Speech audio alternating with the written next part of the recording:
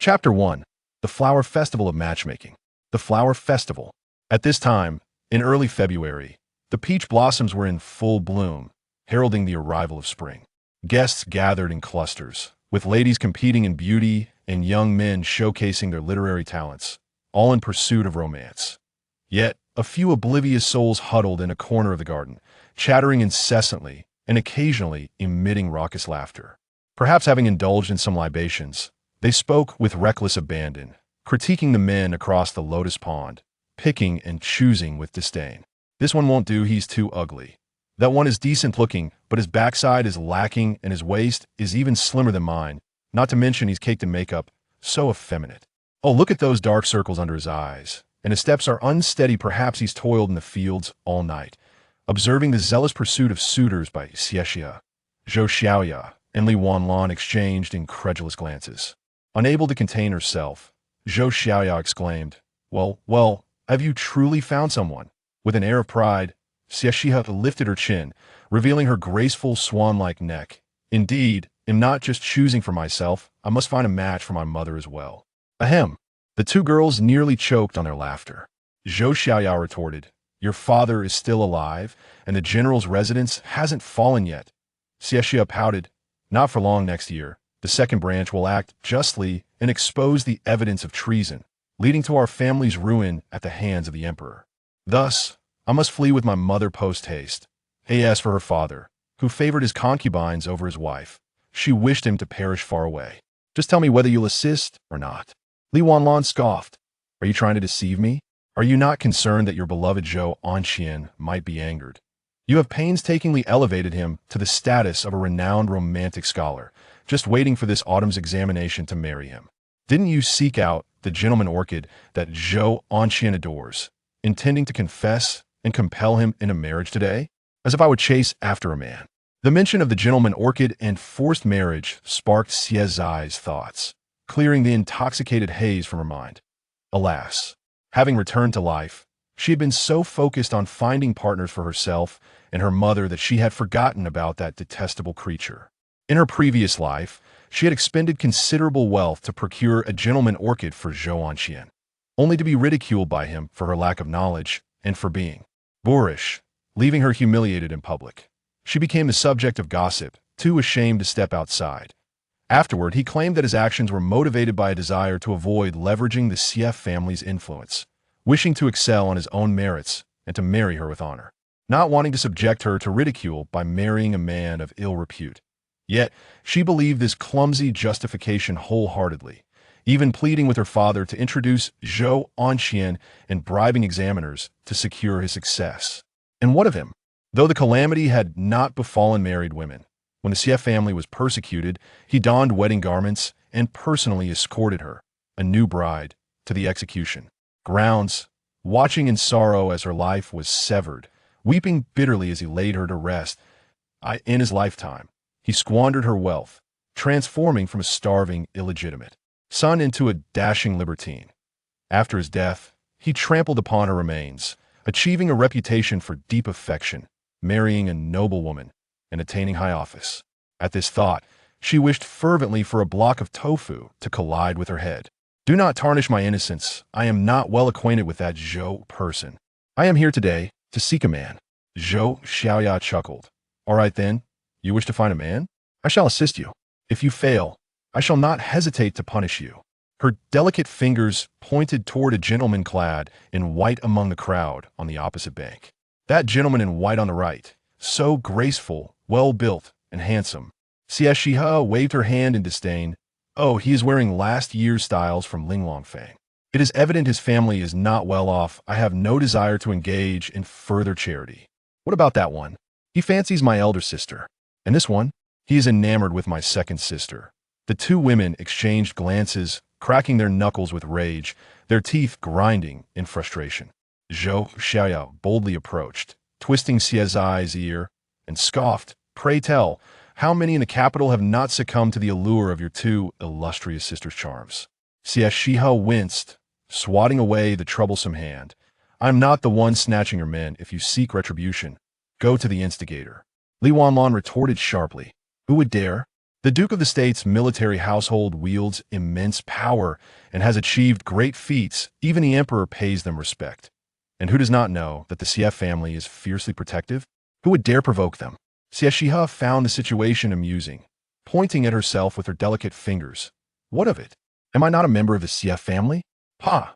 Do you possess the talent of your elder sister or the cleverness of your second sister? With that face, you barely pass muster. We have known each other since we were in short trousers. Who does not know whom? Do you dare to flaunt before us? You ask for a beating.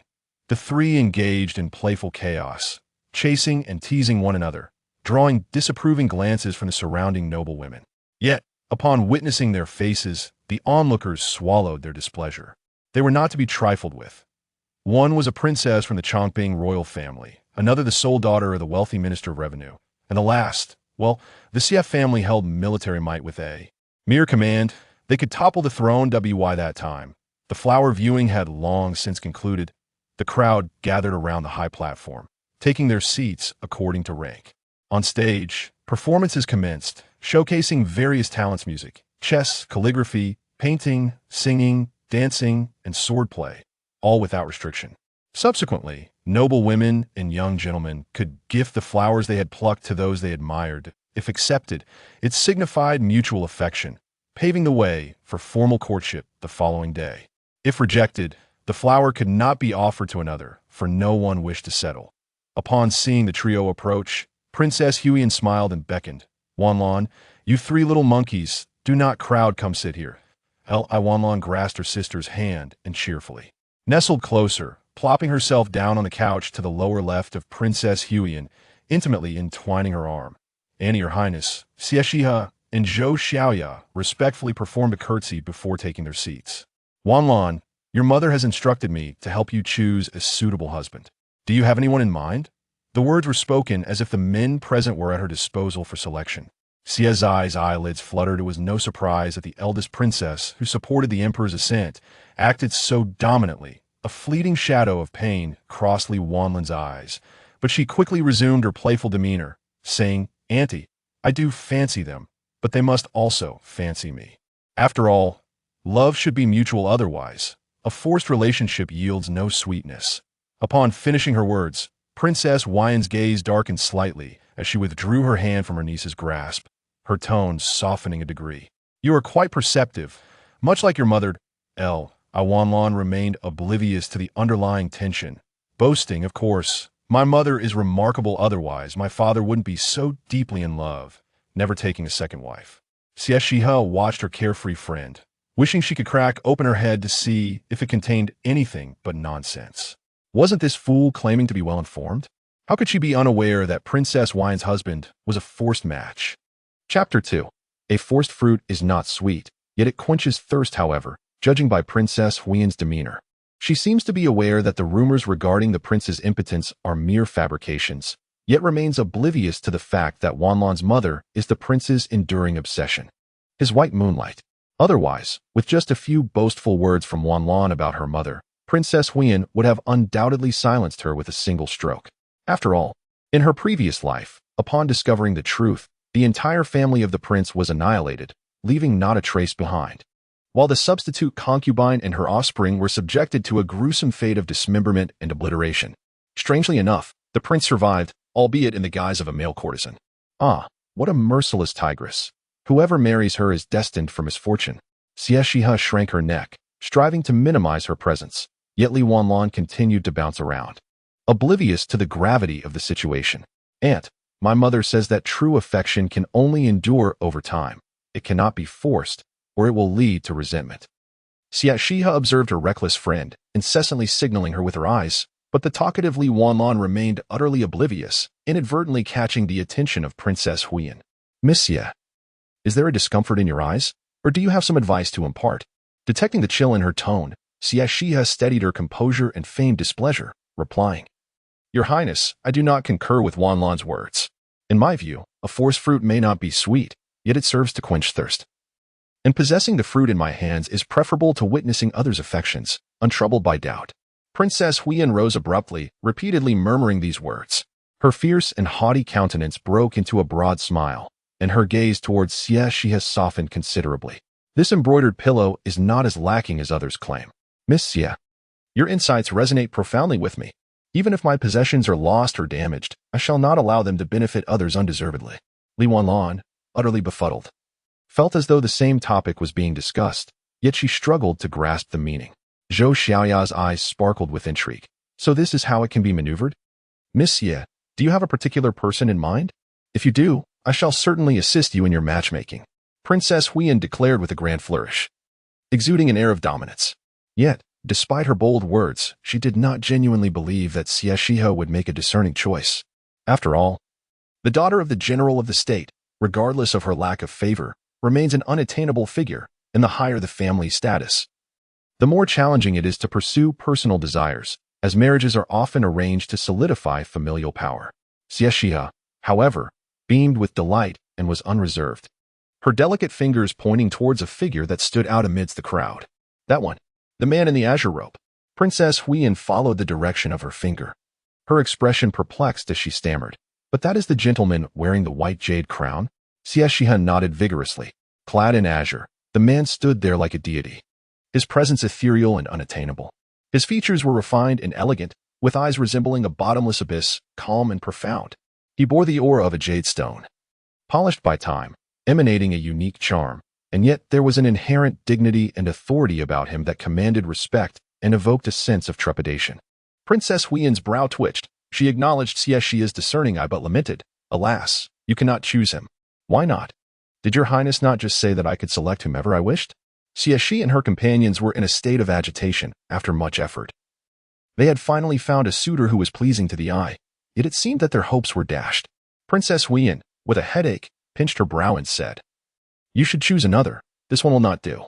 Her aunt was known for her decisiveness. A gentleman's word is as binding as a horse's harness. Who could possibly compel her to contradict herself? Li Wanlan scrutinized the man with curiosity for a moment, as if struck by a sudden realization that left her feeling ill at ease. "Zhu, have you consumed the heart of a bear and the courage of a leopard? That is Lord Shen, the esteemed Grand Tutor. How dare you even entertain such thoughts?" Xie Xihe furrowed her brow. "Is he married? No. Does he have a hidden affliction? Or is it his character that is lacking? Or is he merely a pretty face devoid of substance?" "Be quiet," Princess Huiyan interjected, raising her hand to halt their quarrel. Her voice was firm. "Miss Xie, do not speak recklessly. Lord Shen holds a high rank and is a close advisor to the emperor. He is a man of integrity and virtue, deserving of respect, and cannot be slandered." Xie Xihe's eyes sparkled with excitement. Her discerning eye had indeed spotted such an exceptional husband. "Your Highness, why can I not choose Lord Shen? My father has declared that I may select any man in the realm, and with my status, I could even sit in the position of crown princess." Princess Huiyan's expression darkened. Although the Xie family was known for their arrogance, Master Xie had always shown deference to the royal family, maintaining a humble demeanor. It was shocking to discover such ambitions lurking beneath the surface. Truly, a barking dog seldom bites. Li Wanlan and Xie Xiaoya's faces turned pale. Such reckless words were not to be taken lightly. Just as Li Wanlan was about to plead on her behalf, Princess Huiyan spoke again. "Lord Shen hails from humble beginnings. His parents passed away when he was young, and he has no relatives. He is already in his late 20s. If he were to age a few more years, he could very well be your father." Xie Xihe waved her hand dismissively. "That does not matter. After all, she has her mother. The best catch should stay within the family. My mother is just over 30, and a woman 3 years older than a man is an ideal match. Perfectly suited. Your Highness, could you possibly assist in introducing my mother?" Princess Huiyan refused, explaining that Lord Shen's visit was solely for the purpose of judging the flower goddess competition. Xie Xihe felt a pang of disappointment. "Very well, one cannot force a fruit to be sweet." "Nonsense. How can one know the sweetness without tasting it?" "Your Highness, may I send flowers to Lord Shen?" "It is better to act first and reserve later." "Do as you wish." Princess Huiyan waved her hand weakly. "Regardless, Lord Shen will not accept them." "Thank you, Your Highness." Xie Xihe took off running, with Li Wanlan and Xie Xihe hot on her heels. "Why are you running?" "The flowers. We forgot to pick them earlier. It's all your fault for ruining my chances. If I cannot marry, I shall take it out on your brother. Dream on." Xie Xihe scanned the area, realizing that most of the beautiful flowers had already been picked. Her heart sank until she caught sight of a peony adorning Xie Yushu's hair. The delicate green hue was elegantly understated. Elder sister Xie Yushu, surrounded by noble ladies showering her with compliments. felt a jolt of tension at the sight of that strikingly beautiful face. She suppressed the urge to lash out at her and gently inquired, "Sister, do you require anything?" Xie Xihe asked with a pitiful expression. "Elder sister, I have no flowers left. Would you be so kind as to gift me a blossom? What do you need me for if you lack flowers? I do not cultivate them." Xie Xihe endeavored to maintain her composed and gentle demeanor, graciously stating, "I possess but a single bloom. If you truly desire it, I shall bestow it upon you." As she spoke, she prepared to offer the crimson rose in her hand. Yet in a fleeting moment, she had skillfully plucked the peony from Xie Xihe's hair. "A gentleman does not take what others cherish. I shall settle for second best," she declared. Xie Xihe's composure faltered as she squeezed out a few words between clenched teeth. "Sister, this was a gift from our mother." Before she could finish, Xie Yunxiang interrupted with a smile. "Elder sister, do you find it difficult to part with it? Indeed, while the rose is precious, it pales in comparison to the verdant peony." Was this not a subtle insinuation that she looked down upon Princess Huyan? Chapter 3. Confession of the High Mountain Flower. Xie Xihe, enduring the pain of a bleeding heart, could not afford to let others seize upon her vulnerability. Her second sister had misunderstood, since her third sister was enamored. As the elder sister, it was only fitting to yield gracefully. Indeed, her words garnered a chorus of admiration from the crowd. Xie Xihe, indifferent to the petty disputes between her two elder sisters, expressed her gratitude and swiftly departed. Fearing that Xie Xihe might reconsider, the three sisters returned to the side of Princess Huyan. "Zhu, you've grown quite bold, daring to snatch something from your elder sister. Aren't you afraid she'll report you to our family and seek revenge?" Zhou Shaya exclaimed in astonishment.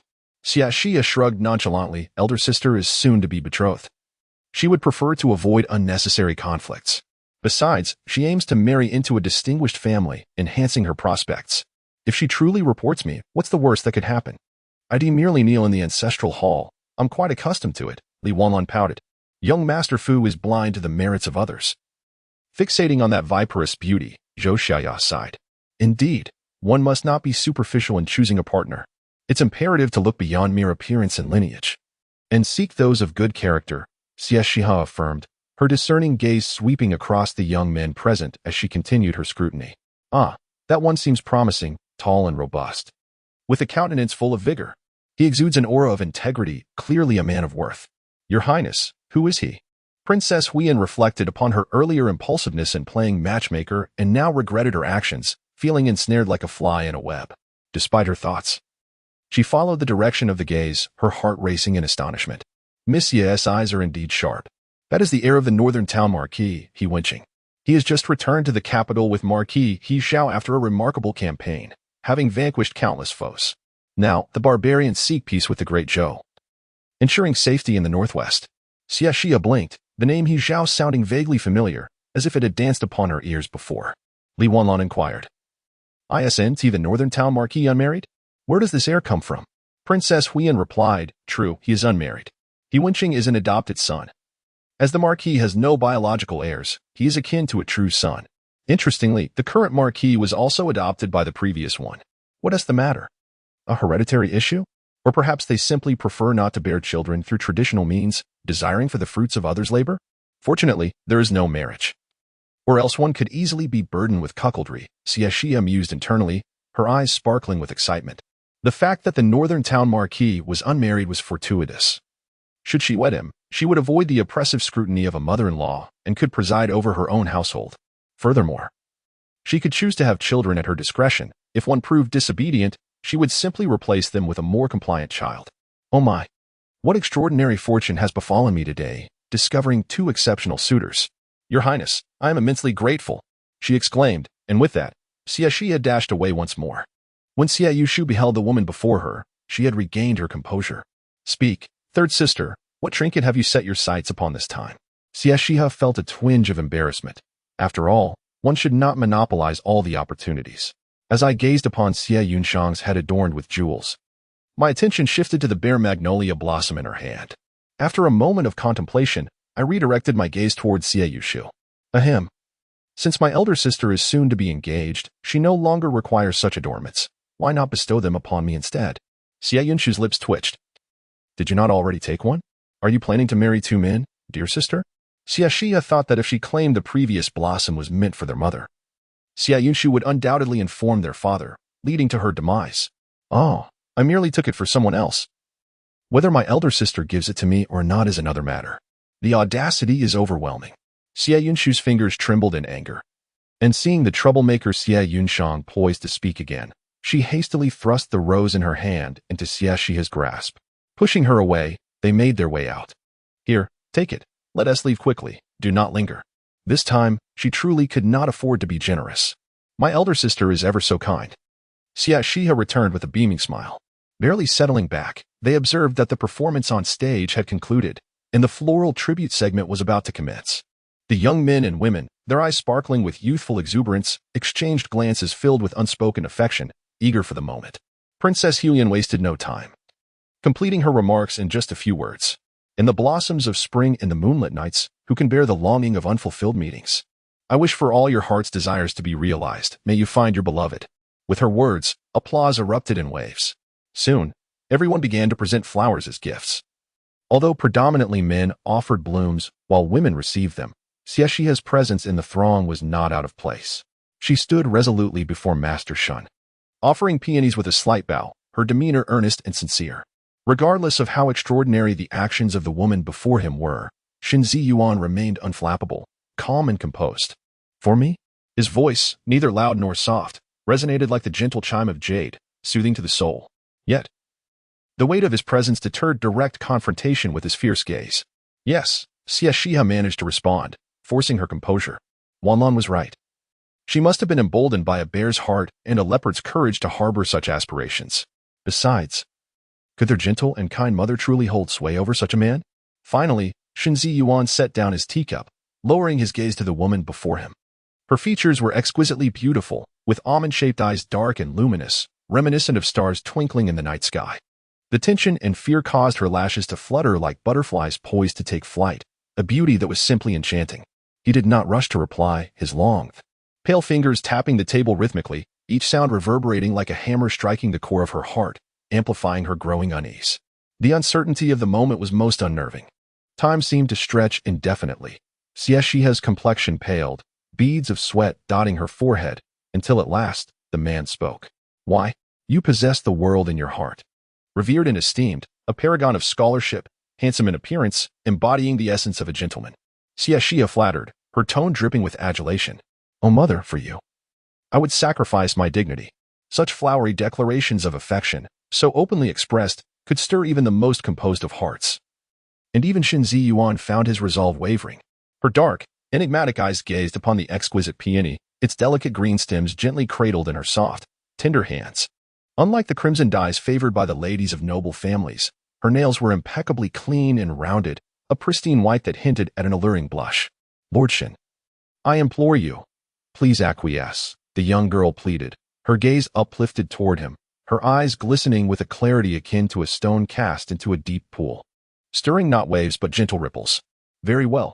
The warmth of his fingertips brushed against her hand, sending a shiver through Xie Xihe, akin to a spark of electricity dancing wildly within her, leaving her both tingling and breathless. It was only when Xinzi Yuan had taken the peony and ascended the platform that she was jolted back to reality. Then, an exuberant joy enveloped her, her smile stretching nearly to her ears. Lord Shen has accepted it. Ha!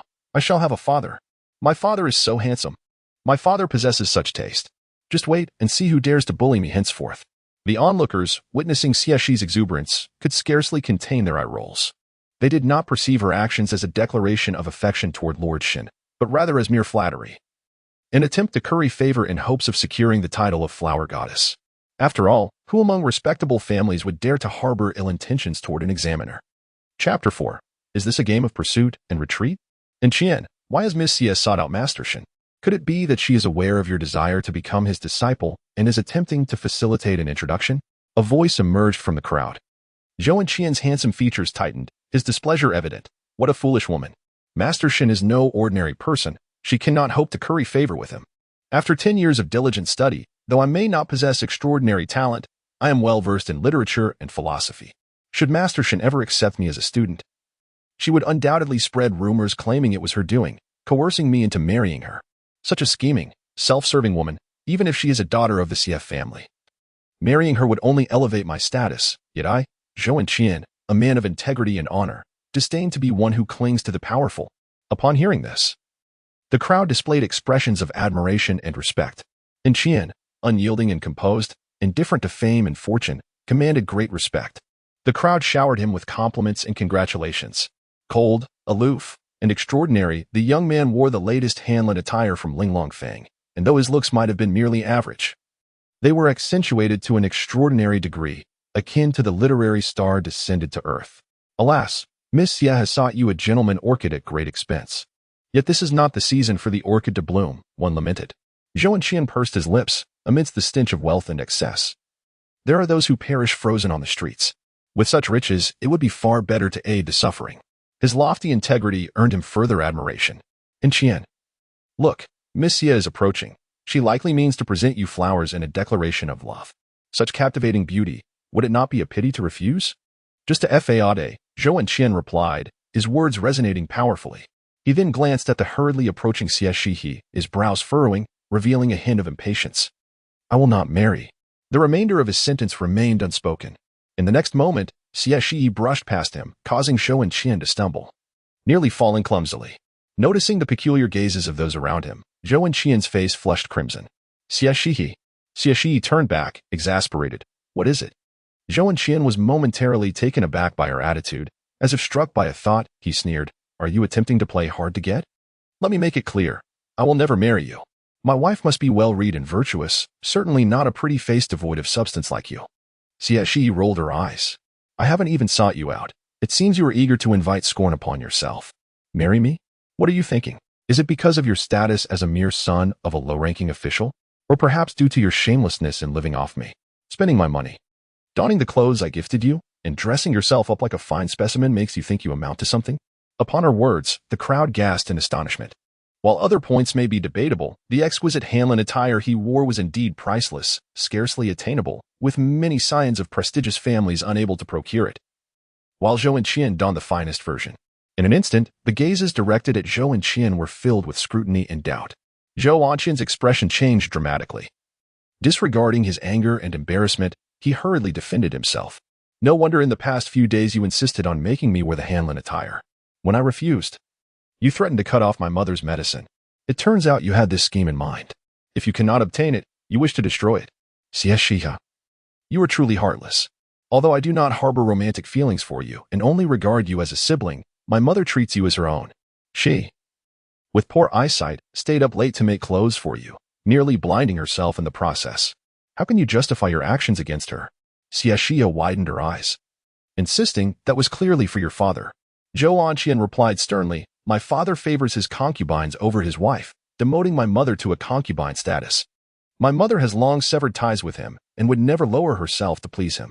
This is common knowledge. You may slander me, but how dare you tarnish my mother's name? Upon his words, those around them gazed at Zhou Qian with pity. It turned out he was the son of the fierce and virtuous Lady Li, a woman capable of raising such a pure and filial son. Miss Xie, taking advantage of her status, was despicably bullying this orphan mother and son duo. Damn it. Xie Xihe cursed silently.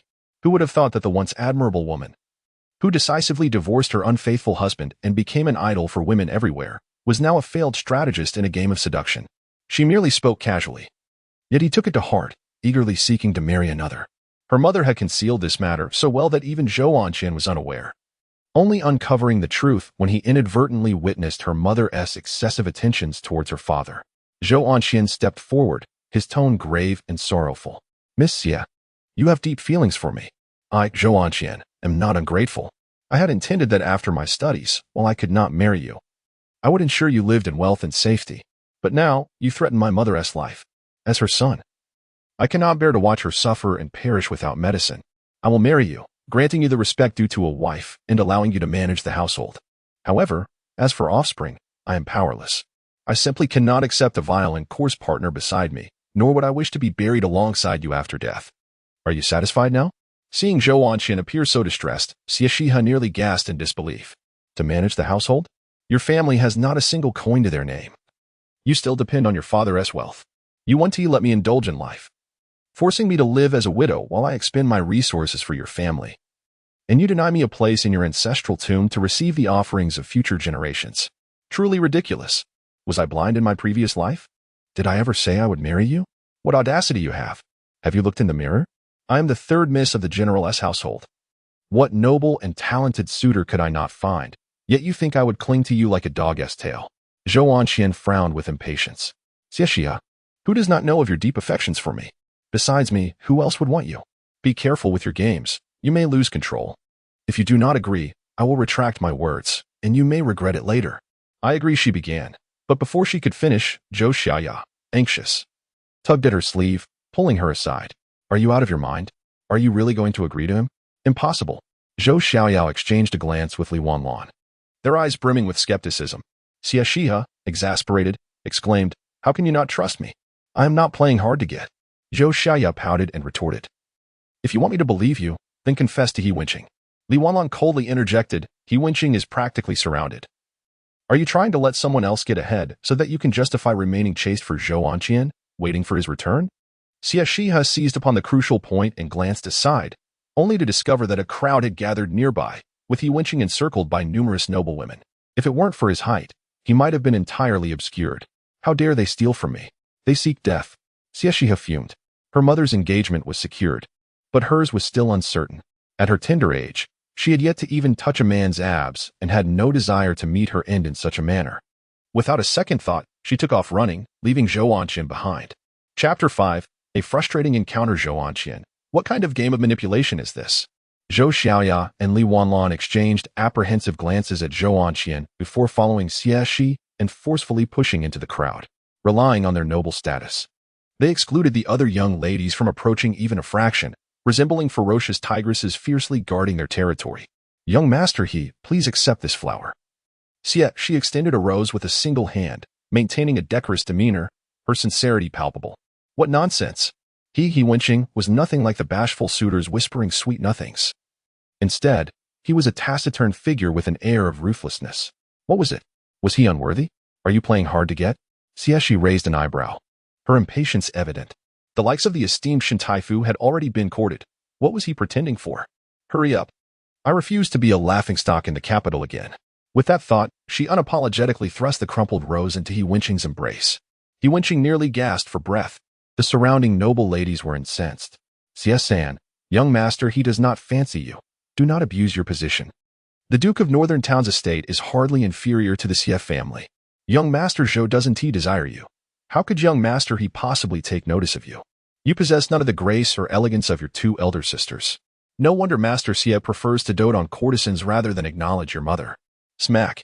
A resounding slap met the face of the woman who had insulted her mother. How dare you strike someone?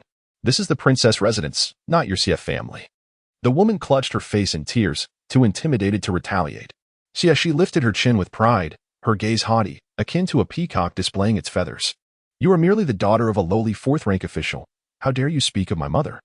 I would not only strike you, but could even take your life without fear of repercussions. His Highness would not utter a word. And your parents would likely bow down in apology, severing ties with you to protect themselves. Do you believe me? At her words, a profound silence enveloped the room. The sound of a pin dropping could be distinctly heard. The woman crumbled. You may disregard outsiders, but do you not fear your father's wrath for such brazen behavior? Xie Xihe raised her brow and declared, My father has said that regardless of right or wrong, anyone who dares to provoke me will meet their end. The daughters of the Xie family are not to be trifled with. A commotion erupted. Master Xie, with his impeccably polished appearance, was unexpectedly revealed to be so morally ambiguous and arrogant behind the scenes. The Xie family truly was a nest of vipers. He Wenqing belongs to me. Should anyone dare to seize him, I shall have my father concoct a reason to annihilate your entire clan. Furthermore, should anyone speak ill of me, I will inform my father that you are bullying me. The crowd fell silent, too frightened to continue their discussions. The commotion below caught the attention of Princess Huyan and Shen Taifu, who were deliberating the selection of the flower deity from their elevated perch. Princess Huyan smiled. Miss Xie San and young master here indeed a match made in heaven, yet both families wield considerable military power. A union will not be easily achieved. I fear that Miss Xie San's affections may go unrequited. Shen Ziyuan was slightly taken aback, his gaze darkening as he looked towards Xie Xihe, who was fiercely competing for a man's attention. A chilling aura emanated from him, enveloping the surroundings in a low-pressure atmosphere. Very well. The man smiled in anger. Princess Huyan, inexplicably feeling a chill, rubbed her goosebumps. Your Highness, I believe the position of the flower god requires further deliberation. Meanwhile, Xie Xihe felt a sudden chill down her spine, an inexplicable sense of panic washing over her, as if she had forgotten something of utmost importance. What could it be? It felt life-threatening. He Wenqing observed the woman, who appeared lost in thought, her expression fraught with conflict, as though she was grappling with a difficult decision. Are you not going to confess again? Just accepting the flower leaves me quite embarrassed. Xie Xihe glanced sideways at him, scrutinizing him momentarily. He was tall, handsome, with a slightly tanned complexion, exuding a vigorous charm that, when he regarded others, instilled a hint of pressure. Compared to the fair-skinned young men of the capital, he certainly possessed a unique allure. Yet, in the presence of the esteemed Master Shen, he could only be deemed a mere pretty face. Alas, he was still too young. A boy of 17 or 18, still not fully matured. In her time, if she were to pursue him, it would be deemed a crime. He was still a minor. You have already accepted. He Wenqing attempted to reason. You forced it upon me. Yet you accepted it. Xie Xihe glared at him fiercely. He Wenqing managed to smile, attempting to appease her. So when shall I come to propose? I need to inform His Majesty for the marriage decree. His Majesty? Xie Xihe suddenly froze, finally comprehending the implications. The Xie families both wielded significant military power. A union between them would surely provoke the emperor's suspicion, potentially hastening the demise of the Xie family. Curse be it, in her earlier thoughts of scheming against her father and hastening her marriage, she had forgotten the He family's stature. How could she dare to accept such a proposal? This man, perhaps, was merely brawn over brains, lacking any political acumen. Merely a lustful fool thinking with his lower instincts. Miss Xie? Why the hurry? If you are unwilling, then so be it. Return the flower to me. With that, Xie Xihe reached out to reclaim the rose, but He Wenqing, swift of hand, lifted it high, using his height to prevent her from obtaining it. When did I say I was unwilling? I ask you, when will you propose? Do you not understand human speech? He Wenqing retorted angrily. The onlookers were astonished. Were these two truly in love, confessing and proposing? Or were they adversaries? Their exchanges grew increasingly heated. Xia and Li Wanlan covered their faces, unable to bear the sight. Xie Xihe had declared, is it sufficient for me to express my reluctance? A forcibly picked fruit is not sweet. Do not relentlessly pursue me. Though I may be beautiful, you cannot indulge in such fantasies. He Wenqing, gritting his teeth in frustration, veins bulging on his forehead, wished to slap this narcissist into silence. As if struck by a thought, he retorted, a gentleman's word is his bond. Now that I have accepted the flower, I shall not retract my commitment. I will return to inform my father and come to propose to the Xie family in a few days. With that, he concluded. Fearing that Xie Xihe might utter some earth-shattering remarks, he fled as if pursued by a ferocious beast. Xie Xihe stroked his chin, pondering whether the Duke of Jinbei would acquiesce. Li Wanlan pouted, saying, what are you thinking? If he agrees, can the realm still bear the surname Li? Will the throne of the emperor uncle remain secure? Xie Xihe inquired, then why didn't you caution me earlier? Li Wanlan cleared her throat. I thought you were merely pretending. Who could have known you were serious? Zhou Shaya chimed in. Just a few days ago, you were so distraught over Zhou Anqian, almost severing ties with us. Is it unreasonable for us to question your trustworthiness? Who knows if you were merely playing hard to get, intending to manipulate Zhou Anqian? Xie Xihe found himself at a loss for words, awkwardly touching his nose. What? Is it forbidden for a wayward son to return to the fold? He sighed. Never mind, if you Wenqing want to do, there is still Master Shen. If I cannot find a man, I can always remarry with my mother. A man like Master Shen would surely protect both of us. Yet, having encountered such an extraordinary man as Master Shen, all other men seemed utterly lacking in comparison. Chapter 6. Utter misunderstanding. Gazing up at the high platform, Xie Xihe's eyes inadvertently met those of the man with the cold, piercing gaze. She smiled and waved. But he merely averted his attention, resuming his conversation with Princess Huiyan regarding state affairs. Was it merely an illusion, or did she sense the wrath of Master Shen? Exhausted after a long day, she decided to take a trip to Bema Temple for a mountain climb in a few days with her friends. All right, let's rise early, she thought, feeling satisfied after successfully matchmaking for her mother and pulling a fast one on her father. She bid farewell to her companions, rising to leave. As for the identity of the flower deity, she was indifferent. It would either be Xie Yunshu or Xie Yunchang, as they took turns each year for the honor. However, on her way back, she couldn't shake the feeling that Master Shen's reaction was somewhat peculiar. Pondering over it repeatedly yielded no clarity. The general's residence was a sight to behold, pavilions and towers adorned with intricate carvings and brilliant gold, all exuding the opulence befitting its esteemed occupants. The most exquisite of all was a boudoir, its entrance graced by a plaque inscribed with flowing characters, a clear indication of a distinguished lineage. Upon returning to her courtyard, Xie Xihe was greeted by a beautiful and gentle woman approaching her. At 30 years of age, she remained as delicate as a blooming flower. Her figure curvaceous and exuding the allure of a mature woman, akin to an enticing peach. Her eyes radiated tranquility and warmth, reminiscent of a richly painted landscape. Zhu, you have returned. Her voice was soft and melodious. Mother? Xie Xihe felt as though struck by lightning. Her pupils dilated in shock. Realization dawning upon her, she had forgotten something crucial. She had not mentioned to Master Shen that she was seeking a suitor for her mother. Surely, being so astute, he must have deduced her intentions? Ah, what a blunder! How could he possibly think she had romantic feelings for him, leading him to agree?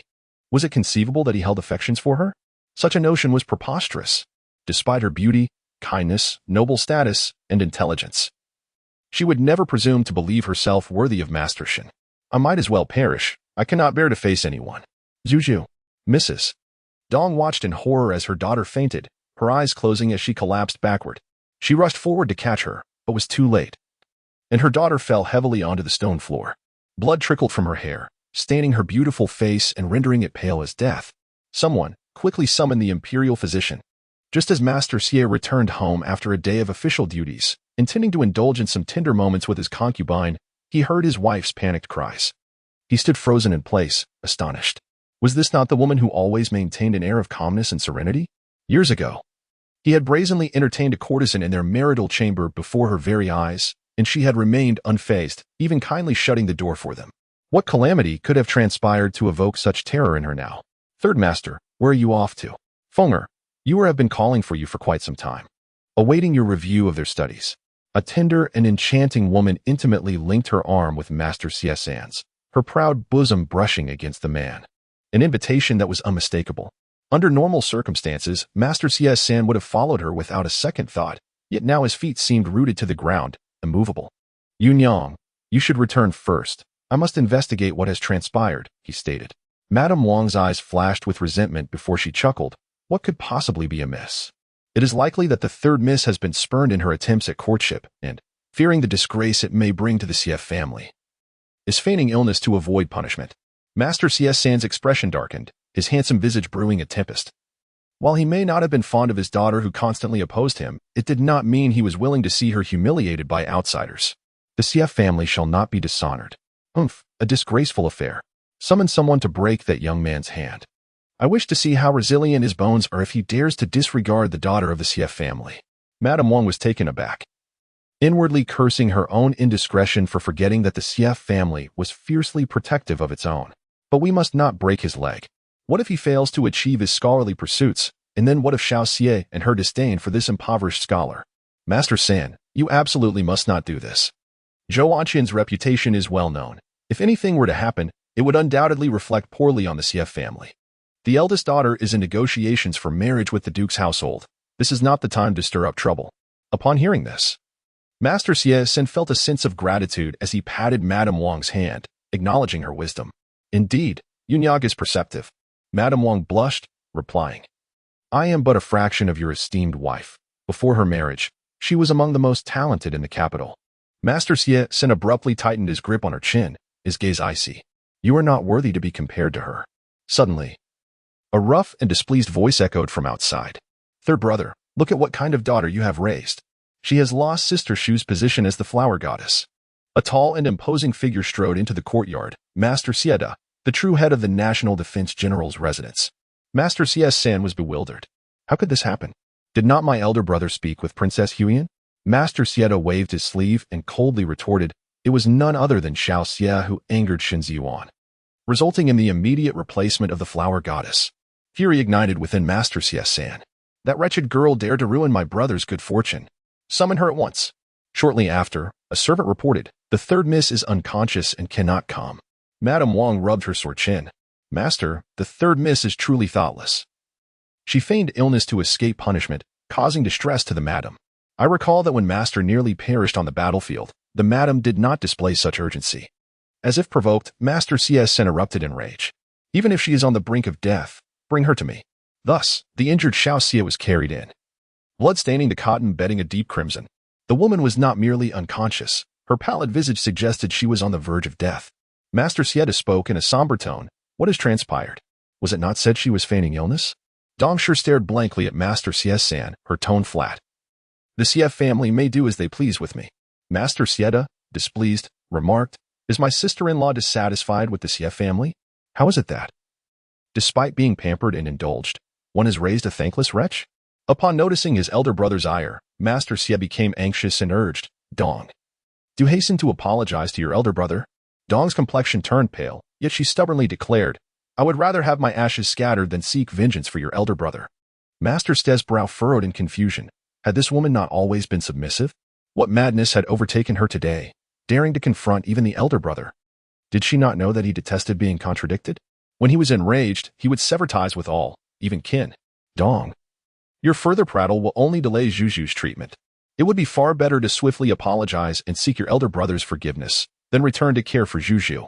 With tears welling in her eyes, Dong's rigid form nearly faltered, her once staunch posture now slightly hunched. With a sudden thud, she knelt before him. Amidst the astonished gazes of onlookers, Dong bowed deeply to Master Xie, who remained composed in his seat, gracefully accepting the gesture from his sister-in-law.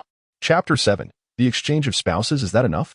Dong's brow was marred by a deep bruise, her cheeks pale as death, her body swaying precariously, as if her proud spirit had been shattered, leaving her broken yet beautiful. Mr. Xie's eyes glistened with tears. Mr. Xie spoke coldly. Let it be for today. Once she recovers, we shall deal with it differently. Dong gritted her teeth and stood up, saying nothing, signaling her maid to carry Xie Xihe back to her quarters. Brother, have you gone too far? After all, she is my wife, Mr. Xie said, his face a mask of discomfort. Mr. Xie flicked non-existent dust from his clothing with a frigid tone. Did you ever truly regard her as your wife? Mr. Xie was momentarily taken aback. How could she not be my wife? Dong was the one I painstakingly brought home after enduring 3 days without food or drink, suffering countless beatings. Otherwise, as a merchant's daughter, no matter her wealth, what right would she have to enter the Xie family? She wouldn't even qualify as a concubine. In the dead of night, Xie Xihe was awakened by the pain from her wounds, a dull ache accompanied by sharp stabs, akin to countless needles piercing her mind. She was parched, as if her blood had entirely drained, desperately needing hydration. Just as she was about to call for someone, she felt a hand clasping her palm. Without needing to ask, she knew who it was. Mother. Her voice, dry and hoarse, barely escaped her lips. Dong immediately opened her eyes, her expression filled with concern. Zhu, does it still hurt? Xie Xihe replied softly. It doesn't hurt anymore, mother. I wish to drink water. Dong hurriedly rose to fetch tea. But after lying down for too long, her circulation faltered, causing her to collapse to the ground, her knee striking an unknown object, eliciting a soft gasp of pain. Mother, what has happened to you? It's nothing. Dong struggled to rise, lighting the candle to pour water. The tea is cooled. Let me refill it. There's no need. I prefer it cold. Upon receiving the tea, she soon downed a large pot, finally alleviating her parched throat. In the flickering candlelight, Xie Xihe finally noticed the bruise on Dong's forehead. Her hands clenched tightly. Did Fangfei courtyard bully you? No. Dong shook her head, tenderly caressing Xie Xihe's cheek. Her voice gentle. Xie Xihe pressed further. Was it auntie and second aunt? It was not. Stop guessing. I accidentally bumped into something, Dong explained. Xie Xihe bit her lip, understanding that her mother feared she might act rashly out of anger, endangering herself. After all, in her childhood, she had relied on her memories from a past life to thwart the schemes of those 2 little rascals, retaliating with even greater fervor, believing herself to be the victim. She thought the Xie family would not punish her, perhaps even comfort her. But in the end, even with evidence, even having sustained injuries herself, she alone bore the blame and punishment, dragging her mother into the fray as well. It was then she realized the hierarchy within the Xie family, where she and her mother occupied the lowest tier. Mother, shall I find you another husband? Such an astonishing proposal left Dong momentarily speechless. Yet she did not chastise her daughter's audacity. Instead, she gently inquired about the reasoning behind it. But are you truly upset that your father has not come to visit you? He comes and goes as he pleases. Zhu, your father does care for you. He simply struggles to convey his affection. She may lack the adoration of a husband, yet she does not wish for her daughter to endure the absence of paternal love. Nor does she want her daughter entangled in her own emotional conflicts with her husband. Xie Xihe, with a disdainful pout, remarked, "A gentleman speaks of actions, not of feelings. Whether he genuinely favors his concubine over his wife or seeks to break our pride through the allure of the Fangfei garden, compelling us to fawn over him, I remain indifferent. I have matured and no longer require the meager love that trickles through the fingers of others. Having my mother is sufficient." Dong's heart ached, realizing that it was her mother who had brought her such distress. Xie Xihe gazed at her eagerly, stating that if her mother felt remorseful towards her, perhaps she should find her a new father. Dong, seeing her daughter's eager anticipation, felt a throbbing pain in her forehead. Suppressing her urge to reprimand, she began to impart wisdom. "Zhu, although the great Zhou dynasty is in dire need of strong men due to years of warfare, and the court fervently encourages widows to remarry, such matters do not apply to noble families. Aristocrats are proud and will never allow their daughters-in-law to remarry, for fear of ridicule over their inability to govern even a woman. In noble families, there is only widowhood, not divorce. Do you understand?" Naturally, Xie Xihe comprehended this principle, which is why she secretly yearned for a powerful stepfather, one who would not fear the Xie family. However, the Xie family wields significant military power, and the only families that could rival them are the esteemed Duke's household and the northern town marquis, along with the revered scholar, Master Shen.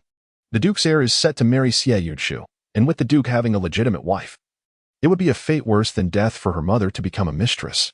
As for the northern town marquis, He Wenqing has expressed intentions to propose. At that time, my mother and I could not possibly monopolize both father and son, although having my biological mother as my stepmother would be exhilarating. It would be utterly absurd and against the principles of humanity, incurring public scorn. Thus, only Master Shen remains, even if there was a misunderstanding. It is unfathomable that Master Shen would be interested in her, a mere ornament, and not in her mother, who possesses both grace and intellect, embodying gentility and propriety. "Mother, do not concern yourself, I have a plan."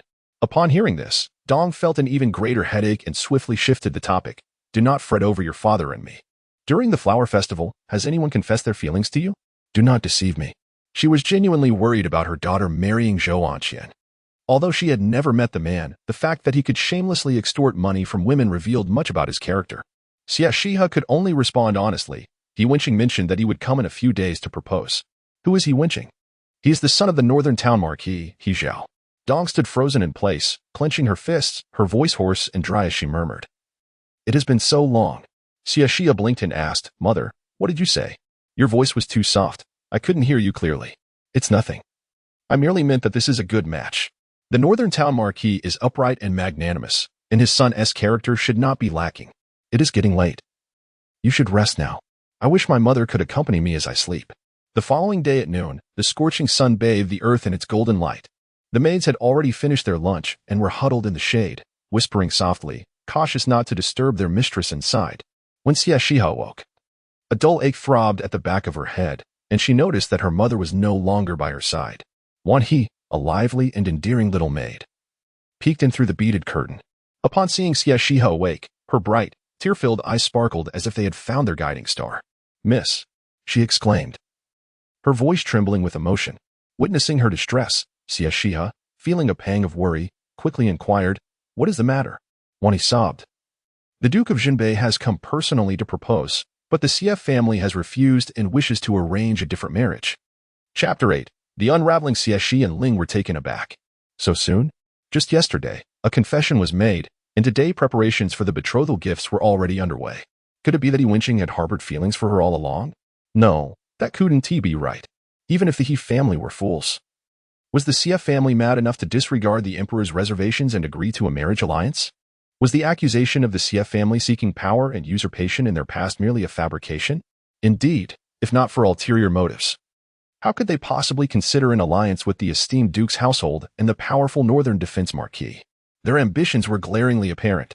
Yet, with military power, connections, and wealth firmly in their grasp, the throne seemed within easy reach. Why would the second house betray the first? Was it truly out of nostalgia that the Duke's household intervened to prevent the separation of the childhood sweethearts, young Master Fu and Xie Yunshu? What role did the northern defense marquis play in all of this? She had also been a pawn in the previous life. How could she be so oblivious? It was all that wretched Zhou Anqian's fault. Frustrated, she decided to cast aside her concerns. No one could take her man away from her. Even if it meant he Wenqing lived a solitary life, she would not allow the Xie family to benefit from it. Who had her engagement been given to? The second Mississippi. Had the Northern Defense Marquis departed? Not yet. He was still in the hall. Xie Xihe rolled up her sleeves, preparing for battle. Urging Wani to assist her in dressing and grooming, hastily wrapping her forehead in a bandage as she rushed toward the hall. As she walked, she inquired, "Where is my mother?" There was an unexpected incident at the shop. The madam went to assess the situation and has already sent word. She should return shortly. She coldly laughed. Her mother's dowry shop had not encountered problems in years. How could it be that just as the He family was about to propose, trouble arose? It was clearly to avoid her mother causing a scene. After all, aside from that foolish father, who would willingly let their daughter as promising engagement slip away. As she reached the entrance of the hall, she was stopped. Step aside. She was not one to hold back, taking advantage of the esteemed guest present. The Xie family dared not act against her. With a forceful kick, she pushed aside the guard and stormed into the banquet hall. The hall was filled with guests. Aside from her and her mother, the Xie family's direct lineage had gathered. Zhu, how can you be so impolite with esteemed guests arriving? Madame Xie gently reprimanded. Madame Xie secretly cursed the guards for their incompetence, yet maintained a soft tone as she advised, Zhu, you're injured. Why are you not resting comfortably in bed? Xie Yunshang stepped forward, supporting Xie Xihe's arm, her delicate features etched with concern. Her brows furrowed like a caring elder sister. Zhu, does your forehead still hurt? It is all my fault for not taking better care of you. Otherwise, you wouldn't have injured yourself. The physician said your injury is severe, and there may be lasting effects. Why aren't you resting properly? If you need anything, just tell your second sister. Indeed, she possessed a keen and perceptive mind. The world places great importance on offspring, and upon her arrival, she was quickly labeled as one afflicted with a hidden ailment. Xie grasped Xie Yunshang's hand in return, a radiant smile gracing her face. Then, will you return my engagement to me? The atmosphere instantly froze. The air was thick with an oppressive aura and a multitude of cold, disapproving gazes bore down upon Xie Xihe, as if attempting to intimidate her into retreat. Yet this obstinate mule refused to yield even an inch. Look at the fine daughter you've raised, thundered Master Xie. Publicly reprimanded by his own brother, Third Master Xie felt his composure slip, redirecting his ire towards Xie Xihe. By the command of our parents and the arrangements of matchmakers, seeing an elder without showing respect, and speaking rudely to one's cousin, where is the filial piety and decorum expected of a young lady? You are unfilial and unruly. How do you presume to be worthy of young Master He? Unfazed, Xie Xihe shot back. You, as a father, have shown me not an ounce of tolerance or affection. Why then should I be expected to exhibit filial obedience? A sharp slap resounded through the air as a large hand struck her cheek. Her already pale visage turned ghostly white, and overwhelmed by the loss of blood, she faltered and knelt upon the ground. Fresh blood seeped from her unhealed wounds, staining the white bandages, and dripped down her cheek. Drip drop. Third Master Xie's hand trembled as he attempted to assist Xie Xihe, only to be brushed away. Zhu, father did not mean to. She defiantly raised her head to meet his gaze. Not meant to? I nearly lost my life. If it had been intentional, I wonder if I would still have my body intact. The resentment in her eyes mirrored that of the Dong family from the previous day. Third Master Xie appeared taken aback, retreating a few steps, his complexion paling. Bang! The teacup was forcefully slammed onto the table. Master Xie's expression darkened. Bring the third miss to tend to her wounds. Wait. Xie Xihe wiped the blood from her eyelashes, the crimson hue contrasting with her already striking beauty, as if adorning her in a vivid red. It is well known that I was the one to present flowers during the flower festival. If I refuse to agree to the marriage exchange, will it not tarnish my sister's reputation, casting her as the one who snatched her cousin's betrothal? The Xie family wields immense power. I wonder if it can silence the whispers of the world. Xie Yunshang's face turned pale as she glanced at her father, shaking her head, clearly reluctant to bear such a stigma. Meanwhile, Xie Yunshu elegantly sipped her tea in a cheerful mood. My dear second sister, were you not always fond of watching the tigers fight from the mountain? Now, experience the taste of being relentlessly pursued by a rabid dog. Are you threatening me? Master Xie laughed in anger. Xie Xihe spread her small hands innocently. I wouldn't dare. I merely speak the unvarnished truth. Of course, the Xie family could disregard such rumors, for it is only the emperor who cares for the hearts of the people. Master Xie's eyelids twitched. Second Master Xie stepped forward, solemnly stating, Zhu, the matter of the alliance concerns the future of the Xie family and is of great benefit to the nation. You should discern the weight of national duty over personal affairs. As long as I remain shameless, do not expect to morally bind me. Xie Xihe replied with a smile. Second uncle's countenance, as gentle as jade, darkened with clouds of displeasure. His jaw tightened. And after a lengthy pause, he spoke again. Zhu, how about this? I went to propose to the Minister of War, whose fifth son is remarkably handsome, extraordinarily talented, and possesses impeccable character, a suitor one could scarcely find even with a lantern. Xie Xihe and Pai laughed insincerely, remarking, given such an outstanding suitor, why does your uncle not marry his daughter off? Is it perhaps due to his selflessness and the noble act of prioritizing righteousness over kinship? Xie Xihe felt subtly insulted. Observing the unyielding demeanor of Xie Xihe, the Xie family was equally vexed. Normally, they would have swiftly subdued such defiance, but today, they were mindful of the presence of outsiders. Yet, Xie Xihe, seemingly unsatisfied with the intensity of the confrontation, continued to stoke the flames. Uncle, is it not the case that Master Fu surpasses Master He? Why not seize the opportunity for your eldest daughter's betrothal? Is it a matter of disinterest? Xie Xihe appeared utterly repulsed. Xie Yushu, you pursue your own affairs. I have said nothing, so why involve me? The room fell into a profound silence. Each person rendered speechless by the retorts. Xie Xihe, with her chin held high, resembled a peacock flaunting its feathers in a display of pride. Chapter 9. The old silver coins. She then fixed her gaze upon the imposing figure seated in the lower right corner. The man appeared to be in his 30s or 40s, adorned in splendid attire, yet his inherent ferocity and ruthless demeanor could not be concealed. His towering and formidable frame exuded an overwhelming sense of pressure, particularly accentuated by the grotesque scar that stretched from his right brow to his nose, rendering him even more fearsome, akin to a bear draped in monk's robes. Despite both being from esteemed martial families, the Xie family seemed almost scholarly in comparison. The northern baron perceived the gaze of Xie Xihe and in a booming voice remarked, "What? Has Miss Xie not yet had her fill of scolding?" Xie Xihe, somewhat taken aback, nervously touched her nose and replied obsequiously, "How could I dare? You are to be my future father-in-law." Since the Xie and He families intended to form a union, she could not possibly let this advantageous match slip through her fingers. With a cough, the northern baron chuckled lightly, realizing why Wenqing had refrained from attending. Evidently, she was intimidated by this girl, unyielding and shameless. Lacking both the pride of a scholar and the grace of a noble lady, it was perplexing how she could be his daughter. Xie Xihe, you're shameless. I still have my dignity, Xie Xihe exclaimed, his face flushed with anger, ignoring him entirely. Xie Xihe tenderly poured a cup of tea for the northern baron and respectfully presented it to him. My lord, I fell in love with the heir at first sight, and my heart has only grown fonder. No matter how admirable my elder sister may be, she cannot compete for the heir's affections.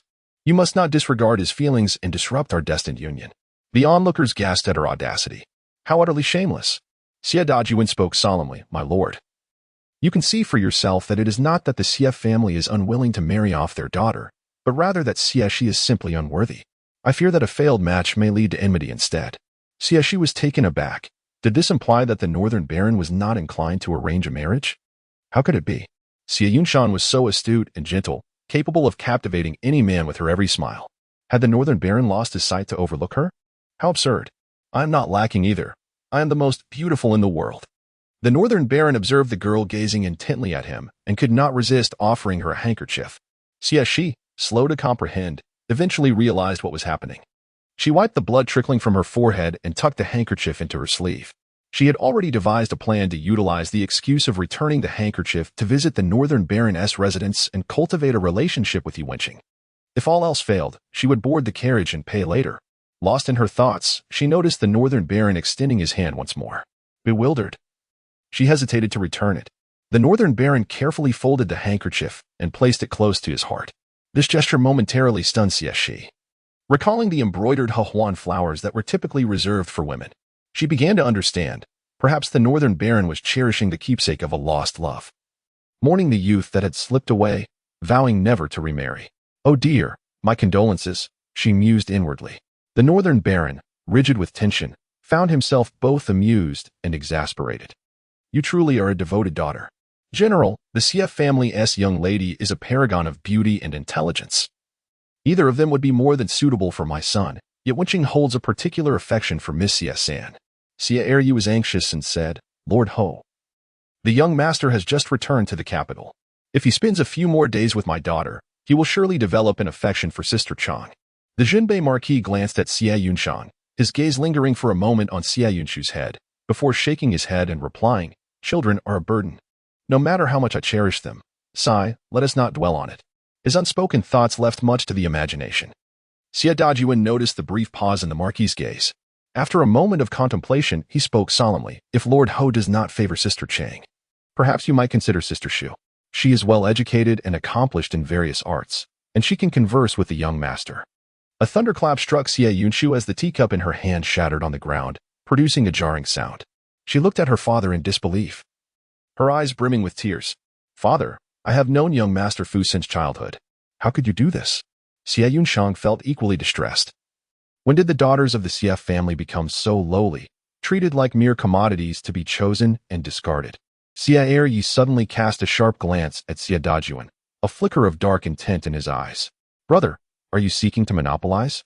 The previously harmonious Xie Dajuan and Xie Xihe's wives now exchanged furious glares, their animosity palpable. Xie Xihe observed the turbulent emotions swirling among the Xie family members, his expression peculiar. Was the Jinbei Marquis perhaps a spy sent by the emperor? Selling one son had turned the once united Xie family into a fragmented mess. Could the rift between Xie Xihe and Xie Dajuan in their past life have originated from this? The old silver coin. Watching Xie Xihe quietly distance himself, the Jinbei Marquis could not conceal his amusement and cleared his throat. "Ahem, I shall inquire about Wenching S' feelings upon my return. If he insists on marrying no one but Miss Xie San, then I shall formally propose." The Xie family regained their composure. Xie Dajuan's gaze was profound and piercing as he suddenly burst into laughter, declaring, "The young master is sentimental and will certainly not shift his affections elsewhere." The Jinbei Marquis replied, "Having encountered the daughters of the Xie family, how could he possibly find interest in others?" Receiving this affirmation, Xie Dajuan smiled with satisfaction as he, along with his two younger brothers, escorted the Jinbei Marquis to the door. Fearing the wrath of the women, Xie Xihe feigned dizziness and gently collapsed to the floor. Clutching the chair, careful to avoid any injury, Xie Dajuan's wife cast a cold glance at her, uninterested in further disputes, and waved her hand to have someone take her home.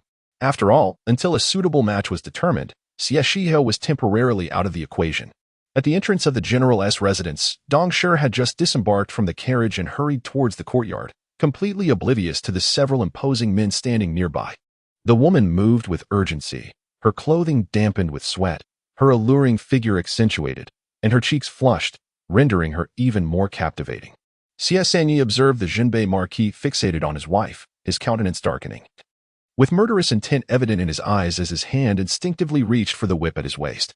"Ahem, Lord Ho," Xie Dajuan interjected. The Jinbei Marquis, unfazed by the awkwardness of being caught, laughed heartily. "There are few women in the military camp. Upon seeing your esteemed wife, I was momentarily entranced." Xie Sanyi is indeed fortunate to have married such a beauty. The jealousy in his words was unmistakable. However, Xie Sanyi remained unmoved, his eyes growing increasingly crimson. Old Master Xie quickly intervened, saying, "A gentleman appreciates beauty, it is a natural inclination. Please understand." He shot a warning glance at his younger brother. Master Xie San snorted coldly and turned to leave, showing no regard for the Duke of Jinbei. "As long as I do not aspire to be emperor, I remain. After all, the esteemed Master Xie San, second only to none. My brother is straightforward. Do not take offense, your grace. It's nothing. If I were to possess such a beautiful wife, should anyone cast a glance upon her, I would surely pluck out their eyes." Master Xie San had already shown considerable forbearance. Old Master Xie and Master Xie exchanged a glance, somewhat speechless. Did he truly have feelings for the third brother's wife? The Xie family must not be disgraced. However, if one could indeed ascend to the throne, then not only the sister-in-law, but even one's own wife might be offered without hesitation. Chapter 10. Conspiracy with Xie Yunshu. Not long after Xie Xihe and her cousin returned to their courtyard, they were approached by a flustered Dong Shi, her forehead glistening with sweat, moving hurriedly yet gracefully. "Mother, I'm fine." Before she could finish her sentence, a charming figure followed closely behind Xie Yunshu. "Third aunt," she greeted with the utmost respect. Dong Shi was taken aback. This young lady had always looked down on others, often neglecting to even acknowledge her presence. Was she here seeking a favor? With her keen insight, Dong Shi quickly discerned Xie Yunshu's ulterior motives. Xie Xihe, still irked, retorted, "What do you want?" Are you here to reprimand me for ruining your chance to shine as the flower goddess and marry young Master Fu? Xie Xihe glanced at Dong Shi, hesitating to speak. Understanding the situation, Dong Shi found a pretext and departed. Once the servants had been dismissed, Xie Xihe plopped down in a chair, crossed her legs, and began cracking sunflower seeds, carelessly tossing the shells at Xie Yunshu's feet. In the past, such behavior would have provoked an immediate reaction from Xie Yunshu, but she now stifled her response. Third sister, Xie Yunshu called gently. Xie Xihe shot her a glance and resumed her seed cracking in another direction. Crack, crack, crack, the sound echoed, causing Xie Yunshu's temples to throb as she nearly shredded the handkerchief in her grasp. Third sister, speak up if you have something to say. Why should I?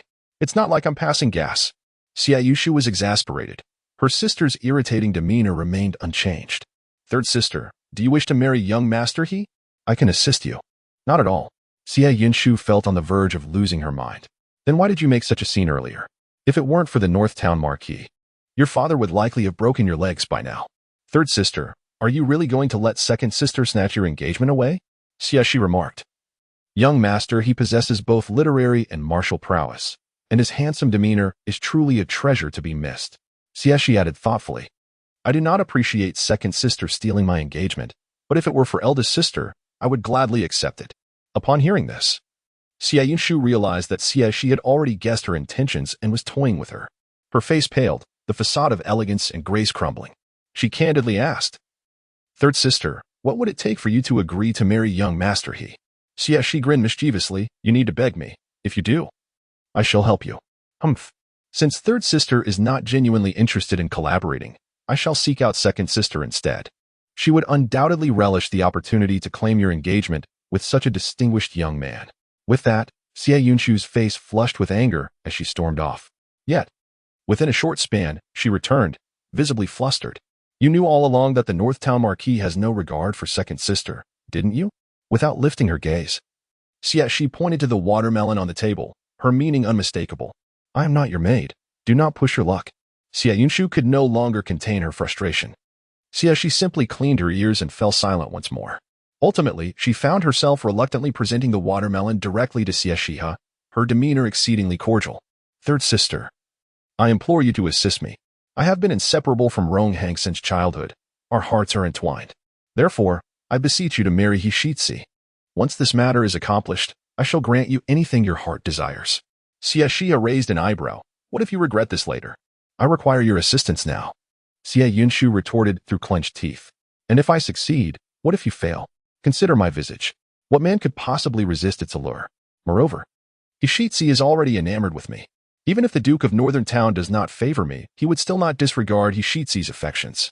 Otherwise, he would not have sought a marriage proposal today.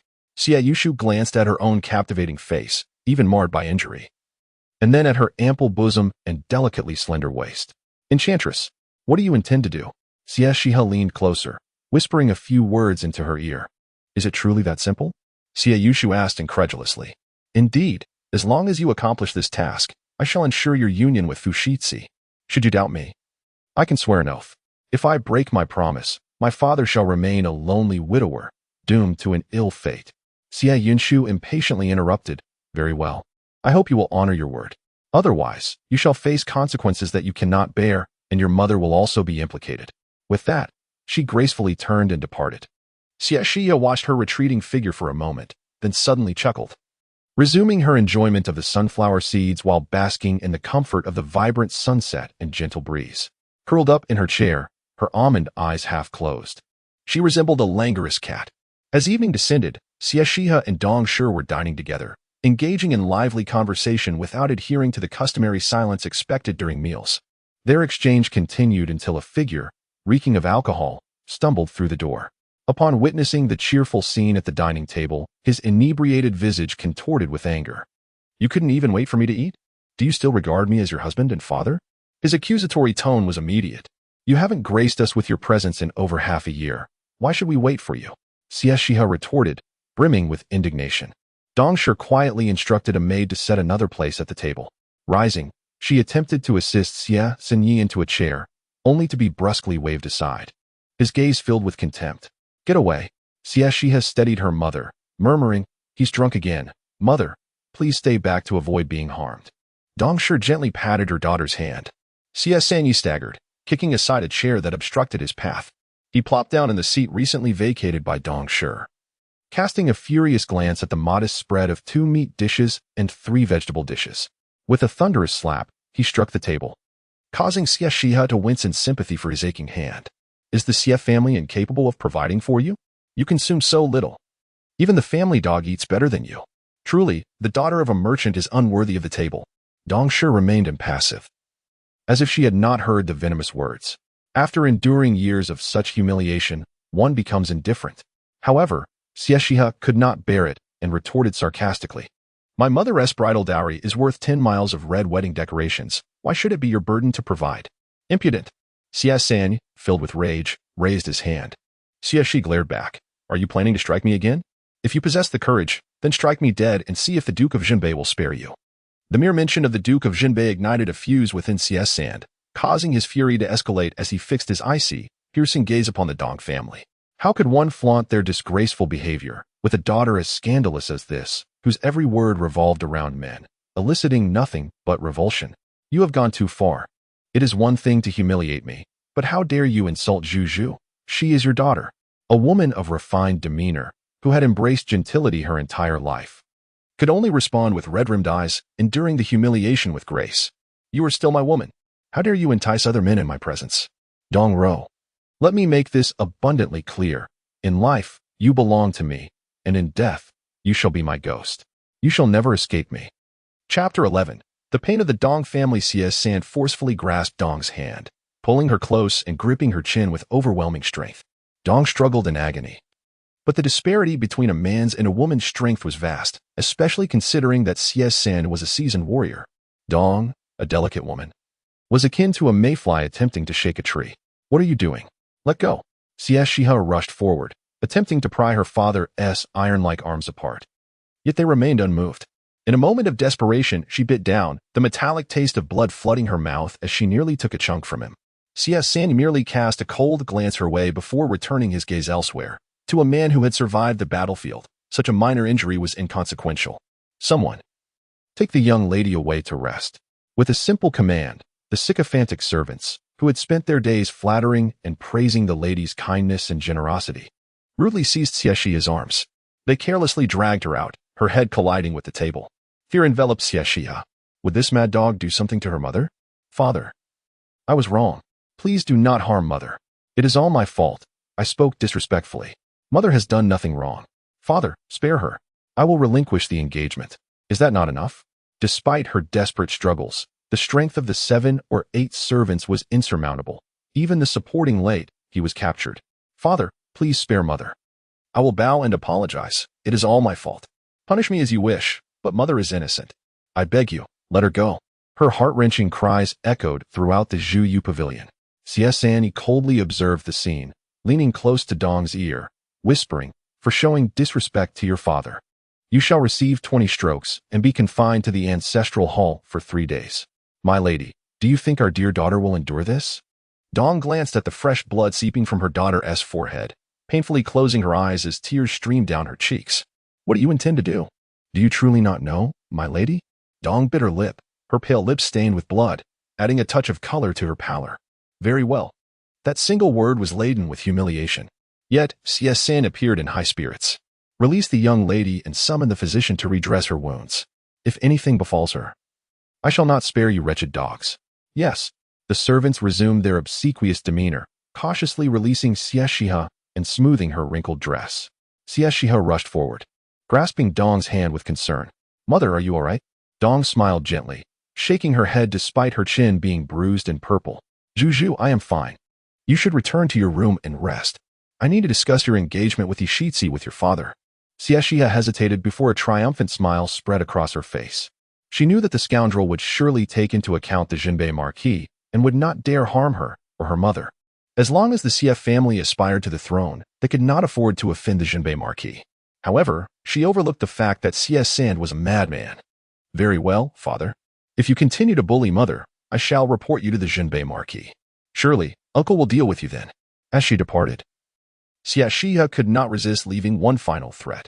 Xie Xihe cast a fleeting glance at her, and with a wave of his hand, dismissed her.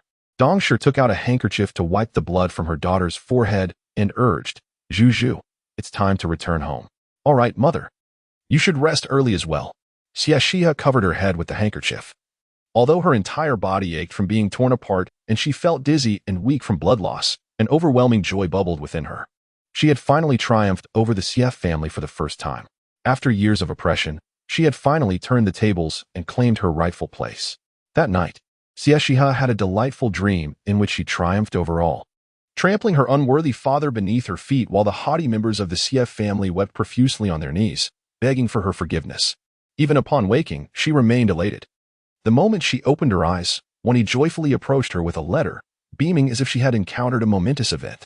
Be careful not to smile so wide that you lose your teeth. Hiki, if the young lady knows, she will surely be as delighted as I am. What is it?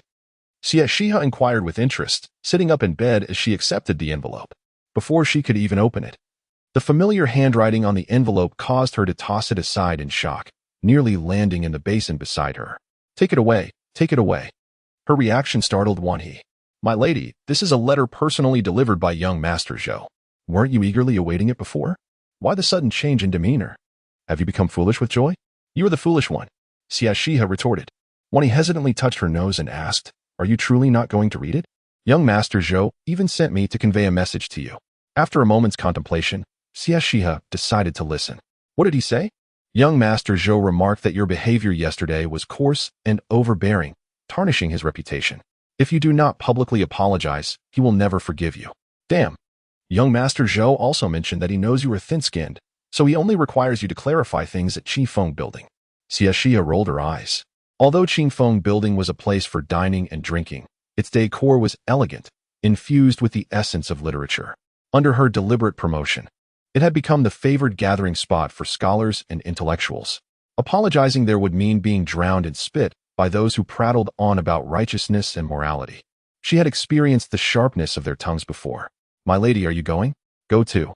Xie Xihe began to refuse, but then, with a gleam in her eye, added with a smile, Of course, I will go. Tell him to invite all his classmates, friends, and neighbors, and to serve the finest food and wine. I will certainly make amends properly tomorrow. Seeing the sinister smile on her lady's face, Wani hurriedly scuttled away. Xie Xihe languidly yawned and allowed her maids to assist her in getting up. However, when she was all ready and seated at the dining table, she noticed her mother's absence. Where is my mother? The lady discussed official matters with Sanny last night and did not extinguish the lamps until late. She is yet to rise. Xie Xihe responded and continued to indulge in a nap. At noon, she inquired again, Is mother still not up? She has risen, but she is a bit fatigued. She had her meal in her room and has gone back to sleep. Xie Xihe, though puzzled, harbored no suspicions. As dusk approached, before she could voice her inquiries, the servant spoke up, knowing that the young lady intends to visit the White Horse Temple. The madam has already arranged for your garments and advised you to finish your meal and retire early. Otherwise, you may find it difficult to rise in the morning, and the princess and Miss Zhou may hold you accountable. Xie Xihe furrowed her brow, gazing at the lavish spread before her, abalone, sea cucumbers, and truffles, indulging in sheer opulence. A sense of unease stirred within her. Who had orchestrated this extravagant dinner? Although her mother hailed from a family of immense wealth, her maternal grandfather had endured famine, witnessing the horrors of starvation and cannibalism, which instilled in them a deep-rooted sense of frugality. Her mother had always eschewed extravagance. Third master, the servant hesitated. A flash of realization struck her mind like a bolt of lightning. Chapter 12. The repugnant father Xie Xihe's complexion turned ashen in an instant, and she fled towards the main house of the Dong family. The door was firmly shut, guarded by 2 sentinels. Xie Xihe recognized them as her father's loyal attendants. Before she could approach, the muffled sounds of her mother's anguished sobs reached her ears, like a thunderbolt from a clear sky. Xie Xihe stood frozen, akin to a wooden post, utterly motionless. Perhaps the pain was so profound that she instinctively clutched her chest, finding it difficult to breathe. Her mother had deceived her. Her own arrogance and folly had brought harm to her mother. She had overestimated her own significance while underestimating her father's depravity, ultimately forcing her mother to bear the consequences of her actions. Xie Xihe, Xie Xihe. The 2 guards exchanged glances, both overwhelmed with concern. The third young lady was notoriously willful and domineering. If the third master truly despised this mother-daughter duo, it would be one thing. But given the current situation, alas, They were at a loss regarding how to handle her. Just as they were pondering how to prevent Xie Xihe from barging in, she cast a deep, lingering glance at the closed door before turning away, her silhouette resolute and cold. That glance sent a shiver down the spines of the two guards, their hair standing on end. They swallowed hard. What was the third young lady thinking? Regardless, all they needed to do was ensure she did not intrude. Otherwise, they would surely incur the wrath of the third master. Xie Xihe then went to Xie Yunshu's quarters, where the two dismissed their maids and servants. They lingered in the desolate courtyard for quite some time, the content of their conversation shrouded in mystery. All that was apparent was the fear and turmoil etched upon Xie Yunshu's face, which eventually hardened into a resolution. As the crescent moon ascended high into the sky, Xie Xihe, illuminated by the cool moonlight, slowly made her way back across the marble-paved ground. The gentle glimmer of the moonlight cascaded down, and her posture exuded a sense of unwavering resolve, as if she were prepared to face the abyss. Xie Xihe did not hasten to return to her own quarters, but instead stood outside the gate of the Dong family's residence for an extended period. It was only when the lights extinguished and the jarring sounds dissipated that she retreated to her room to sleep, a night devoid of dreams. As her friends arrived at the Jiu Pavilion, they were taken aback to find Xie Xihe already prepared to depart. They rubbed their eyes in disbelief. Goodness! Our third young lady has risen early today. Is the sun rising from the west? Li Wanlan circled around Xie Xihe, stroking her chin in astonishment. Xie Xihe urged, "Since we are awake, let us set off quickly." Xie Xihe waved her hand. "Why the rush? Before we depart, let's enjoy a splendid performance. After the show, I shall take you to the countryside. We can fish in the river and forage for mushrooms on the mountain. Far more enjoyable than that tiresome Bema temple." "What performance?" "You shall find out when we arrive."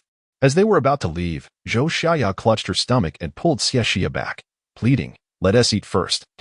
I'm still hungry and simply yearn for the fragrant pastries made by your mother." Xie Xihe paused, then replied, "Mother was bitten by a dog and is unwell. Still resting.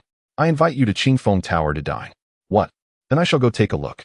Xie Xihe abandoned her thoughts of food, and Li Wanlan strode purposefully towards the Dong family's courtyard. "It is of little consequence, and within a month, all shall be resolved." This remark carries a certain depth of meaning. Xie Xihe, along with her companions, proceeded to Qingfeng Tower. Upon their arrival, the hour was still early, with the establishment barely having opened its doors. The drowsy waiter, upon noticing their approach, was about to convey that today there were esteemed guests who had reserved the place for the next day, but upon discerning the appearance of the trio, his impatience swiftly transformed into obsequiousness as he approached them with exaggerated deference. "Ah, Miss Xie, please do come in. Is it the same private room as before?" Although the waiter altered his tone with remarkable speed, Xie Xihe could not help but detect the underlying implications, which ignited her ire. "Is this still your establishment?" Xie Xihe shot a glare at the waiter, and noticing her sister's furious expressions, he awkwardly rubbed his nose. "Well, I suppose, maybe, yes." Upon hearing this, Li Wanlan lunged forward and grasped Xie Xihe by the neck, furiously exclaiming, "As sisters who share everything, how could you not reveal to us that the premier tavern in the capital is your property? You must clarify how many more ventures you have concealed from us." Xie Xihe bellowed. "Most importantly, every time we dine at Qingfeng Tower, you make us foot the bill while you indulge in the finest dishes. Are you even human? You siphon our meager funds." Confronted by the two ferocious women, Xie Xihe swallowed hard, sensing the gazes drawn from the street and fearing the disruption of their good fortune. She hastily replied, "From now on, when you come to dine, I shall not require payment. Will that suffice?" "That is more like it," they concurred, exchanging glances as they released her and even adjusted the creases of her collar, each taking hold of one of her arms as they entered the main hall. Upon reaching the private room at the center of the top floor, they finally liberated her and sank into the plush couch. Xie Xihe waved her hand grandly and began to order dishes. 8 treasures soup, honey-glazed roast duck, silverfish egg, and shark fin soup, lotus leaf chicken. Buddha jumps over the wall, mapo tofu, and so on, listing a dozen items. Xie Xihe retorted, "Can you possibly consume all of that? Mind your own business. If I can't finish, I'll take it home." Xie Xihe shot back defiantly. Li Wanlan grinned ominously, "Whoever wastes food, I shall deal with them." Observing the anxious waiter, Xie Xihe gestured, "Hurry and prepare." The waiter hurriedly scurried off. The three of them sipped tea while waiting for their meal, engaging in idle chatter. Xie Xihe divulged the matter of the marriage exchange to her sisters, and together they launched into a tirade, cursing the ancestors of the Xie family for generations. After venting their frustrations, their appetites surged, and they feasted heartily, leaving no morsel behind. Just then, a commotion arose from downstairs. Ladies and gentlemen, Miss Xie Xihe's attempts at coercive courtship have failed. In her quest for my forgiveness, she has graciously invited everyone to Qi Feng Tower to publicly apologize and clarify the rumors. Demonstrating her sincerity, Miss Xie Xihe truly has no shame. Even after such a rejection, she persists in her pursuit. Public apologies? Alas, had I known this would transpire, I would have acted differently. After today, Miss Xie Xihe's reputation shall be irrevocably tarnished. Xie Xihe flung open the window, her head protruding as she caught sight of the throngs of people below, which ignited an uncontrollable fury within her. Xie Xihe, do you possess no shame? Zhou Anqian has treated you in such a manner, yet you remain steadfastly devoted to him, spending lavishly to invite others while allowing them to mock you. Is your mind filled with nonsense? Li Wanlan, equally incensed, flushed with indignation. If you continue to demean yourself, we shall sever our ties. I, Li Wanlan, shall not associate with a sister so devoid of dignity. Xie Xihe cast a disdainful glance at them. Nonsense. Just wait and see. The two exchanged glances, ultimately deciding to observe for a while longer before determining the fate of their friendship. Chapter 13. Dealing with a scoundrel indeed. Another voice resonated from the crowd. Master Zhou, is what you say true? That day, Miss Xie explicitly stated she looked down upon you, a mere weed. The delicacies of Qingfeng Tower are exceedingly expensive. Let us not find ourselves in a position where you gain notoriety at our expense. Upon hearing this, the once boisterous hall fell into a momentary hush. Zhou Anqian turned to regard the speaker, a frown creasing his brow as he noticed several unfamiliar faces among the crowd. Could it be they had heard of his invitation and come to take advantage? As the first voice sparked a wave of skepticism, others chimed in. Anqian, did Miss Xie truly defer to you and intend to apologize publicly? Do not put on a false front. We are not made of money. She is the legitimate daughter of the general of the state. Do you believe yourself worthy? Perhaps, with Yishitsi in her sights. You are nothing but a weed she no longer desires, and you harbor resentment, intent on tarnishing her reputation. Zhou Anqian's heart raced. It indeed seemed that Xie Xihe had transformed into an entirely different person. Her gaze held none of the previous infatuation. Moreover, she had not sought his forgiveness. Nor had she sent a single letter. In times past, she would have eagerly come to his home, assisting his mother with chores, hoping for leniency. Yet this time, it was he who sought her out. As doubts crept into Zhou Anqian's mind, pondering whether this was Xie Xihe's scheme to humiliate him, the shopkeeper approached discreetly and whispered in his ear.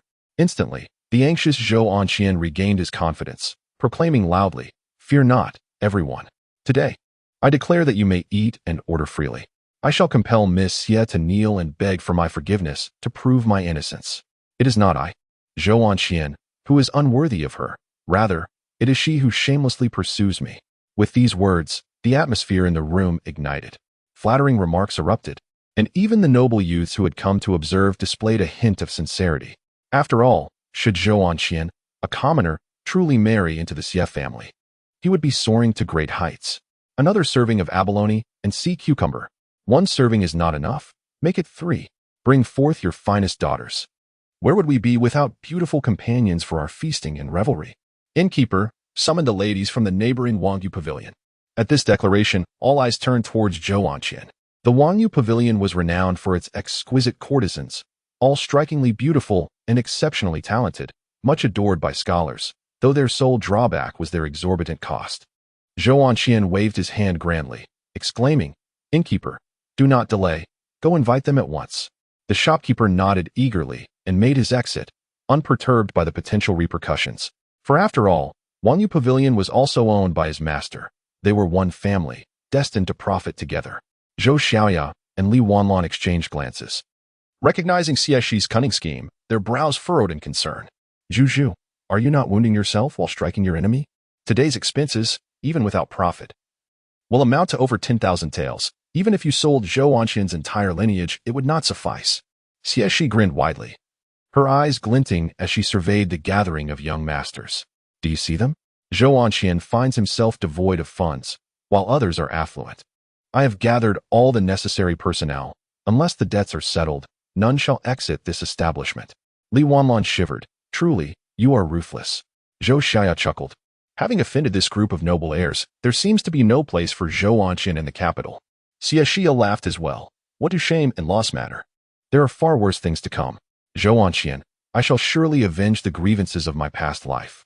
As 2 hours slipped by, and the afternoon drew near, this group finally satiated their appetites. Intoxicated and emboldened by the flattery of beautiful companions, they began to boast and make grand proclamations. Where is Xie Xihe? I am eagerly awaiting her kneeling apology. Zhou Onqian declared with authority, Innkeeper, why have you not yet summoned Xie Xihe? You possess no discernment. If she sincerely offers an apology for the slander upon my reputation, I am not entirely unyielding. Should she manage to placate me, I could begrudgingly consider her as a wife, thus honoring her genuine affection towards me. Xie Xihe clenched her fists. Zhou Onqian, you are aware of my sincere feelings for you. Alas, in this world, sincerity is the cheapest commodity. The more you indulge and endure, the more he will take it for granted. Then I shall preemptively toast to your union. Onqian, may you soar to great heights. As you ascend in fortune, do not forget us, your impoverished brethren. The crowd offered their compliments and congratulations. However, as time passed, an unsettling realization dawned upon them. Where's Miss Xie? Zhou Onqian impatiently urged, Innkeeper, have you failed to summon Xie Xihe? The innkeeper, with a look of innocence, replied, Miss Xie? Has she even arrived at Qingfeng Tower? I was unaware. Zhou Onqian's countenance changed dramatically, his body trembling as a wave of panic engulfed him. Struggling to maintain composure, he intoned, Did you not just say that Xie Xihe was here? That I should treat everyone well, with her footing the bill? Tell her to cease her games of feigned indifference. Otherwise, I shall truly be angered. His thoughts shifted from Xie Xihe's apology to the pressing matter of who would pay the bill. The innkeeper, puzzled and wary, responded, When did I ever say that? Moreover, Miss Xie departed early this morning with Miss Zhou, the princess, for an outing at the estate. If anyone doubts this, they may inquire and confirm. Young Master Zhou, you do not intend to renege on your debts, do you? At this revelation, the room erupted in chaos. The guests stared at the remnants of their lavish feast. Fine wines spilled across the table, and the remnants of exquisite dishes, barely nibbled, discarded as if worthless. Under normal circumstances, they would never squander such a feast. Yet, hearing that it was on another's tab, they indulged excessively, their faces glistening with grease, bellies swollen to the point of immobility. But upon hearing those words, the effects of the wine dissipated instantly.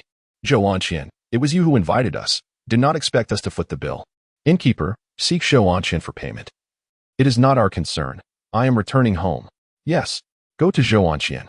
A throng of individuals surged towards the entrance, their faces pale, including those scions of noble families. Though they possessed considerable wealth, it paled in comparison to the expenses of the day, and should their families become aware, they would undoubtedly face severe repercussions. Yet, upon reaching the door, they were met by a dozen burly men wielding clubs, eagerly poised to confront them. The innkeeper, with a beaming smile, remarked, Esteemed guests, the Qingfeng Tower does not offer credit. Have you forgotten? Without settling your debts, none shall pass through these doors. Our proprietor has expressed understanding of your plight, having been deceived by young Master Zhou, and thus is willing to extend a generous discount of 30%. If you can gather the required funds, you may return home. Alternatively, we can arrange for someone to inform your households to send the necessary silver. Chapter 14. The rise from my home is fragrant beyond compare. As events unfolded, it became evident to all that disaster loomed. Although they harbored intense resentment towards Zhou Onqian, none wished to suffer humiliation within the Qingfeng Tower. After all, those mingling with Zhou Onqian were aspiring scholars, each unwilling to jeopardize their reputation and lose the opportunity to partake in the imperial examination over trifles. One person swallowed hard and inquired, How much silver? The waiter, flashing a toothy grin, produced an abacus from seemingly nowhere and began to click away, eventually announcing a staggering sum, 105,813 taels. A collective gasp echoed through the room. 100,000 taels of snowflake silver, such a sum was beyond their wildest imaginings. Are you trying to swindle us? How could it possibly be so expensive? One individual challenged. The waiter replied with a smile, 322 abalones, each priced at 30 taels. Many of you are regular customers and should be aware that the usual price for an abalone is no less than 50 taels. Is this not reasonable? 11 pounds of truffles at 500 taels per pound. Is that exorbitant? And 20-year-old daughter read, a bottle for 300 taels. Before he could finish, a wretched scream pierced the air. Who the hell treats abalone as a staple? Who sells truffles by the pound? The crowd fell silent, recalling their own recent actions. Hesitant to speak up, for none could claim innocence. However, only a fool would admit to their folly. Thus, their wrath turned towards the true culprit, Zhou Qian. Did you not say that Miss Xie Xihe would kneel to apologize to you and treat us to a meal? I questioned how such a noble lady could take a fancy to someone as base as you. Were your previous claims about Miss Xie's relentless pursuit of you mere bragging? Zhou Qian, I may have been beaten by my father, but do not think you will escape unscathed. Prepare to meet your demise. Fists rained down upon Zhou Qian. Amidst heart-wrenching wails and tearful explanations drowned out by the cacophony of insults and blows, the once renowned and charming scholar had vanished without a trace. Zhou Qian, I can elevate you to great heights, but I can just as easily drag you into the abyss. This matter is far from over. I will ensure you experience the agony of betrayal and abandonment, a fate worse than death. Let us depart. Xie Xihe instructed the waiter to avoid any fatalities, and she quietly led her companions out through the back door. Upon reaching the countryside estate, the sun hung low in the western sky. The hour still early in the summer. The golden rice swayed like waves of liquid gold in the breeze, releasing a subtle fragrance. The estate nestled against a grand mountain, with a crystal-clear stream meandering in front, where small fish and shrimp frolicked in the water. Surrounding fields of fertile farmland created an atmosphere of tranquility and comfort. In the distance, a few tenant farmers' houses dotted the landscape, inhabited by those who rented land from Xie Xihe and assisted in managing the estate. Isn't this place delightful? When did we acquire it? Asked Xie Xihe, stretching her arms wide to embrace the gentle breeze. A few years ago, perhaps. Xie Xihe began evasively. Li Wanlan shot her a glare. A few years? How many years is that? 10 years. Goodness, while we were still learning to read. You had already started earning money, hadn't you? And you didn't even bring us along.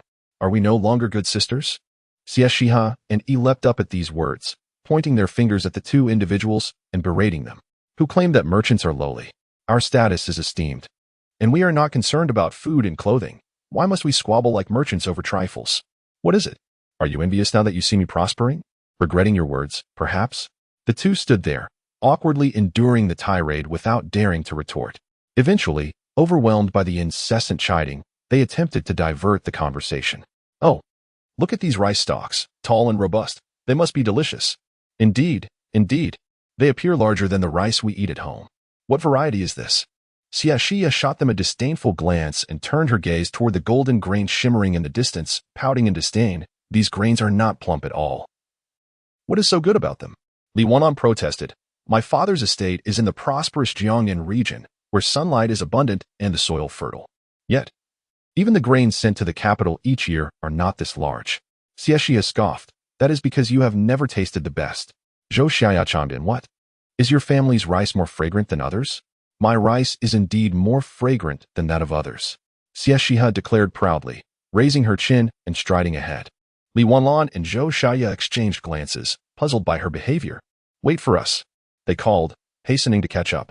3 beautiful figures danced through the rice paddies, the gentle breeze lifting their flowing skirts, resembling ethereal beings from a painting. Yet, this serene and delightful atmosphere did not last long. Soon, sounds of their yelps filled the air. This straw is cutting into my flesh. It hurts terribly. Ah, there's a rat. Bugs, bugs, bugs. Slow down. I've fallen. Xie Xihe, if you dare to harm the county princess, I will never forgive you. The sharp and piercing cries echoed powerfully, startling a flock of birds into flight and leaving the figures in the woods momentarily stunned. Milady, it's nothing, merely a coincidence. Let us proceed. Xie Xihe traversed a vast expanse of rice fields, arriving at a section cloaked in fishing nets. In contrast to the mature golden grains in other paddies, these rice stalks retained a hint of green, indicating they had not fully ripened. Yet, even unripe, each grain was plump. And the ears of rice were more abundant than in other fields, bowing under the weight. This patch of rice field was modest, comprising only 3 or 4 acres. However, Li Wanlan stood transfixed. Despite being merely a sheltered young lady, she grasped the significance of the sight before her. Xie Xihe spread her arms wide, proudly lifting her chin. This is the land I have fought for. I permit you to bow and submit. With a sharp motion, Li Wanlan pushed Xie Xihe aside, trembling hands plucking a grain of rice. Carefully, she peeled away the outer husk, revealing the plump, glistening, slightly moist rice. Treating it like a treasure, she savored its mildly astringent yet sweet flavor that filled her mouth. Drip. A tear fell to the ground, stirring up dust. Xie Xihe, did you do this? Xie Xihe was equally astonished. Is your gaze not solely fixed on that scoundrel Zhou Anqian? When did you cultivate this rice? The yield here surpasses that of the neighboring field by more than double. I developed it. Admire me, worship me. With a gentle smile gracing her delicate and ethereal features, Xie Xihe appeared lighthearted. Yet, in the next moment, Li Wanlan abruptly embraced Xie Xihe, patting her back vigorously, tears streaming down her face, unable to conceal her joy. Her delicate form trembled, betraying her uncontainable excitement. My dear sister, I take immense pride in you. Xie Xihe reciprocated the embrace, her voice soft.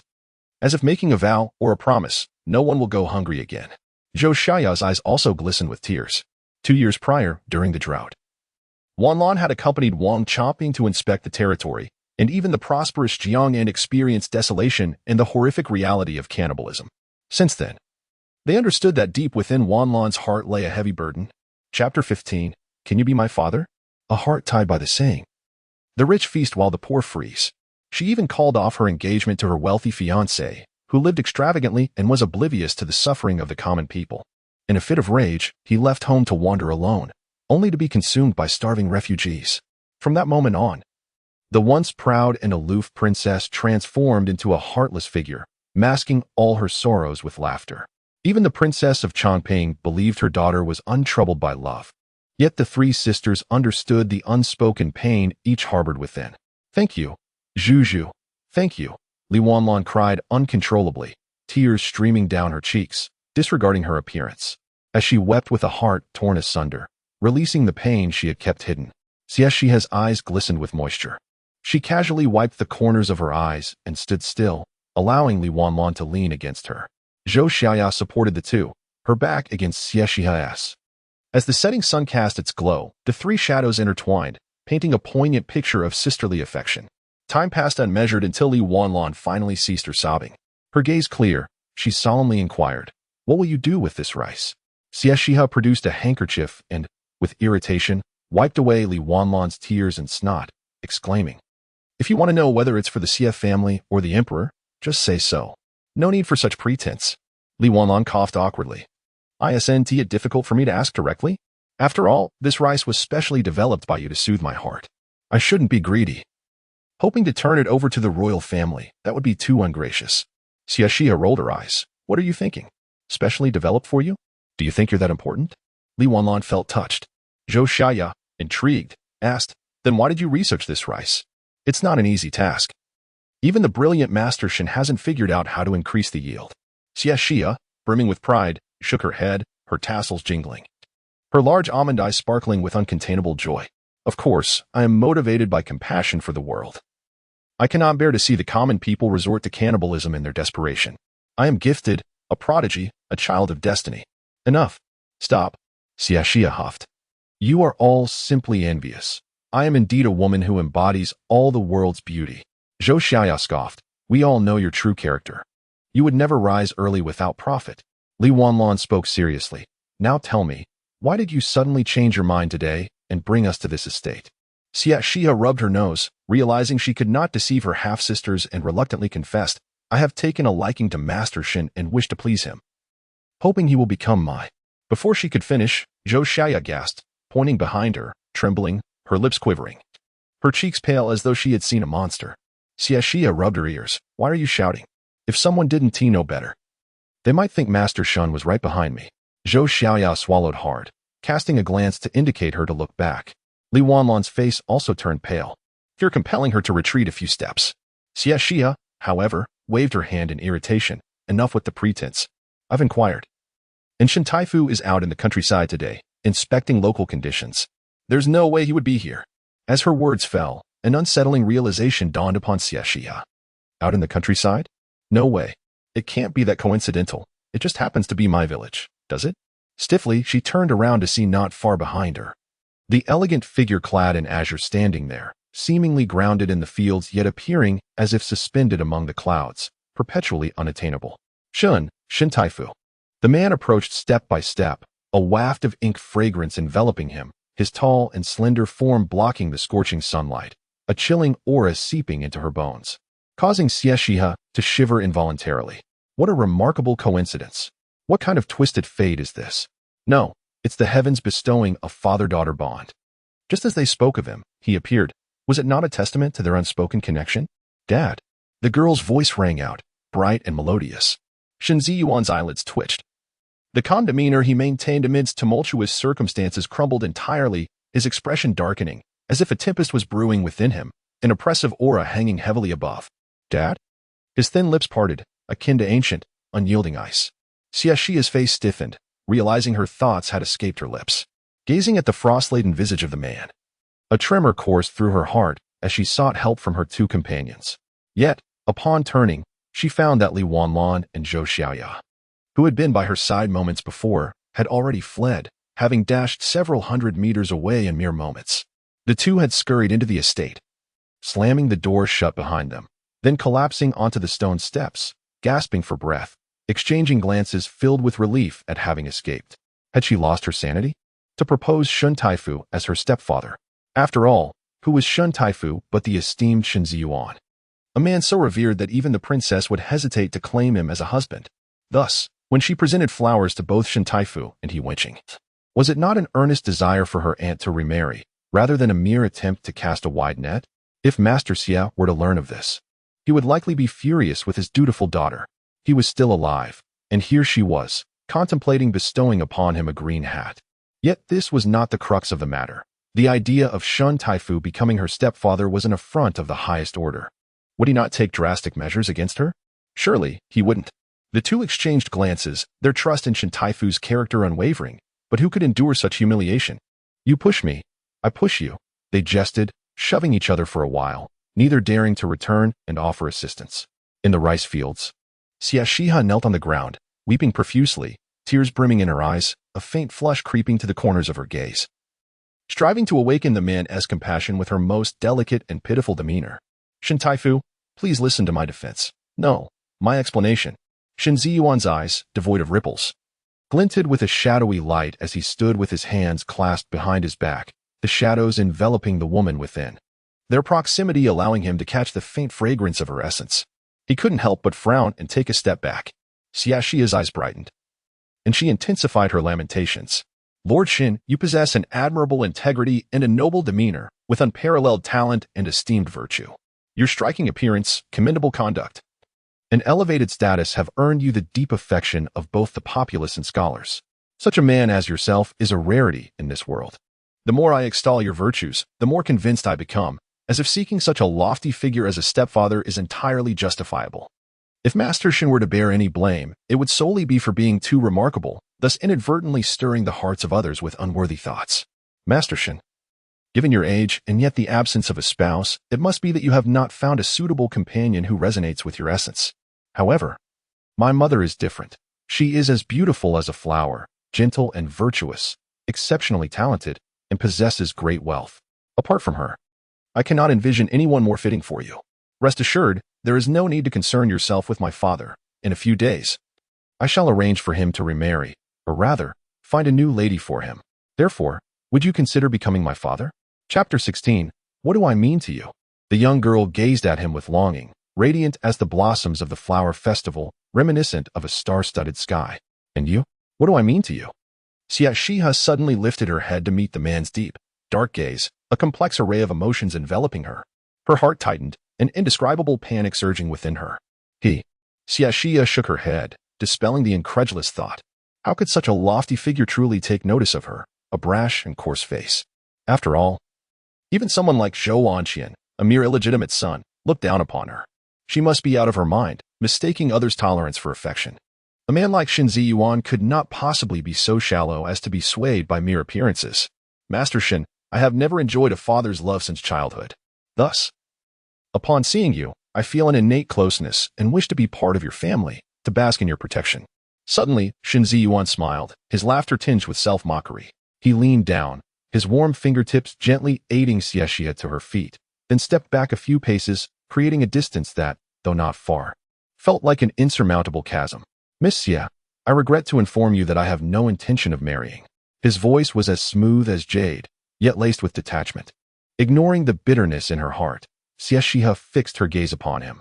Speaking deliberately, what if I were to offer you a method to enhance rice production in exchange for your protection? This rice, which I developed, yields double the usual harvest. You must understand what a blessing this is for the common people. If you agree, I can also provide you with another crop, equally productive, drought-resistant, suitable for barren mountain lands. Before she could finish, the man's large hand grasped hers. His calm demeanor was now filled with excitement, his dark eyes shining with brilliance. What is it? Maize. Can it truly be cultivated in desolate mountains? Indeed, I have maize growing at the mountaintop, though it is not yet ripe and will require a month to mature. However, I have leftover seeds from last year, each acre producing 1.5 times the yield of rice. Miss Xie, I thank you on behalf of the common people. Shen Ziyuan bowed deeply, his posture sincere and grateful, remaining bent for an extended moment. Xie Xihe's heart quivered, stepping aside. She felt like a filthy creature, obscured in the darkness of a gutter, embarrassed at the light she had glimpsed. Compared to the man's genuine concern for the populace, she felt utterly selfish and despicable. While Shen Ziyuan bowed in gratitude for the sake of the common people, she had resorted to manipulating him with their well-being for her own survival. Wanlan wept inconsolably upon learning of the increased rice yield. Her mother, striving to conserve food, prepared meals of 2 meat and 3 vegetables, while her grandfather donated daily, alleviating disasters year after year. Even Xie Xihe, a pampered young lady, could make do with leftovers. Yet all she could think of was her own life and death, despite knowing that her mother, though admirable, could never match the esteemed Shen Taifu. She stubbornly and selfishly yearned to pluck this high flower, trampling upon his dignity and coercing him into marrying a divorced woman under the pretense of the world's expectations. Ultimately, she was merely relying on his benevolence and compassion for the populace. Otherwise, why would she not dare to act recklessly before the Duke of Fugua, the Marquis of Jinbei, using the common people's plight to intimidate and entice them? She understood all too well that the welfare of the masses posed no threat to them. Miss Xie, if the Yushishuo is indeed as you claim, I would willingly take your mother as my wife to safeguard your well-being. Even if our relationship lacks the harmony of a zither and lute, we would still treat each other with respect. The man's solemn promise, having successfully achieved his painstakingly crafted goal, left Xie Xihe in a sense of wistfulness. She forced a smile, shaking her head and replying, "No need for that. Though my mother is gentle as water, she possesses an indomitable spirit. If she were to resort to such means, it would be an affront to her.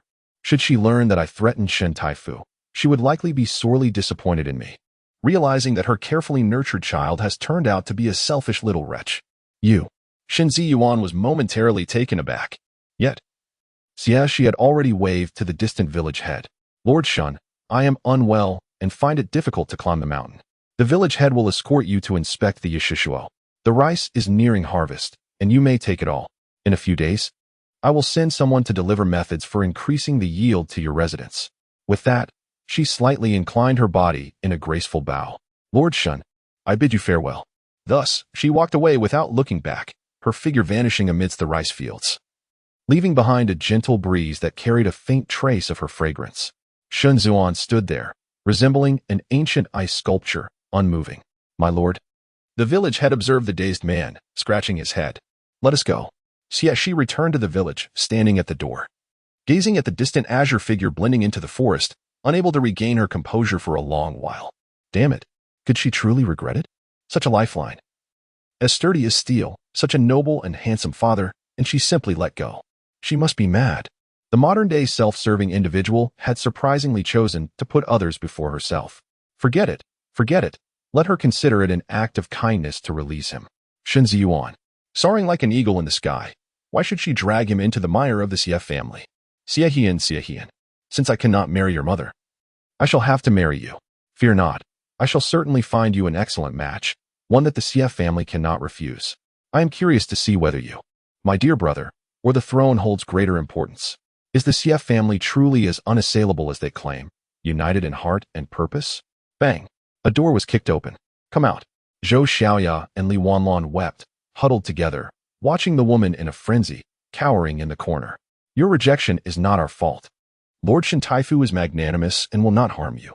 See, you are unharmed, are you not?"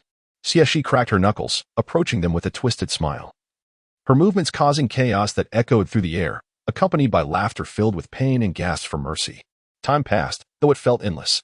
Xie Xihe and Li Wanlan donned their shoes and socks, vigorously trampling the nearby foxtail grass, perspiring profusely, their cheeks flushed, limping ahead. Xie Xihe, could you refrain from scratching my feet next time? It's unbearably itchy, one complained. Indeed, indeed, another echoed. Xie Xihe lazily prodded their backsides with a stick, saying, hurry to the river to catch fish. If you fail, you shan't have any dinner. Xie Xihe pouted. Can we go up the mountain to pick mushrooms instead? Li Wanlan chimed in. I can shoot arrows. We could catch wild chickens.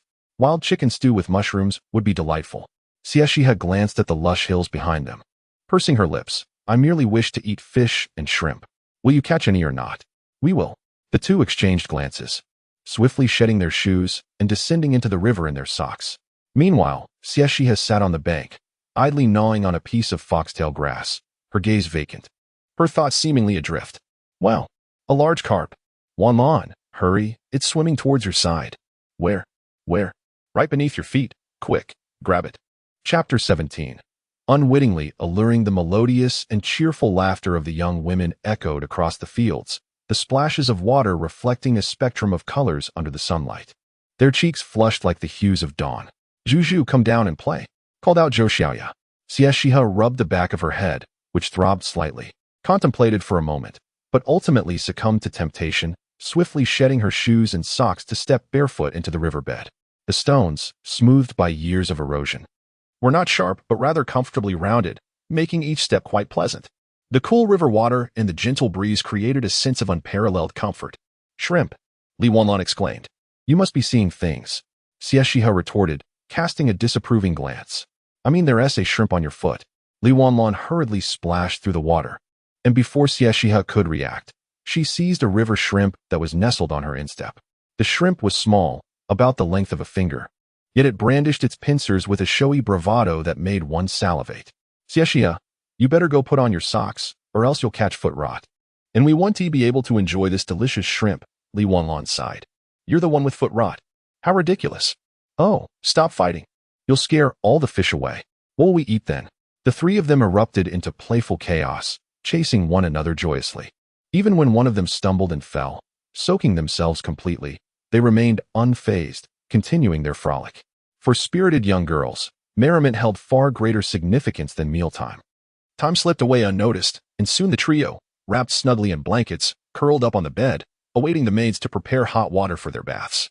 Even as they shivered from the cold, their enthusiasm for teasing each other remained undeterred. Xiaoya, you're far too petite.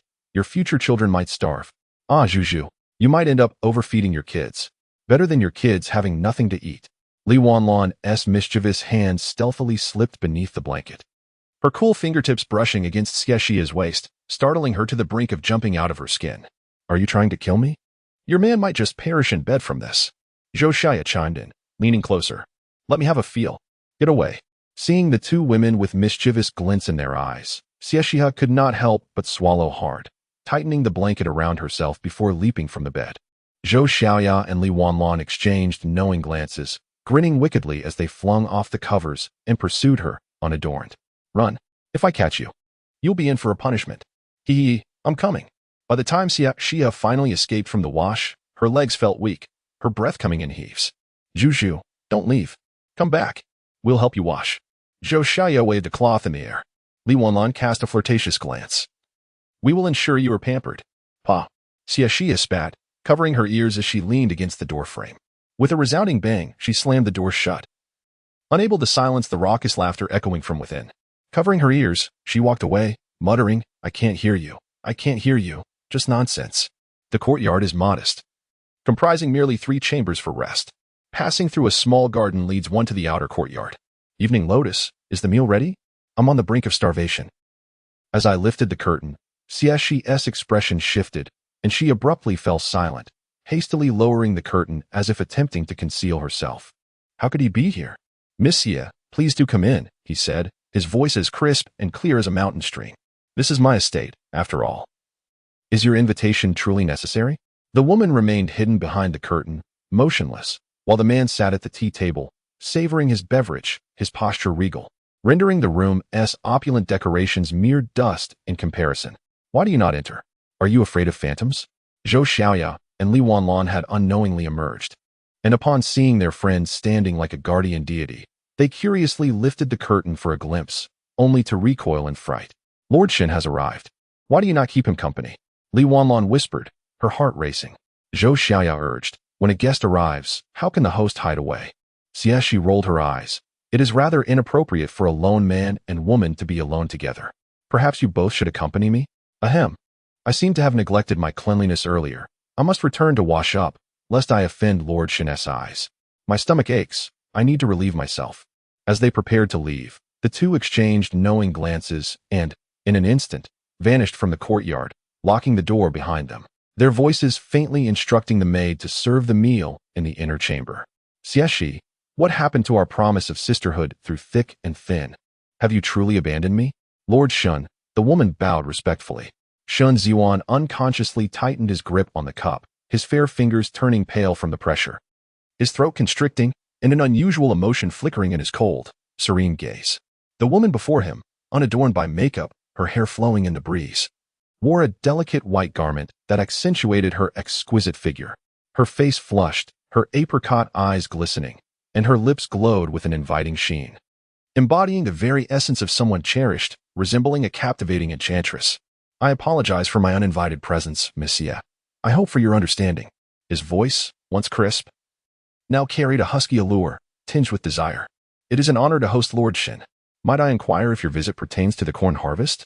I assure you, I am forthcoming with my words, Xie Xihe replied. Observing her aloof demeanor, Shen Ziyuan's gaze darkened slightly, and he rose, clasping his hands in gratitude.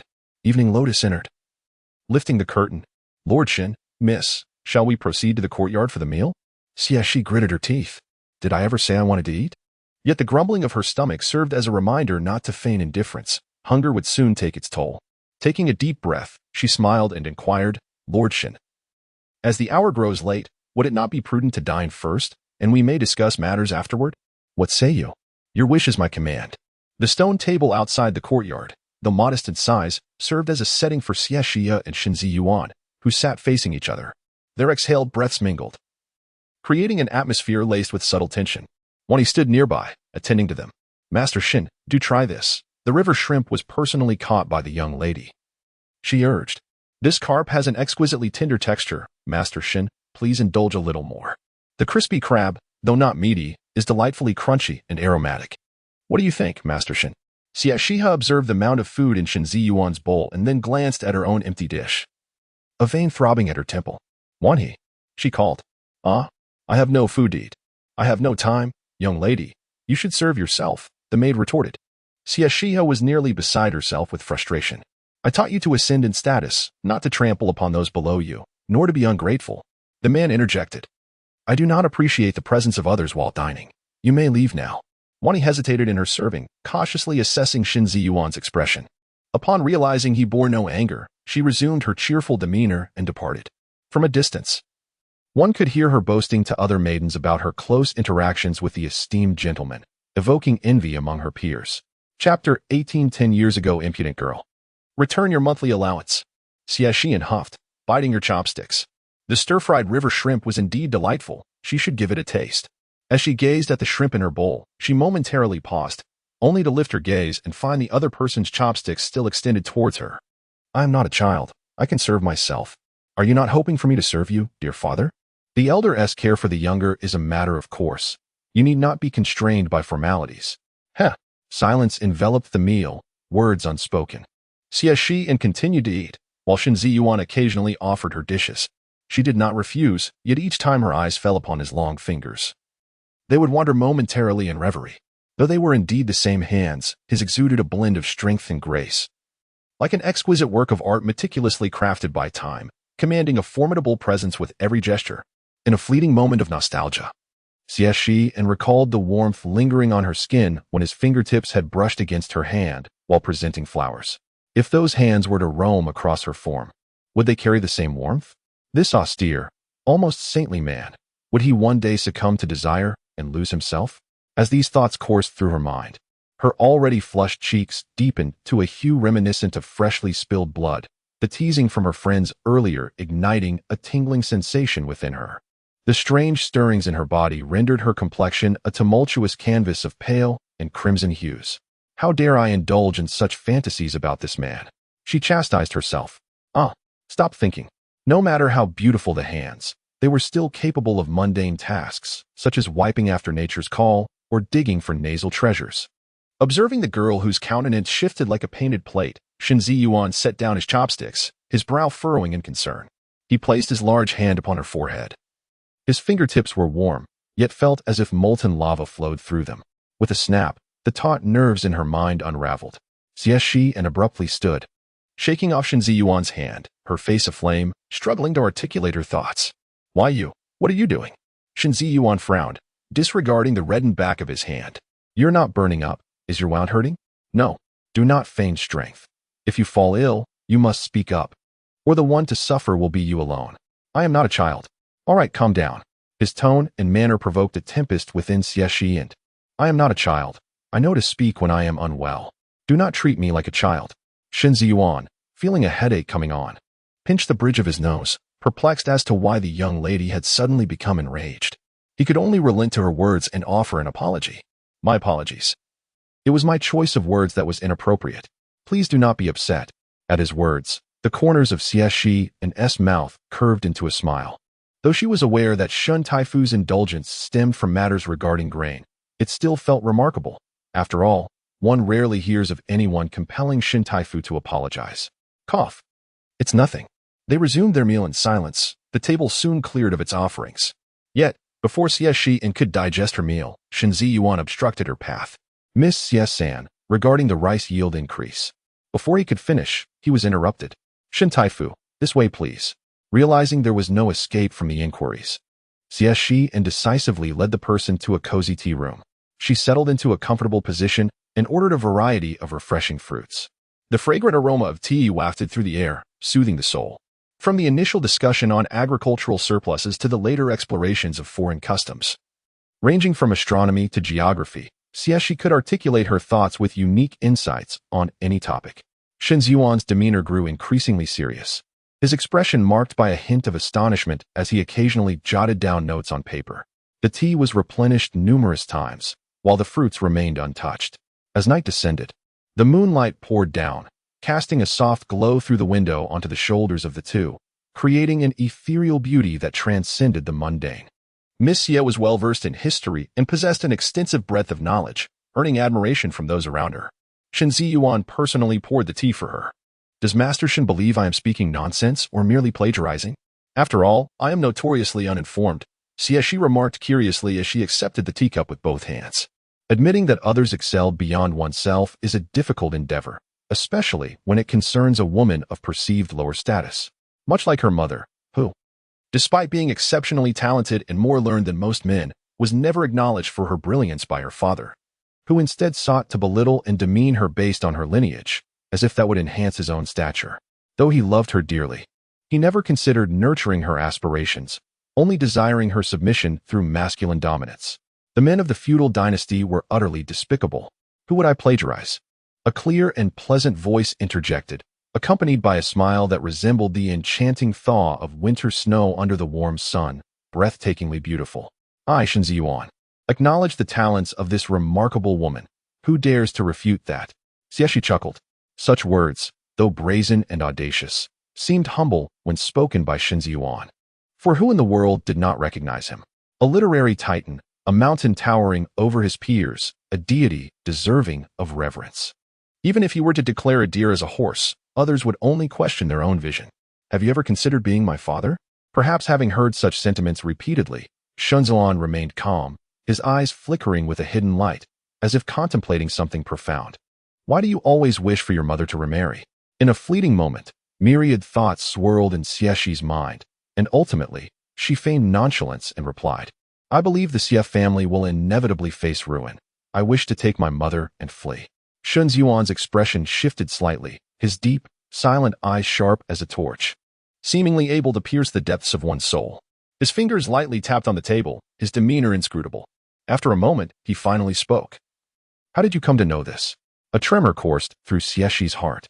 For Xie Xihe's inquiry was not one of disbelief or a mere attempt to comfort her against wild imaginings. Rather, it acknowledged the impending doom of the Xie family. The machinations for the family's downfall had long been in motion, far preceding her assumption that it began with the betrothal of the Northtown Marquis.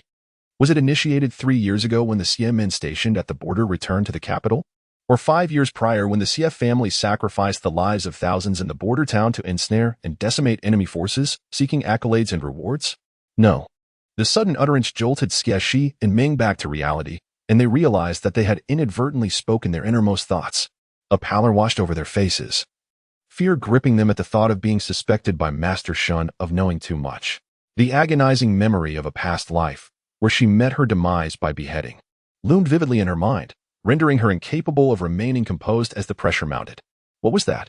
The woman's eyes sparkled with intensity, her demeanor bordering on madness. Shen Ziyuan's expression softened slightly, and he let out a gentle sigh. It was neither 3 years ago nor 5 years ago, but rather 10 years prior. 10 years ago? Xie Xihe and Meng strained to recollect the events of a decade past. Suddenly, a realization struck her, causing her body to shudder as if on the brink of collapse. Even with a flicker of understanding, disbelief lingered in her heart. Her voice emerged hoarse and dry, each word a laborious effort. 10 years ago, the late emperor was assassinated, and her grandfather lost his life in a bid to save him. Following her grandfather's death, the once diminished general's residence, which was to be stripped of its title, became an unassailable hereditary estate. The Xie family, once destined to dwindle to the status of a second-rate clan due to their debt of gratitude, ascended instead. Master Shen, was it wrong for my grandfather to sacrifice his life to save another? The final words escaped Xie Xihe, tinged with an irrepressible bitterness. After all, it was the home she had inhabited for over a decade. Despite its flaws and sordidness, one must acknowledge that, 10 years prior, the Xie family had been steadfastly loyal, a distinguished contributor to the empire. Was it truly the way of the royal family to discard those who had once toiled for their benefit? Chapter 19. What kind of man are you? Shen Ziyuan shook his head, standing with his hands clasped behind him as he gazed out the window. His voice was calm and indifferent, yet it fell upon the heart like a heavy hammer. The assassination of the former emperor was orchestrated by the Xie family. Thud. Xie Xihe, pale-faced, collapsed to the ground. How dare they? Assassinating royalty was a crime punishable by the annihilation of one's entire clan. 10 years prior, their grandfather had been gravely ill, his military power diminished, and the once sycophantic noble families had all distanced themselves. Attempting to assassinate the emperor in the capital was tantamount to a death sentence, with little hope of success. What gave the Xie family the audacity? Did they possess some hidden strength or means to dare such an act? Moreover, was it truly worth risking the lives of hundreds within the Xie household for such an ethereal chance? In her past life, her maternal grandfather had sacrificed his entire fortune for the opportunity to separate her mother and father, and her father had failed to sign the divorce papers. Thus, it was not merely a matter of time running out. Her father had intended to drag her mother into hell alongside him. Xie Xihe, how could you, a man of such depravity, be worthy of sharing life and death with her mother, a woman so kind and gentle? Xie Xihe seethed with hatred. Her lips bloodied from biting them, her nails digging into her palms, blood flowing freely, yet it paled in comparison to the pain in her heart. Mother, mother. In this life and the next, she was her only warmth. No one else would unconditionally embrace her, cherish her. Her mother would sacrifice everything for her, without hesitation or consideration of the consequences. Master Shen, I have regretted my actions. I want you to honorably marry my mother as your legitimate wife, swearing to take no concubines, treating her with respect, and protecting her for life. If you agree, I have numerous proposals concerning the improvement of public welfare and water resources that can be published under your name. Xie Xihe fixed her gaze upon him, enunciating each word deliberately. Shen Ziyuan suddenly stiffened, a chill radiating from him as his usually accommodating demeanor turned grim.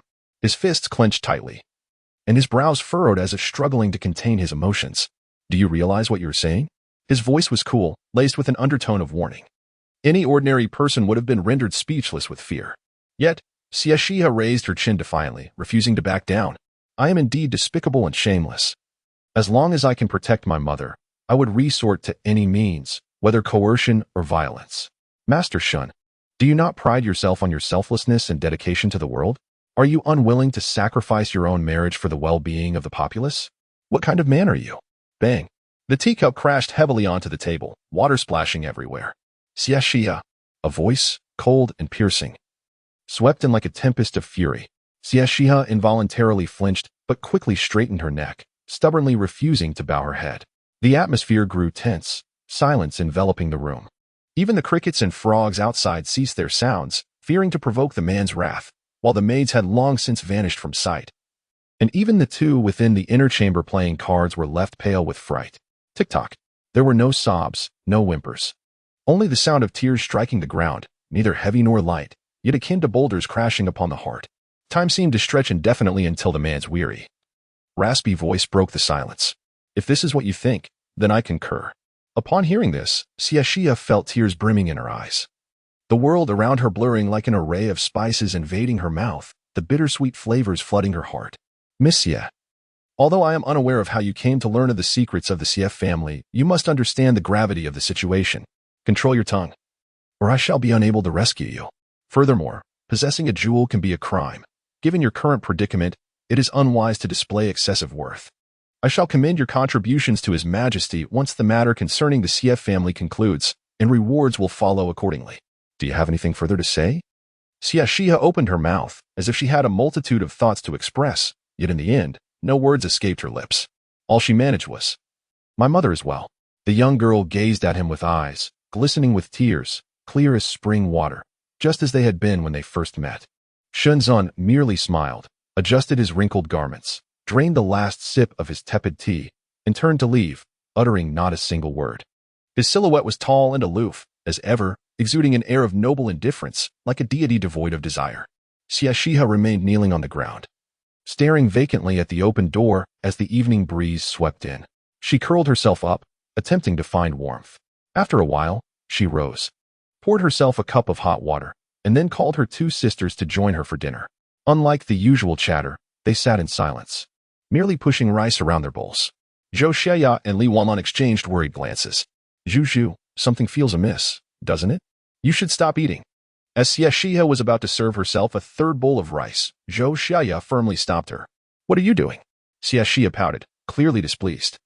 Li Wanlan carefully chose her words before asking, "Did Master Shen refuse your proposal again?" Xie Xihe attempted to lighten the mood, saying, "It's not a big deal. No need to overindulge. We can find you someone even more admirable. There are many handsome men in the world. Surely one is worthy of your mother."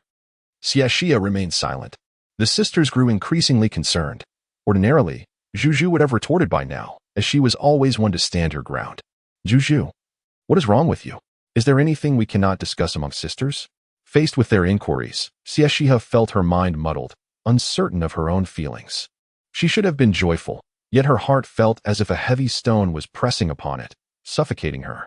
"I'm rather tired. I shall retire for now." She waved her hand and stumbled toward the inner chamber. Just as she crossed the courtyard, she suddenly collapsed, her vision fading to darkness, leaving her unaware of her surroundings. Zhu, a high fever, her wounds bleeding again, she needed to return to the capital immediately. However, the curfew had already taken effect, and the city gates were locked. Without an imperial decree, the gates would not open, and even as a princess, she would not receive any exceptions. The gatekeeper is a member of the Xie family, and he dares not defy them. In the dead of night, a horse-drawn carriage raced down the street, the neighing of the horse, the crack of the whip, and the clattering of armored guards echoing ominously in the stillness. When someone was roused from slumber, cursing as they opened their door, the sight of the Xie family crest on the carriage prompted them to slam the door shut with a resounding thud, cursing the Xie family in their hearts. How audacious to act so recklessly during curfew. They resolved to report this to their lord come morning, urging him to bring the matter before His Majesty, to hold the Xie family accountable. If only Xie Xihe knew how unwittingly she had once again ensnared her own family, she would surely delight in the irony. Yet, she lay in a state of unconsciousness. Outside the Xie residence, physicians arrived in succession. When Xie Xihe awakened, it was already the afternoon of the 5th day. The throbbing in her head had subsided, and the faint ache at her wound felt as though it had never existed, leaving her feeling light and at ease. As she opened her eyes, she was met with the sight of her mother, Dong, whose eyes were bloodshot. "Mother," she uttered, her voice somewhat hoarse. Chapter 20. Fraternal discord. Madame Dong's eyes brimmed with tears as she tightly grasped her daughter's hand, exclaiming, "Mother is here, mother is here." Xie Xihe forced a smile, saying, "Mother, I'm sorry for making you worry again. I am fine now. It seems my wound is healing." Madame Dong gently stroked her daughter's hair but could no longer contain herself, Tears cascaded down her cheeks, soaking the bedding, her gaunt, pallid face betraying deep remorse and anguish. It is I who am sorry, Juju. Wanlan and the others have informed me. Forgive me, it is I who have burdened you. The imperial physician said you were troubled in your heart and advised that you should not dwell on your thoughts. Your father and I have reconciled. And those from Fengfei Courtyard have been sent away to the countryside. No one from the Xie family will bully us anymore. Mother is very happy now. Please, do not provoke Master Shen anymore, all right? Xie Xihe was taken aback, her mind clouded with confusion and pain. It took her a while to unravel her thoughts. Thus, her mother believed that her 2 injuries were caused by Master Shen. She had foolishly wished for Master Shen to be her father, and in a fit of anger, he had punished her. Consequently, in the name of her mental and physical well-being, her mother decided to endure humiliation, appeasing her unworthy father, creating a facade of a happy family, simply hoping that she would no longer suffer harm. But, mother, Master Shen has already agreed to propose. If father and mother truly reconcile, where would I find a lady to repay Master Shen? No, unworthy father does not deserve such. Only a man like Master Shen is worthy of my mother. Madame Dong, noticing her daughter's pale complexion, mistakenly believed she could not accept her biological father, and continued. Juju, your father truly loves you. Knowing your injury has not yet healed, he specially sought medicine from the palace and has frequently visited you these past few days. He merely did not know how to express his love before. Moreover, your father is aware of your affection for He Wenqing and has argued with your uncle, refusing to relinquish the marriage. We will be a happy family from now on. Xie Xihe was about to retort, but upon seeing her mother's weary visage, the words of anger were swallowed back. Very well, it is best to spare my mother further worry. After all, once she marries off my biological father, and Master Shen comes to propose, she will understand everything. Mother, I understand now. Do not worry. Upon hearing this, Madame Dong sighed in relief, reaching out to wipe the cold sweat from her daughter's forehead. Her wrist, covered in bruises, caught her daughter's gaze, prompting her to quickly conceal it. Juju, you must be hungry. Let me fetch you some porridge. With that, she hurried out, returning shortly, her bruises hidden as if nothing had happened.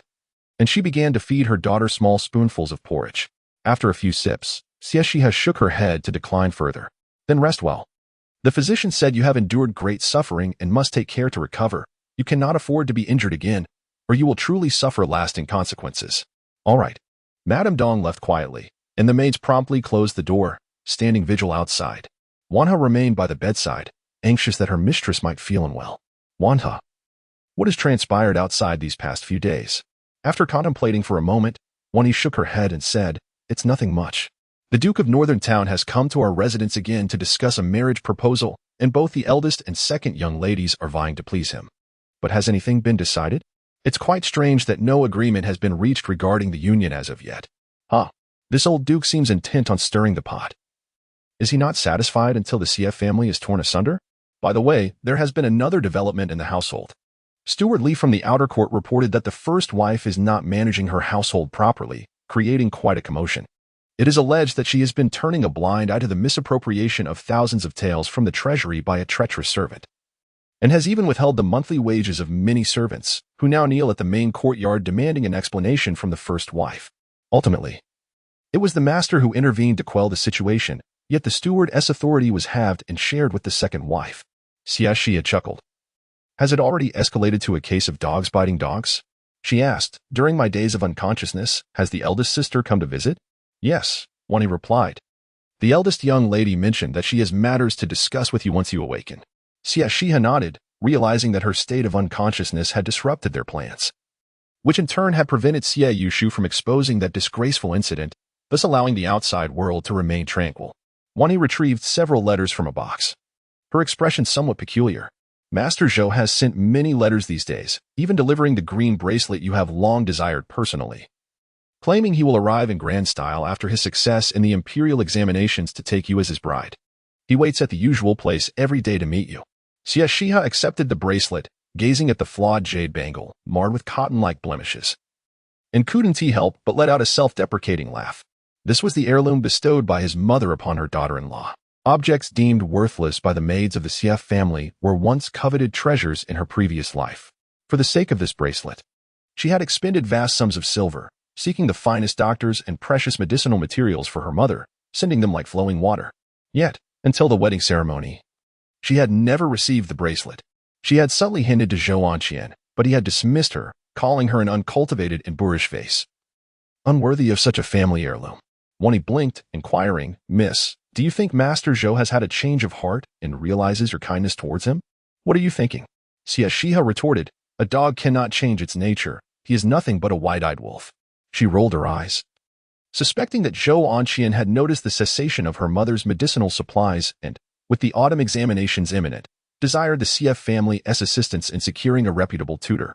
Coupled with the matters concerning Qingfeng Tower, he had likely nearly depleted the funds she had provided him. Thus, he decided to recall her as his ultimate sycophant, presenting her with this bracelet as a token of sweetening his intentions. Wani widened her eyes and exclaimed, Miss, do you truly no longer harbor affection for Master Zhou? You would never speak ill of him before. Even when he insulted you for being overly frugal while holding your money, you would still praise his integrity, claiming he would not bow for mere handfuls of rice. Moreover, you used to brave the harshest weather, waiting for him at the usual spot for hours.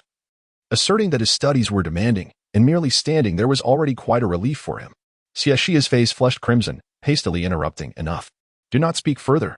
One should not strike a face, but rather the faults. I have yet to settle accounts with you. On that day, engrossed in serving dishes to Master Shen, you completely forgot about your young lady, a matter for which I shall impose a deduction on your monthly allowance. Before I could finish, I was abruptly interrupted by Wani's loud voice. Miss, the second young lady visits you every day. A pang of anxiety gripped Xie Xihe. And disregarding any punishment for Wan He, she inquired urgently, what did she say? Did she offer me anything to eat? This woman is notoriously ruthless. If Xie Yushu is akin to a ferocious beast with sharp fangs, then Xie Yunshang is a venomous snake lurking in the shadows. The maid is not foolish. I did not allow the second young lady to approach you. Wani sulked. I will never forget how the second young lady poisoned you back then. Xie Xihe raised her thumb in approval. Wan He, you are the cleverest. Go fetch the elder sister. Let us keep this from the second young lady. Chapter 21. Xie Yunshang's uninvited arrival. As the words fell, Xie Yunshang gracefully entered the room. Clad in a delicate pink garment, cinched at the waist with a simple satin ribbon, she exuded an alluring figure. Her hair was elegantly styled in a celestial bun, and without excessive makeup. Her brows furrowed like spring hills, and her eyes, reminiscent of autumn waters, glimmered with a captivating charm. The doormen appeared utterly incompetent. Not only could they not stop her, but they also failed to announce her arrival. Perhaps due to Xie Xihe's overt gaze, Xie Yunshang chuckled softly, covering her mouth. Do not blame the servants, my dear sister. It was I who instructed them not to announce my presence, fearing it might disturb your rest. You wouldn't hold it against your sister for coming uninvited, would you? Xie Xihe, striving to maintain her composure, replied, How could I? I am delighted by your visit, second sister. Oh, really? I was under the impression that you did not welcome me. Welcome, welcome. Since you are not unwelcome, then perhaps you could enlighten me about the secret dealings between you and eldest sister? Surely, it is not a scheme against me? Pray tell, if I do not divulge. Do you intend to spread rumors of our collusion against you? Xie Xihe felt the tension rise within her, as though facing a formidable adversary, forcing a smile. She knew this woman was astute, thus she responded with half-truths. Is it not to plead with eldest sister not to vie with me for Lord He? Xie Yunshang perched herself on the edge of the bed, her enchanting eyes glinting with a knowing light as she regarded Xie Xihe with a sly smile. So, you believe that I am beneath your consideration, that I am unworthy of contention with you? Feigning humility, Xie Xihe lowered her gaze. How could that be? Second sister. You are intelligent, talented, and beautiful. It is I who would not dare to compete with you, yet I cannot bear to lose Lord He.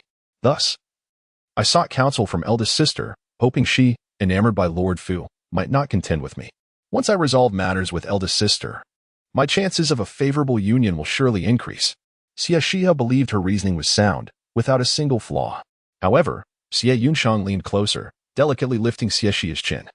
Her sharp nails leaving a faint red mark on the tender skin, her smile lingering, yet her gaze was laced with venom. Sister, had you not responded with such calmness, I might have genuinely believed you. A chill ran down Xie Xihe's spine, the pain at her chin heightened her unease. Could this woman have unraveled her scheme with Xie Yushu? As if her thoughts were read, Xie Yunshang's next words extinguished any flicker of hope. Now speak. What agreement have you reached? Xie Xihe clenched her fists, feigning innocence. What does second sister mean? I do not comprehend. Xie Yunshang seemed to lose patience.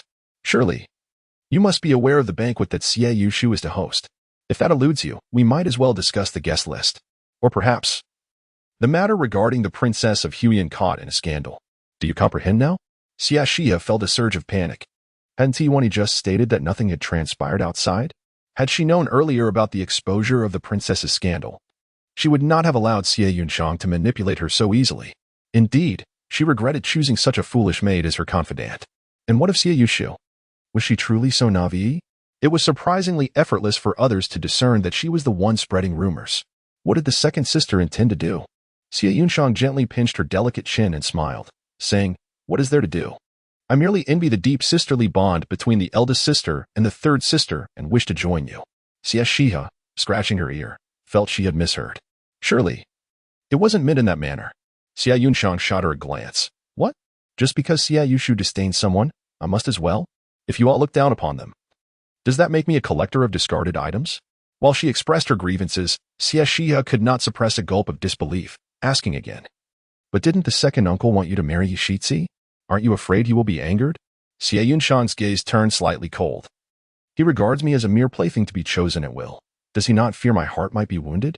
Xie Xihe pondered. Was this still the same Xie family girl who prioritized familial interests over self? How had she changed so drastically from her previous life? Could it be the butterfly effect from her rebirth? Xie Yunshang had always been her father's dutiful daughter, contemplating every matter with him in mind.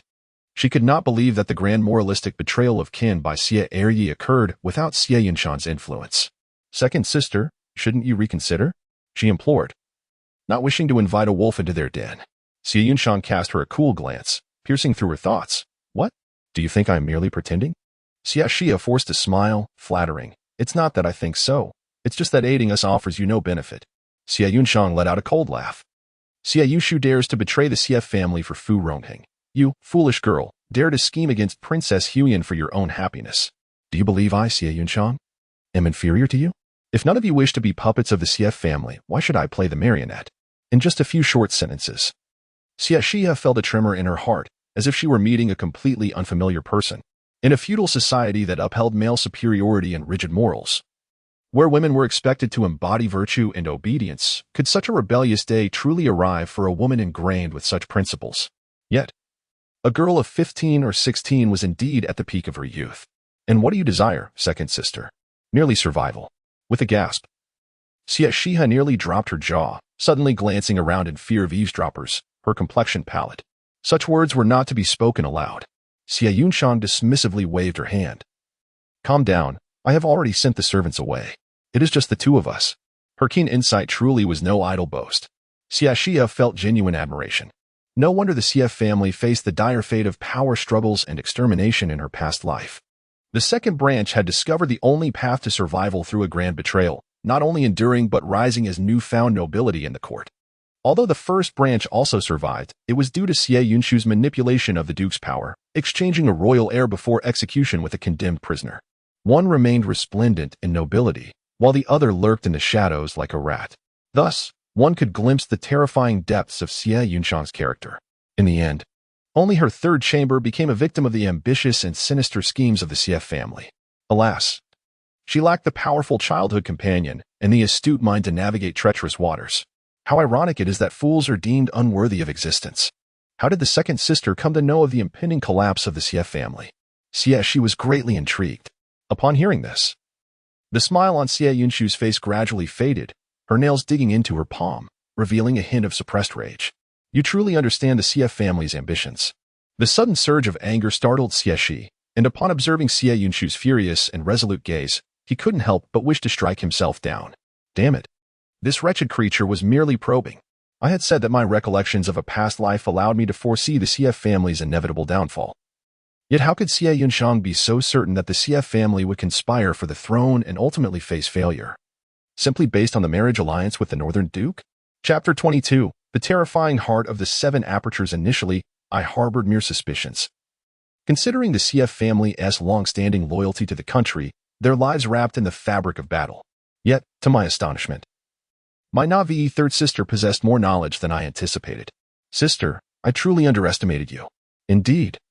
How could one as cunning and astute in youth become increasingly dim-witted with age? Third sister's pretense was remarkably convincing. I almost believed you were genuinely infatuated with that scoundrel Zhou Anqian. May I reasonably suspect that you are attempting to humiliate me? Xie Xihe's complexion was a blend of distress, alternating between pale and flushed. What do you intend to do, second sister? Xie Yunshang inquired candidly. I could persuade our father to compel uncle to marry the princess, even ensuring your mother's safe departure from the Xie family. However, you must first acquiesce to one of my demands. The temptation was overwhelming, even knowing that the request would be increasingly stringent. Xie Xihe found herself unable to refuse. She feared that her father, even if he were to marry the princess, would rather endure public scorn than relinquish his wife, binding her to him unyieldingly. My father will not easily let go. Second sister, what grants you such confidence? I have my methods. Xie Xihe pondered deeply. Unable to fathom what means Xie Yunshang possessed to extricate their mother from the Xie family, ultimately concluding that her own foolishness was the root of her predicament. After weighing the pros and cons, she agreed to the arrangement. What do you desire? I have expressed my wish to survive.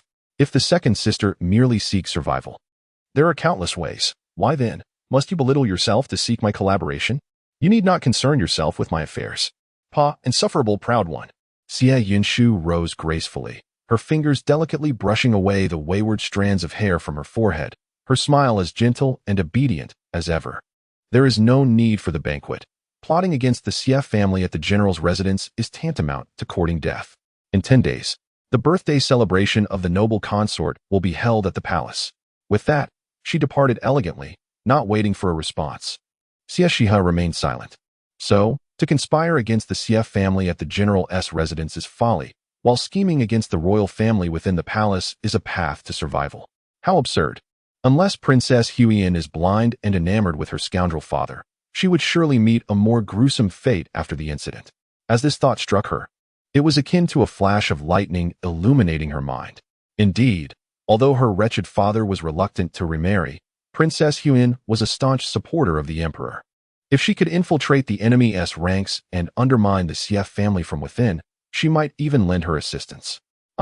Why couldn't Xie Yunshang be more straightforward? Must she leave me to deduce these matters? Do wise individuals not prefer to speak half-truths? Yet, a single question lingered. Her father had always been cautious, making it exceedingly difficult for outsiders to approach. Surely, Princess Huiyin would not dare to force her way in. No, wait. Xie Yunshang mentioned she would enlist the help of their second uncle. Father, may you also experience the anguish of betrayal, being sold out by those closest to you. As dusk fell, Xie Yunshu arrived at the Pearl and Jade Pavilion. The two sisters closed the door behind them and engaged in a lengthy discussion, ultimately reaching a perfect conclusion. After everyone had departed, Xie Shi and Yao summoned Wan He into the room, chastising her fiercely until she was reduced to tears. After deducting 3 months' worth of silver, they finally fell into a contented slumber. The following morning at the breakfast table, as Xie Yunshang took her seat, she noticed Xie San striding over with great confidence, clad in a robe of deep golden fabric adorned with subtle patterns. His striking brows and starry eyes exuded an extraordinary charm, further enhanced by the recent successes that had buoyed his spirit. My dear wife, you seemed exhausted last night. Why not rest a little longer? Xie San took Dong's hand in his, planting a tender kiss upon it, his eyes filled with affection.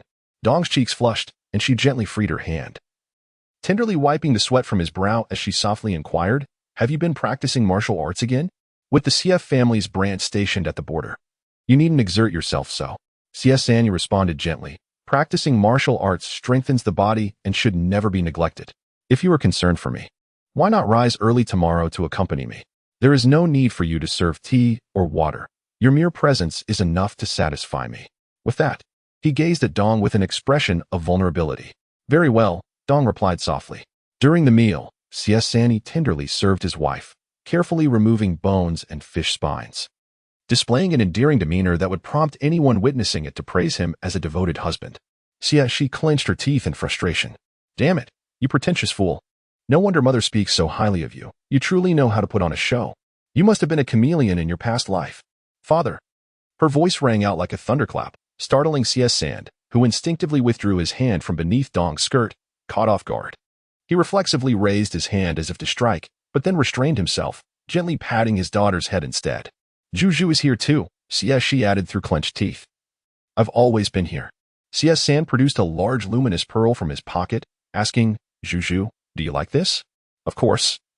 I like it since it was a gift from father, Xie Xihe replied with a beaming smile, then forcibly squeezed herself between Dong and Xie Xihe, linking her arms with her mother's. Before Xie Xihe could express his displeasure, she spoke up. Mother, weren't you going to make father some clothes? Why not grind this luminous pearl into powder and mix it into the fabric? That way, the clothes will shimmer beautifully at night. This splendid treasure, she felt, was beyond her humble means. Dong hesitated, unsure of her daughter's intentions but willing to play along. Zhuzhu's idea is indeed clever. But making those clothes will require a considerable amount of time, and I may not have the opportunity to accompany you both thereafter. Xie Xihe's displeasure was evident. And before he could voice it, Xie Xihe interjected in disagreement. This will be the first garment mother makes for father. How can we so easily abandon it? It must be crafted with each stitch by your own hand to truly express your love for him. Dong shyly nodded in agreement. Very well. Observing his wife's bashful demeanor, Xie Xihe smiled with satisfaction and joy in his eyes. Haha, my elder brother claims that a wife cannot be trained like a dog, using carrots and sticks, lest it drives a wedge between husband and wife. But my brother is mistaken. He merely employed the wrong methods to deal with a strong-willed woman like Dong. The approach of favoring concubines over the wife will not incite jealousy. Instead, one must wield a gentle touch. Indeed, after several injuries befalling Zhuzhu, the Dong family has softened their stance.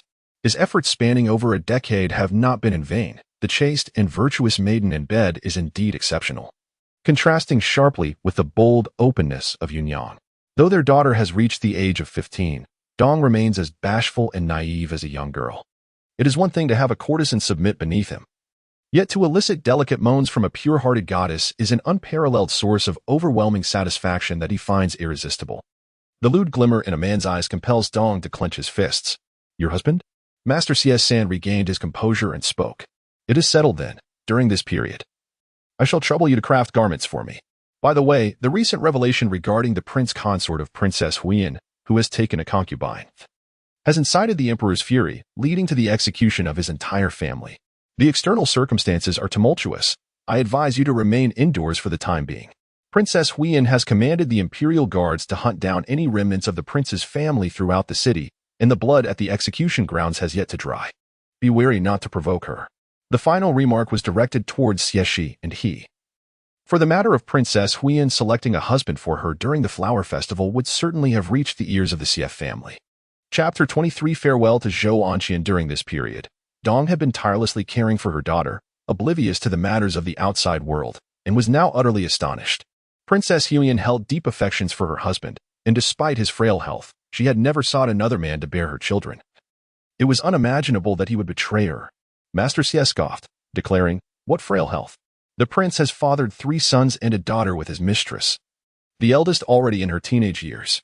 Dong's eyes brimmed with disdain. Such baseness justified the princess's wrath towards the Lin family. She deserved it. While Xie agreed, he remarked, "It is only natural for men to have multiple wives. The princess is domineering and fierce. Who could endure her? If she were more submissive and gentle, do you think the prince would risk his life seeking a mistress instead of embracing her? Women must be gentle and demure to win their husband's affection. Wouldn't you agree?" "Madam?" Xie Xihe gritted her teeth. This wretched man was indeed pretending, his true nature exposed with just a bit of provocation. She anxiously glanced at her mother, fearing for her heart. Yet, Dong maintained her composure, a smile gracing her lips tinged with shyness, as she obediently replied, "What you say is entirely correct, my lord. Every man has his consorts. It was my own pettiness and jealousy towards Yunyang that caused the rift between us for so long. I shall not act so henceforth." Master Xie was immensely satisfied, feeling he had finally tamed this woman, and rose to leave, stating, "As long as you understand, I have official matters to attend to. Enjoy your meal."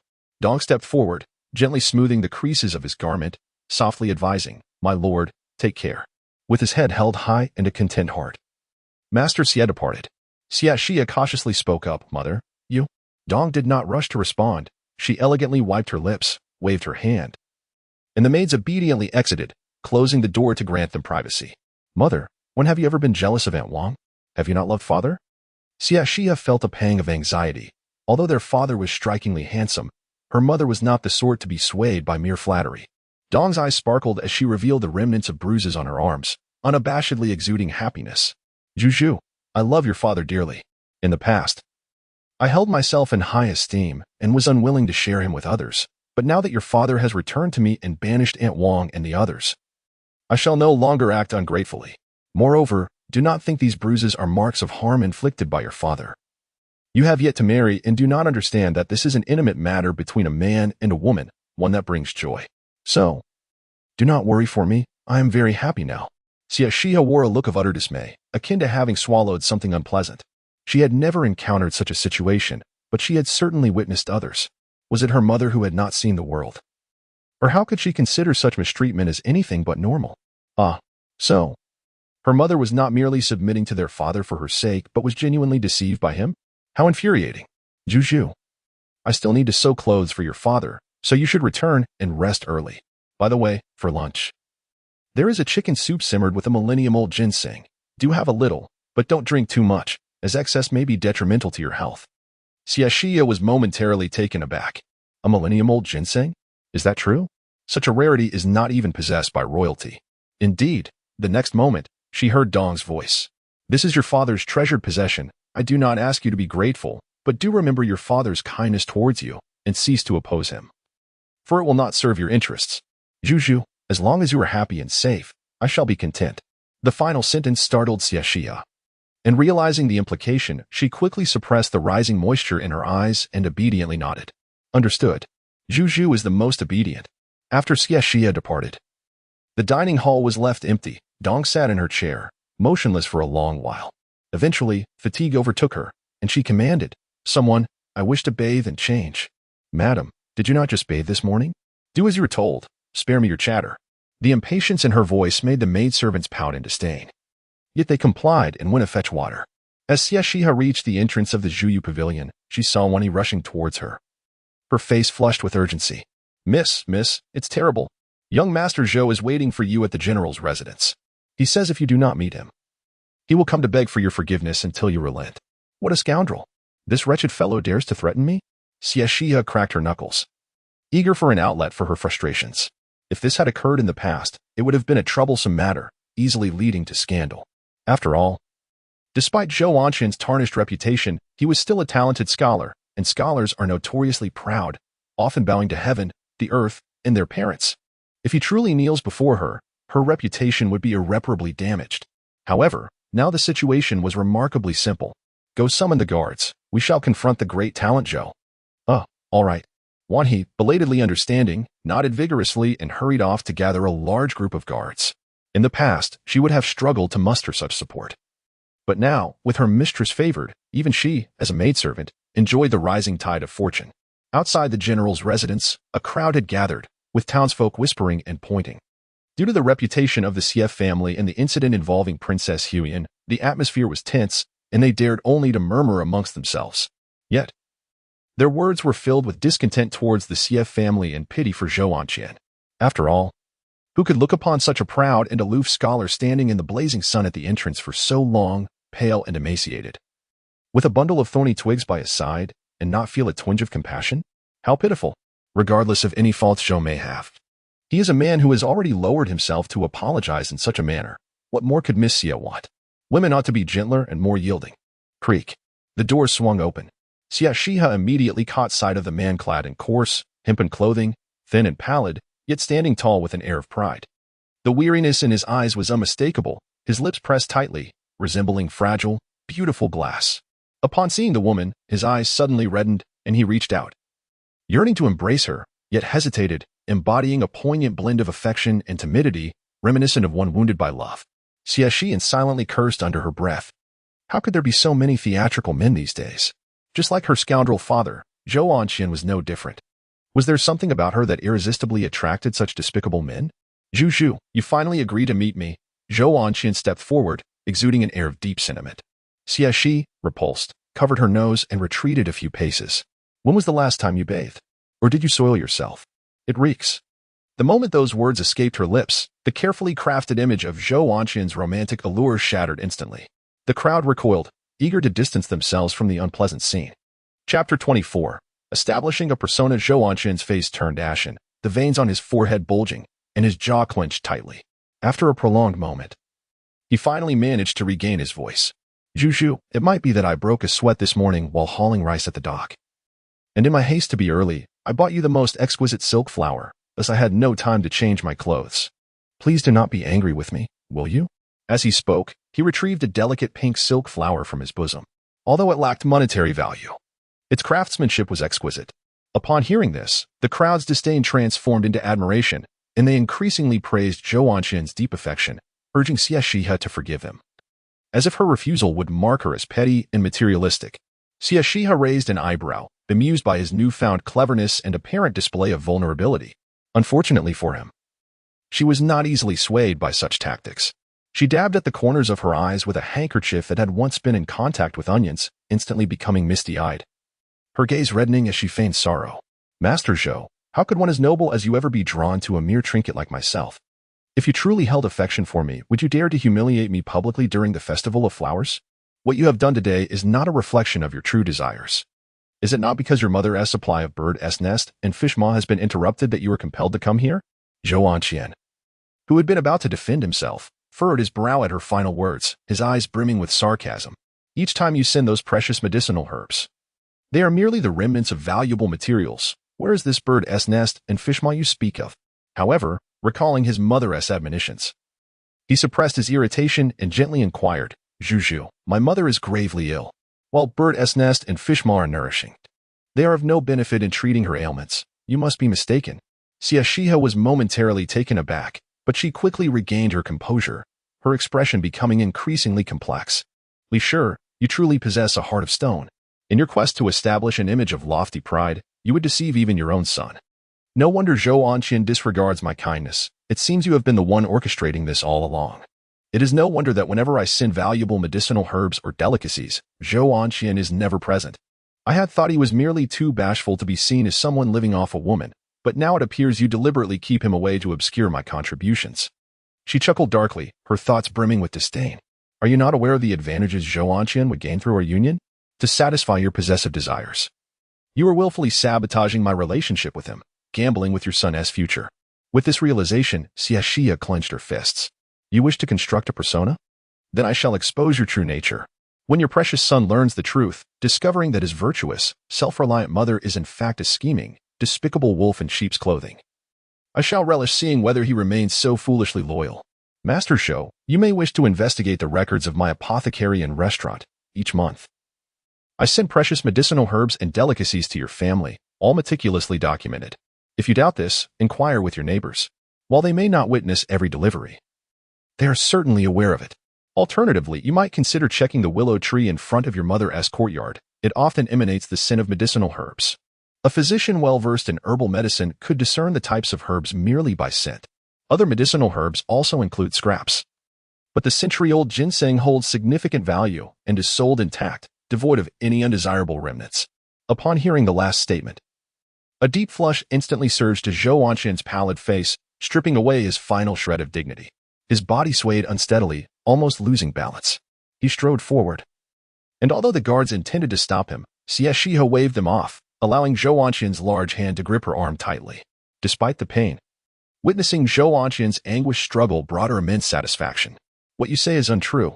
My mother has stated that while the herbs you deliver are precious, they are merely scraps that others have discarded.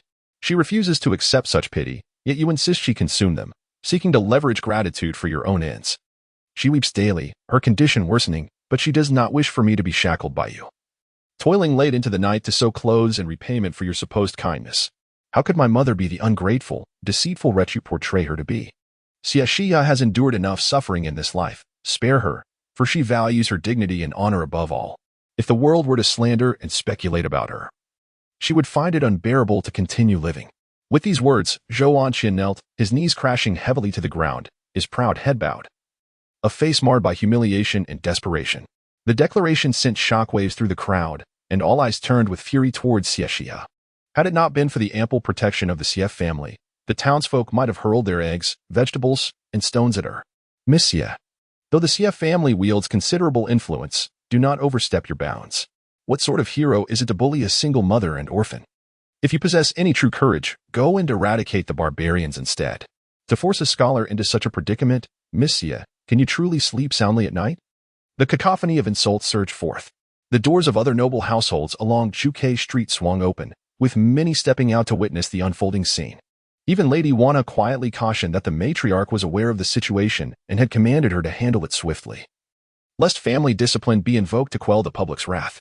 Xie Xihe smirked knowingly. She understood the Xie family's current obsession with their reputation. If they could convert public praise into a shield, they would wish for her to atone with her life.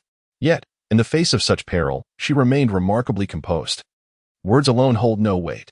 Bring forth all the physicians in the capital, and with my father's command token, summon the royal physician from the palace. While the Xie family possesses considerable power, we have yet to reach a point of omnipotence. Would you care to accompany us to young Master Zhou's residence to ascertain the health of his mother? Her proposition left everyone speechless. Even Zhou Anqian had no retort, a cold smile lingering on his lips. Zhu, if you were to withdraw now, you could safeguard your reputation. Do not act so recklessly. My mother would never deceive me.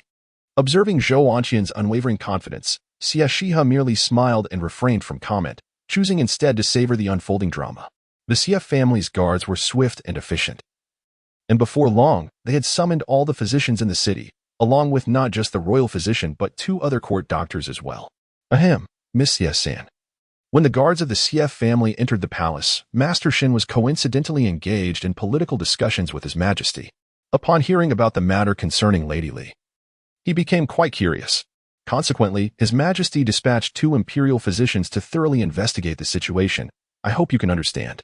The head of the medical institute, stroking his snowy beard, spoke in a somewhat obsequious manner. There was no choice. The Xie family's power was considerable, and even he, the head of the medical institute, dared not offend them. Master Shen? Xie Xihe suppressed her myriad thoughts, bowed gracefully, and spoke gently. I appreciate your trouble, Head Wang. Head Wang was taken aback. Miss Xie-san did not seem at all like the arrogant and unruly person others had described. Xie Xihe raised her voice. Today, I ask everyone to bear witness on my behalf. Afterwards, I shall express my gratitude sincerely. Wani skillfully produced a large handful of silver notes from her bosom, causing the eyes of those present to gleam with anticipation. Zhou Anqian rebuked, Are you attempting to bribe us? Xie Xihe chuckled lightly. It would be improper for young Master Zhou to impose upon others so presumptuously. Moreover, what is this sum to you, young Master Zhou? It may represent a fortune that could last a lifetime, but for me, it is merely the cost of foregoing a single hairpin. Chapter 25. The bet Zhou Anqian's face flushed crimson as he angrily threw down his sleeves, exclaiming, I hope that when you are slapped in the face later, you can maintain such arrogance. Xie Xihe remarked, It seems one cannot even speak the truth anymore. Truly a self-doubting and sensitive phoenix man. Let us go. I kindly ask young Master Zhou to lead the way. Zhou Anqian raised his hand, his expression stern. There is no rush. If it is proven that you have slandered my mother, an apology will not suffice. Xie Xihe raised an eyebrow, intrigued. And what do you intend to do? Zhou Anqian's expression stiffened, his bones tightly clenched, his knuckles pale, and the depths of his dark eyes filled with struggle and conflict. After a while, he resolutely stated, If you are in the wrong, I do not require you to bow and apologize. Monetary compensation will suffice. He added an explanation for himself. After all, your face is not worth much. Xie Xihe widened his eyes, scrutinizing him from head to toe, the blatant astonishment causing Zhou Anqian to tense up. It was as if she were saying, Aren't you, Zhou Anqian, the one who prides himself on being above the mundane? Very well, 100,000 taels of silver. How about that? A chorus of hisses erupted from the crowd.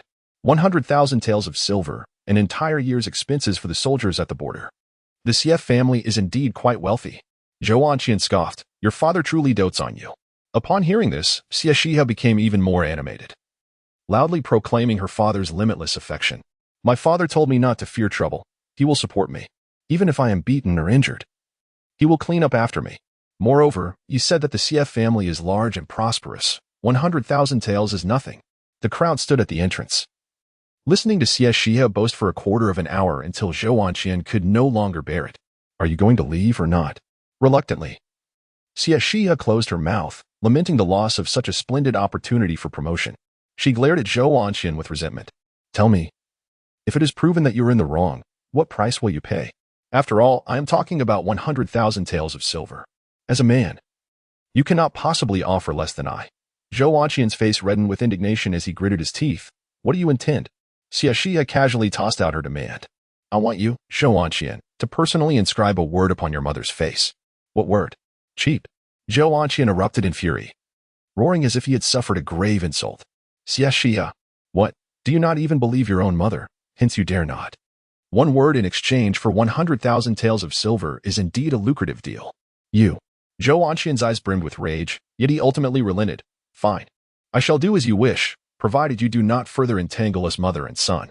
Xie Xihe cast him a cool glance, then took her seat in an exquisitely crafted palanquin, the gauze curtain falling to obscure the hatred in her eyes. Zhou Anqian, I intend to bring about your disgrace, ensuring you live forever in the shadow of your mother. I shall see to it that even if you excel and become the top scholar, you will always be pointed at and whispered about by others. I wish for your pride in your mother during the first half of your life to be matched by the shame you feel for her in the latter half. Now, let us proceed. The crowd, a formidable procession, made their way to South Street, drawing the curiosity of many onlookers, including merchants from distant lands who eagerly joined the throng. Xie Xihe and Babu Do were determined to broadcast the scandalous deeds of Zhou Anqian and Lin Yangzi to the world. Eventually, the palanquin came to a halt at an elegant and tranquil courtyard. Even without stepping inside, one could discern its exquisite decor. After all, there was no other residence on this street that boasted twin stone sculptures at its entrance. Was it said that young Master Zhou hailed from a humble background? How could he afford such a splendid abode? A voice of bewilderment emerged from the crowd. Zhou Anqian's countenance paled, and he remained silent. However, Xie Xihe showed no inclination to shield him, raising an eyebrow and declaring, there is no need to doubt young Master Zhou's lineage. He is but the discarded illegitimate son of a ninth-rank official. As for this residence, it is a gift from me to young Master Zhou. The onlookers exchanged glances, their expressions laden with skepticism. It seemed that young Master Zhou and Lin Yangzi were not as lofty as their facade suggested. Wang Yuanshou, well-versed in the ways of the world, regarded them with a peculiar glint in his eye, realizing that even the Emperor's judgment might be flawed. Having favored a future scholar of such questionable character, Wan He, understanding the situation, rapped sharply on the door. Shortly, a guard lazily opened it, yawning and appearing disheveled, clearly still in slumber.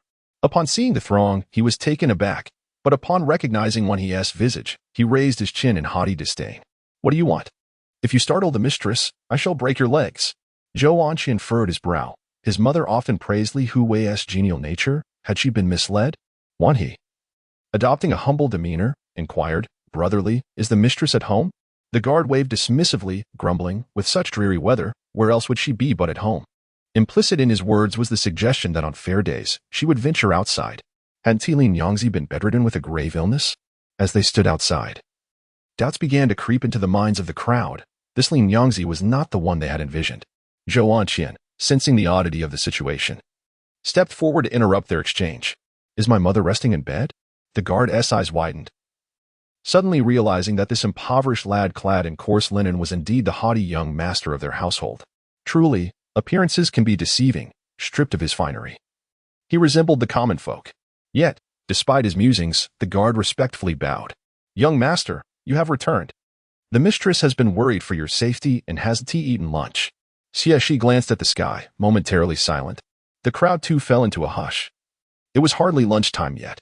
Nevertheless, the dutiful son Zhou Anqian, oblivious to the passing of time, hurried toward the courtyard, his voice laden with concern. Why did none of you try to persuade her? My mother's health is fragile. How can she endure without food? As he swiftly crossed the corridor, urgency compelled him to call out, his voice resonating. The young master is back. Quick, prepare tea. Zhou Anqian paused, and the sense of panic within him became increasingly palpable. He was no fool. Such an overt hint was not lost on him. Xie Xihe stepped down from the carriage and raised her hand, saying, Ladies and gentlemen, please come in. It was at this moment that the bodyguard Li noticed that Miss Xie was also present, accompanied by 3 individuals clad in official attire. Although he could not discern their exact rank, their imposing presence was unmistakable. He took a step forward to block Xie Xihe's path. Miss Xie, your mother has not granted you permission to enter. How can you intrude with such a group of men? What are your intentions? Xie Xihe was fully aware of the ulterior motives of this insufferable man, who sought nothing more than a roundabout way to extort money. Yet, she refused to yield, instead introducing her companions.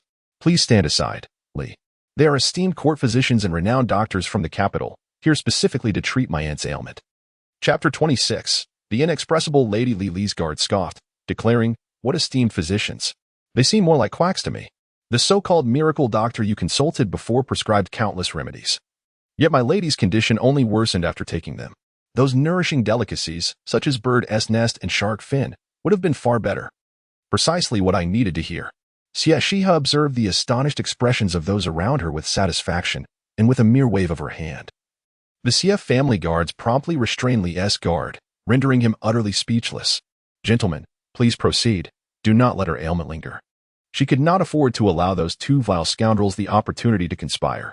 The group, each with varied expressions, followed her into the inner courtyard, where vibrant blossoms adorned the path, and pavilions and artificial hills graced the landscape, all luxuriously laid with soft carpets. Noticing the bewilderment among the onlookers, he explained. Lady Li expressed a desire to take a stroll but feared she might fall, and she requested the young lady to bring some discarded woolen blankets from home. The onlookers fell silent. Who possesses such an abundance of woolen blankets? And whose blankets would they willingly discard? Most importantly, which household would use woolen blankets as makeshift flooring? Surely, even His Majesty would not indulge in such extravagance. Was this not an obvious attempt at bribery? Lady Li truly was an enigma beyond comprehension. Xie Xihe, seemingly oblivious to the pitying gazes directed her way, continued forward. Soon, they arrived at a serene and elegant chamber, shaded by a grand willow tree. It was summer. Yet the branches, which should have flourished in vibrant green, were instead withered and lifeless. The room's decor was minimalist, with merely a few vases and calligraphic scrolls. Yet those present were worldly enough to recognize the value of these items. At that moment, a violent cough echoed from within, sounding weak and feeble, as if the owner of that voice were on the brink of death. Qianer, it is true that I have consumed bird's nest and shark fin, but my illness has reached a terminal stage, with no remedy in sight. I merely wish to accompany you for a few more years, to witness your marriage and the birth of your children, so that I may depart this world in peace. Wang Yuan, the chief physician, furrowed his brow. Had he misjudged? Was she genuinely ill? Many began to question whether they had indeed been too cynical, misinterpreting a woman of resolute integrity, who would rather shatter than remain whole, and a mother filled with love and kindness. Yet, Xie Xihe continued to smirk derisively. Lady Li had feigned illness for so long that she had become adept at it. Otherwise, Zhou Anqian would not have been deceived for so many years. Mother, it is all my fault. It is I who misunderstood you. Please, punish me as you wish. Xie Xihe summoned the physician to examine the soil beneath the willow tree, which had been drenched with medicinal concoctions, and she entered the room first. Upon entering, she beheld Zhou Anqian kneeling before the bed, striking himself with Lady Li's hand as if it might soothe his conscience. Upon noticing Xie Xihe, Lady Li's eyes flashed with a moment of envy, quickly shifting to guilt and fear. She struggled to rise from the bed, disregarding her son's attempts to stop her, and forcefully knelt before Xie Xihe. In the dimly lit chamber, her features were obscured, but her pallid complexion was unmistakably unsettling. Miss Xie, it is all my fault. I know that my frail body ought not to exist in this world, burdening your sight. Yet I implore you to have mercy on a mother's heart. I am bound to Qianer, for if I were to perish, he would find himself in a world devoid of sincere care. Once you wed, I shall take my own life. Please do not pressure Qianer any further.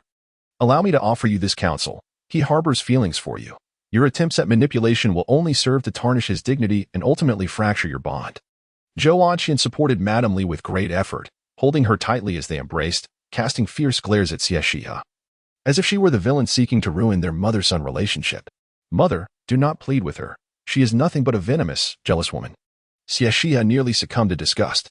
She dismissed the two erratic individuals with a wave of her hand, commanding, bring Madame Li outside for treatment. Madame Li's legs weakened. Yet she steadied herself and said, Miss Xie, my frail body has little time left. I shan't squander your money, or else Qianer would toil endlessly to repay it. A mother cannot further hinder his prospects. Send the doctors away. I consent to your union. The last statement was laced with an undercurrent of appeasement. However, Xie Xihe merely scoffed, her already breathtaking beauty enhanced by a slight smile, radiant as the midday sun, impossible to behold directly. Zhou Anqian, if your mother dares not seek treatment, how can you continue to gamble? Zhou Anqian, incensed, retorted, my mother has relented, consenting to our union. What more do you desire? Xie Xihe was almost amused by his naivety. You cannot truly believe I have affections for you, can you? Zhou Anqian raised his chin in defiance. If not, then what? Xie Xihe was rendered speechless, issuing a direct order to her guards. Remove them.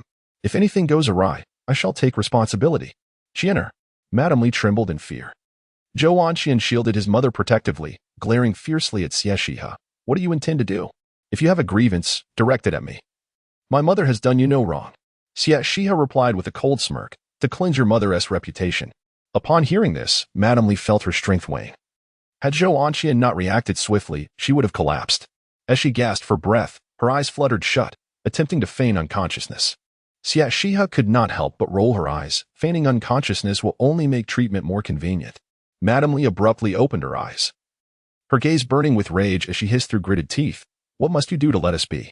Xie Xihe shot a sidelong glance at Zhou Anqian. Your son has wagered with me. Should I lose, I shall grant you 100,000 taels of silver and cease all interference in your lives.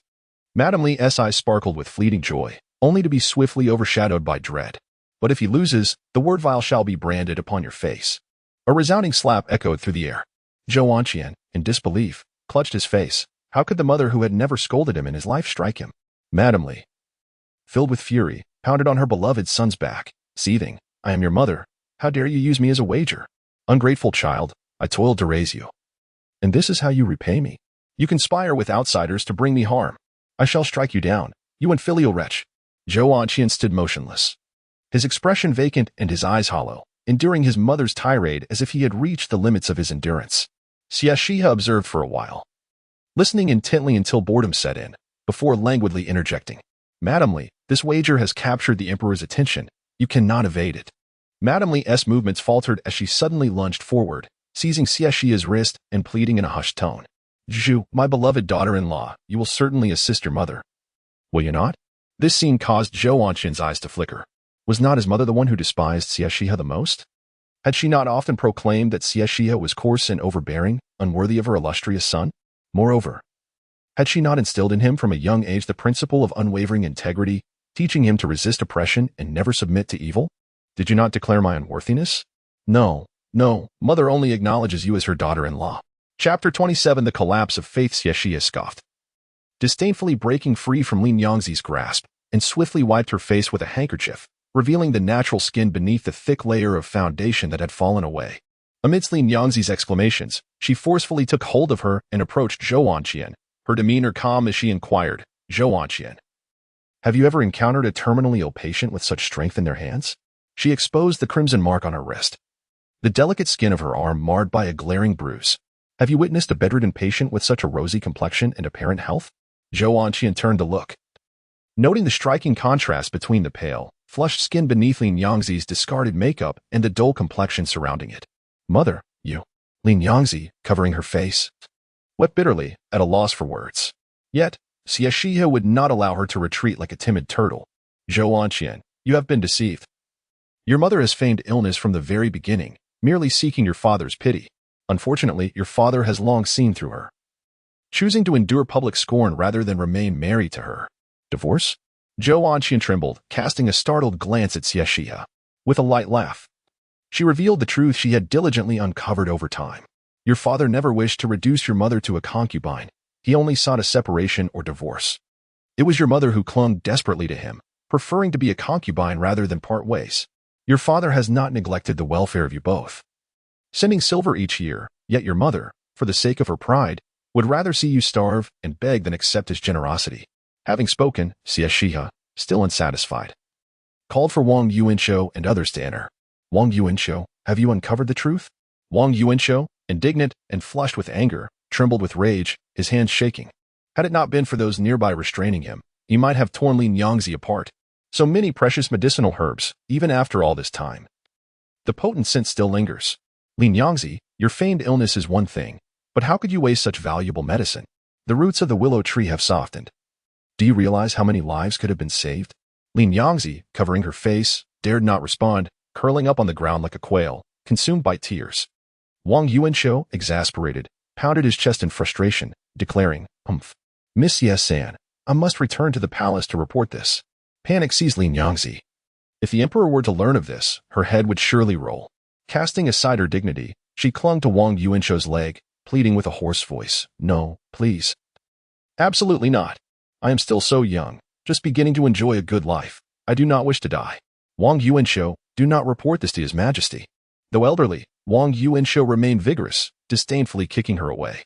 She let out a pained cry, clutching her chest as she fell to the ground, her gaze pleading for assistance. Yet all around her were only cold, disdainful stares. Selfish and self-serving, facing her demise, she thought only of herself. never considering how her actions might ruin her son's promising future. Lin Yangzi, weeping and heartbroken, was indeed a pitiful sight. My life is truly wretched. My husband is unreliable. My son is of no use, and my daughter-in-law. Suddenly, she seemed to recall something, a glimmer of hope igniting in her eyes. And she fell to her knees at the feet of Xie Xihe, pleading pitifully. Zhu, my dear daughter-in-law, I failed to appreciate you before.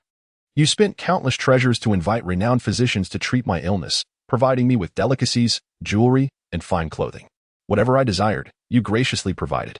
I even made you serve me tea and perform household chores, often hurling insults and accusations at you. Zhu, I was wrong. I was blinded by my own folly. I recognize my mistakes now. Please, save me. Don't you love Qian'er dearly? I promise I will never slander you again. Can't we be a family again? As she knelt there, weeping uncontrollably and begging, Xie Xihe felt an inexplicable satisfaction within. In her past life, she had been sent to the execution ground on her wedding night. If Zhou Anqian was the executioner, then Lin Yangzi was the architect of her tragic demise. A family? Do you truly deserve that title? Xie Xihe glanced at the man beside her. Once a proud and aloof genius, Zhou Anqian now appeared hunched. His complexion as pale as parchment, as if he had lost all faith in existence. His hands hung limply at his sides, resembling a soulless shell. Xie Xihe clenched her fists. Zhou Anqian, may you also taste the bitterness of betrayal and abandonment. Lin Yangzi, you would do better to plead with your son. Ask him if he wishes to have a mother as despicable and vile as you. Lin Yangzi trembled, cautiously looking towards her son, but Zhou Anqian remained indifferent, lost in his own world. Xie Xihe frowned, signaling to the guards, who promptly seized Lin Yangzi by her collar as though she were a mere chick. Lin Yangzi. It is time to depart. Lin Yangzi's face contorted in terror, emitting a piercing wail. Qian'er. The sound jolted Zhou Anqian from his stupor. He stared blankly at his mother. Her makeup ruined by tears, her visage horrifying like that of a demon, then shifted his gaze to the exquisite beauty beside him. A wave of anguish surged within him. For it was in this moment he truly comprehended what he had lost. A trickle of blood escaped his lips, which he resolutely wiped away. His cold eyes met his mother's, his voice weary yet resolute. Mother, you have erred, and you must face the consequences. Lin Yangzi's pupils constricted in disbelief. I am your mother. How can you stand by and watch me perish? Zhou Anqian's jaw tightened. You taught me that when a family member commits a transgression, one must not exploit their position for personal gain, but rather address the offense with seriousness. Otherwise, one cannot command respect. Lin Yangzi gasped, pounding her chest, laughing maniacally.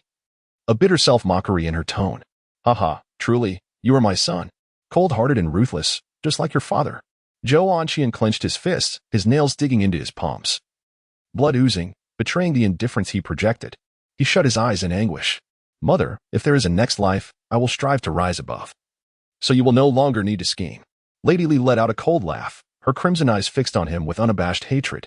If there is a next life, I would not wish to be your mother again. The words struck like a bolt from the blue.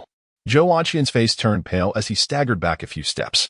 Xie Xihe observed the once inseparable mother and son, now embroiled in such a dire situation, and a mocking smile crept upon her lips.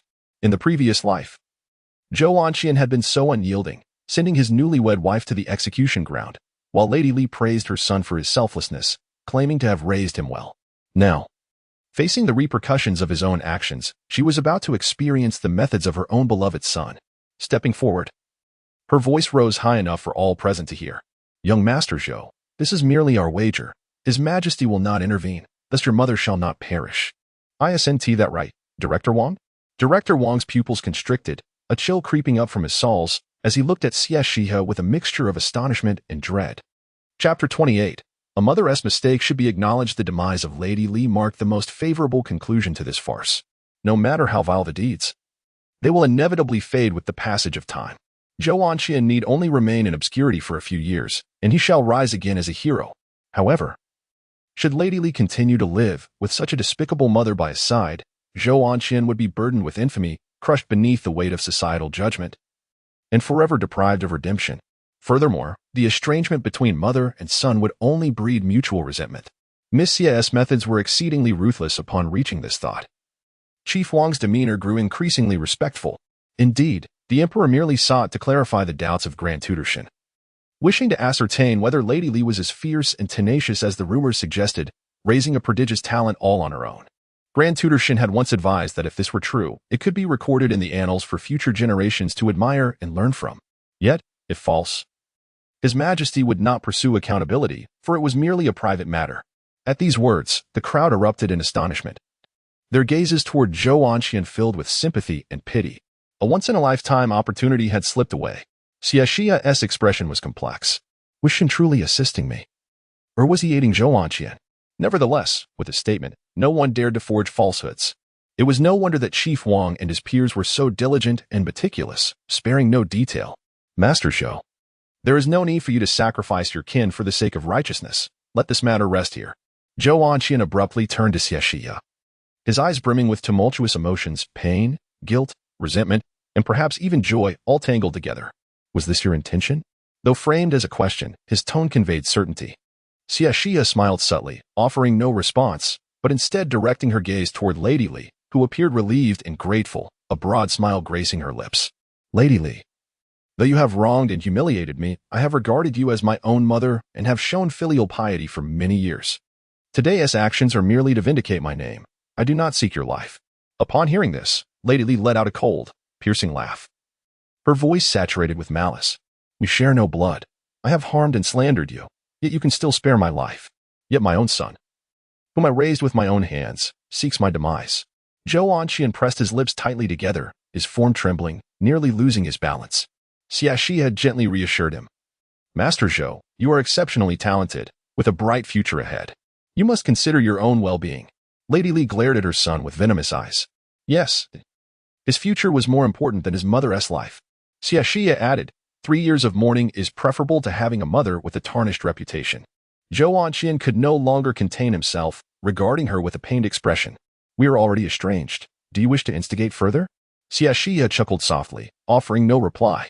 Lady Li, out of respect for our past, allow me to caution you. Beware of your son with these ambiguous words. She gracefully turned, her silhouette exuding an elegance and beauty that was ineffable, departing amidst the throng like the moon surrounded by stars, utterly unattainable.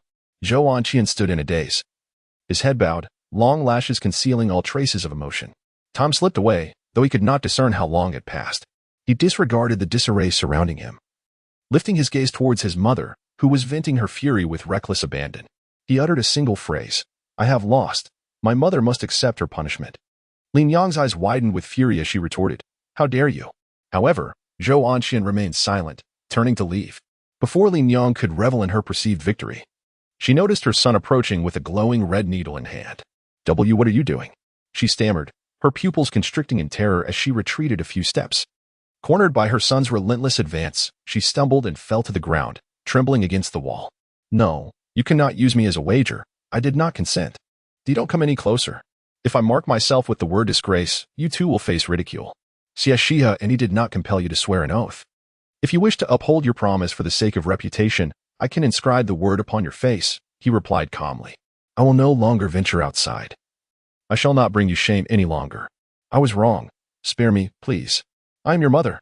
The last statement rang out, echoing with a mix of accusation and bitter resentment. Zhou Anxian remained unmoved, his eyelids betraying no flicker of emotion, as he advanced steadily.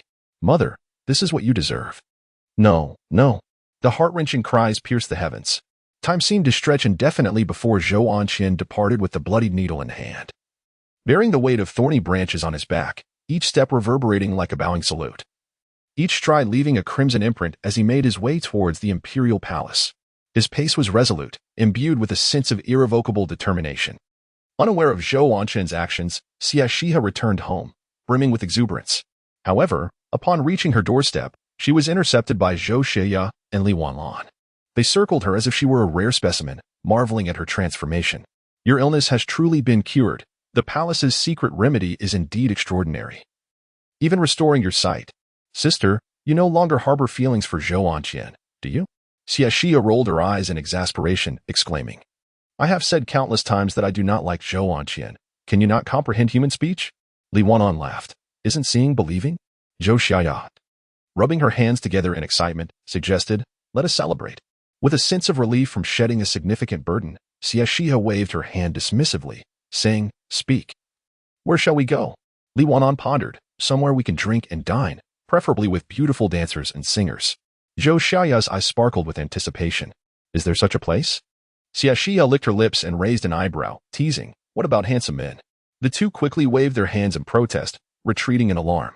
No, no. We cannot go to such places. They are too sordid. If my father finds out, he would surely kill me. And if word spreads, how would we face others? Xie Xihe then unveiled her trump card. Mingwei Tower, which I own. The news shall not leak.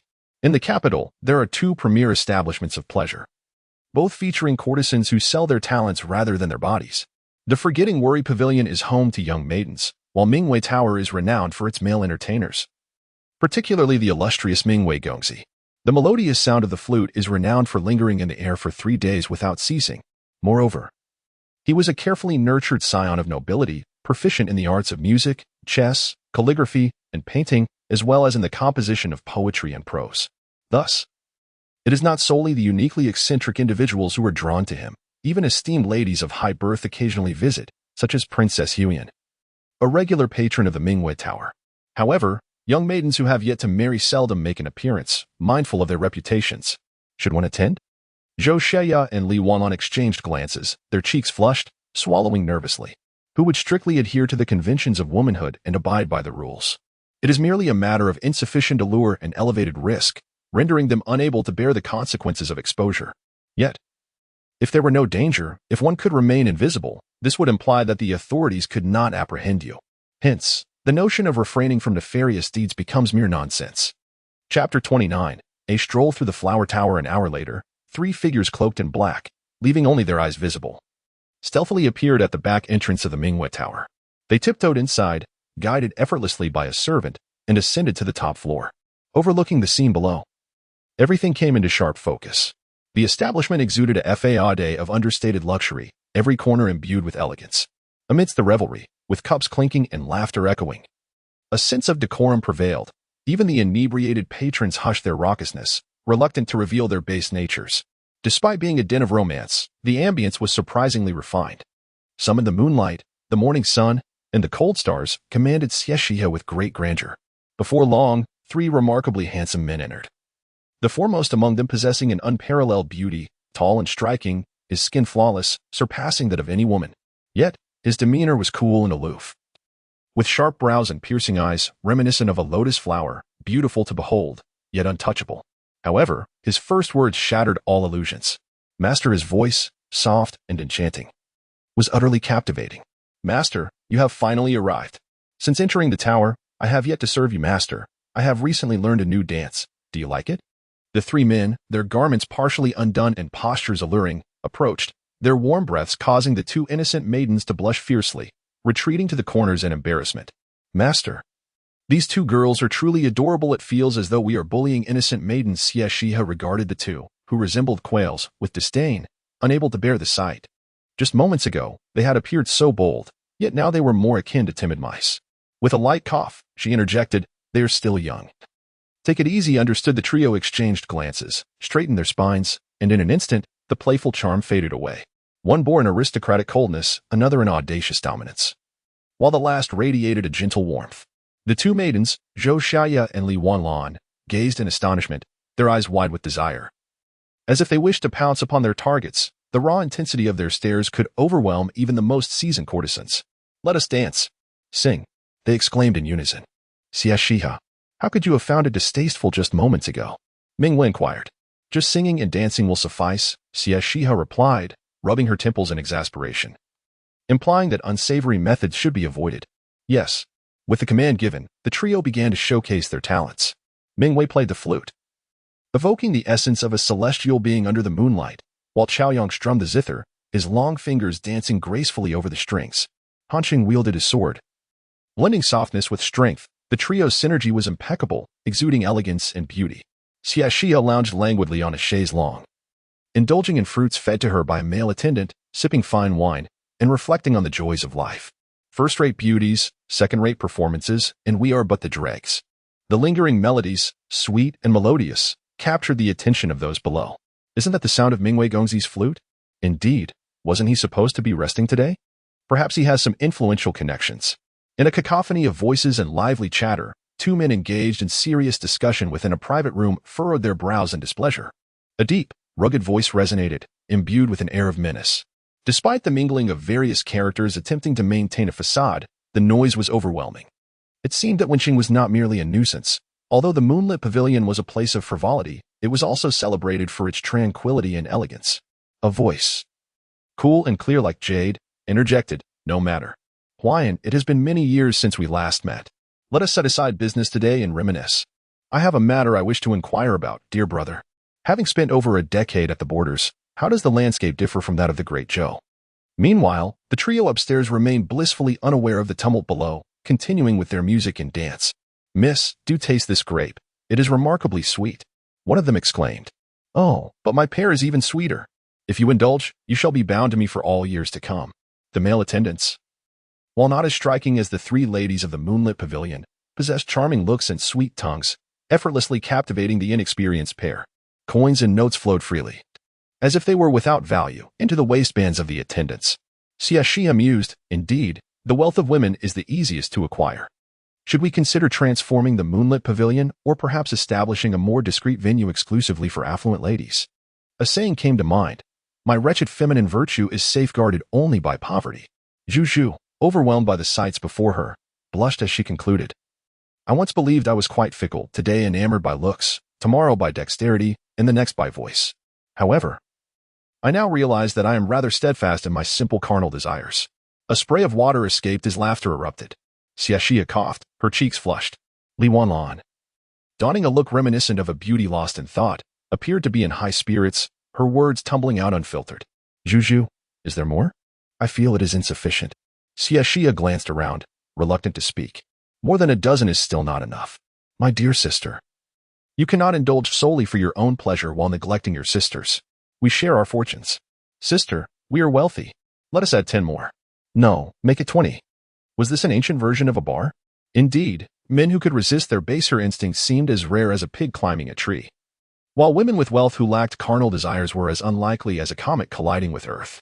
Zhu, I implore you, allow us to revel freely. Upon our return home, we shall be compelled to engage in matchmaking, bound to adhere to the virtues of womanhood and forsake mischief." The two gazed at her with pitiful eyes. Xie Xihe felt a pang of concern. Should she marry, she too would be bound by the same constraints, and these handsome men would be forever out of reach. "Very well.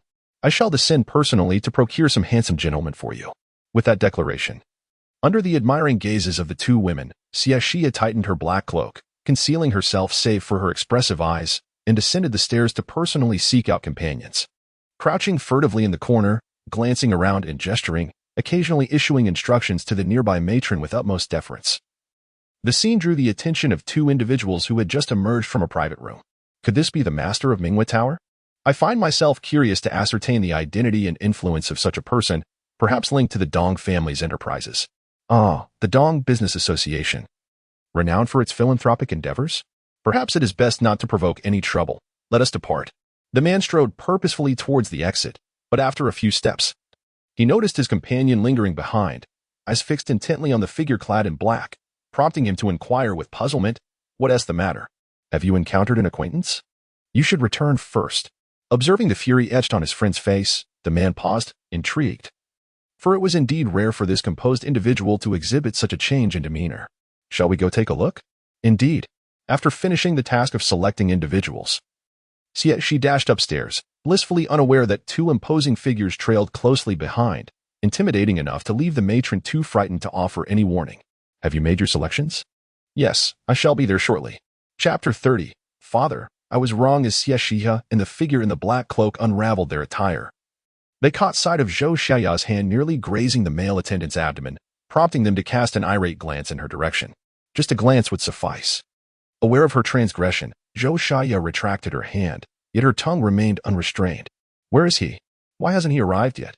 No sooner had she spoken than a series of knocks echoed through the air. Xie Xihe shot her a disdainful look. "Isn't he here already? Why the insistence?" Just as she was about to instruct the male attendant to open the door, it was forcefully kicked open, revealing two faces. With a thud, Xie Xihe found herself abruptly seated on the floor.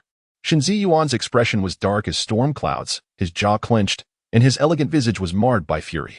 Upon assessing the scene within the room, the veins on his forehead throbbed violently. His typically literary hands were now tightly balled into fists, knuckles whitening as if he were poised to strike. "Over a dozen of you truly know how to indulge," Xie Xihe stammered, her lips quivering as she knelt. Recognizing the gravity of the situation, it is wise to yield in the face of danger. A precarious life is preferable to a certain demise. Father, I was wrong. The Duke of Jinbei erupted into hearty laughter, stroking the stubble on his chin, and remarked jovially, Miss Xie, you and Winching are not yet wed. Do not rush to call me father. Xie Xihe retorted silently, who referred to you as father. However, she could not voice her thoughts.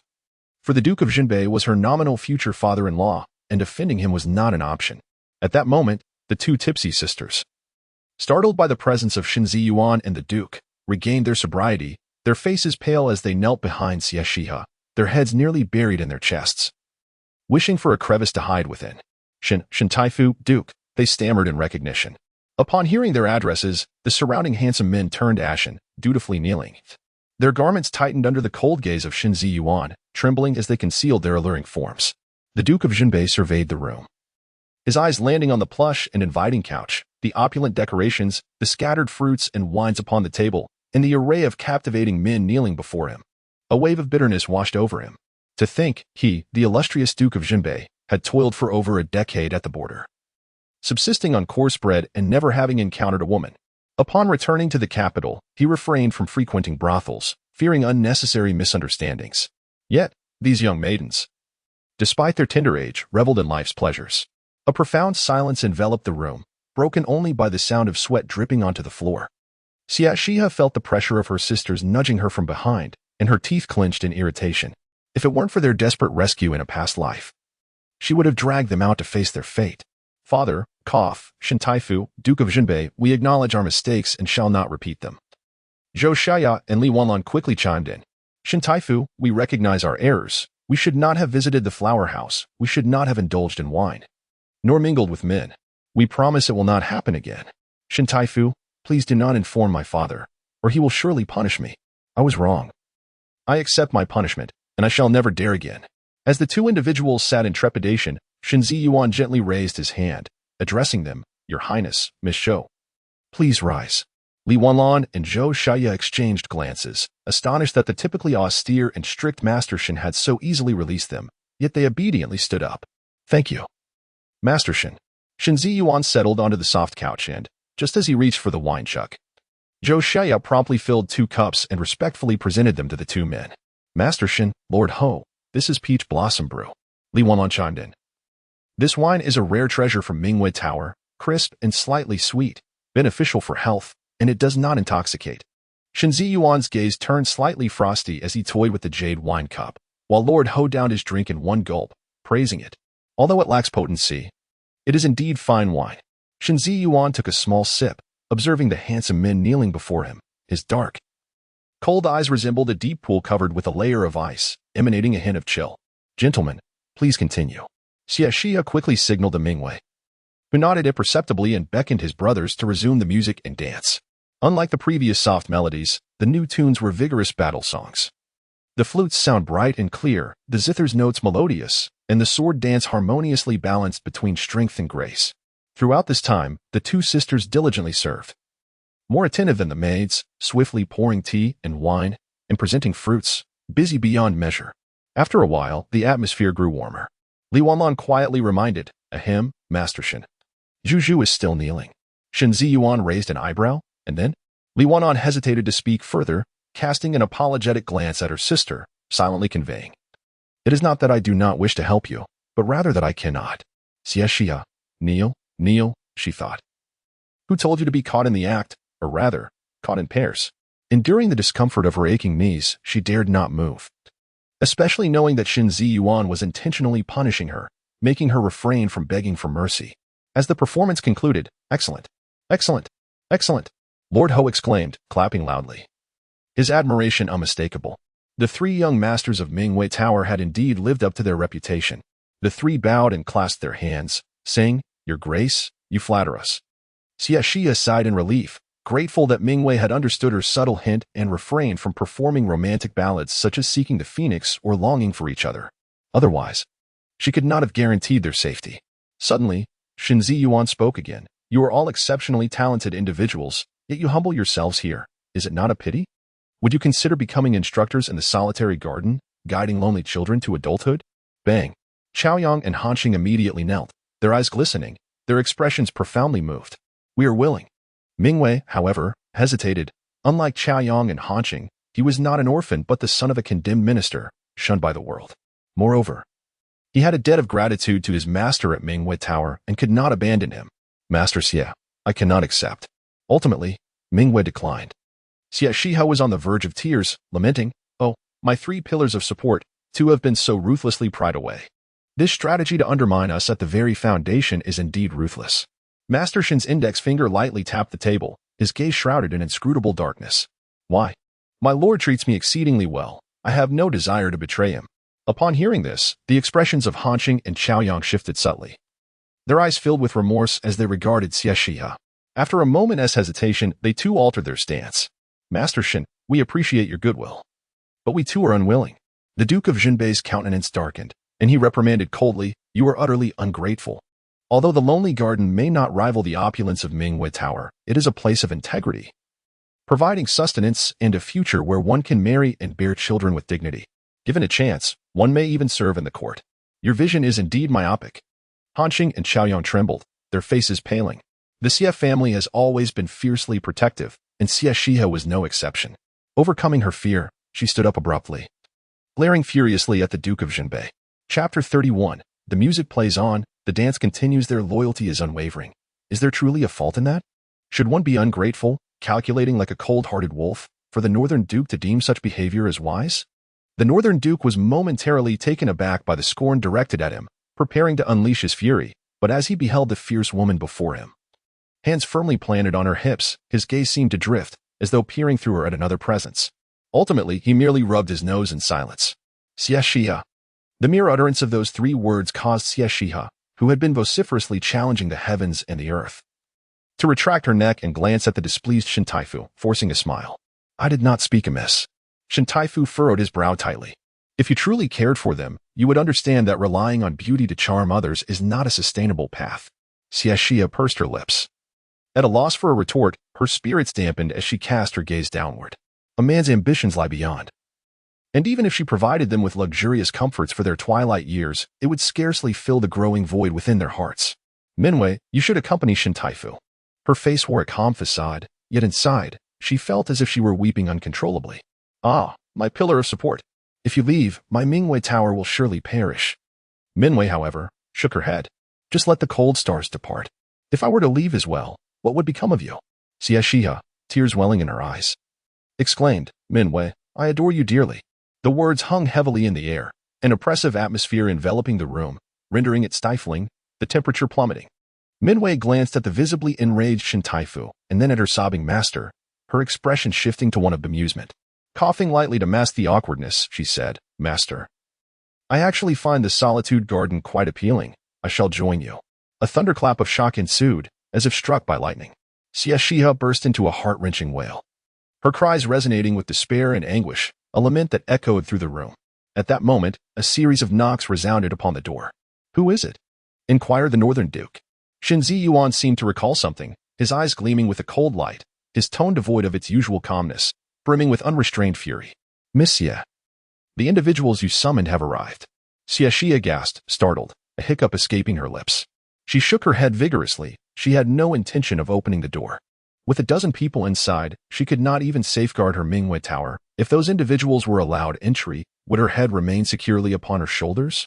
The Northern Duke, observing the girl feigning death like a quail, could not help but chuckle.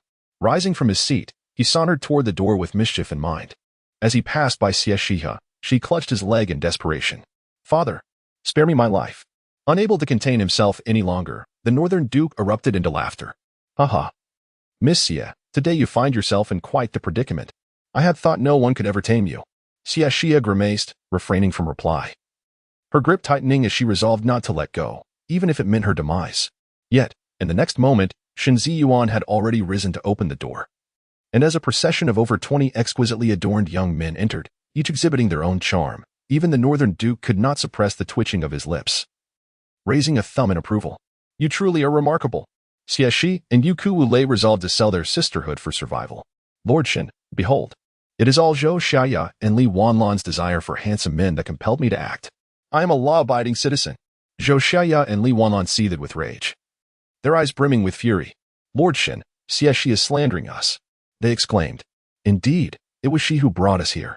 Otherwise, as refined young ladies, we would never have ventured into such a place." Xie Xihe retorted vehemently, "Pa, it was you who yearned to come here. How dare you defame us? Come at me." As the three of them engaged in a fierce scuffle, pulling hair and tearing clothes, the onlookers hesitated to intervene, aware of the propriety that dictated separation of the sexes. The northern town marquis, filled with concern, feared for their safety and the repercussions of any injury sustained. "Stop. We are sisters. Is there not a better way to resolve this?" he pleaded. "Princess, do not pull Xie Xihe's hair. What if it becomes bald? My lord, please cease. Be cautious of injuries." The surrounding crowd urged, yet Xie Xihe and the others remained deaf to their pleas, their altercation escalating in intensity, eventually spilling from the corner to the doorway, showcasing the fervor of their struggle. Exchanging glances, the three caught sight of their imminent escape, their eyes glimmering with hope.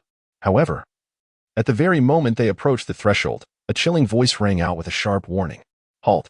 Who dares to flee? Marquis, assist me in breaking their legs. If anything goes awry, I shall take full responsibility." At these words, the northern town marquis snapped back to reality, his anger flaring as he beheld the three girls poised to escape. "After years of military campaigns, I never imagined I would fall victim to three mere girls." Xie Xihe and her companions exchanged glances, their spirits deflating as they gazed at the threshold within reach, their heads drooping like deflated balloons. Thud. A synchronized sound echoed as they knelt in unison, defeated and despondent, rendering them silent, as if resigned to whatever fate awaited them.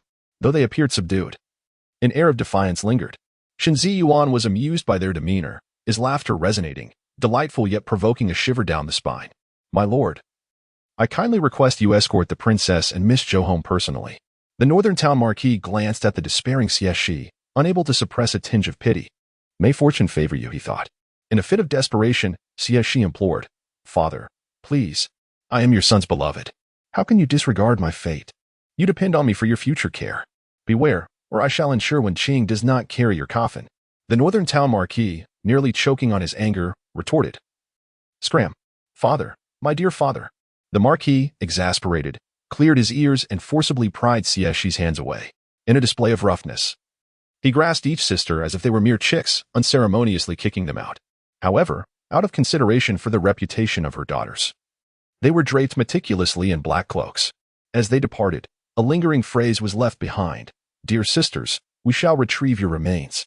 Witnessing this scene, the matron of the brothel immediately contemplated a hasty retreat. "Proceed," commanded Shen Ziyuan, his lips barely parting. The matron swallowed hard, questioning the propriety of the situation. Shen Ziyuan's tone was frigid. "What, do I not command you?" The matron cautiously cast a glance at her master. The master? Following Shen Taifu's instructions seemed prudent, after all. He was the one in charge. Xie Xihe, in a moment of desperation, felt the weight of her predicament. Yet, in the next heartbeat, she never anticipated the extent of her downfall, as if her very skin were being stripped away and trampled underfoot. "Longing for each other, commence," the matron commanded with a sweeping gesture. Xie Xihe was engulfed in darkness, nearly succumbing to fear. This was not the scenario she had envisioned. Surely, it could not be. Absolutely not. Although, even if she had intended to broaden her friend's horizons, Shen Taifu had arrived. The matron would not be foolish enough to perform such seductive and enchanting dances before the dignified and composed Shen Taifu. Chapter 32. Father Shen, I was wrong then. She was once again struck by a harsh reality. Mingwei and the others exchanged countless glances with the brothel keeper. Yet they could not prevent the garments from being slowly removed in time with the adapted melody, leaving only a thin veil. Her bosom partially revealed. The outlines of 8 well-defined abs subtly visible, she posed provocatively, enticingly. Shen Ziyuan's expression grew increasingly dark. The cup in his hand creaked under the pressure of his grip. Ultimately, with a dancer's bold hip movement, he could no longer contain himself. His fists clenched tightly, his chest heaving violently, as if he were an overinflated balloon on the verge of bursting. Veins stood out on his neck, his handsome face flushed with a deepening shade of red. From his neck to the back of his ears, resembling an enraged Guan Yu. With a resounding crash, the cup was hurled to the ground. "Get out." The crowd shrank back in fear and fled. Xie Xihe and her companion observed the infuriated Grand Tutor, a twisted sense of pride swelling within them. After all, who besides her could provoke the typically aloof Shen Taifu into such a state of embarrassment? However, once everyone had escaped, the vast rooftop was left with only the two of them, especially as the brothel keeper kindly closed the door. Xie Xihe felt a surge of trepidation. Watching the man approach with determination, she shrank her neck and retreated into a corner, defending herself as she backed away. You chose to watch this. It's your own fault for tainting your eyes. If you were to kill me, who would then understand the plight of the common people? Father! Father! Xie Xihe cried, overwhelmed by fear. Yet, her tears did not stir even a hint of compassion within the man. Shen Ziyuan grasped her hand tightly. His words seemingly forced out between gritted teeth, sharp as ice. I live by my own rules, unrestrained and free-spirited. Xie Xihe, you are truly remarkable, shattering societal prejudices.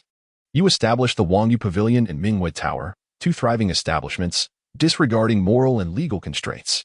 You think yourself a respectable young lady. Yet you ought to ascend to the fishing platform, ruling as an empress who sets the rules. Xie Xihe. Seeing the Grand Tutor's fury leading him to speak without thought, disregarded decorum, standing on tiptoe to cover his mouth with her hand. Father. Such words are not to be spoken. I am still young. I do not wish to meet my end yet. The warmth of her palm lingered with the scent of liquor. The charming young woman glanced around nervously, her eyelashes fluttering like a butterfly poised to take flight. His heated breath brushed against her face, so close that he could feel her rapidly rising chest, the visceral sensation accompanying each breath. Shen Ziyuan's body suddenly stiffened. He closed his eyes, inhaled deeply, and when he opened them again, though a storm brewed within, he had ultimately regained his composure. Release me. Xie Xihe obediently let go. Her heart still racing as she patted her chest, the fullness of her curves trembling slightly. Shen Ziyuan turned his head, his face tinted with red. Sensing his anger had lessened somewhat, Xie Xihe seized the opportunity to plead for mercy. Father, I acknowledge my mistake. I shall never dare to do so again. Shen Ziyuan furrowed his brow tightly, stepping back a few paces to adjust his robe, concealing his discomposure. He had been observing her coldly. I am not your father. Xie Xihe awkwardly touched her nose, muttering, not now, but someday you will be. Shen Ziyuan's eyes glimmered with an enigmatic light as he chose not to pursue the topic further, instead inquiring, how many times have you seen it? What? Shen Ziyuan remained silent, seemingly reluctant to voice his thoughts. After a moment, Xie Xihe finally comprehended the awkwardness of discussing such matters with her future stepfather and fabricated a lie. The first time. Shen Ziyuan rubbed his fingertips together. Is that so? Xie Xihe nodded vigorously, unable to admit that while she couldn't access such content in the modern world, she had certainly indulged in it beneath her covers, headphones on. Reveling in the experience. Have you touched it? No. How many times have you been? Twice. The barrage of questions continued relentlessly until Xie Xihe's throat felt parched. Akin to flames, prompting Shen Ziyuan to finally relent. Let's go. I'll escort you back. Xie Xihe forced a smile. No need. I know the way. She was unwilling to have her biological father interrupt her private musings. Shen Ziyuan remained silent, his gaze fixed upon her, and ultimately, Xie Xihe, unable to withstand his stare, chose to acquiesce. It was not fear that gripped her, but rather a tantalizing itch within her heart. Damn, he was too alluring.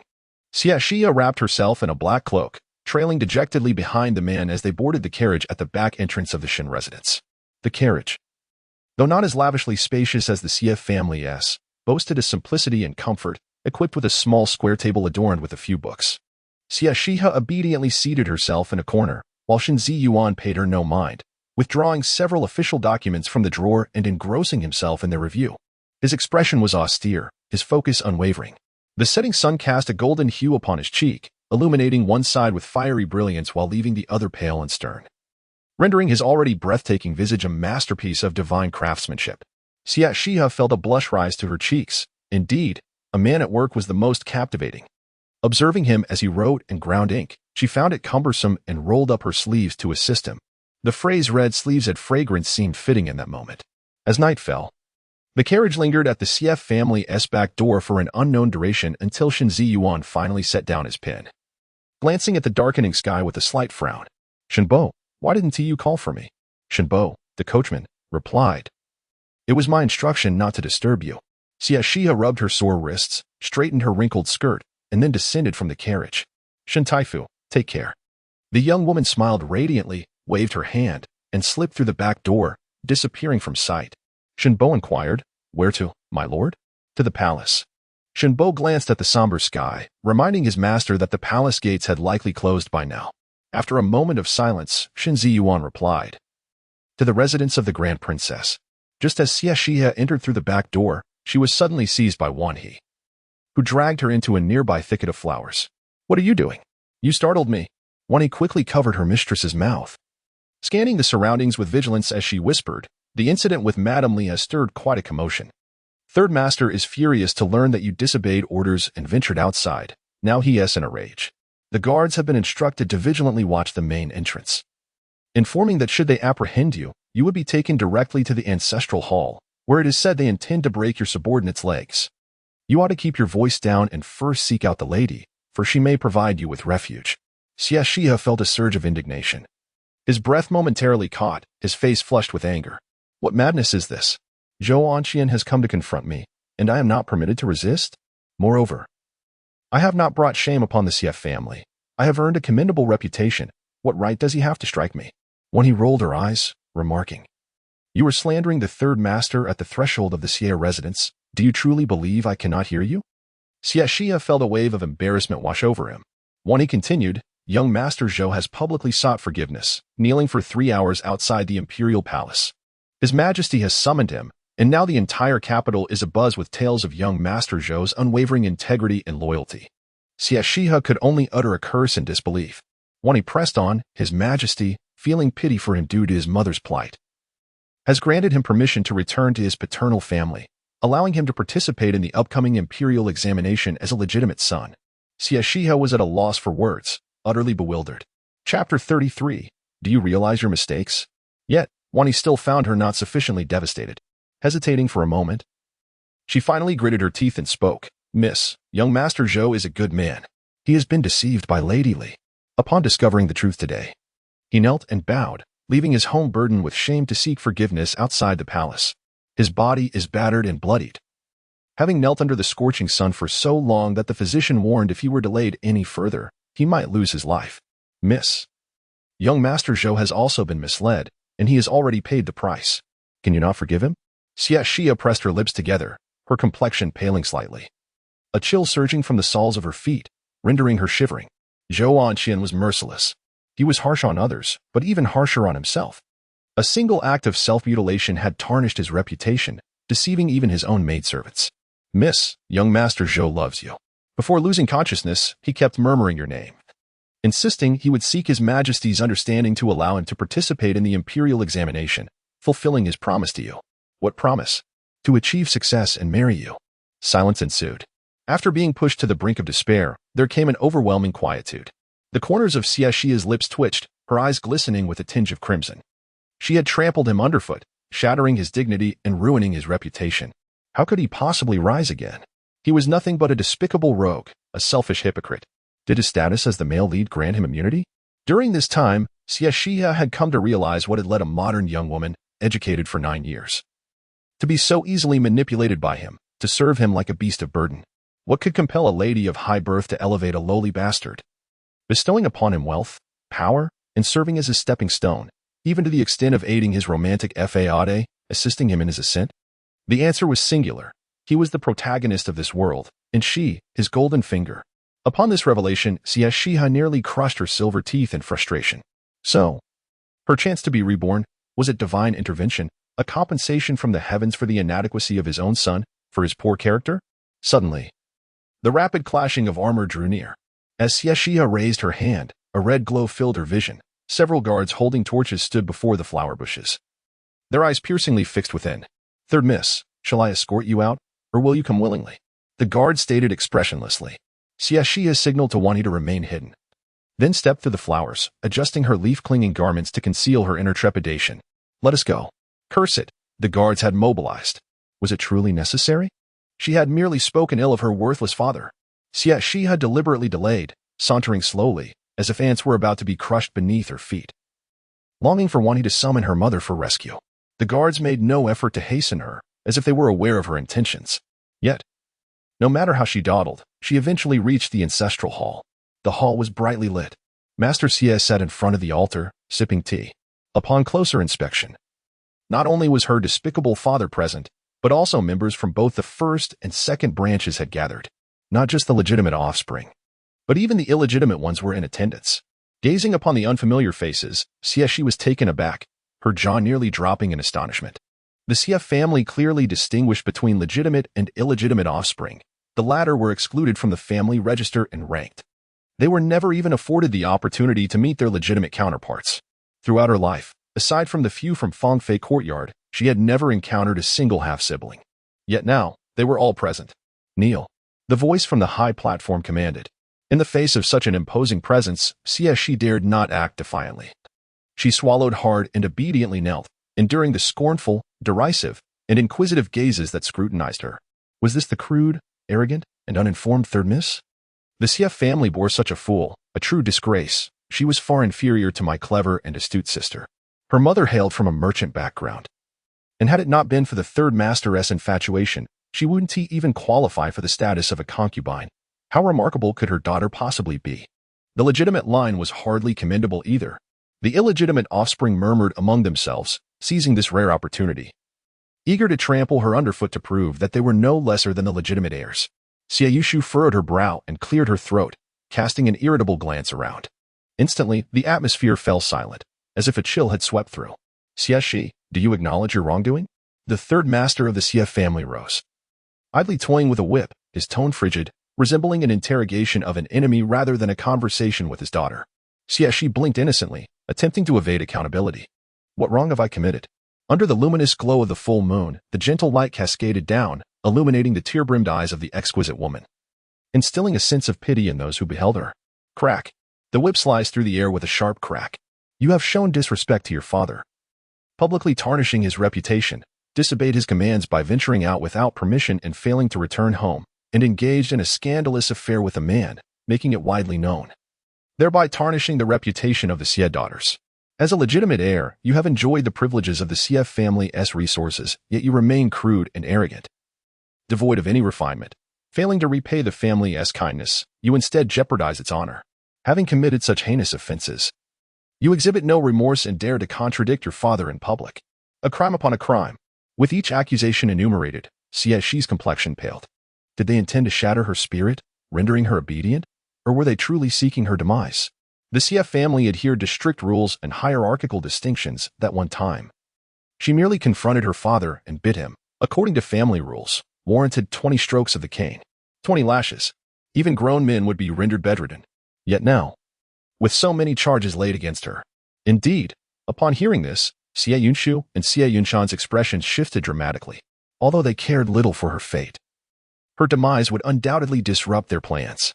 Third uncle, Xie Yushu interjected, my younger sister is still young and naive. Please forgive her this once. The elder scolded her sharply. Silence. Matters of the elders are not for you to meddle in. Lady Xie also shot her a warning glare. Xie Yushu was taken aback. She was merely pleading for her sister. Why were her parents so fierce with her?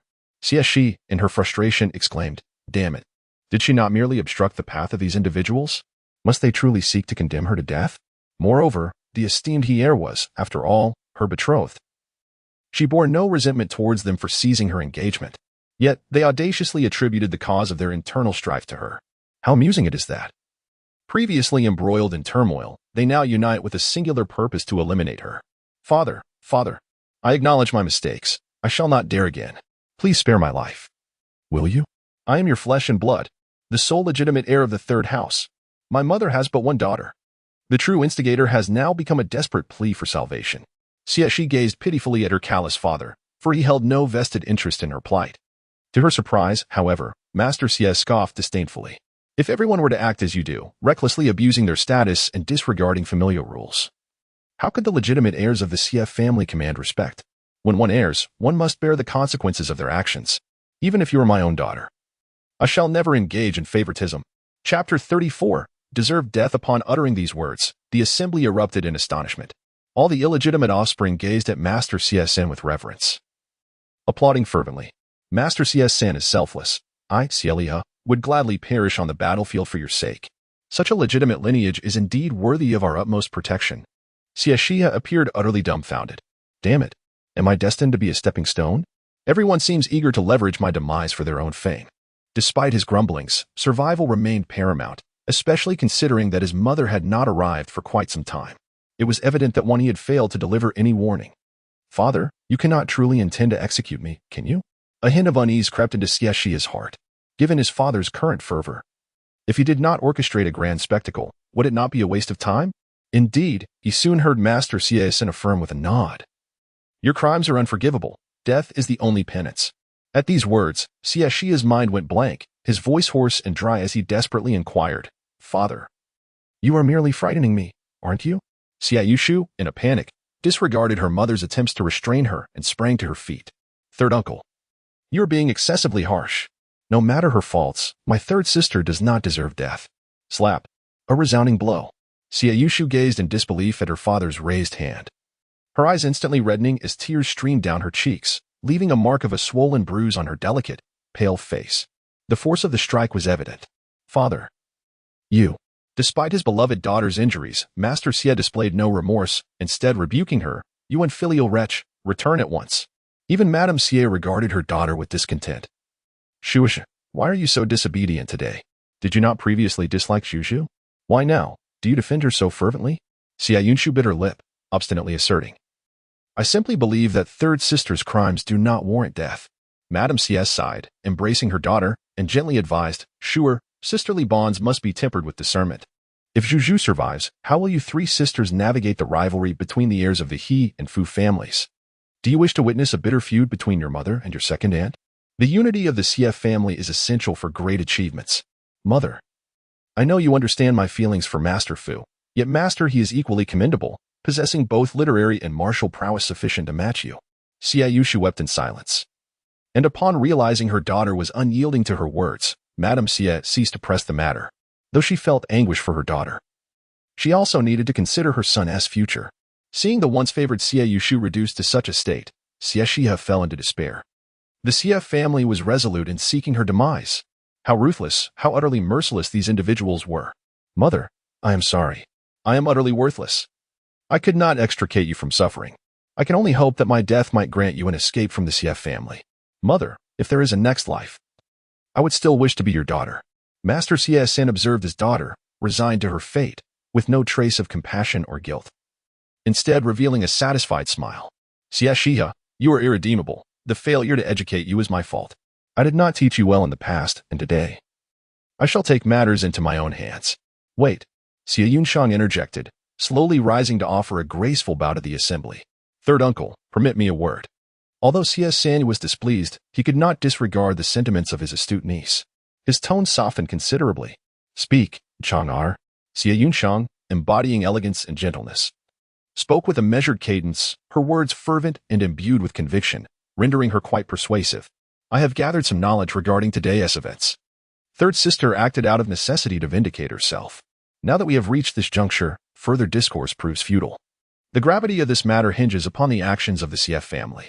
I have also heard of Zhou Anqian, a man of remarkable talent and depth, who has now risen from adversity. He undoubtedly possesses rare intellect. Though the Zhou boasts numerous gifted individuals, those with both sagacity and loyalty are exceedingly scarce. Perhaps Zhou Anqian may emerge as the next esteemed Shen Taifu.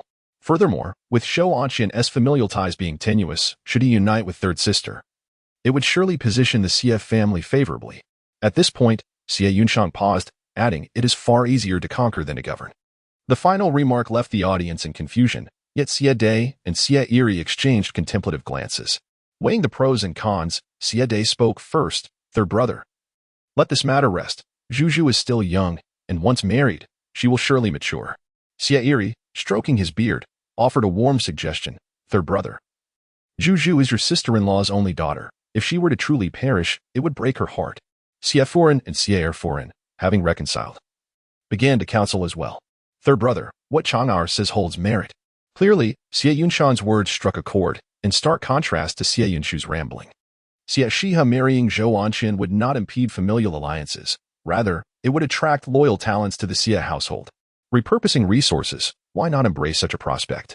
Xie Xihe, having narrowly escaped peril, felt a twitch at the corner of her mouth, eager to ascertain whether this exalted individual was indeed the scoundrel she had heard of.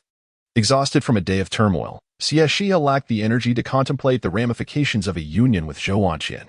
With a dismissive air, she declared, Please advocate on my behalf with our elders. It is getting late, and I must take my leave.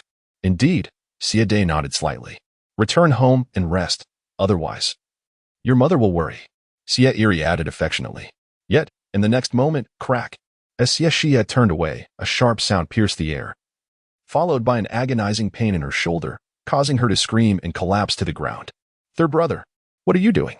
Xiede's face turned ashen, clearly incensed by the blatant disregard for his command.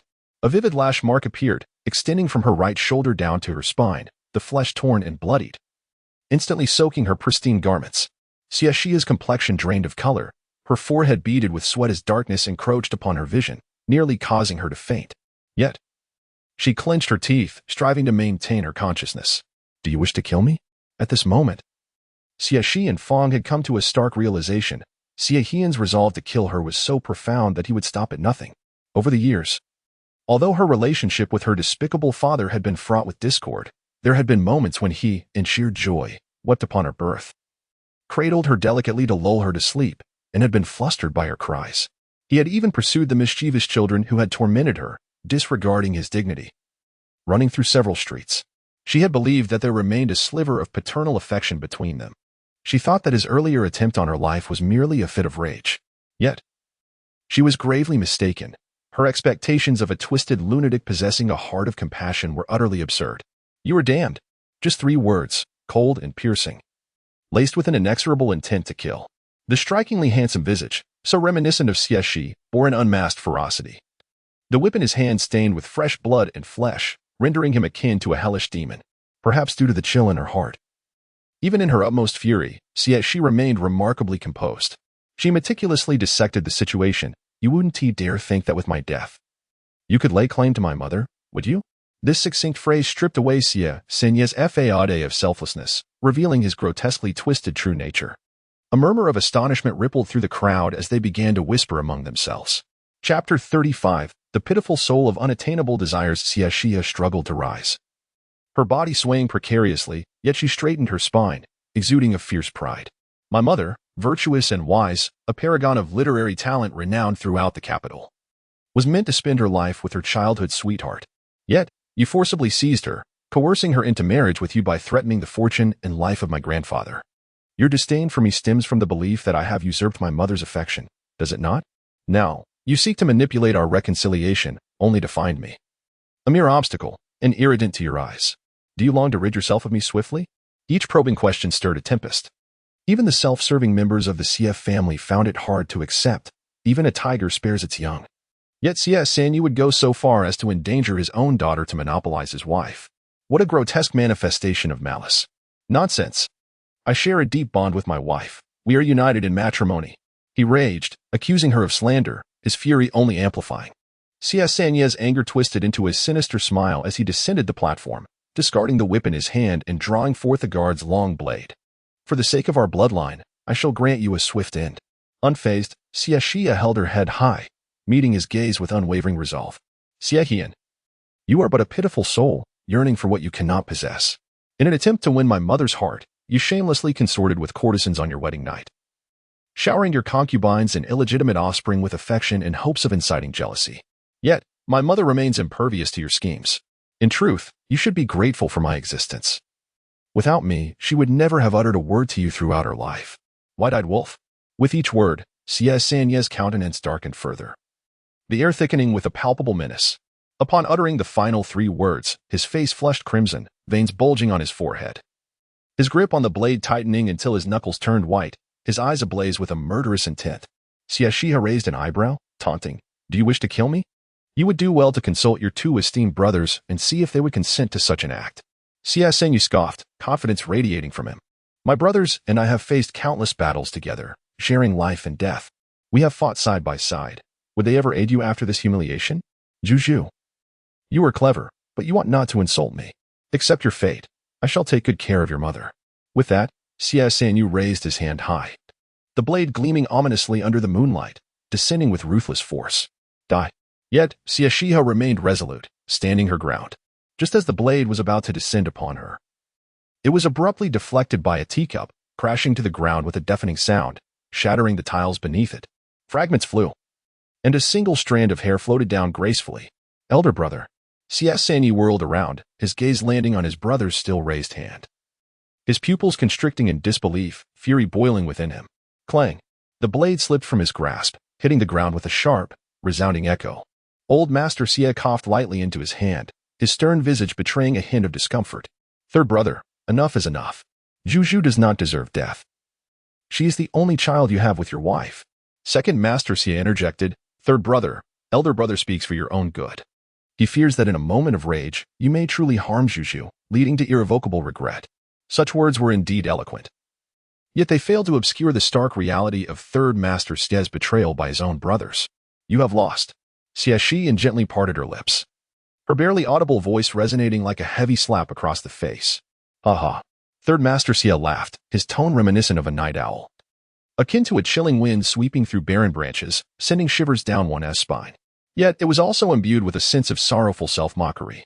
The illegitimate children exchanged strange glances as they observed the scene, beginning to murmur among themselves in suspicion. The Xie family had always prided itself on unity and protection of its own, following the lead of the legitimate line. Now, with brothers at odds and engaged in overt and covert conflict, could they truly elevate the Xie family to greater heights? The murmurs grew louder and more brazen, their skepticism evident even in their gazes. As the situation spiraled further out of control, Old Master Xie's countenance darkened. He admonished sharply, third brother, that is enough. Third Master Xie's anger flared. Was elder brother blaming me? Observing the tense standoff between the two, Second Master Xie intervened. Third brother, elder brother is not weighing benefits, but is considering your welfare. Once you regain your composure, you will realize that killing Zhu will not secure your wife's loyalty. It will only drive a wedge between you as a couple. Third Master Xie had not yet completely lost his reason, despite harboring resentment over the betrayal. He did not wish to become a spectacle for the illegitimate offspring. He scoffed, the lady has already fallen in love with me. As long as I handle this matter discreetly, she will not hold Zhu's death against me, and no one will stand between us again. Ah, how clever you are, Xie Xihe remarked. Second Master Xie rubbed his temples in exasperation, hesitating to speak. How do you know that your wife is not feigning her affections? Perhaps she pretends to love you for Zhu's sake, hoping you will protect her. Third Master Xie waved dismissively, adopting an air of superiority. If my wife does not love me, how could she attend to my daily needs, prepare my meals, or sew my garments? Does she not cling to me day and night? Moreover, she explained that although she despised me for my forceful actions before our marriage, she gradually fell in love with me afterward. However, due to her pride, she refuses to share her husband with other women, hence her continued aloofness. Second brother, you who were wed through family alliances, how could you possibly understand our love? Faced with his infatuated younger brother, Second Master Xie nearly choked on his words. While Second Master Xie's wife wore a similarly pained expression, Xie Xihe struggled to suppress her laughter. If her retribution was Zhou Onqian, then the Xie family's punishment was their scoundrel of a father. Enough. Today, I have resolved to kill Xie Xihe and do not stand in my way. Third Master Xie, still unyielding, fixed his deathly gaze upon Xie Xihe and Xie Yunshang hurriedly signaled to Xie Xihe and do not provoke him further. Run. Understanding the urgency, Xie Xihe took off at once. Even though the wound on her shoulder throbbed with excruciating pain, she did not falter in her pace. Swiftly making her way to her mother's courtyard, Xie Xihe was undeniably a madman. If they were unable to stop him, would she not die in vain? Only her mother could protect her. As she approached the entrance, she noticed a row of guards concealed in the shadows, tightly surrounding the courtyard. Not even a fly would dare to enter. Inside, she could faintly hear her mother inquiring of the maidservant. Zhu has yet to return? No. Miss and the young ladies from the county have gone out to play. Madam, should we send someone to fetch Miss back? No need. It is good for her to take some time to relax. Upon seeing Xie Xihe, the guards at the gate were clearly taken aback. Before they could utter a word, a deafening cry pierced the air. Mother, help. My father wants to kill me. The volume of her voice was such that not only the Xie family, but even the neighboring estates could hear it, each person pricking up their ears, eager to catch more scandalous tidings from the Xie family. Chapter 36. A tiger does not eat its young despite her maid's attempts to restrain her. Mrs. Dong burst forth, her heart wrenching at the sight of her daughter, bloodied and in disarray. Zhu, what has happened to you? Xie Xihe collapsed to the ground, weeping uncontrollably, her cries echoing like thunder. Xie Xihe wants to kill me. Mrs. Dong trembled, her lips quivering in disbelief. How could this be? He promised to protect you. He is your father. Xie Xihe turned around, revealing the gruesome scars on her back, sobbing. He said, I have committed a grave mistake and must be punished with death. She dared not disclose the true reason, fearing her mother's wrath would lead to vengeance against her father. Have you committed murder or some heinous crime that warrants such a punishment? Mrs. Dong's mind raced, searching for a way to rescue her daughter. Xie Xihe shook her head. No, he said, I have brought shame to the Xie family. Upon hearing this, Mrs. Dong sighed in relief, her legs weakening as she struggled to remain upright. Yet, she spoke soothingly to her daughter. Your father is merely trying to frighten you. A tiger does not eat its young. He would never harm you. Do not fear. I am here. If he were to harm you, he would have to step over my dead body. Just then, Xie Xihe arrived in haste. Catching the tail end of Mrs. Dong's words, and he too felt an inexplicable sense of relief. The older brothers, Xie Dai and Xie Xihe, exchanged glances and collectively exhaled. Thankfully, Xu Xihe had not revealed the full extent of the situation, for that would have led to irreparable consequences. The Xie family was at a critical juncture, and the earlier events had already stirred considerable unrest that could not afford any further disturbances. Xie Dai stepped forward, a rare gentle smile gracing his face. Sister-in-law. It was all just a misunderstanding. Xu Xihe is the daughter of Sandi. How could he possibly harm her? He was merely trying to frighten her. Does she not adore the hot springs at Bama Temple Mountain? Let us gift her the estate. The steward will bring the deed shortly. Mrs. Dong, however, did not share in his joy. Gripping her daughter tighter, she felt the weight of the situation. The hot springs are worth a fortune, Xu Xihe. What suffering you have endured. Xie Xihe, sensing the gravity of his actions, wore a remorseful smile. My dear wife. It was my moment of rashness that caused Xu Xihe harm. You may scold or strike me as you wish, as long as you do not hold anger towards me. Mrs. Dong's tone was soft yet resolute. If Xu Xihe is harmed again, I shall never forgive you. Whatever the reason, it is your failure as a father. It was both a promise and a warning. Xie Xihe understood the weight of her words, his expression darkening as he clenched his fists. Xie Xihe quickly interjected. Oh dear sister-in-law, Xu Xihe has made a mistake and deserves punishment. Today, it was indeed Sandi's impulsiveness. It will not happen again, rest assured. Knowing he had missed his chance, Xie Xihe continued to feign humility. My dear wife, I acknowledge my fault and shall never dare repeat it. Xie Xihe interjected. Why should father apologize to mother?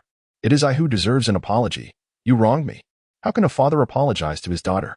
Xie Xihe gritted his teeth, seething at the audacity of this unruly child. Mother, father is bullying me. My wound hurts so much. Xie Xihe, with tears in her eyes, collapsed into her mother's embrace. Dong's heart ached, her tone turning rigid. My husband, Xu Xihe, has spoken impertinently. It is my failure as a mother to provide proper guidance. Perhaps you might chastise me with a few lashes, or confine me to the ancestral hall without food or drink to atone for Xu Xihe's misdeeds? Master Xie, upon hearing this, quickly crouched down, aligning himself with Xie Xihe, speaking earnestly. I apologize. Xie Xihe remarked, clearing his ears. Father, what did you say? Your voice is too soft. I cannot hear. Master Xie ground his teeth, veins in his neck bulging, suppressing his frustration. Just as he was about to speak, Dong interjected softly, Xu Xihe, do not overstep your bounds. All right, Xie Xihe obediently nodded, then closed his eyes, gently collapsing to the ground. Dong turned pale, panic-stricken. Xu Xihe, the physician. The Xie household erupted into chaos once more. The next day, rumors spread that the third young lady of the Xie family was heartbroken upon learning that Zhou Anqian had sustained injuries for her sake. The statement that Xie Xihe wished to take her life morphed into her father disapproving of her lowly marriage, issuing threats, yet unable to deter her affections. Subsequently, news emerged that the Xie family dispatched a physician to personally treat Zhou Anqian, bestowing a wealth of precious medicinal herbs upon him. Each event unfolded too swiftly for Xie Xihe to alter, and by the time she regained consciousness, everything had solidified. It became common knowledge that the third young lady of the Xie family and the talented Zhou had endured numerous trials, ultimately destined for union. At the Lotus Pond, Xie Xihe had tossed generous handfuls of feed into the fish pond, where koi vied eagerly for the morsels, their vibrant colors enhanced by the sunlight. Suddenly, a plump koi was netted. Let us cook it, one he remarked, grimacing. Stewed koi is not palatable, and besides, it was purchased at great expense by Master Xie, who treasures it dearly. Xie Xihe waved her hand and caught another. How can one know it's unappetizing without tasting it? This one shall be steamed. She proceeded to net 2 more. Ah, an extra one. No matter, it can go to the dogs. Wani trembled as she accepted the fish. Glancing at the dwindling koi in the pond, feeling a chill in her heart, sensing their days might be numbered. Crying, she carried the fish to the small kitchen. Don't worry, the koi are not foolish. You cannot overfeed them. A soft, alluring voice chimed in. Is that so? Xie Xihe replied. Dumping the feed from the bucket into the pond, creating a thick layer on the surface. Before long, the fish began to flip onto their backs, gasping for air. Such childishness came a disdainful reprimand. Xie Xihe clapped her hands, satisfied, retreating to the pavilion, pouring herself a glass of chilled juice, taking a sip and sighing contentedly. Snacking on seeds, she propped her feet on the railing. Given the circumstances, are you not the least bit anxious? Xie Yushu chided. Xie Xihe glanced over lazily. I am not worried about marrying that hypocrite Zhou Qian, nor am I concerned about my second sister marrying the heir of the Fu family, who has affections for another. Why the haste to marry the illustrious Xie Xihe? Xie Yunxiang delicately sipped her tea, her demeanor serene. Indeed. Elder sister transitioned from the Duke's residence to the Northtown Marquisate without suffering any loss. It is rumored that the matriarch feels indebted to you and intends to bestow an additional dowry upon you. Xie Yushu could no longer contain herself. Her noble and dignified posture shattered completely as she gritted her teeth, exclaiming, We agreed to collaborate. How can you betray that trust? Xie Xihe winked, suggesting that external forces were simply insurmountable. In a fit of urgency, Xie Yushu stood up abruptly, her gaze sharp and fierce. I care not. I have already exposed the sordid affairs of Princess Huiyan's husband, so you must wed Xie Xihe. Xie Xihe shrugged her small hands. That cannot be. It is well known that Zhou Qian, having excelled in the imperial examination, will come to the Xie residence for a marriage proposal. How can one marry twice? Moreover, Zhou Qian is currently under protection. I cannot even attempt to assassinate him. What do you suggest I do? Chapter 37. The Love-Stricken Mind. Xie Yushu. Her complexion is pale as a ghost, collapsed onto the chair like a deflated balloon, utterly devoid of strength. Her lips trembled, and tears glistened at the corners of her eyes. Known for her vanity, she now wept openly in front of her adversaries, her cries echoing like a banshee, tearing at the very fabric of her heart. Xie Yunxiang covered her ears, exasperated. Enough. Stop teasing her, or she'll drown us all in her tears. Xie Yushu perked up at the sound, stifled a sob, and gazed longingly at the two. Xie Xihe, still shaken, remarked, Thank heavens you weren't on the battlefield, dear sister. The fates of friend and foe are too uncertain. Xie Yushu, incensed, shot her a furious glare. Xie Xihe, with a playful smile, tossed a handkerchief at her face. Wipe your face. You're a mess with all that snot and tears. Gritting her teeth, Xie Yushu wiped her face in anger. After a while, her emotions settled. Since that night, she had been plagued by sleepless nights and restless days, her anxiety manifesting in breakouts at the corners of her mouth. In just 3 short days, she had lost a significant amount of weight, and no amount of thick foundation could conceal the dark circles beneath her eyes. Surely you have a plan? Xie Xihe nudged Xie Yunxiang, suggesting, Ask our clever second sister. Xie Yunxiang shot her a glare. Sensing the tension between the two, Xie Yunxiu glanced back and forth, concluding, Are you hiding something from me? Xie Xihe and Xie Yunxiang exchanged a knowing look, remaining silent. A surge of anger welled up within her. Are we not sisters anymore? How could you keep secrets from me? Not at all. No. They responded in unison. As silence enveloped the room, the atmosphere grew increasingly awkward. It was Xie Xihe who cleared her throat, breaking the stillness. All right, enough of the nonsense. There's no need for you to worry, dear sister. Before she could finish, Xie Yunxiu interjected, How can I not worry? Rongheng has been fasting for 3 days since learning about the engagement. If this continues, he won't survive. You may be indifferent, but he is suffering for my sake. Xie Xihe rubbed her temples in frustration, thinking how love-stricken women often lose their reason. Sister, can't you wait for me to finish? Xie Yushu pursed her lips. Xie Xihe continued, Although our second sister has begun discussions regarding her engagement to young Master Fu, it will not be successful. Xie Yunxiang's eyes brightened momentarily, only to quickly dim again. She shook her head in despair, her voice tinged with exhaustion. With our parents' agreement and the matchmaker's word, both the Xie and Fu families consented. How could it possibly fail? Do you truly believe that if I were to threaten self-harm, they would soften their hearts and allow us to be together? Their hearts are merciless. The last remark dripped with resentment. Xie Xihe and Xie Yunxiang exchanged glances, their eyes glinting with a hidden scheme. The Duke of Jinbei will not agree. Just wait and see. Xie Yushu paused, furrowing her brow.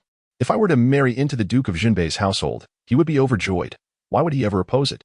Do you genuinely think that young Master he would marry no one but you? Third sister, if Master he truly had the power to determine his own marriage, you would have been betrothed long ago, rather than delaying until now. This observation was indeed astute. Xie Xihe and Wei Wei exchanged smiles. You need not concern yourself, regardless. The Duke of Northtown will come to obstruct matters in the coming days, and the engagement will not be settled so soon. We shall proceed according to our plan." As she spoke, she discarded the shell of the melon seed she had been holding. "My dear sister has invited me to the theater. If the elder sister is unclear, you may inquire with the second sister. I shall take my leave now." With that, she patted her backside and departed. What play was she going to see? The one about the execution of the Princess Huyan's husband and his entire family. Was she not afraid? Had she lost her wits? Xie Xihe skipped out of the residence. And upon reaching the entrance, an elegant and luxurious carriage came to a halt by the roadside. The carriage was exquisitely carved and adorned with gold and jade, drawn by 3 magnificent horses, their coats glossy and sleek. In contrast, the less opulent carriage behind it was clearly of inferior quality. Without a moment's hesitation, Xie Xihe strode toward the more opulent carriage. The coachman stopped her. "Third miss, this is Master San's carriage. He is about to enter the palace. Your carriage is behind." Ignoring him completely, Xie Xihe leapt onto the carriage. The coachman broke into a cold sweat, unsure of what to do, when a gentle, affectionate voice emerged from behind. "If Zhu wishes to ride in this carriage, she may do so. It is my possession. If I cannot lend it to you, then of whom?" Master Xie said with a beaming smile. "Humph." Xie Xihe scoffed lightly, lowering the curtain and urging the coachman to head to the chomping prince's residence to fetch someone. In times of life and death, who had time for sentimental father-daughter theatrics? "In Master San, this." The master waved his hand dismissively. "No matter." He then took a seat in the carriage designated for Xie Xihe, casting a glance at the attendant. In less than a quarter of an hour, the news of Master Xie San's indulgence of his beloved daughter reached the ears of Madame Dong. As she was sewing, Madame Dong paused momentarily and then smiled. "I said it before, there are no overnight grudges between father and daughter. A husband loves his wife, and thus cherishes her kin. He must be fond of Zhu." The maid remarked, "Indeed, Master San is both loving and strict." Madame Dong set down her needle and suddenly declared, "Prepare the carriage. I must go out." The maid asked warily, "Where does Madame intend to go?" Feigning innocence, Madame Dong responded with a gentle shyness, her fingers nervously fiddling with her handkerchief. "I wish to personally select some suitable fabrics for my husband, and, I would also like to visit the bookshop." "The bookshop?" The maid, observing Madame Dong's flushed face, hesitated and probed. Madame wouldn't be purchasing those kinds of books, would she? Madame Dong covered her face in embarrassment. "My husband finds my skills lacking." "Oh dear. Do not concern yourselves. I shall manage alone, and you must not follow." The maid did not reply but made an excuse to withdraw. Before long, she returned with bird's nest soup in hand. "The carriage is ready, and Madame may depart at any time. Besides 2 guards who will follow at a distance for your safety, no one else will accompany you, so you may select freely." The last statement carried a hint of teasing, causing Madame Dong's cheeks to flush once more. Within the chomping prince's residence, Xie Xihe and her companion gracefully traversed the corridor garden, arriving at the grand and elegant main hall, where the Princess of Chomping sat regally in the principal seat, her laughter filling the air, the source of which remained a mystery, perhaps a jest from the young Miss Zhou. Exuding an air of opulence and composure, the princess, though in her early 30s, possessed a complexion as delicate and smooth as porcelain, her eyes sparkling with unrestrained joy, reminiscent of a youthful maiden untouched by the harshness of the world, immediately revealing the happiness of her life. Upon spotting Xie Xihe, the princess beamed and beckoned her over. "Zhu, come here. Let your aunt have a good look at you." "Oh, my poor child, how have you lost so much weight?" Xie Xihe nestled into the princess's embrace with a smile, playfully lamenting, "Aunt, my father always bullies me. How could I not lose weight?"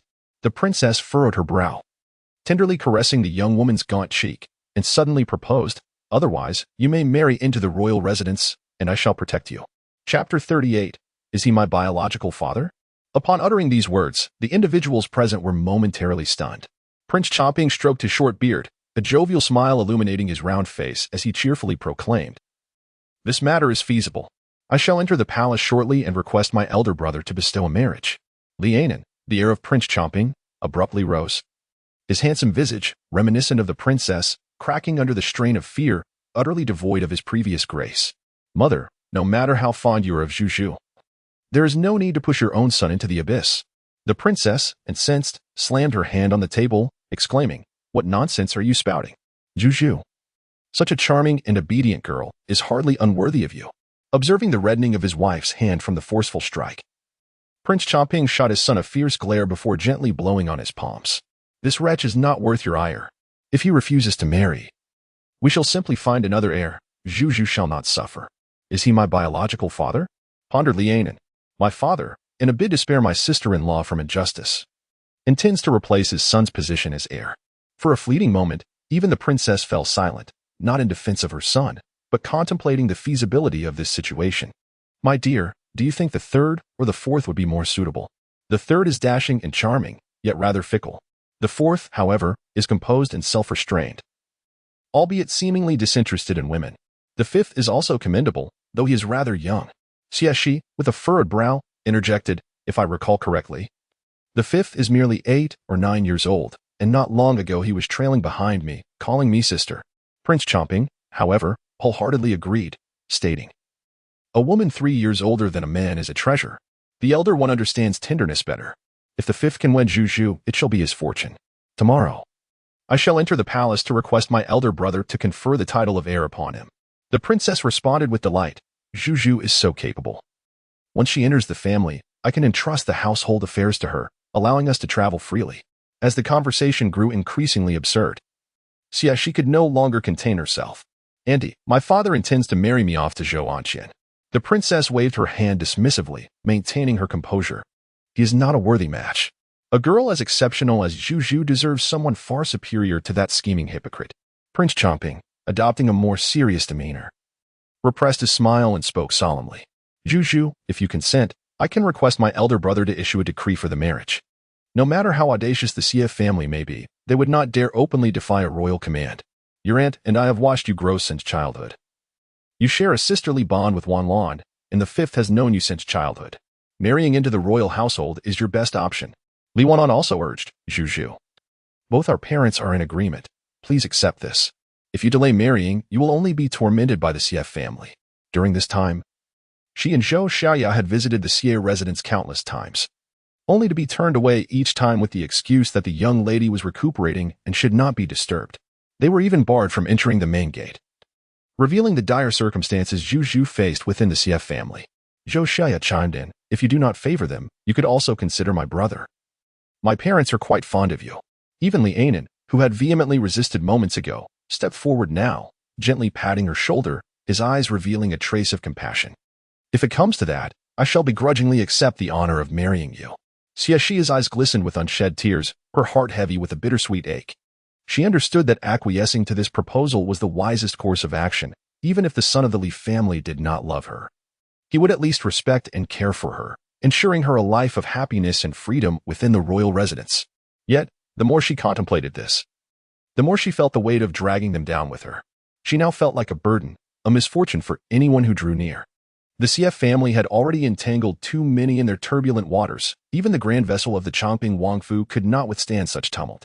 Auntie, I still wish to find a soulmate, a companion who shares a deep bond, just as you and uncle did, with love that is unwavering. Upon hearing this, the Wang Fei ceased her attempts to persuade, exchanging a glance filled with tender affection with Chomping Wang, their eyes betraying a profound intimacy. Indeed, want it not to settle for a lifelong partner. The lady is quite right. Only love can endure the test of time. Li Wanlan rolled her eyes in disdain, utterly unimpressed. How ridiculous for a couple in their 60s to flaunt their affection so openly. Xie Xihe felt a tumult of emotion swell within her, her fists clenched tightly. In her past life, Princess Huiyan had sought revenge against the Wang Fei by pairing Wanlan with a scoundrel, leading to the Wang Fei's descent into melancholy and the couple's eventual estrangement. Auntie, it is getting late. Shall we venture out for some leisure? The Wang Fei smiled and nodded, saying, very well, return swiftly. I shall prepare a delightful meal for you. Excellent. Xie Xihe and her sisters clasped hands, dashing away in joyous spirits. Chomping Wang watched their retreating figures, the smile fading from his lips as he sighed deeply. What a pity it is that such an exceptional young woman shall not enter our family. Li Anan grimaced, Father, they have departed. Must you persist in fabricating such nonsense? At the age of 3, she had dared to compete with others over whose father consumed more filth. At 5, she had concocted a tea for her father using her half-brother's urine. At 7, she had strolled through the pleasure quarters, inscribing her father's name, and by 10, she had swapped her father's memorials for lascivious illustrations. The young rakes of the capital would divert their paths upon encountering her. Father, how can you so casually bestow the term exceptional upon her? Chomping Wang disregarded his daughter's retort, stating instead, My dear, let us strive a little harder. Perhaps there is still hope for an heir to our estate. Li Anan was incensed. If you think me foolish, then say so plainly. Chopping Wang guided the Wang Fei into the inner chambers, leaving her with a parting remark. Those who only see the surface are the true fools, if you are not foolish. Who is? Within the carriage, two Na'vi maidens gawked at their surroundings, occasionally gasping in astonishment. After a while, they finally settled down obediently. Juju, are you truly going to the execution ground? Li Wanlan inquired. Xie Xihe raised an eyebrow, asking, Why? Are you afraid? This time, Li Wanlan's composure faltered. Her complexion paled slightly, and her lips quivered. She had witnessed death before, but she had never encountered the gruesome spectacle of dismemberment. How about you, and the little maid go instead? A dead friend is better than a living one. Xie Xihe, pushed unexpectedly, jumped in surprise but straightened her back, displaying remarkable bravery. Go if you must. Who is afraid of whom? Xie, she said, her voice tinged with gravity. Wanlan. You must witness the ruthlessness of Princess Huyan and the depravity of Prince Lin, so that you may not be deceived in the future. Li Wanlan was momentarily taken aback, observing the seriousness of her companion, and she seemed to sense the gravity of the situation, nodding slightly in agreement. Then you must also go. Of course I shall go. How else can I help my father find a wife? Before long, the three arrived at the execution grounds. The scene outside was teeming with people, and the elevated platform was crowded with individuals kneeling, each bearing the marks of torment, evidently having suffered greatly during their imprisonment. A total of 236 members of the Lin family had been captured, without a single soul escaping, old, young, men, women, and even infants still in swaddling.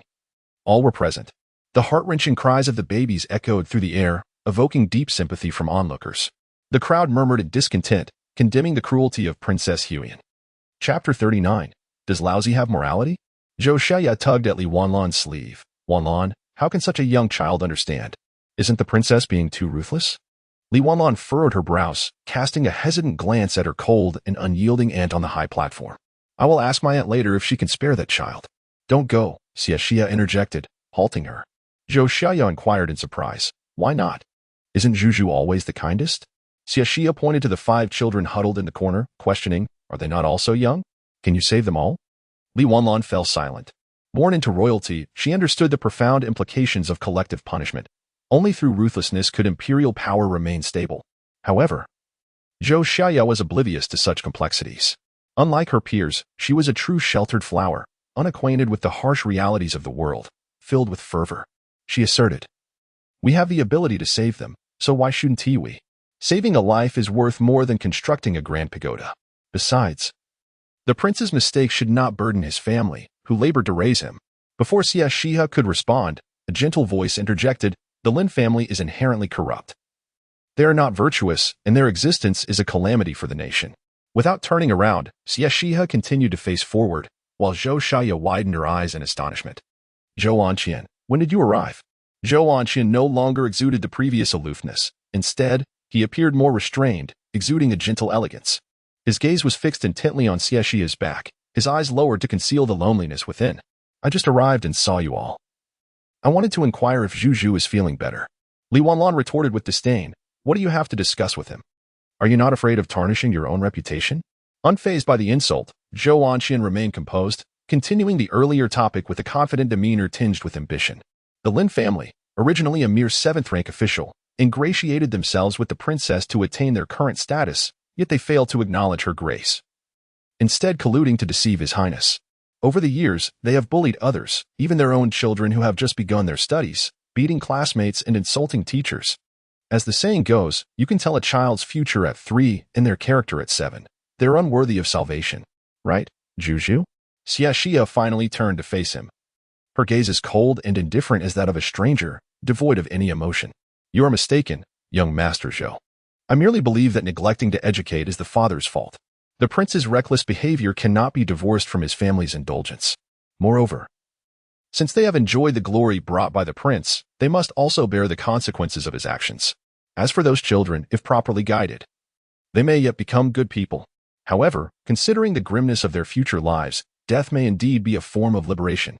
A family must remain united and intact. Zhou Anqian's expression shifted slightly as he regarded the woman before him, whose words were sharp and insights profound. He suddenly felt he had never truly understood her. Juju. You. Call me Miss Xie. Zhou Anqian pressed his lips together, taking a step closer, his gaunt cheeks rendering him even more handsome. His gaze was fixed on her, reminiscent of an ardent suitor. Zhu, I acknowledge my mistakes. I do not seek your forgiveness. I only implore you for an opportunity to redeem myself throughout your life. Xie Xihe scoffed derisively. Do you believe you deserve it? The brevity of her words drained the color from the man's face, causing his once straight posture to slightly slump. Xie Xihe raised her voice, her words sharp and resonant. Zhou Wanqian, with such a wretched and despicable mother, how dare you propose to marry me? Do you intend for me to bow before her? Calling her mother, serving her tea, and attending to her in her old age? Zhou Wanqian's lips moved. I have severed ties with her. Yet before he could finish, Xie Xihe interrupted, her expression grave, assuming a moral high ground from which to chastise. She is the one who bore and raised you, regardless of her faults. She remains your mother. How can you be so heartless and ungrateful? Have you forgotten when she starved, saving the last bun for you? Have you forgotten how she risked her life to stop my carriage just to save you from a raging fever? Zhou Wanqian, everyone may criticize and resent her, but you alone cannot. Zhou Wanqian, you shall never escape your mother in this lifetime. Blessings, locked away, is that acceptable? The gazes of the crowd converged upon the two. Before Zhou Wanqian could defend himself, Xie Xihe continued to stoke the flames. Though I, Xie Xihe, may be crude and ignorant, I understand that filial piety surpasses all. A son must not speak ill of his father. Your coldness and indifference suggest that one day, should my family fall, you would cast me aside without a second thought. Zhou Wanqian's expression shifted as he faced the questioning stares of the onlookers. Letting out a long sigh. Zhu, I never intended to abandon my mother, yet I will not shield her from her wrongdoings. Throughout history, loyalty and filial piety can coexist. My current desire is to achieve success in my studies to honor my country and atone for my mother's mistakes. Zhu, you have always been kind and considerate. Surely you can comprehend my intentions, yes? Upon hearing this, the sentiments of those around them began to sway, pitying Zhou Wanqian's plight and urging Xie Xihe to forgive him. Li Wanlan and Xie Xihe seethed with indignation, unable to match the eloquence of others, and instead found themselves ensnared in contradictions. Zhou Wanqian, do you still have any shame? You and your mother have so deeply hurt and humiliated Zhu, yet you dare to ask for her understanding? Zhu has sacrificed everything for you. It is one thing not to express gratitude, but to dare to desire Zhu on what grounds?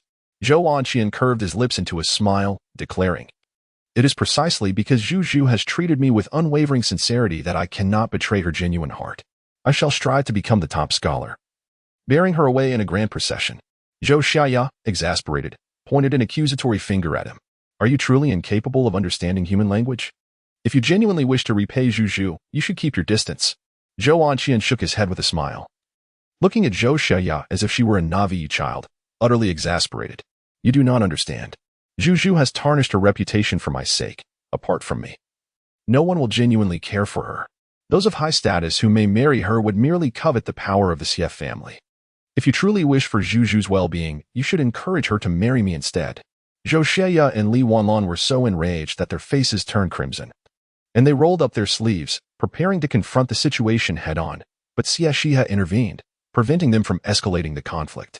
They were on the verge of a marriage proposal. Such a disturbance could tarnish their reputation.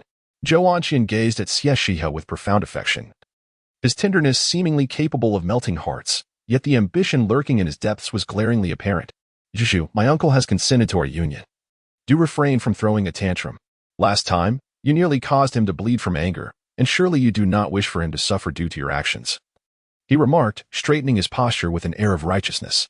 Zhu, my heart belongs to you, yet love is merely a youthful whim.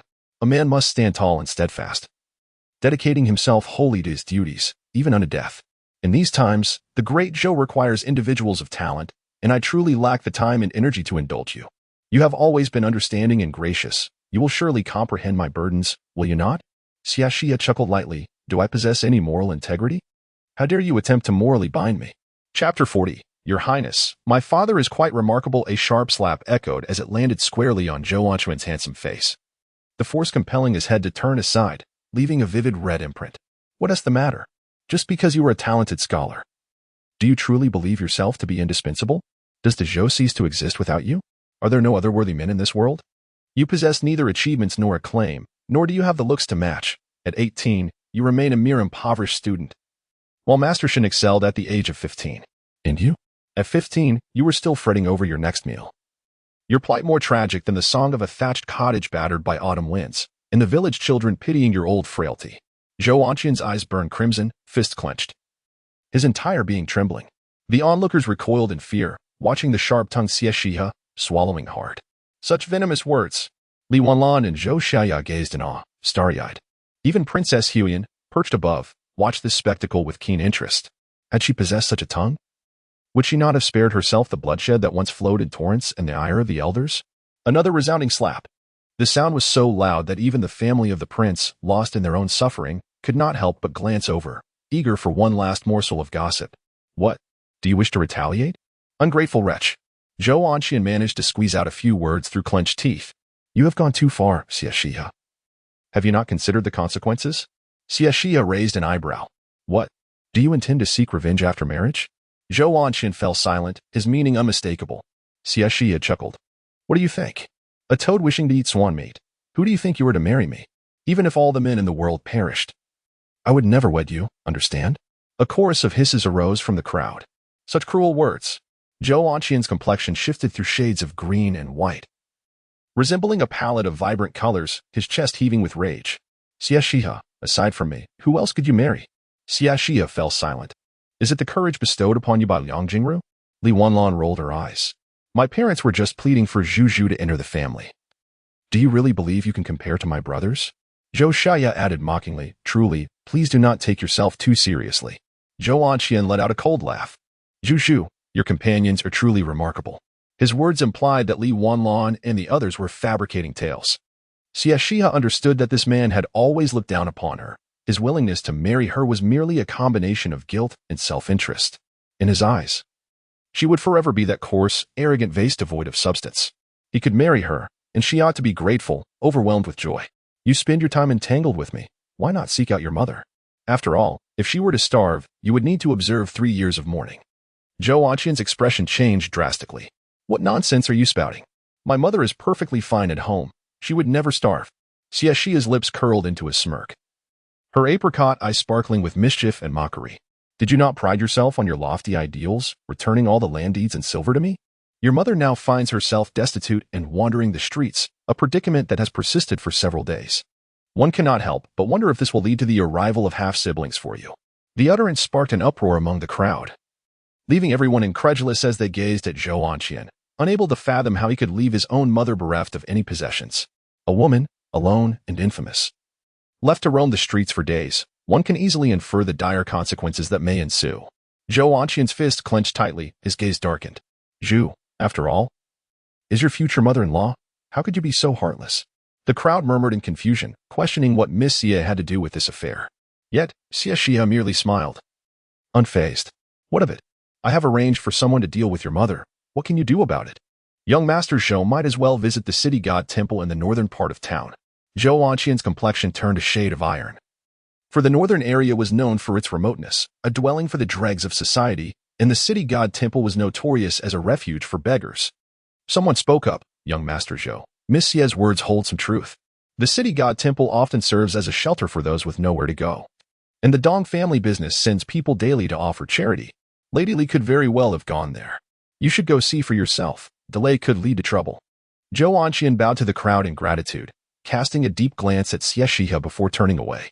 Once he departed, Xie Xihe continued to speak ill of him, further tarnishing the hard-won reputation Zhou Anqian had built, before sauntering with her sisters to the elevated platform.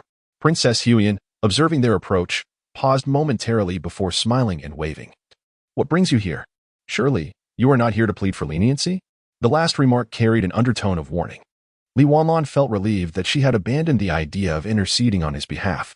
Zhou Xiaoya's lips moved slightly, but before she could speak, Xie Xihe interjected. The prince's family is ungrateful and deserves to perish. Your Highness is wise. Princess Huyan raised an eyebrow at Xie Xihe, a smile playing on her lips. Miss Xie, your flattery grows ever sweeter. Alas, I have no sons. Otherwise, I would surely take you as my daughter-in-law. Xie Xihe seized the princess's hand, fawning, Mother. Princess Huyan's eyelids flickered, her smile strained as she retorted, Is Miss Xie wishing to adopt me as her godmother? Xie Xihe shook her head, asserting, No. I merely admire your bravery and strength, qualities befitting a formidable woman. If only my mother were like you, then no one would dare bully me.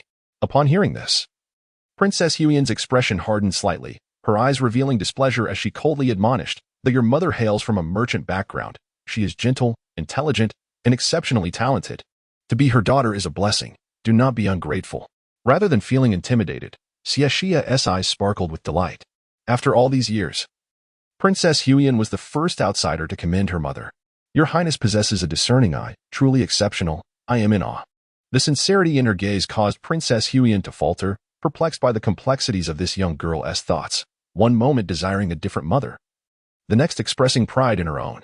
However, Xie Xihe suddenly remarked, her voice neither too loud nor too soft, just enough for the two of them to hear. My father is rather handsome.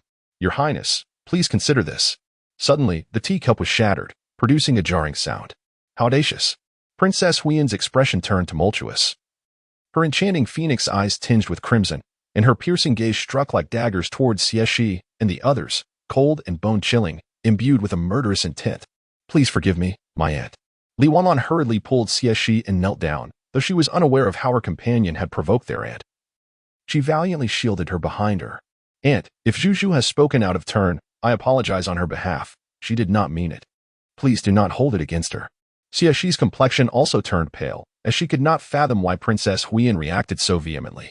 Could it be that her estimation regarding Xie Yunshan was erroneous, and the princess's dignity was not to be trifled with, inciting such wrath? Yet, if the princess was so concerned about her reputation, why had she endured years of exploitation by the prince's family? Contemplating these thoughts, the priority remained her survival. And she humbly pleaded for mercy. Your Highness, I acknowledge my mistake. Chapter 41. Death approaches. Xie Xihe pleaded. Your Highness, Zhu understands her mistake. Please spare her. The Princess of Huiyan's gaze was frigid, radiating an aura of impending doom. The Xie family had grown increasingly audacious, with the elder openly manipulating affairs in the court, flaunting their power, and even daring to mock her with a mere girl. Years ago, she should have suppressed these aristocratic families to the ground. Civil strife was civil strife. The notion of benevolent policies was mere nonsense. Those who refused to comply should be eradicated entirely. How had she come to nurture a tiger at her door? The consort, who had shared her bed for years, had betrayed her, and now these filthy, despicable beings dared to defecate upon her head. Did they truly believe she was defenseless? Bring forth the punishment. Xie San has disrespected the royal family and spoken insolently. Administer 20 slaps. The punishment of slaps within the palace was not a mere gesture. Li Wanlan's expression changed dramatically. She had heard tales of her aunt's methods from her father and was overcome with terror, collapsing at the feet of the princess. Aunt, if she receives 20 slaps, Zhu will lose her life. Please, spare her. Xie Xihe disregarded rank and status, her voice tinged with a hint of menace. Your Highness, Zhu is a daughter of the Xie family. Upon hearing this, Xie Xihe and Din could only curse their misfortune. Indeed. This remark fell like a drop of water into a cauldron of boiling oil. The Princess of Huiyan, who had been seething with rage moments before, suddenly stiffened. Then began to chuckle softly, her crimson lips revealing pristine white teeth, a sight that sent chills down one's spine. Unable to eliminate the elder, she would take pleasure in punishing the younger. Strike. Xie Xihe, observing the murderous intent in the eyes of the princess, felt a twitch at the corner of her mouth. Damn it. I am an ally. The enemy's enemy is a friend. Yet as she beheld the robust matron approaching with a foot-long wooden board, her heart quaked. All thoughts dissipating, leaving only dread. The board, stained with blood, bore barbs. A single slap could leave her bruised and bloodied. It was evident that after today, she would either be dead or utterly ruined. Her once delicate and beautiful visage would be forever marred, transforming her from a charming flower vase into a hideous, useless thing. Desperation gripped Xie Xihe. Your Highness, I have urgent matters to report concerning the fate of the royal family. The Princess of Huiyan regarded the pale-faced woman with a gentle smile. Oh, is it truly that important? Xie Xihe nodded vigorously. Indeed. It is a matter that cannot be delayed. Very well, the princess acquiesced. Xie Xihe sighed in relief. Yet in the next moment, she heard the princess instruct the matron. Be swift in your actions. Xie Xihe's heart sank. The matron approached with a sinister grin, raising the wooden board high, her muscular arms bulging with veins. As she brought it down with great force, Xie Xihe closed her eyes in despair, bracing for death. But the strike never came. Filled with confusion, she fluttered her lashes like a trembling butterfly and opened her eyes, only to see a figure clad in blue standing before her. Like a frozen pine upon a rocky cliff, a long, powerful hand grasped the wooden board tightly. Drip. A drop of blood fell from the board. Xie Xihe's pupils constricted as the vivid crimson struck her heart with a force that blurred her vision. Master Shen, the matron exclaimed in shock. Greetings, esteemed Master Shen. The gathered crowd knelt on the ground, their expressions marked by reverence and trepidation. Princess Huyen rose to her feet, her countenance grave, and commanded, "Summon the imperial physician." Shen Ziyuan cast aside the wooden tablet, his palm bloodied and mangled from the barbs, yet he remained impassive as Chang Sui tended to his wound. "Your Highness, exercise caution." A voice cold as ice warned, the 4 words striking like a breach in a dam, instantly dispelling the fury clouding Princess Huyen's mind. She glanced at the survivors of the ordeal, Li Wanlan, who had collapsed to the ground, Xie Xihe, and the dazed Xie Xihe, a wave of dread washing over her. The influence of the chomping Wangfu and the Minister of Revenue was formidable. Even if she felt unperturbed, it was unwise to provoke them. Especially now, having killed Xie Xihe. It would undoubtedly alert the serpent. Years of scheming could come to naught. No, she must not allow anyone to discover the royal family's intentions against the Xie clan. Humph. Since Lord Shen pleads for mercy, I shall grant you a reprieve this time. But should you seek leniency for treasonous subjects again, I will surely bring you to justice. Mind your words. The final statement dripped with a warning. Xie Xihe and Li Wanlan were bewildered. Had Juju not just advised them against pleading for mercy? Why then did she herself extend such a plea? Xie Xihe understood the underlying meaning and feigned a submissive demeanor, as if intimidated. Indeed, I shall never dare again. Princess Huyen smiled in satisfaction. The young girl was indeed timid and apprehensive. However, before she could revel in her triumph, the crowd below erupted into uproar, their voices rising in indignation as they condemned the ruthlessness of the royal family. It was an accepted norm for men to have multiple wives and concubines. Even if the prince secretly took a mistress and fathered illegitimate children, annihilating entire families was excessive. Miss Xie merely sought to advocate for an innocent child. Yet Princess Huyen threatened punishment. Who could endure such cruelty? Even Lord Shen believed she was in the wrong. Why did she remain obstinately unyielding? Princess Huyen's expression faltered. They deserve to die 1,000 deaths. 1,000 cuts cannot extinguish my fury. Perhaps it was Shen's actions, or perhaps the support of the populace, that emboldened Prince Lin to voice his defiance. With tears streaming down his face, he began to loudly declare the princess's transgressions. "Your Highness, I have merely committed the transgressions common to all men. Why must you pursue total annihilation? Women are meant to be gentle and submissive. Yet you behave like a fierce tigress, barking orders at me. Upon seeing you, I feel like a mouse confronted by a cat, utterly devoid of any inclination. I, too, am a man, with needs for release. To spare your feelings, I have kept my affairs discreet, raising children in secret while enduring scorn from others. Even when they derided me as impotent, all I sought was a harmonious and happy life together. Is that such a crime? Li Lang, I am a man of stature. Not your caged canary." These words resonated with many of the men present, stirring a cacophony of agreement and unrest. Just moments ago, the Lin family members, who had been downcast, suddenly sparkled with hope in their eyes. They exchanged glances, and Mrs. Lin discreetly nudged a few of the older children, whispering a few words. The children immediately erupted into loud wails. "Auntie is so cruel. I was merely famished and stole a piece of her pastry. And she punished me by making me kneel at the ancestral hall. Auntie, my bottom hurts so much. Could you refrain from hitting me in the future?" The children's grievances echoed incessantly, akin to the relentless buzz of mosquitoes. Princess Huyen gazed at the youthful faces filled with hatred and resentment. Her eyes reddened to the point of tears. These are the very children I have cherished and nurtured as if they were my own. The Duke Lin cried out hoarsely. "Your Highness, they are but children. Spare them. If there is anger, let it be directed at me. They are innocent." Each word was steeped in anguish, each sentence saturated with tears. The heartfelt sacrifice of Duke Lin moved everyone deeply, and their gazes towards Princess Huyen became increasingly disdainful and loathsome. "Your Highness, though you hold the esteemed title of princess, you cannot act with such recklessness and disregard for life. To not even spare the children is utterly heartless."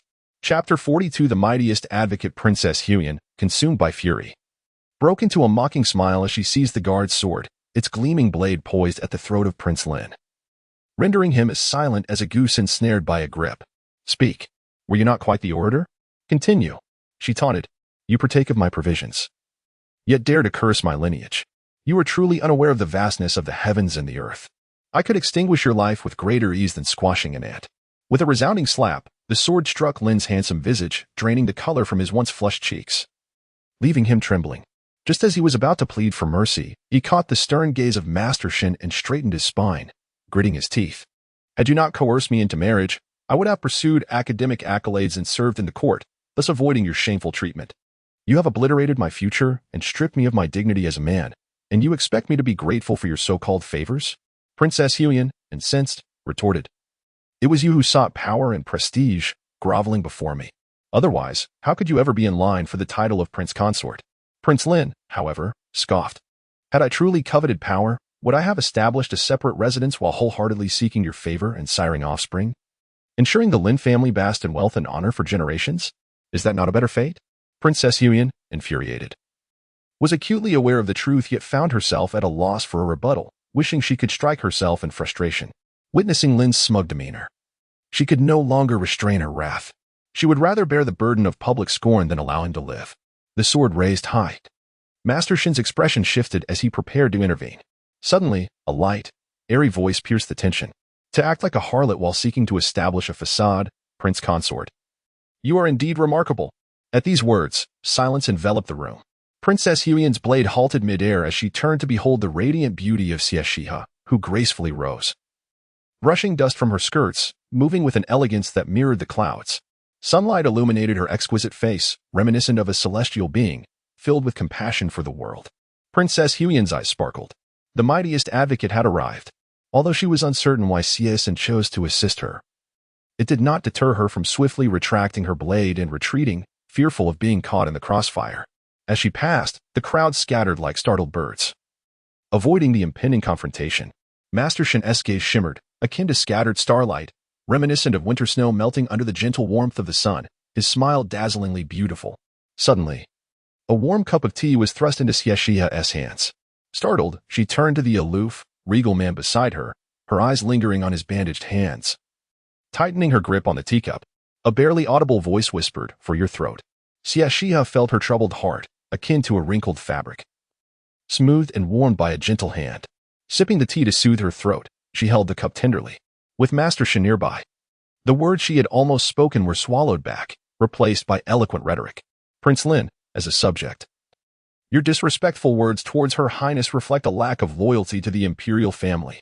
As a husband, you not only refuse to fulfill your marital duties but also squander your wife's wealth to raise an illegitimate family. This is utterly unjust. As a son, you lack ambition, failing to seek prosperity for your family or repay the gratitude owed to your parents for their education, instead betraying your sovereign and bringing calamity upon your lineage. This is a profound act of filial ingratitude. As a father, to safeguard your own reputation and power, you would rather have your children bear the disgrace of being born to an illicit union than seek acceptance from His Highness. This is an unkindness. Born as a human, one ought to study the 4 books and 5 classics, learn propriety and morality, yet you exhibit shamelessness, ingratitude, and a refusal to repent for your wrongdoings. Merely shifting blame, worse than a beast. Lin Duke, how dare you, with such a lack of benevolence, righteousness, loyalty, and filial piety, criticize the devoted wife who has aided your ascent? These words pierce through the facade, confronting the truth, stripping away the beautiful exterior to reveal the ugly and vile heart within. Everyone awakens to the reality. Just moments ago, there was disdain for Princess Xie. Now, there is a collective hatred for the instigator of their deception. A torrent of insults rises and falls. Scoundrel, ungrateful, treacherous wretch. Lin Duke's face alternates between pale and ashen, and under the scornful gazes of the crowd, he wishes to disappear into the earth. Yet, Lady Lin speaks. My son is a man. Since His Highness is with my son, should he not plan for his husband in all matters? As for my son's liaison, it reflects your Highness's inability to win his heart. Xie Xihe chuckles. Oh, so you choose to disregard reason, do you? How delightful. Finally, we are on my turf. Rolling up his sleeves and clearing his throat, he prepares to unleash his words. Who possesses the talents of your son? With a mere recline upon the bed, he has others eager to support his entire family. And your Highness? Not only must you sustain your husband but also his parents, siblings, and the offspring of his illicit affairs. The bride price for a brother's wife, the dowry for a sister-in-law, the educational fees for a nephew, the jewelry for the mistress, and even candied hawthorns for the illegitimate child. Even the dogs in the mistress's courtyard recognize only the bones from your Highness's household. Xie Xihe turns to Princess Xie, revealing a dazzling smile. Your Highness, do share if you truly lack capability? Upon seeing her iron-gray visage, he adds, after all, there are few who can raise a dog to such rotundity only to be bitten back, like you. Princess Xie grits her teeth. That wretched girl must be retaliating against her. It is one thing to insult her intelligence overtly and covertly, but to force her to admit her own incompetence is intolerable. Yet, how satisfying it is. Merely a man kept as a pet by me, daring to bite at his master. How can this girl wield such a sharp tongue? Indeed, I have been blind to raise such an ungrateful wretch.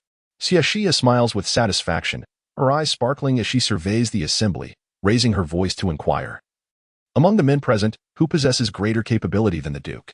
Laughter erupts from the crowd. I concede. I am a rough man, incapable of living off another's bounty. The Duke's meager offerings are quite valuable. Indeed, such a petite stature can still stand tall. Lord Lin felt a darkness enveloping him, nearly succumbing to unconsciousness from fury, glaring resentfully at his mother. If death were to come, why subject him to such humiliation? Fool, be silent. Lord Lin bellowed with wrath. Lady Lin's face flushed crimson with anger, her chest heaving violently, yet she stubbornly persisted in her defense. We are family. Why quibble over trifles? Family should support one another. Xie Xihe chuckled. Support? Rather, that is akin to exploiting. To be precise, your family resembles leeches clinging to his highness, voraciously draining his lifeblood, wishing to strip him to the bone and suck out his marrow, and you dare resent him for not allowing such indulgence. Lady Lin's cheeks burned with shame from the scathing remarks. Realizing that a forceful approach was futile, she fell to her knees with a thud, weeping profusely, her tears mingling with her snot. She knocked her head 3 times against the stone floor, leaving gory imprints behind. It is my failure as a parent, my fault entirely. I am willing to bear the burden alone. I implore you, spare my children. They are still so young. They have their entire lives ahead of them. The sins of the adult should not befall the innocent. Chapter 43, Stepmother, do not covet my stepfather. The Lin family expressed their proficiency in this tactic, their faces awash with tears as they began to plead for the children. Your Highness, we acknowledge our mistakes. Please spare the children. The children wept uncontrollably, bowing fervently, in turn pleading for their parents. Father and mother, please do not die. If you must perish, let us all go together, in the next life. I shall still be your son. Aunt, were you not the one who cherished us the most? Spare our parents, we realize our wrongs. One by one, their foreheads were marred with blood, bruised and swollen. The poignant scene of filial piety and deep familial love tugged at the heartstrings. Compassion welled up in some of the more tender-hearted observers. The Lin family had recognized their errors. Might your Highness show mercy and grant them reprieve? To acknowledge one's faults and seek to amend them is the noblest of virtues. While the Lin family may have erred, their transgressions do not warrant death. What fate awaits the children if they lose their parents? Xie Xihe's gaze darkened as he clenched his fists. The Lin family, who had managed to deceive Princess Huiyan for over a decade, was indeed not to be underestimated. Their cunning was akin to that of a fox. With both young and old adept at the art of deception, Shen Ziyuan sat at the head of the table, his fingertips rhythmically tapping against the surface. The sound momentarily faltering as his deep, cold gaze grew increasingly intense, his lips pressed tightly together. The world tends to sympathize with the weak and relishes the role of savior. How shall you navigate this predicament? Princess Huiyan was about to step forward to offer assistance but was halted. There is no rush. She is capable of handling this. She? Princess Huiyan regarded the extraordinarily beautiful woman with skepticism. In the next moment, a voice filled with gentle compassion resonated. The innocent children bear no guilt, and the dignity of the royal family must not be infringed upon. Is there truly a way to satisfy both sides? Perhaps it would be best to allow one from each generation to remain, thus ensuring the Lin family has roots and elders to care for them. What do you think? Your Highness? Princess Huiyan furrowed her brow in displeasure. How dare the Lin family humiliate her so? Why should 3 lives be spared? They deserved a fate far worse. Just as she was about to refuse, Shen Ziyuan interjected. However, the moment he spoke, the atmosphere erupted with excitement. Master Shen is truly benevolent. Despite her dissatisfaction, Princess Huiyan bit her tongue. Perhaps it was wiser to heed the counsel of the astute. As the news of this joyous development spread, congratulations flowed forth, and the Lin family exchanged glances. Though their faces bore traces of joy, a greater sense of wariness lingered. Old Master Lin was the first to step forward, appearing frail yet declaring with authority, as the head of the family, I shall remain in this generation. Lin Fuma added, my esteemed status and exceptional talents are unrivaled. Only I can restore the Lin family to greatness, thus I shall remain. Young Lin Hao's youthful yet domineering voice rang out. I am the legitimate eldest grandson. Dare you contest with me? I shall strike you down. The 3 stood tall, exuding confidence. Yet in the next instant, the sounds of rebuttal and dispute surged forth like a tide. The Lin family, who had just moments ago appeared united, now stood fragmented, glaring at one another as if facing mortal enemies. Lin Madam exclaimed in anger, "You are old and frail. You have but a few years left to live. And your continued existence is merely a waste." Old Master Lin pointed an accusing finger at Prince Lin, exclaiming, "You have brought ruin to the Lin family and still wish to survive? Dream on." Lin Han retorted, "You are both foolish and wicked. At 8 years old, you cannot even write your own name. What right do you have to remain? If anyone should stay, it is I. Grandfather has long proclaimed that I am the cleverer one, and the family estate shall be entrusted to me." The crowd erupted into chaos. Their once pitiable expressions twisted into grotesque masks of rage. From the initial quarrel, it escalated into a violent scuffle, culminating in a desperate grab for a guard's blade aimed at a family member. It seemed that to slay one another was the only path to survival. Compassion had vanished, replaced by raucous applause. Xie Xihe and Gongqing, having withdrawn from the fray, surveyed their surroundings and fixed their gaze on a secluded corner. A position both secure and with an excellent view, where two individuals leisurely cracked sunflower seeds and savored watermelon. Jealousy turned their eyes crimson.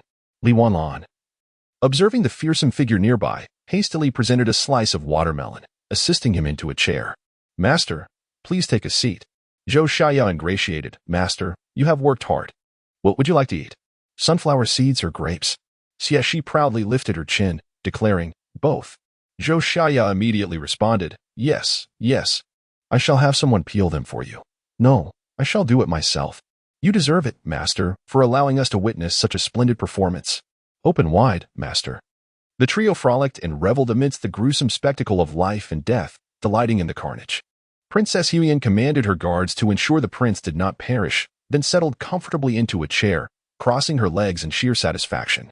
Since discovering the prince's betrayal, the Lin family had conspired to conceal the truth from her, and despite her relentless torment and sending them to the execution grounds, she felt a profound sense of frustration. Now, Xie San had avenged her grievances. Xie San was commendable. Shen Ziyuan withdrew his gaze, taking a delicate sip of tea, inquiring, "But why do you seek her life?" His voice remained as cool and detached as ever. Yet, Princess Huyen detected the underlying fury. Having known him for many years, she could discern the shift. "Are you angry? You, enraged over a woman?" She leaned in closer, scrutinizing his expression in an attempt to unravel his thoughts. The proximity was almost palpable. The spectators below gasped in horror, covering their faces in disbelief, unable to bear the sight. "Oh no, our pure and esteemed Master Shen, could he be usurped by this fierce woman?" "No." Yet she also witnessed this scene and sprang to her feet. "Damn it. I did not aid you in dealing with that scoundrel husband merely to clear a space for Shen father. Stepmother, return my stepfather to me." "Shen father is mine." Xie Xihe questioned, "What is wrong with you? Why are you so upset?" Observing her friend's chest heaving with rage, gritting her teeth, and her face flushed, she found it quite puzzling. She managed to squeeze out a few words through clenched teeth. With both parents gone, how can one not be angry? Xie Xihe and Li Wanlan exchanged confused glances, struggling to comprehend. Meanwhile, the prince's voice called out, "Your Highness." The voice was icy, imbued with a warning. Shen Ziyuan's eyes, as dark as an abyss, remained placid, yet his brow was furrowed, and his thin lips were taut, exuding an air of danger. Cough, cough, cough. Princess Huyen immediately straightened her posture, maintaining the dignity of her royal status, and spoke in a deep voice. "I was impulsive just now. I nearly startled the snake in the grass and jeopardized a significant matter. It shall not happen again." Her tone was resolute, yet she uttered the most cowardly words with the fiercest demeanor. Shen Ziyuan's gaze was indifferent as he inquired, "I ask you, why did you kill her?" Princess Huyen was taken aback for a moment, then retorted indignantly, "Xie San has shown disrespect towards me." Shen Ziyuan cast a cold, sidelong glance, his lips parting slightly, clarify. Princess Huyen huffed lightly. She said that Xie Xihe is handsome and charming, prompting me to consider her. Is it not justifiable for me to kill her for mocking me so brazenly in front of others? Shen Ziyuan fell silent for a brief moment before responding. Is it possible that she genuinely wished for you to become her stepmother? Chapter 44. Seizing the father. The words were brief, yet Princess Huyen pondered for quite some time before comprehending their meaning, her eyes wide as saucers and her mouth agape in astonishment. Had she lost her senses? Her mother was still alive, yet she contemplated finding a stepmother for her father. What daughter would seek a stepmother for her own father? How had her parents not chastised her for such thoughts? Upon hearing this, Shen Ziyuan felt a headache coming on as he pinched the bridge of his nose, a faint smile betraying his bemusement and helplessness. He began to grasp that her suggestion of marrying off her father was not mere jest. For a princess, Did it not equate to the act of marrying a man? The Xie family had overstepped their bounds as the legitimate daughter of the royal family. How dare they propose that she play the role of a stepmother? Today, she would surely take her vengeance upon Xie Xihe. With that declaration, Princess Huiyan stormed towards Xie Xihe and he, only to be halted by Shen Ziyuan's sharp command. Halt. Fuming, Princess Huiyan retorted, even if the emperor's brother is present. I shall not tolerate such humiliation from the Xie family. Have you miscalculated your actions against me? Shen Ziyuan's forehead twitched. He inhaled deeply and could not help but inquire. How did you support His Majesty's ascension back then? Taken aback, Princess Huiyan paused, perplexed by the question, but she replied nonetheless. I eliminated my ambitious half-brothers so that no one would contend for the throne. She raised her chin, her tone laced with pride. Shen Ziyuan. No wonder Xie Xihe, who could have anticipated that amidst the treacherous court, a clumsy bear would emerge? Do you wish to retaliate against the Xie family? Without hesitation. Princess Huiyan nodded, her eyes brimming with unmasked fury and hatred. Had her father not faced assassination, perhaps his health would not have faltered. And he would not have departed this world prematurely. Her brother would have ascended the throne smoothly. She longed to return to the days of being a naive and blissful little princess. The Xie family had destroyed everything she held dear. And now they sought to seize all that belonged to her brother. How could she endure this? Her brother was her only remaining kin. Then you must act as I advise, though it may require some sacrifice on your part. Princess Huiyan waved her hand dismissively. It matters not. As long as I can eradicate the Xie family, I would not mind dying in the process. A hint of tenderness softened Shen Ziyuan's cold gaze. My little apprentice has grown up. In an instant, Princess Huiyan's eyes glistened with unshed tears, her lips quivering, filled with a mix of unease and guilt. Is the master well? Shen Ziyuan nodded slightly, a reminiscent smile gracing his features. Living freely and carefreely, quite well indeed. The two conversed amiably, reflecting on myriad sentiments. This scene, however, was nearly enough to make Xie Xihe and he grind their teeth in frustration. Ah, Princess Huiyan, you are well into your 30s. How can you engage with someone so much younger? Moreover, you just dispatched your husband and are already seeking a new companion. This fickleness is utterly intolerable. Shen, remain steadfast. Do not let power cloud your judgment. A gentle voice like flowing water broke the tension. Xie Xihe and he glanced around, their gaze landing on Princess Huiyan before hastily shifting away. Even the men cast several scrutinizing glances, had it not been for the ants. She might have prostrated herself on the ground to take a closer look. Princess Huiyan, what is it? Does the term gentleness not suit her? She clenched her teeth and called out again, Miss Xie Xihe. The words were laced with barely concealed irritation. Xie Xihe arose abruptly, relishing the familiar atmosphere. Under the anxious gazes of Zhou Xiaoya and Li Wanlan, she hurried over, fearing that if she did not act soon, Lord Shen would be whisked away. Your Highness. She greeted, her eyes fixed on the man with an intensity that seemed to pierce through the bindings, directly confronting his injury. Lord Shen, is your hand feeling better? She lamented, if only my mother were here. She is gentle and virtuous and would surely tend to your wounds with utmost care. Moreover, the medicinal dishes she prepares are both nourishing and delectable. Shen Ziyuan tightened his grip on the teacup, interrupting her. It is of no consequence. His voice remained as aloof and indifferent as ever, yet Princess Huiyan sensed an undercurrent of suppressed annoyance. Xie Xihe, with a radiant smile, continued. I am immensely grateful for Lord Shen's timely rescue. I have no means to repay you other than to offer my mother as a gesture of gratitude. How absurd. Princess Huiyan scoffed, incredulous as she cleaned out her ears. What did you just say? Xie Xihe quickly amended, I meant to offer myself. Princess Huiyan snorted derisively. A mere child, yet you speak of offering yourself? You have not even matured. The unfinished words faltered before the tempestuous swell of the woman's bosom. She glanced at herself, then at others, pondering what sort of sustenance this girl had grown up on. So, it seems there is indeed reason for the prince's reluctance to engage with her. Sensing the growing tension emanating from Princess Huiyan, Xie Xihe felt bewildered. What madness was this woman exhibiting? Shen Ziyuan pressed his lips into a thin line, his fingertips tapping lightly on the table.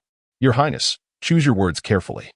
Princess Huiyan shot him a glare, and Shen Ziyuan returned her gaze with a cautionary intensity. To Xie Xihe, their exchange appeared laden with unspoken affection. A silent dialogue of glances that tightened her fists in frustration. Ultimately, Princess Huiyan capitulated, clearing her throat and hesitating, her voice tinged with a hint of embarrassment. Ahem. The prince is on the verge of death.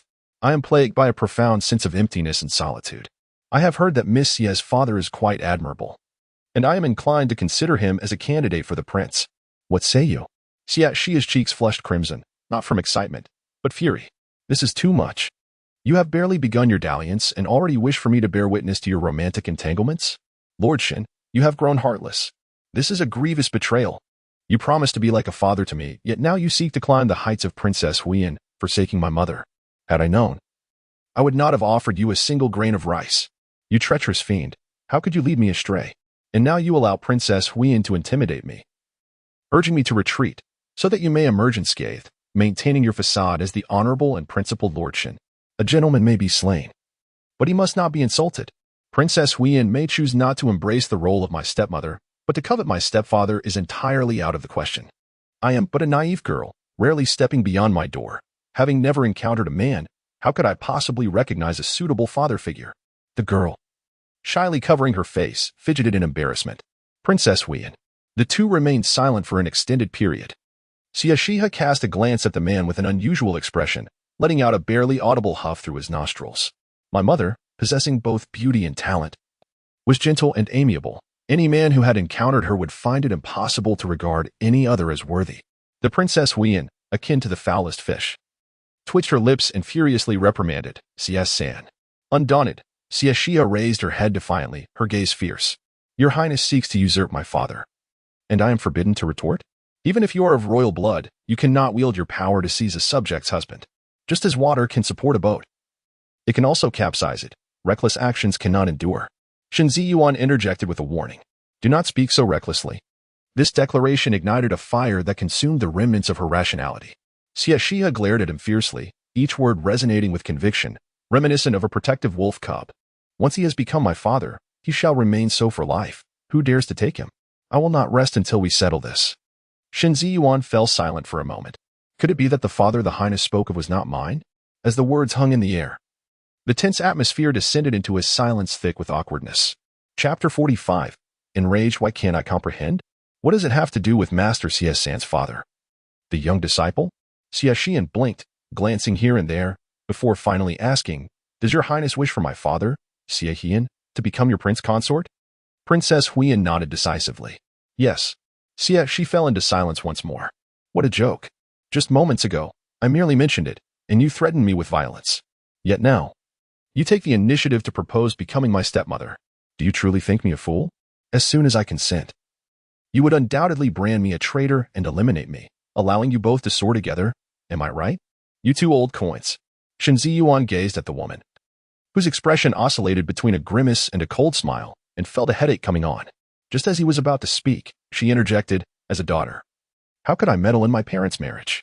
Moreover, one must keep their word. A gentleman's promise is as steadfast as a chariot's wheels. A person who lacks integrity is no better than a foolish dog. The foolish dog, Shen Ziyuan, felt his breath catch, and in his fury, he could only laugh. Very well. He slowly rose, his tall frame overshadowing the delicate figure of the woman, an aura of cold pressure emanating from him. His deep, dark eyes now surged with tumultuous waves, ablaze with fierce flames, his heated breath washing over her face. Xie Xihe's heart trembled, and she instinctively retreated a few steps. How dare you, a sycophant, be ungrateful and deceitful, conspiring with your old lover to threaten me? What does it matter if I scold you? Shen Ziyuan was so incensed he could hardly contain himself, his chest heaving, face flushed, his fingers trembling with rage. Princess Huiyan, unfazed by the rebuke, watched with amusement, almost ready to applaud. Junior disciple, look at you today. Yet, amidst the spectacle, an explanation was warranted. You misunderstand. I genuinely wish to find your father, to serve as prince consort. Silence. Before she could finish, Shen Ziyuan's sharp voice cut through the air. Princess Huiyan, you and Xie San both seem to treat me as a mere punching bag. Do as you please. I shall not concern myself with it. With that, she flicked her sleeve and strode away, drawing a soft whip as she approached Lin the prince consort. Humph, as if I'm merely a source of your frustrations. Xie Xihe added fuel to the fire, taunting, now that the princess has departed, why aren't you following, Master Shen? It would be a pity to offend such a valuable connection. Shen Ziyuan was furious. Xie Xihe. His icy voice swept through the air like a wildfire. His face a dark storm, his eyes resembling ancient ice, sending chills down her spine. Xie Xihe swallowed hard, finally realizing the gravity of her situation. How bold she had been to insult Master Shen, even as the Duke's household and the CF family treated him with deference. Yet, here she was, pointing an accusatory finger at him. How audacious. Tears welled up in her eyes, reddening them. You are fierce with me. Her apricot eyes shimmer with unshed tears, glistening like water, while a faint blush graces the corners of her eyes. Tears fall freely, as if they were without cost, cascading down without restraint. Anyone who witnesses this would surely feel a pang of pity. Shen Ziyuan scoffed, deeming this tactic ineffective. Xie Xihe's delicate form stiffened momentarily, then, biting her lower lip, she said in a pitiful tone, "You promised you would protect me." Shen Ziyuan raised an eyebrow, his refined features tinged with a hint of anger. "Before I can safeguard you, I must first ensure my own safety. Otherwise, should you wish to harm me and I lack the strength to end my own suffering, you would undoubtedly blame me for my foolishness." Xie Xihe replied, "I never intended to harm you." Shen Ziyuan's voice turned icy. "How many times have you condemned me with accusations of ungratefulness, deceit, and oppression?" Xie Xihe fell silent, her words caught in her throat. Shen Ziyuan, exasperated, found his years of self-restraint futile. His fists clenched and relaxed repeatedly, yet he could not quell the seething anger within. How utterly untrustworthy I must seem.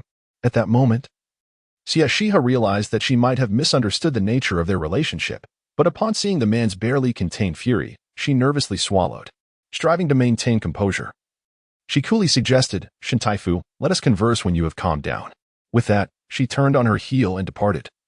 Her footsteps quickened as though pursued by a rabid dog, disregarding Zhou Xiao and Li Wanlan, hastily descending the platform and fleeing. In a flash, she boarded the carriage and vanished from sight. Shen Ziyuan's chest heaved with rage, his breaths rapid and shallow, exuding an aura of icy fury, as if he were suffocating under an immense weight. Princess Huyan trembled in fear, swiftly redirecting her ire towards the man prostrate before her, feigning busyness. "What are you shouting for? You startled me." Lin Fuma's eyes widened in fury, his mouth agape, bloodied and hollow, with not a single tooth left intact. Princess Huyan retaliated with a swift strike. Lin Fuma crouched on the ground, clutching his injuries, drenched in sweat, fragmented moans escaping his throat. "Have I ever wronged you?" Lin Fuma glared at her with venomous eyes. Princess Huyan grinned maliciously, lifting the bloodied flesh with her blade. So small, would it suffice to satisfy a dog's appetite? Lin Fuma's eyes bulged in terror as he attempted to reclaim what was lost, only to be kicked aside by Princess Huyan, who disdainfully tossed the remains at the feet of the guard dogs. Under Lin Fuma's horrified gaze, the dogs sniffed the morsel, visibly repulsed. Yet adhering to their instinct to waste nothing, devoured it whole. Afterward, they licked their lips with a sense of lingering satisfaction, their gaze fixed on Lin Fuma, as a menacing crimson, saliva dripping from their blood-stained teeth. The sight was utterly grotesque. Lin Fuma surveyed the few remaining members of his clan, then glanced at his own broken form. Unable to bear the weight of despair any longer, he fainted. Princess Huyan scoffed, "Useless. Are you done playing?" A sudden voice echoed in her ears, startling Princess Huyan, nearly causing her to leap from her spot. What are you doing? This palace has seen and heard nothing." Such words are tantamount to an admission of guilt. However, Shen Ziyuan paid no heed, standing with arms crossed, his countenance shrouded in frost as he gazed into the distance where the carriage had departed, his brows knitted under a heavy cloak of dark clouds. It is time to sever ties with His Majesty. Princess Huyan was momentarily taken aback, her expression swiftly shifting to one of gravity. Must it be so? The Xie family is cunning. Without venturing into the tiger's den, how can one hope to capture a cub? The Marquis of Jinbei has already commenced his actions. We must hasten. Very well. Princess Huyan kicked Lin Fuma, her face alight with indignation, her voice neither too loud nor too soft, just sufficient for the spies below the platform to hear clearly. "If it were not for your fear of my exceeding prowess, why would I have been forced to marry such a worthless individual, thus ruining my lifetime of happiness? The identity of you is self-evident." The spy's eyes sparkled with excitement, and in a short while the area before the platform became desolate, having lost several dozen individuals. Chapter 46. Do not wrong her. Shen Ziyuan subtly nodded towards the shadows, and the hidden guards among the common folk silently pursued the scout. The once boisterous execution ground fell into an immediate hush. After leaving a remark, Shen Ziyuan departed, advising to prepare a substantial betrothal gift, lest she be wronged. Princess Huyan pondered this statement repeatedly, lying in bed until the dead of night, questioning whether she had misunderstood. Historically, daughters were sold for glory. Today, however, a tale of selling a father for honor emerged. Meanwhile, Xie Xihe and her companion had just returned to the general's residence when they spotted a carriage adorned with the emblem of the Duke of Jinbei at the entrance. Before they could step inside, the gatekeeper approached with an air of obsequious respect. "Miss, you have finally returned." Though Xie Xihe felt a sense of foreboding, She feigned confusion and inquired, "What has happened?" The gatekeeper eagerly replied, "The Duke of Jinbei wishes to propose marriage to you." They are currently discussing the matter in the hall. Xie Xihe's lip twitched. She had anticipated that this old coin would not rest until the general's residence was in disarray. When did they arrive? Not long ago, the gatekeeper informed her. Xie Xihe glanced at the setting sun, her expression darkening. Traditionally, proposals occurred at dawn. Who would choose to propose as the sun descended? The gatekeeper, perceptive to her thoughts, added, "I heard the Duke departed early this morning but was delayed by urgent matters. Arriving only this afternoon."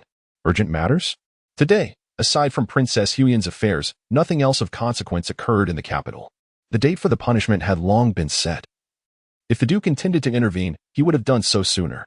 Why prepare a betrothal gift only to be delayed? Who possessed such influence to divert the Duke's attention from the Xie family? Xie Xihe was perplexed but chose to dismiss her thoughts as she stepped over the threshold.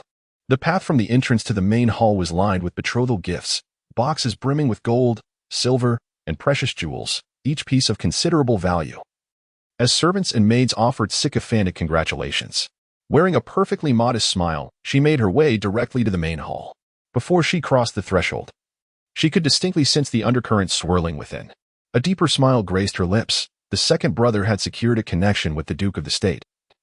The third brother had allied with the Duke of Jinbei, yet the eldest, as the pillar of the family, had achieved nothing. Would this not breed discord? After all, while the younger brothers had grown strong, their elder brother found himself diminished. How could he maintain authority? Master Xie's countenance darkened as he solemnly inquired, "Third brother, given our parents' wishes and the matchmaker's words, do you consent to let Zhu marry into the Duke of Jinbei's household?" The emphasis on marry high was intentional, implying that should he agree, his daughter would slip from his grasp. Master Xie's expression soured, just as he was about to refuse. He heard the gentle voice of Madame Dong interject, "Husband, if Zhu can wed into the Duke of Jinbei's family, I, as her mother, could find peace of mind. No longer burdened by constant worry, and I would have more time to spend with you." Master Xie's eyes brightened at her words, yet he hesitated. Furrowing his brow in contemplation, Madame Dong tightened her grip on her handkerchief, her voice tinged with urgency. "Do you not wish for this? Is it possible that the affection shown during this period is nothing but a facade? Are you truly unwilling to see my only daughter thrive?" Master Xie hurriedly clarified. "Of course not."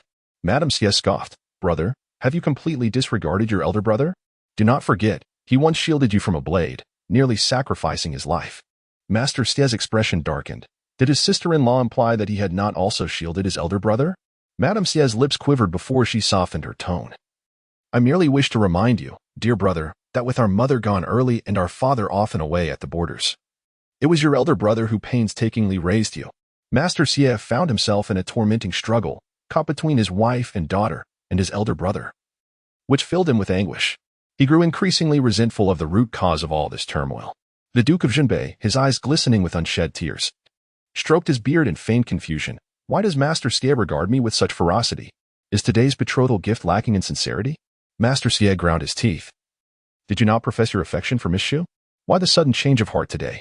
The Duke of Jinbei awkwardly scratched his head, giving a hefty slap to Yuanqing beside him, grumbling, "It is this little rascal who has coerced me into this. With a son like this, should he perish, who would inherit the family estate, I had no choice but to shamelessly seek a marriage alliance." He acknowledged that this predicament was disrespectful to General Xie.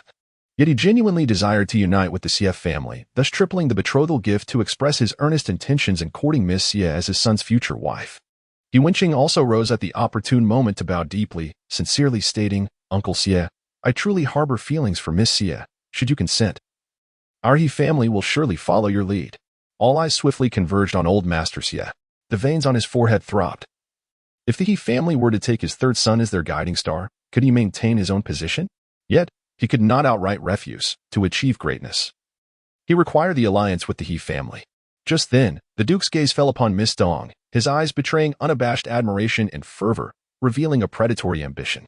Old Master Xie's eyes sparkled with a fleeting hint of regret as he glanced at Master Xie. Before Master Xie could fully grasp the meaning behind that look, he heard his elder brother speak. "This matter is of great significance. Perhaps the Duke should allow us a few days for discussion." The Duke's face showed signs of hesitation. Old Master Xie added, "The borders are harsh and cold. The Duke's time in the capital is limited, and I fear you have not yet savored the culinary delights of the city. My sister-in-law is an exceptional cook." At this juncture, Master Xie's expression darkened instantly. He was about to speak when he heard his elder brother continue. The Duke might also sample the future mother-in-law's culinary skills. Master Xie's brows relaxed. He knew his elder brother would not knowingly provide an opportunity for the Duke to pursue his wife with ulterior motives. The term future mother-in-law indicated a clear stance. Contemplating this, Master Xie's gaze toward his elder brother brimmed with regret. It was all due to him that his elder brother had to endure such humiliation. And his own daughter suffered as well. His elder brother was truly too kind. He felt ashamed for having previously complained about him. What a terrible person he had been. Upon encountering that apologetic gaze, Mr. Xie felt a sudden shiver coursing through him, as if an icy chill had surged from the soles of his feet. His eyes darted towards his wife, a complex blend of scrutiny, suspicion, and perhaps even a hint of malice. Mrs. Xie stood momentarily taken aback, questioning why her husband regarded her in such a manner. Mr. Xie shook his head, dispelling the tumultuous thoughts within, and laughed heartily, declaring that it was getting late and suggested that his sister-in-law prepare some hometown dishes for the Duke of Zhenbei. Reluctantly, Ms. Dong nodded in agreement. Mr. Xie reassured her. "Fear not, my dear. I shall remain by your side." The Duke of Zhenbei's expression darkened. With considerable thoughtfulness, Mr. Xie added, "Brothers, please accompany me to the study. There are matters we must discuss." Mr. Xie, who had been a mere spectator, laid aside his sunflower seeds and smiled in acquiescence. Upon hearing the mention of the study, Mr. Xie felt compelled to comply, not daring to refuse. Chapter 47. Selling a son for a daughter-in-law. As they stepped outside, they were met with the displeased countenance of Xie Xihe standing at the door. Xie Xihe instinctively reprimanded, "What are you doing standing there? It's unbecoming." However, Xie Xihe quickly advanced, remarking, "Miss Xie likely fears interrupting our discussion regarding marriage, and as it pertains to such matters, she may feel it inappropriate to intrude." Xie Xihe cast a surprised glance at the striking young man. Could it be that this scoundrel was speaking on her behalf? Was he truly smitten?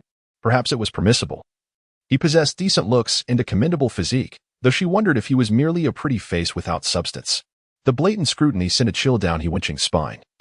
He fought the urge to cross his legs and stood upright, cursing his father in silence for selling his son for a bride.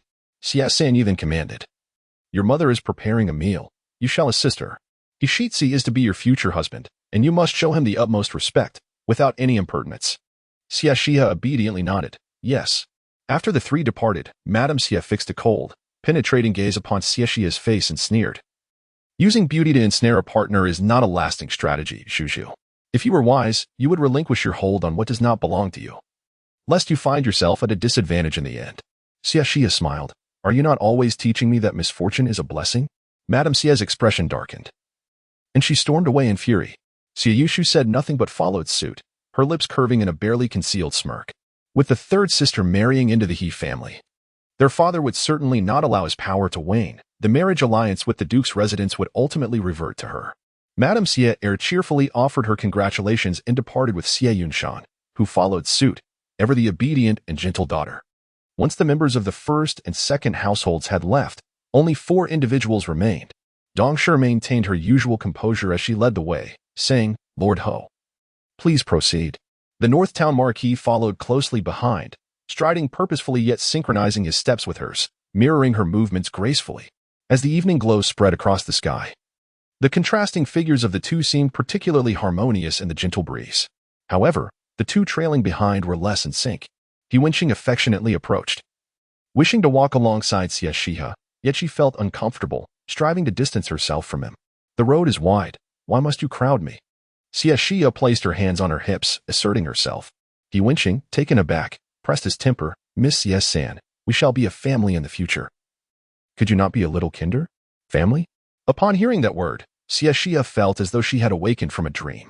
This man would be her husband, and they would share both honor and disgrace, sharing a bed. The thought brought her an inexplicable annoyance. "What is wrong?" Xie Wenqing inquired. Xie Xihe retorted angrily, "None of your business."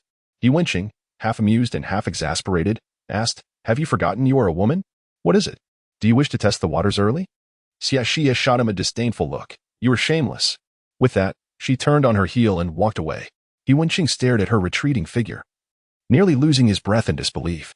In his previous life, what sins must he have committed to encounter such a woman in this one?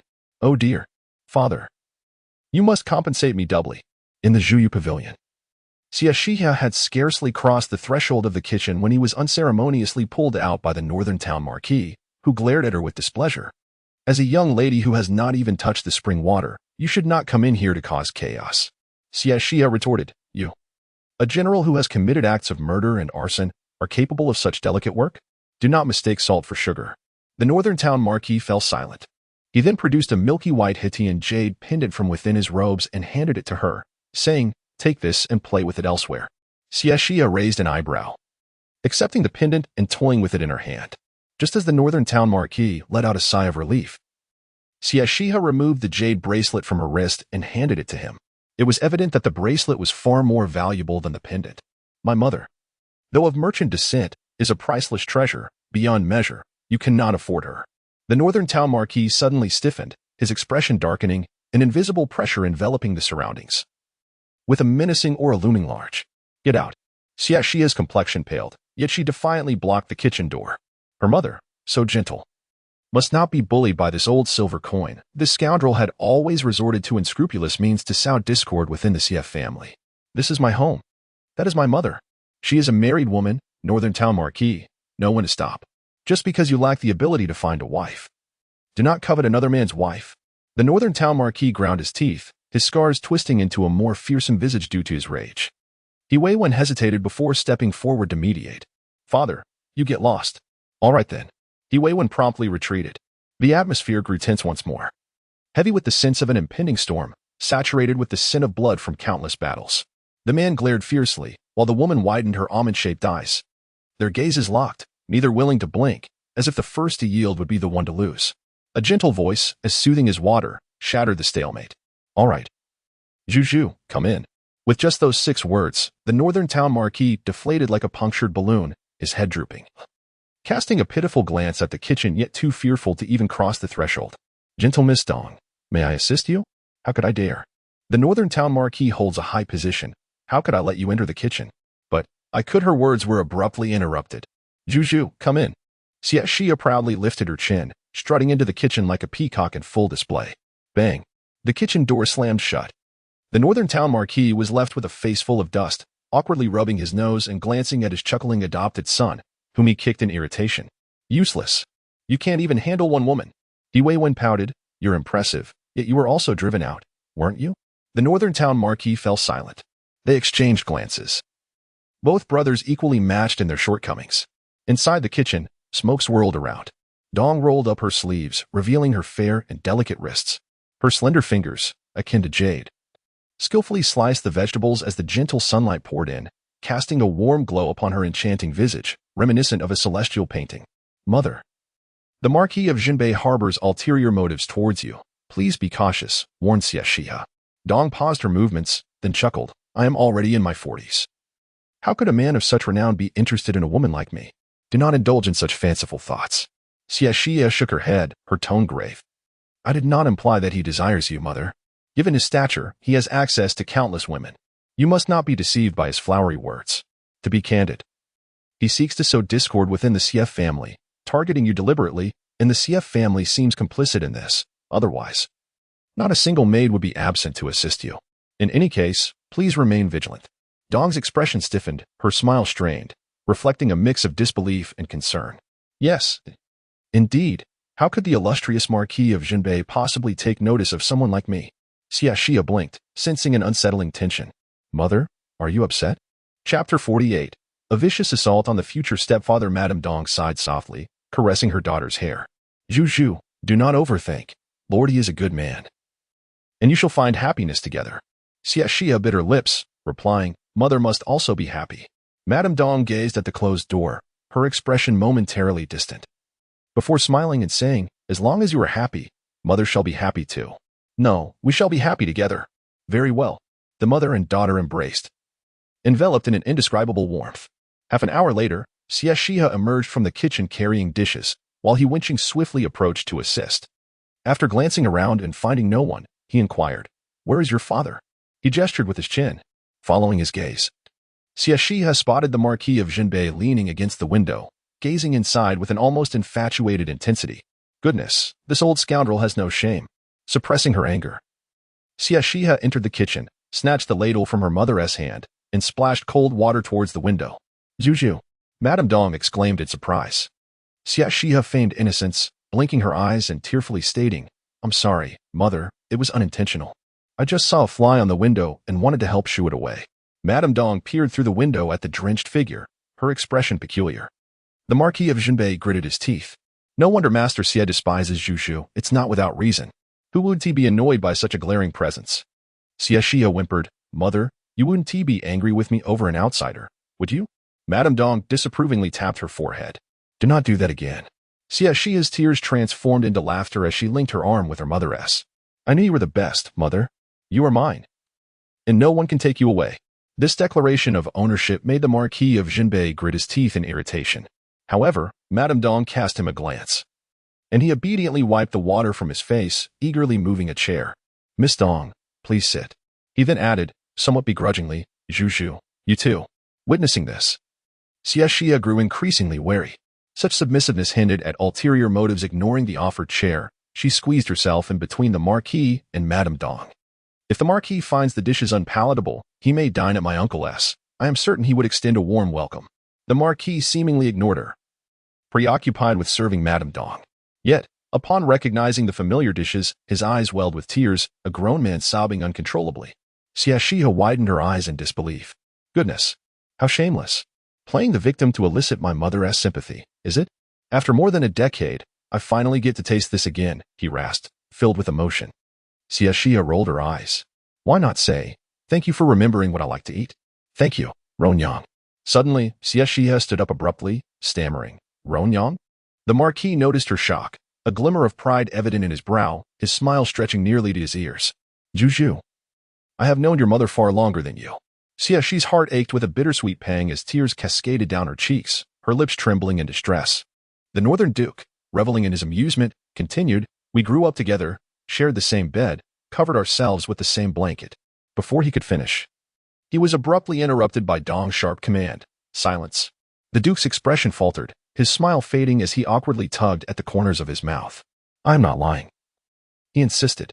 Under Dong's sardonic gaze, he added quietly, "My parents passed away when I was young, and I grew up in your home since I was 3. Sharing meals and living together, even sleeping in the same bed and sharing the same quilt, that is only natural." A thunderbolt struck Xie Xihe's mind. Overwhelmed by her emotions, she glanced at her mother and then at the Northern Duke, her clever mind struggling to comprehend the implications. After a prolonged silence, she finally inquired, "So, I have known my mother all along? You came to propose because of her?" The Duke nodded in affirmation. Xie Xihe's lips twitched in frustration. "So my frantic attempts to secure a marriage proposal are no different from a jester's antics." She continued, "Did you deliberately feign interest in my mother before the Xie family? Not only to sow discord but also to rescue her?" The Duke nodded again. "Upon returning to the capital, I learned that your mother was suffering." Suppressed sentiments surged forth from his eyes. Xie Xihe trembled, suddenly recalling the handkerchief embroidered with the hua flower, her thoughts racing as she turned to examine her mother's sleeve. Her gaze darkened with confusion as her voice trembled. "So, you are my mother's childhood companion?" At her words, the smile faded from the Duke's face, his fists clenching as he labored to respond, "Yes." Xie Xihe, enraged, surged forward, seizing his collar and shouting hoarsely, "Then why did you not marry my mother? If you had married her, she would not have endured so many years of humiliation. Why did you not protect her?" The Duke glanced at the silent Dong and shook his head. "Your mother does not love me. I am unworthy of her." With a resounding slap, Xie Xihe struck his face, her anger propelling her to leap in her fury, her blows filled with a wrath that seemed to strip him of his very flesh. "You worthless man! You cannot even protect the woman you love. What kind of man are you? Do you have any idea how much suffering my mother has endured? Even the servants dare to insult her, and do you know how outsiders mock her? She is the esteemed Madame Xie, yet she lives like a servant." The Duke stood there, enduring her tirade in silence, his heart aching as he gazed at Dong. He Wei Qing attempted to intervene but was halted by the Duke's pleading eyes. Ultimately, it was Dong who stepped in to quell the upheaval, her voice gentle yet quavering. "Zhu, he speaks the truth. It was I who did not favor him and rejected his assistance. Years ago, he spoke of achieving greatness in the frontier and returning to marry me. I did not wait for him and married your father instead. He later sought me out. Yet I was reluctant to accompany him. The suffering endured over the years was a consequence of my own choices. I cannot blame anyone else." The Northern Duke closed his eyes in anguish. The bloody marks etched upon his face could not conceal the profound sorrow that penetrated to his very bones. Xie Xihe fell into silence. "Mother, I am not as foolish as he. This statement left the three of them momentarily speechless. The Dong family. The Northern Duke. He winching. Xie Xihe continued, I am aware that my father coerced you into marriage by threatening your family's very existence. The moment those words escaped her lips, a creaking sound echoed as fists were clenched tightly, knuckles turning pale. The Northern Duke trembled uncontrollably, staggering forward step by step until, with a thud, he knelt before Dong Shi. His towering figure slightly hunched, striving to meet Dong Shi at eye level from his position on the chair. Ron Yang, please tell me, is what Juju said true? Each word seemed to be extricated with great difficulty, as if they were painfully wrenched from his very soul. Chapter 49. Old He, do you desire a wife? Dong closed her eyes, a tear cascading down her cheek. The past is past. There is no need for further inquiry. With a resounding thud, a fist struck the stone floor, blood gushing forth. Startled, Dong rose from her chair, only to be firmly restrained by the Northern Marquis, who insisted she remain seated. Blood splattered onto his blue attire, resembling blooming plum blossoms. Father, he winching exclaimed with concern. The Northern Marquis wiped the blood from the corner of his mouth, his dark eyes seemingly stained with blood, etched with anguish, guilt, and remorse. I'm sorry. A delicate hand caressed the man's face, tenderly tracing the grotesque scar. Dong smiled gently, shaking her head. It is not your fault. Do not blame yourself. Yet, the Northern Marquis, using her hand, struck his face several times, cautious not to hurt her, and exhaled softly against her palm. Then, with a series of sharp slaps, heavy and resonant, his rough skin quickly reddened, swelling to a purple hue. Stop it, please stop, Dong cried, desperately trying to intervene. The Northern Marquis ceased his self-inflicted punishment, spitting out blood and a couple of teeth. He winching shuddered, turning away, unable to bear the sight. The Northern Marquis drew Dong into his embrace, treating her like a rare treasure, his touch both gentle and heavy, as if he wished to merge her with his very being, yet feared causing her any harm. Wan Yang, I am sorry. I am but a fool, a simpleton, to have believed your one-sided tale from years past. A woman as steadfast as you could never be one who craves vanity. It is my error. I was too cowardly, lacking the courage to confront the truth. Fleeing to the borders at night. Had it not been for the Emperor's summons, I would not have had the courage to return to the capital. I am indeed a fool. Dong smiled softly, shaking her head. It's all right. You have returned now. Haven't you? You cannot protect me. But you can protect our daughter. After Jujued's winching, do not bully her. Do not let her suffer even the slightest harm. The Northern Marquis stiffened abruptly. We words hung in the air, their meaning understood by all. However, Dong turned away, dismissing the matter, stating that with age, such concerns were futile. The happiness of their children was what truly mattered. The Northern Marquis' shoulders slumped, his towering figure resembling a mountain that had crumbled, devoid of spirit, as if stripped of purpose. Suddenly, he felt a tug at his sleeve. Turning, he saw Xie Xihe, her eyes glistening with tears, sparkling with clarity as she gazed up at him. She pulled him into a corner. Old He, do you desire a wife? Just say the word, and I shall bring her to you. The Northern Marquis paused in silence. I only desire your mother. Xie Xihe nodded readily. Besides my mother, I want to bring anyone else. The Northern Marquis regarded her with a complex gaze. If I were to marry your mother, you would then be considered my sister. And you could not marry winching. Are you truly willing? Xie Xihe rolled her eyes. I wouldn't even consider your son. He lacks both talent and valor. He is unworthy of me. The Marquis of Jinbei clapped his hands with delight and laughed heartily. Indeed, that rascal is unworthy of you. Meanwhile, He Wenqing, who was eavesdropping, thought to himself that he was certainly not a biological child. Listening to the laughter, Dong Shi felt a twinge of unease and called out, the food is getting cold. Coming, coming. The Marquis of Jinbei quickly raised his hand and scampered off. He Wenqing followed closely behind, inquiring, if you do not marry me, how do you intend to escape the Xie family? Xie Xihe shot him a disdainful glance and retorted, is there no other man in the world aside from you? He Wenqing gritted his teeth, thinking that one who bites the hand that feeds him is truly oblivious to kindness. Huh, do you truly wish to marry that hypocrite Zhou? And if I do? He Wenqing, now agitated, thought that although he and his future stepsister were at odds, he certainly did not wish for her to leap into the fire. For such vibrant women are a rarity in the capital. Are you out of your mind? Xie Xihe glared at him with irritation. You are the one who's lost it. The worst outcome would be marrying him, then on our wedding night, hiring someone to assassinate him. I could then live freely as a widow. Wouldn't that be splendid? He Wenqing was left dumbfounded, swallowing hard, taking several steps back in fear. It was the first time he had encountered someone who spoke of killing their husband so nonchalantly. Surely, you must have been inspired by Princess Huiyan? Today, everyone in the capital is aware of Miss Xie's uproar at the execution grounds. Xie Xihe stroked her chin and chuckled. Perhaps it's a case of mother and daughter sharing a bond, a meeting of minds. He Wenqing was left bewildered. Was the generational gap truly so vast? At the dining table, Xie Xihe gazed at the overflowing bowl and complained, "My lord, do not serve any more. It cannot hold." Dong Shi frowned and added, "Zhao Ge, you should eat some too. I truly cannot manage any more." All right, all right. The Marquis of Jinbei was remarkably swift, clearing the remaining dishes from the platter, leaving not a single grain of rice or a drop of oil untouched. After a hearty belch, he exclaimed, "I am so full." He Wenqing looked at the empty bowl, then glanced at the pristine plate, silently gazing upward. The joys and sorrows of individuals do not resonate with one another. After the meal, Dong Shi instructed Xie Xihe to bring out the secret medicine from the palace. Observing her mother administering medicine to her future stepfather, Xie Xihe smacked her lips. "I am certainly destined to wear my father's green hat." The Marquis of Jinbei toyed with a tiny vial, no larger than a baby's fist, and remarked, "This medicine is quite remarkable. If it could be distributed within the military, it would undoubtedly reduce many casualties." Xie Xihe touched the back of her head, her expression somewhat grim. This medicine was procured at the cost of her mother's dignity. Yet, seeing the fading bruises on the Marquis's face, she couldn't help but exclaim that the palace's secret medicine lived up to its reputation. Suddenly, a slender figure flashed across her mind. She wondered how his wound was faring.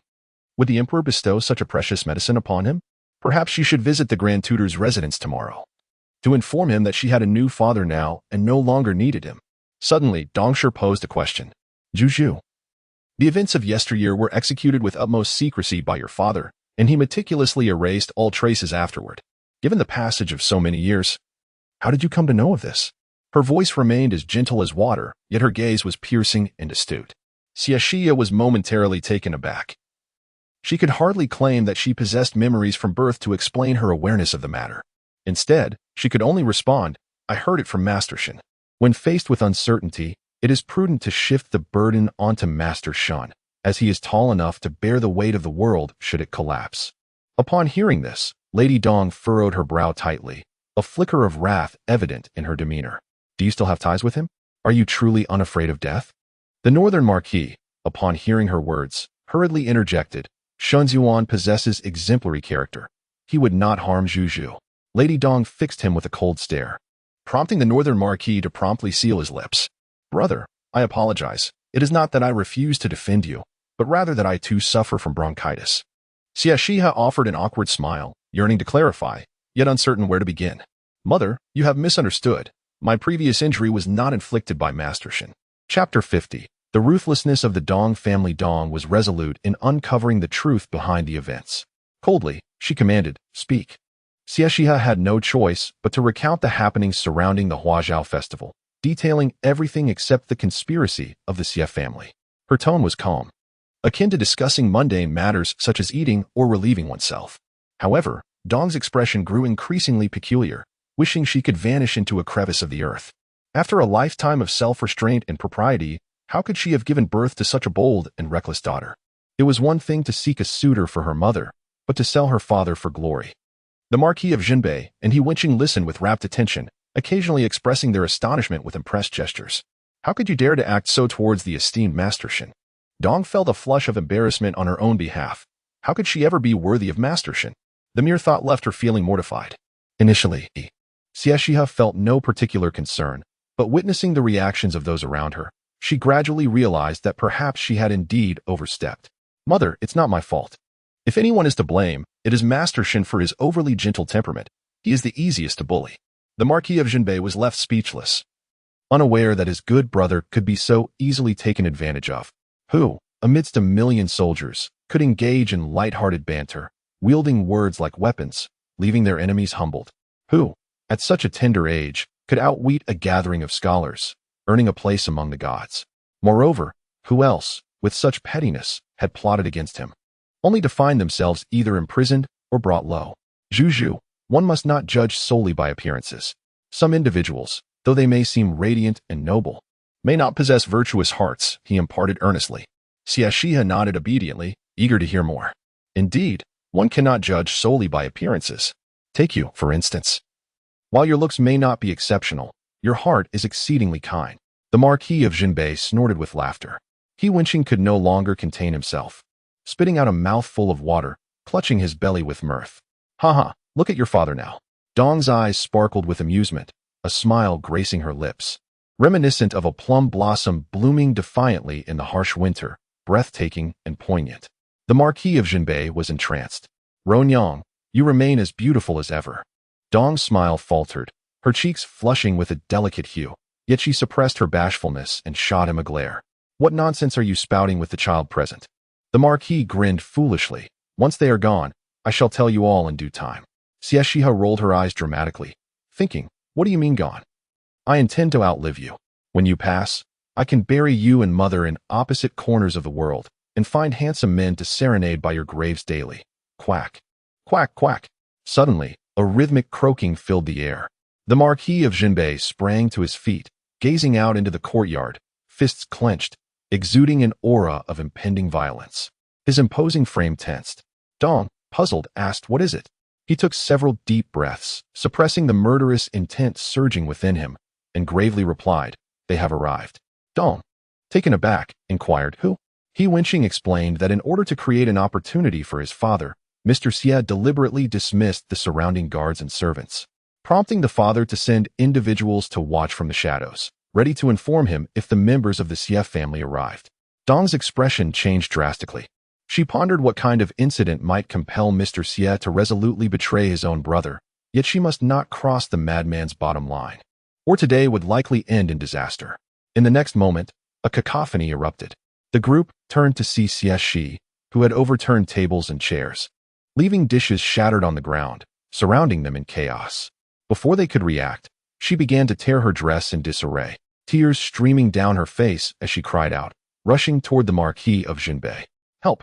The Marquis has gone mad. You wish to harm my mother? You shall have to step over my corpse first. Mother, run quickly. Go summon father. Marquis of Jinbei, I will fight you. Dong blinked, and under her daughter's signal, she ran out in tears.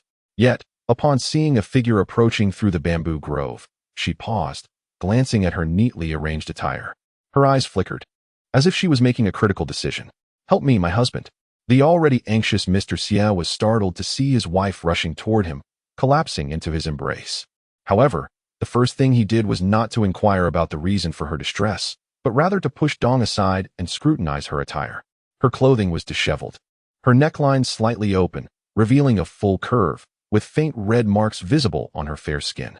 Mr. Xie grasped her hand tightly, his grip fierce as he demanded, what did he do to you? Dong winced in pain but dared not struggle, resembling a child caught in wrongdoing, her head bowed, unable to meet his gaze. He did not take advantage of me, my husband, truly, I am still pure. Zhu stopped him. He did not kiss or touch me. Please believe me. Her frantic words resembled the classic denial of guilt. Wretched woman. Mr. Xie's eyes turned crimson as he kicked Dong aside. Her flushed face paled instantly, and she knelt on the ground, clutching her abdomen, unable to rise, cold sweat dripping down her cheeks as she groaned in agony. Yet she reached out, trying to grasp Mr. Xie's hand. Husband. Under ordinary circumstances, such heartfelt affection would have delighted Mr. Xie, but in this moment, his gaze toward Dong was one of disdain. Wretched woman, are you so desperate for a man? Just a few hours and you can't bear it? Wasn't I sufficient for you last night? All day flirting and preening. Despicable creature. Why don't you just die? The last word seemed squeezed out through clenched teeth, filled with bitterness and hatred. Crack. A whip struck Dong's body with force, instantly lacerating her skin, causing her to curl up in pain. Her supple form convulsed from the agony, sweat soaking her clothes, emitting pitiful cries. Mr. Xie's eyes grew ever more bloodshot. And just as another whip was about to be unleashed, Mr. Xie rushed to seize it. Enough. The Dong family has truly been wronged. Who will attend to the Lord of the North? However, the Dong family, often perceived as rigid and conservative, proves to be quite exceptional, which explains why the Lord of the North has fallen for her at first sight. Master Xie's face turned ashen. What are you doing, elder brother? I must end this shameless woman today. At this moment, Master Xie stepped forward to voice a semblance of reason. Younger brother, if sister-in-law truly lost her virtue, given her nature, she would not be here. She would have long since taken her own life. These words fell upon him like a bucket of icy water. Master Xie Xihe's fury dissipated as he regained his composure, furrowing his brow at the distressed and suffering Dong family member, and noted that her garments remained intact upon her form, which caused his expression to shift subtly. It seemed he had misjudged her, yet he did not offer an apology. Instead, he solemnly inquired, "What exactly transpired? Did you lose your virtue?" In the midst of the crowd, before the servants and maids, Master Xie Xihe's actions displayed no consideration for the Dong family's dignity. With tear-filled eyes, Dong family member replied, "The Lord of the North harbored ill intentions towards me. Zhu fought desperately to protect me, and I did not lose my virtue." The final two words were spoken with great difficulty. Chapter 51. The Rags My Lord hastened to rescue Zhu. As a frail woman, how could she possibly contend with the Duke of the North? Quickly, save her. Master Xie, however, was not in a hurry. Instead, he nodded in satisfaction, finally acknowledging her utility. He gently assisted Madame Dong to her feet. Yet his words were as frigid as the ice of midwinter, piercing to the bone.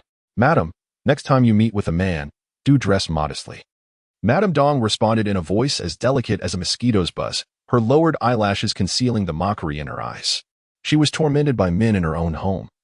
And yet her husband, instead of condemning those who humiliated his wife and daughter, scorned her lack of decorum. Master Xie intervened, attempting to diffuse the tension. "Sister-in-law, do not fret. The Duke is likely inebriated. Men tend to act irrationally when drunk. Do not overthink it. Let us proceed to investigate." As the three brothers ambled towards the commotion with deliberate slowness, Madame Dong clenched her jaw, her fingertips embedding themselves into her palm, leaving crescent imprints. She then adjusted her clothing to conceal the whip marks on her shoulders before hastening after them. Upon entering the courtyard, they beheld Xie Xihe and the Duke of the North, who appeared to be in a frenzy, violently striking the Duke. The man's already bruised visage bore fresh scratches from Xie Xihe's assault. "Do not bully my mother. I will kill you. Have you had your fill of madness? Step aside." The Duke of the North, his patience exhausted, seized Xie Xihe and cast her aside. He plopped down onto the ground, seemingly disheveled. Yet having deftly dissipated the force of the blow, he remained unscathed. This, however, did not prevent Xie Xihe from weeping inconsolably, as if mourning a father lost. "Zhu." Madame Dong lunged towards her daughter, enveloping her in an embrace. Xie Xihe, still in shock, suddenly felt a sticky warmth at her fingertips, the scent of iron filling her nostrils, her body shuddering violently. Just as she was about to investigate, Madame Dong held her tightly, gently patting her back to soothe her distress. "Mother is fine. Zhu need not fear." Xie Xihe remained silent, trembling as she caressed the ghastly wound, tears cascading down to stain her garments. The Duke of the North's nostrils flared, a tempest brewing in his gaze. He, winking, observed the heart-wrenching scene of the mother and daughter weeping together, clenching his fists as a surge of resentment brewed within him. Having been treated like a beloved son by his adoptive father, he could not bear to witness his father's cherished one suffering. At that moment, the Duke of the North staggered forward, unexpectedly swinging his fist with great force, striking Master Xie squarely in the face. Madame Dong whirled around in shock. The Duke, slurring his words, raged, "Who is this lad, daring to disrupt my affairs?" Such humiliation ignited Master Xie's fury, his entire being trembling with rage. Clouds of anger shadowing his handsome face as he raised his hand to Red Ali, only to be restrained by Master Xie. "Brother, the Duke is intoxicated. He did not mean it." Spitting out a tooth marred by flesh, Master Xie's face quickly swelled with bruises, revealing the strength behind the blow. Stunned, he exclaimed, "Elder brother, have you ever seen a drunkard with such force?" Master Xie surveyed the surroundings, noting the absence of wine bottles among the shattered dishes, the air devoid of any trace of alcohol.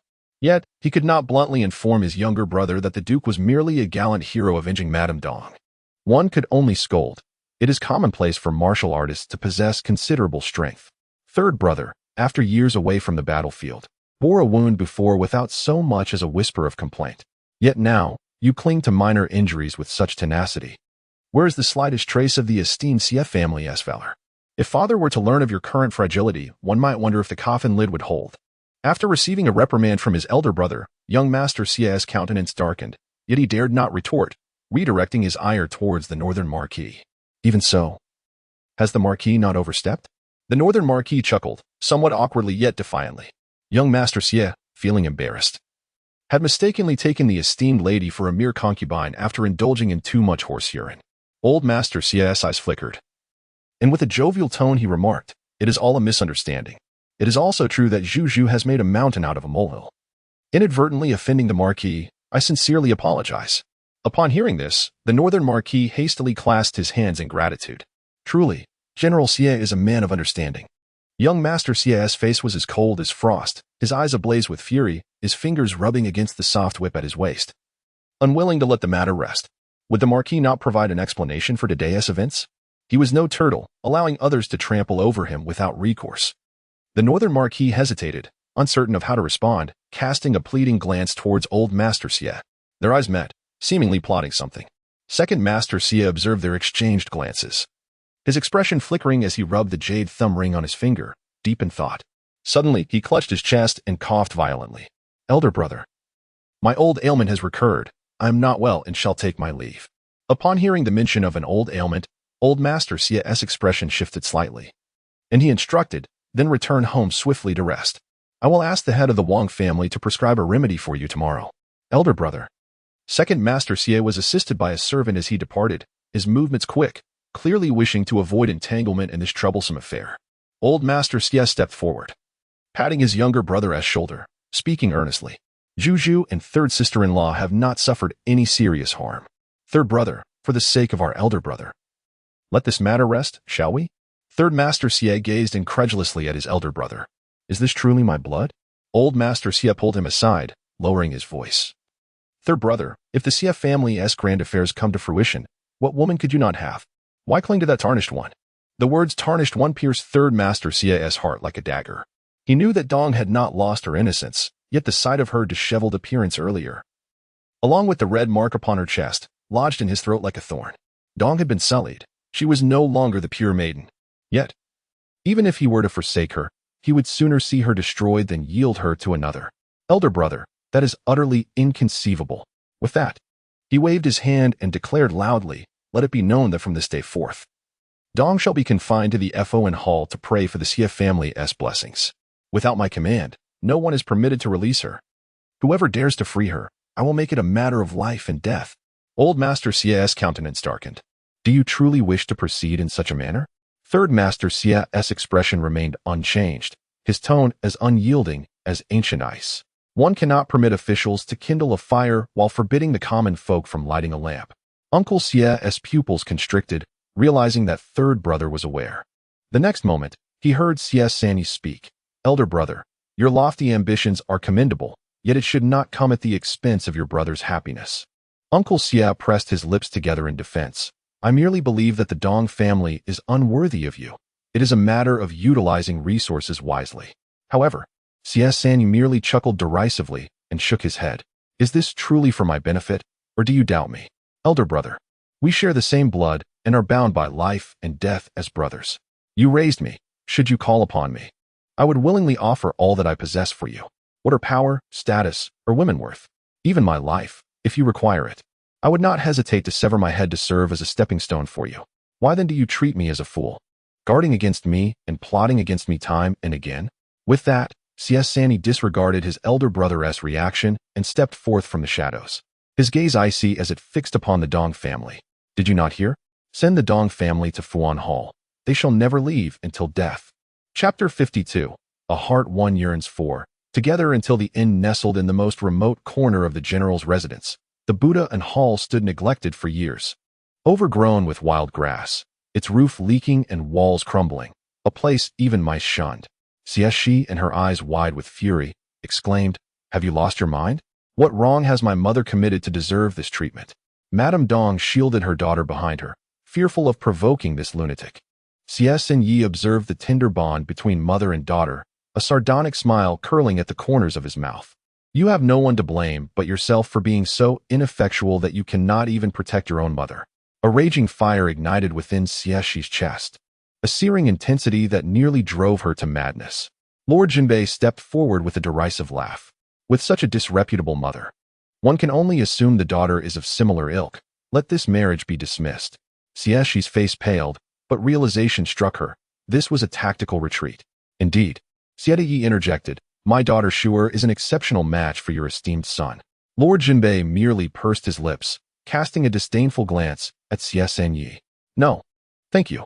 With the Xie family's reputation, who knows if the eldest daughter is not equally duplicitous?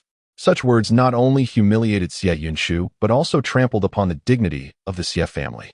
Even Xie Deye's countenance darkened, rage simmering beneath the surface. Xie San Yi fanned the flames further. Elder brother, do you truly believe Lord Jinbei is sincere about this union after his repeated attempts to sow discord? Xie Deye's eyes flickered, connecting recent events, and he regarded Lord Jinbei with a glint of murderous intent, though he maintained an outward calm. Lord Jinbei speaks with conviction. He would not stoop to such underhandedness. Yet, the surrounding guards stealthily closed in, encircling the group, their blades gleaming ominously, an atmosphere thick with malice. Xie Xihe clenched her fists, anxiety gnawing at her.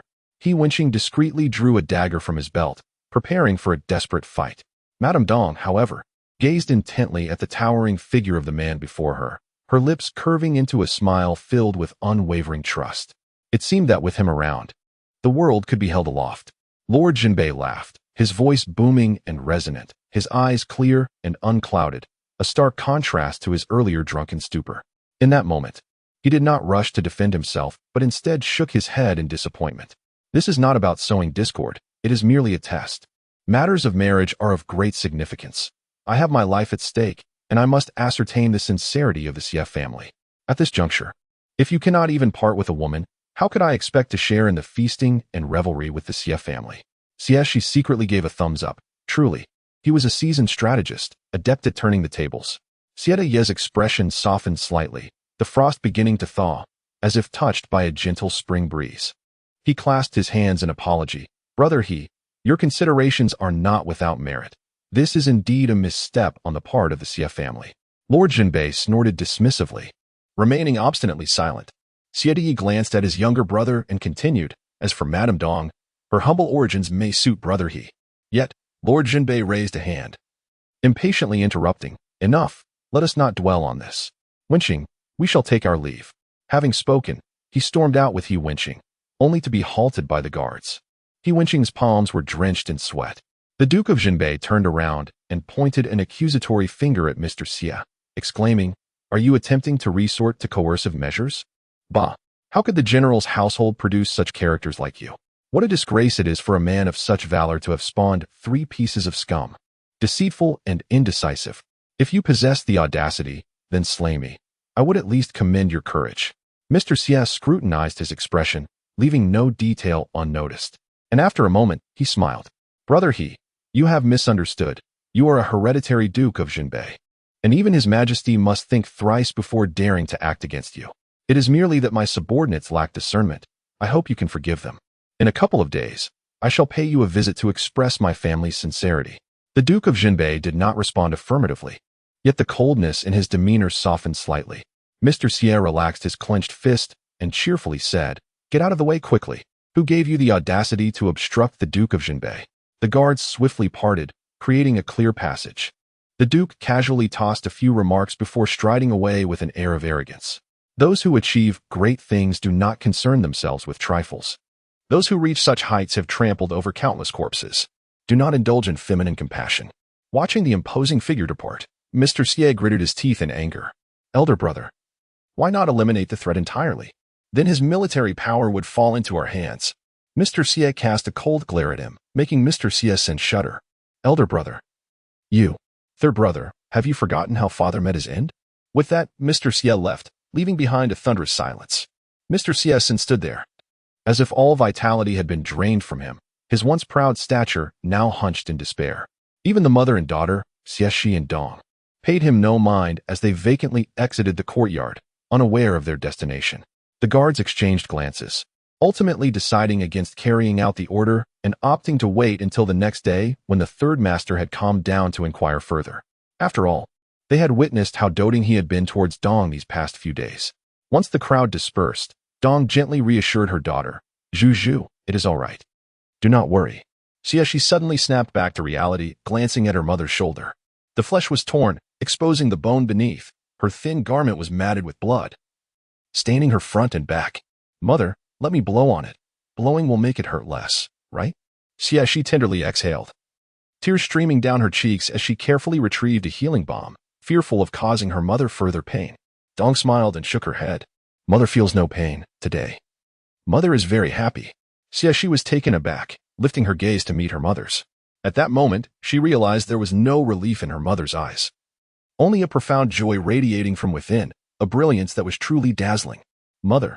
Dong stroked her daughter's hair, whispering, wishing to find a heart that remains steadfast till the end, only envying the lovebirds, not the immortals.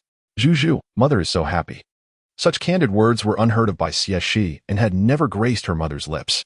Scholars typically express themselves with brevity and subtlety, even in moments of joy. Her mother, a talented woman, would smile without revealing her teeth. Never had she laughed so heartily as today. Dong spoke again. Zhu, when Qing is a good child. If you get along well with him, you will surely come to love him.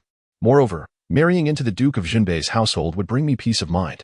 Xie Xihe attempted to persuade her. Mother, if you marry the Duke, he would still be able to protect me.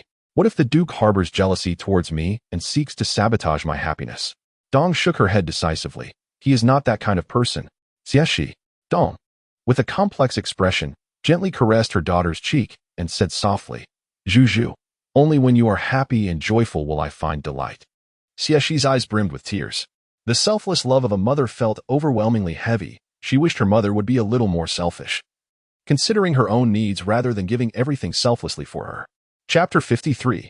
A woman serving two husbands. A sleepless night enveloped Xie Xihe as she tossed and turned, her mind haunted by the tragic image of her mother's demise.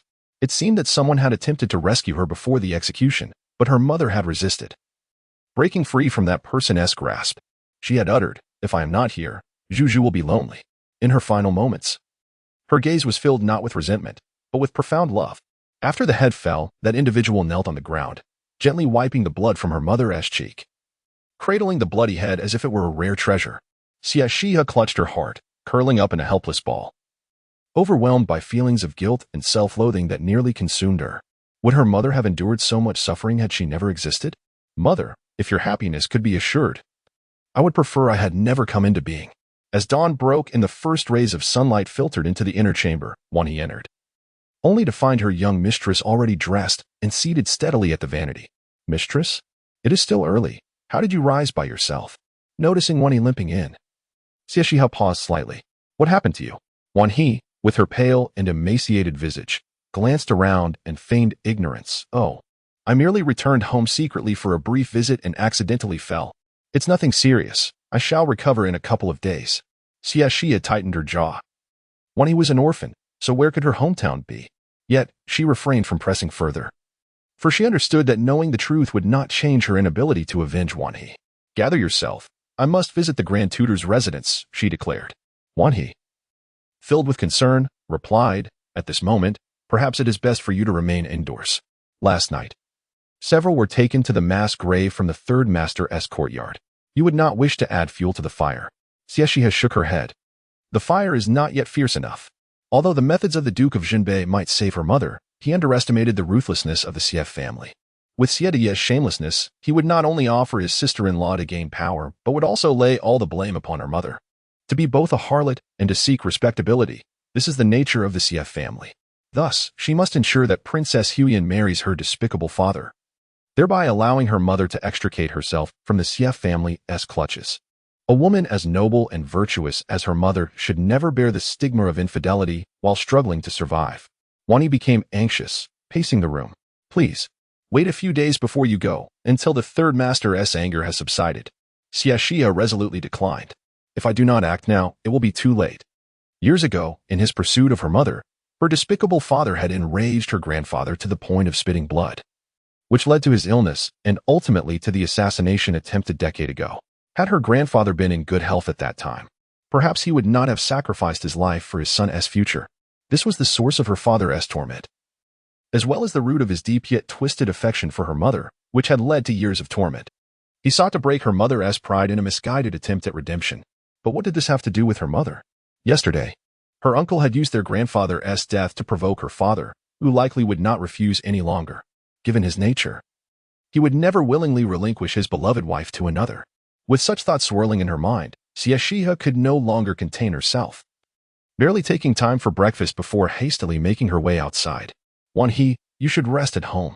As the conversation concluded, a lingering sense of unease remained. Very well. Come with me. Otherwise, I might return and find you gone. With resolute determination, the master and servant departed. Just as they exited, Master Xie arrived at the Pearl Jade Pavilion. Lady Dong lay on the bed, eyes closed, nursing her injuries. Her complexion was pale, her brow furrowed, exuding a delicate allure laced with fragility, enhancing her charm.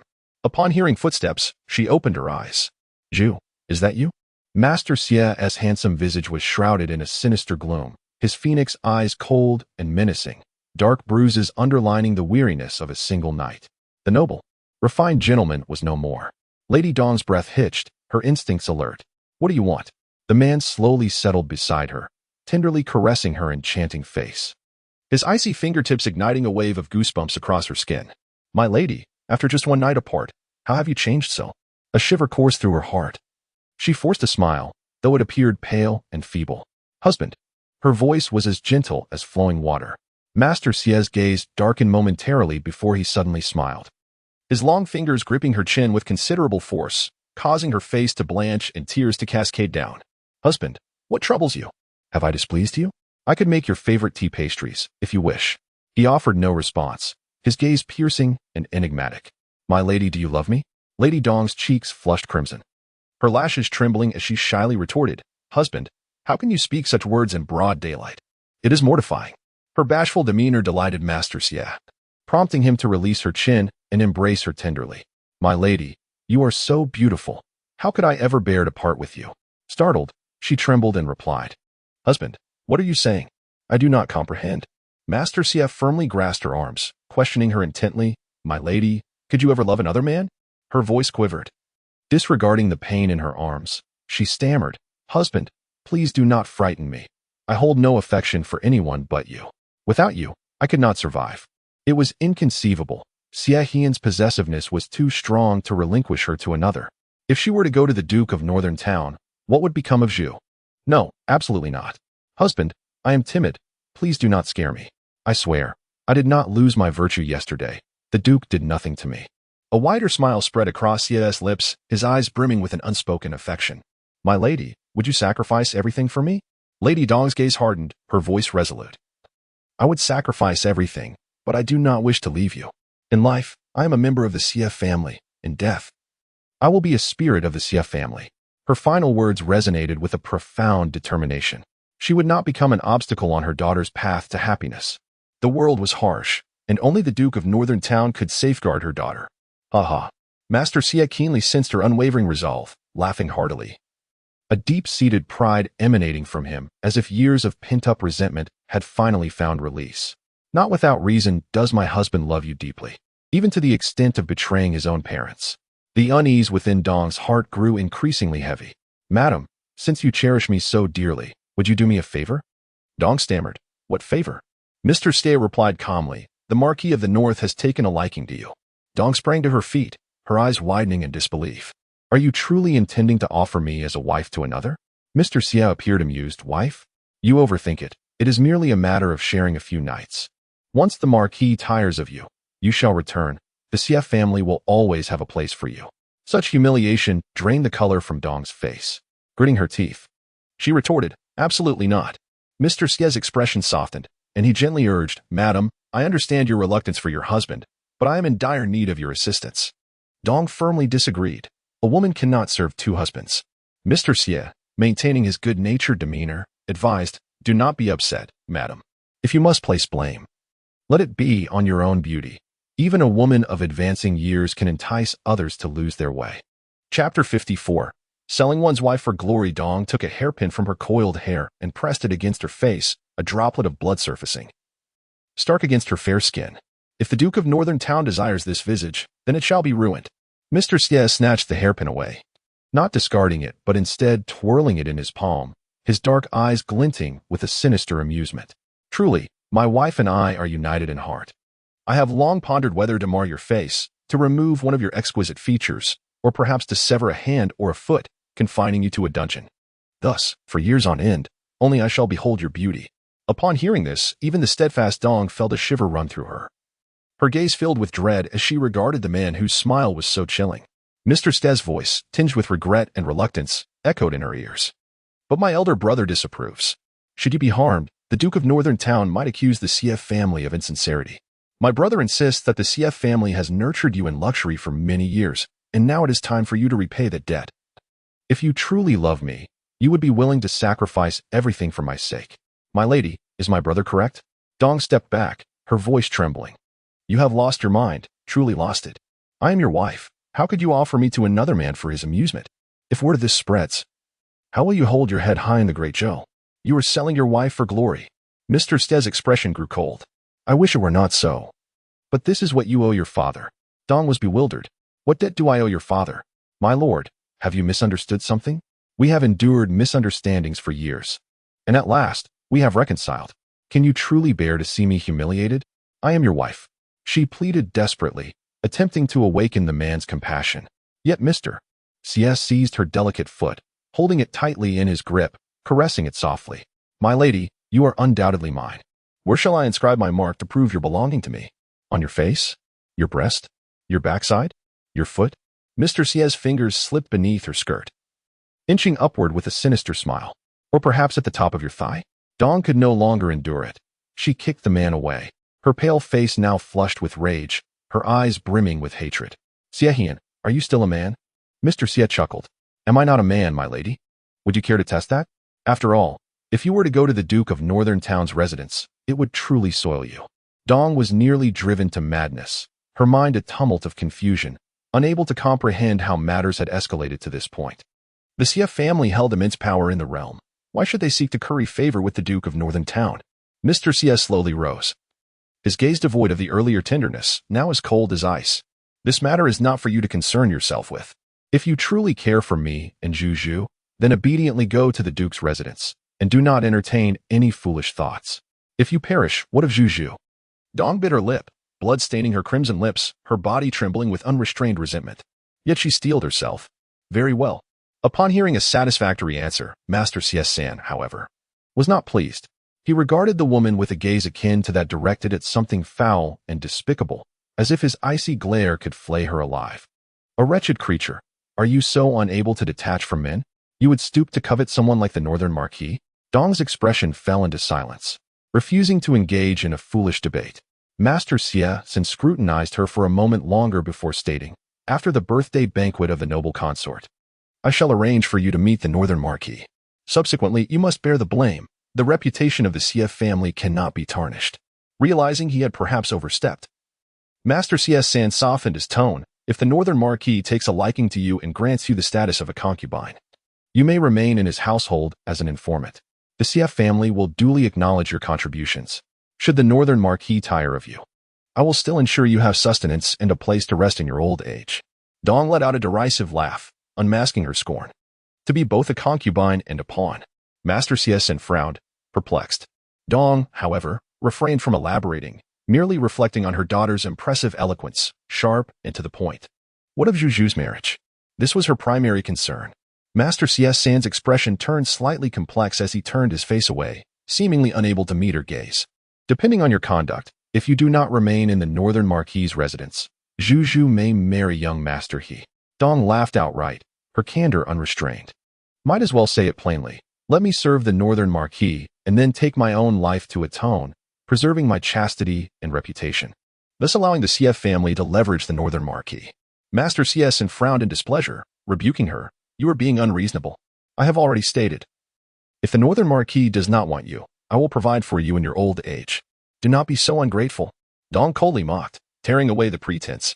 If I were to indulge in infidelity, seducing another man and abandoning my husband and child, would I still have a life to live? Master Xie fell silent, eventually uttering a single phrase before retreating in disarray. You, a merchant's daughter, have lived a life of luxury for so many years. It is enough. Dong sat on the bed, lost in thought for a long while, tears cascading from the corners of her eyes, overwhelmed with confusion. Zhu, if I am gone, you must find happiness. But will Xiaoge truly not blame you for my death? How can I protect you? Meanwhile, Xie Xihe was entirely unaware of the turmoil within the Xie household, standing before the residence of the Grand Tutor.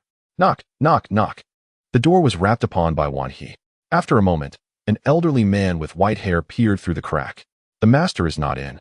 He is busy with official matters, cannot receive guests, accept gifts, or conduct business. Please return. Before he could finish, he caught sight of Xie Xihe's visage, and the words of dismissal caught in his throat. He opened the door wide with a beaming smile. Ah, it is the third Miss Xie. Please come in. His demeanor was as warm as it was welcoming. One he couldn't help but murmur. Wasn't it said that the Grand Tutor's door is harder to enter than the Imperial Palace? Today, the sun must have risen in the west. Xie Xihe smiled as she presented a bundle of ginseng leaves. Shenbo, I noticed you nearly suffered from heat stroke last time. Use this to brew tea. It will dispel heat and be good for your health. Shenbo accepted it with a hearty laugh, unable to contain his joy. Miss, ever so considerate, graciously accepted the invitation, and your arrival is perfectly timed, for the master happens to be at home resting. Xie Xihe spoke softly. Yesterday, the Grand Tutor sustained an injury on my behalf, and I am troubled in my heart, so I came early to pay a visit, hoping not to disturb you. Upon hearing these words, the eavesdropping students nodded in understanding, their earlier whispers ceasing. Xie Xihe followed Shenbo into the Grand Tutor's residence. With a resounding thud, the door closed, abruptly severing the aspirations of those students who sought shortcuts, leaving them dejected. Another chance encounter had slipped away. Suddenly, a warm and gentle voice broke the silence. Why do you all stand here, my fellow classmates? The crowd turned to see the elegant gentleman Xie Xihe dismounting from his steed, bowing gracefully. One individual, irritated, retorted, if we are not to stand here, where else can we go? Surely not inside. Xie Xihe, maintaining his amiable demeanor, replied, the Grand Tutor Shen hails from humble beginnings, exemplifying integrity and fairness, devoid of arrogance. I am merely curious as to why you have not entered to pay your respects and seek to become his student. Chapter 55. Ambiguity. With the stepfather, the man surveyed the surroundings with a derisive chuckle. Ah, I was wondering who it might be, but it turns out to be our illustrious scholar, Zhou. No wonder he dares to boast of seeking a master. We are mere insignificant figures, too timid to disturb the esteemed Grand Tutor. To receive guidance, even just a few words, would be a blessing beyond measure. His words elicited a chorus of agreement, punctuated by mocking tones. Indeed, indeed. We cannot compare to the great scholar Zhou, who kneels and captures the emperor's attention. Thanks to Xie Xihe's propaganda from the previous day at the execution ground, Xie Xihe's painstakingly built reputation crumbled anew. Everyone was aware of his ruthless betrayal of kin. His heart as cold as ice. Xie Xihe pressed his lips together, choosing not to further humiliate himself. Instead, he cast a sidelong glance at the crowd, a fleeting flash of disdain glimmering in his eyes. He was, after all, destined to be the future champion favored by the emperor.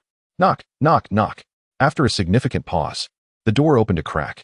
Shenbo, seeing a stranger, furrowed his brow and inquired, who goes there? Xie Xihe, adopting a humble posture, bowed slightly.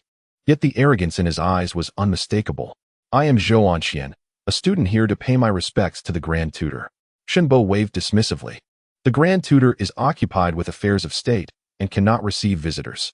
Xie Xihe's expression shifted, a fleeting embarrassment crossing his face. How dare this servant obstruct him? Suppressing his irritation, he reiterated, I kindly ask you to announce my presence. If the Grand Tutor knew it was I, he would surely wish to meet. Shenbo rolled his eyes. Everyone knew of Zhou's reputation. However, my master is indeed too busy to entertain uninvited guests. Perhaps next time, Sir Zhou should follow protocol and submit an invitation in advance. While this remark was not particularly harsh, it struck Xie Xihe with a deep sense of humiliation. Whispers of derision trickled through the crowd, and one name pierced his already wounded pride, deepening his embarrassment. Miss Xie also visited unexpectedly. If she could gain entry, why can't I? Surely, you are not so biased as to let her in because her family offered you a bribe? Shenbo laughed in disbelief. You think you are worthy of comparison to Miss Xie? The words were a sharp slap to Xie Xihe's face, trampling his dignity and igniting a furious retort. How can a woman devoid of knowledge be my equal? Shenbo opened his mouth to mention Xie Xihe's accomplishments, but, recalling the Grand Tutor's instructions, swallowed his words and waved him away. Enough, be gone. My master has no time for you. Xie Xihe clenched his fists, repeatedly reminding himself to endure. He had to gain entry to the estate. Once the Grand Tutor witnessed his talents, he would surely accept him as a student. Surely, this old servant could be dealt with. Miss Xie and I share a mutual admiration. Perhaps her visit is also to request the Grand Tutor to accept me as a student. I implore you to allow me entry. As he spoke, He produced a sum of silver and offered it forward, only to have it thrown back at him by Shen Bo, who scolded him without restraint. Who is this arrogant fool, lacking decorum and daring to sully an innocent woman's name? No wonder Miss Xie, a woman of extraordinary talent, has such a poor reputation. It must stem from your loose tongue. Depart at once. How shameless. If you do not leave, I shall reveal your bribery to the authorities. Zhou Anxian promptly fell silent, refraining from uttering a word of rebuttal, lest he provoke the esteemed Shen Bo. It is widely known that Master Shen is the epitome of integrity and righteousness, unable to tolerate even the slightest hint of corruption. Should he become aware of this matter, not only would Zhou be deprived of mentorship, but his prospects in the imperial examinations might also be irrevocably damaged. The student acknowledges his error and seeks the elder's forgiveness. Depart. Yes. Just as Zhou Anxian entered with an air of haughty confidence, he exited in utter disarray and discontent. Meanwhile, the upright Master Shen was indulging in the pastries brought by Xie Xihe and sipping the tea she had brewed, with a sum of 500,000 taels of silver neatly displayed before him. Master Shen, what are your thoughts? Xie Xihe sat there anxiously. The study was expansive, filled with books, and devoid of any vibrant colors save for the sunlight streaming in, creating a somber and solemn atmosphere. Shen Ziyuan took a delicate sip of tea, dissipating the sweetness of the pastry lingering in his mouth. Sweet. Xie Xihe gritted her teeth and said, what I meant was concerning my father's marriage. Ugh. My father's affair with the princess.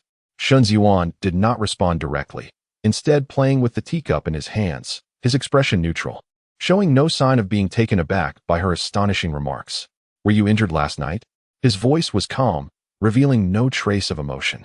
Xie Xihe was momentarily startled, then shook her head. No. After the northern marquis departed, they also left. Shen Ziyuan lightly tapped the table, his long, fair fingers glimmering in the light, though the bandage on his palm was rather conspicuous.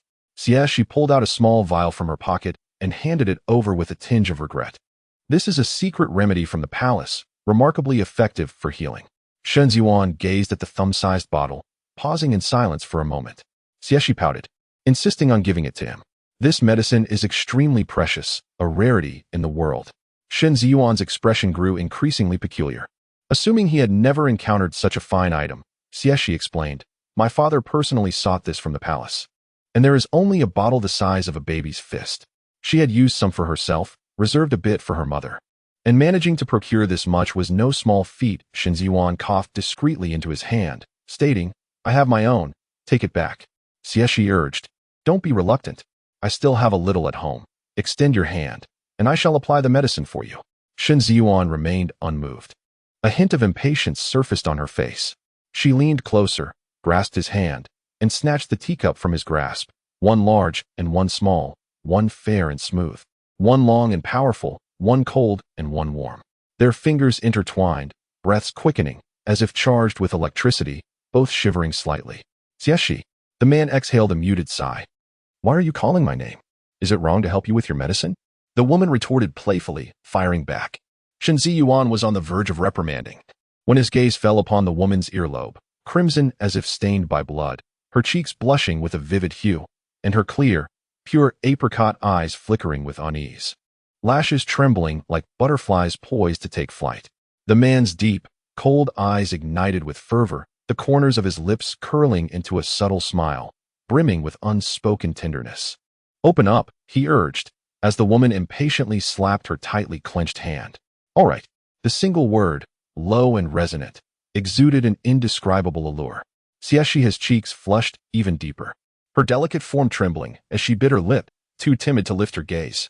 Come here, Shen Ziyuan softly beckoned, revealing the scar on his palm. Ah, don't call me that. I can't take it. Xie Xihe licked her parched lips, striving to suppress the impulse to flee.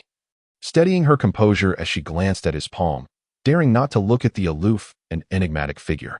The once horrifying scar now had healed into tender flesh. She was taken aback. It had mended. There was no need for ointment. Without pausing to ponder why, Xie Xihe swiftly released the man's hand, returned to her seat, and, as if to conceal her fluster, lifted her tea and drank it in one gulp. Chapter 56. Ambiguity. The scalding tea caused her to exhale softly. Shen Ziyuan frowned. Did it burn you? Xie Xihe only felt a searing heat in her mouth, accompanied by a slight numbness, yet seeing the man's furrowed brow, She dared not speak the truth. No. Shen Ziyuan leaned closer, his tall figure looming over the desk, creating an overwhelming presence as his fingers lifted her chin. Open your mouth.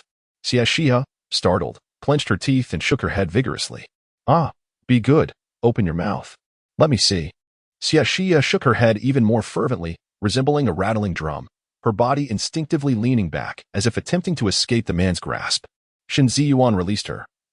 But before she could breathe a sigh of relief, he stepped forward and half-squatted in front of her. She could clearly see the jade ornament atop his head, the meticulously arranged strands of hair, and the rich scent of ink that wafted into her nostrils. His warm breath brushed against her cheek, akin to feathers teasing her heart, causing her to nervously lower her gaze, only to collide with his fathomless, dark eyes. His demeanor was serene and restrained. Yet a hint of crimson lingered at the corners of his eyes, truly captivating. Damn. She bit her lip, holding her breath.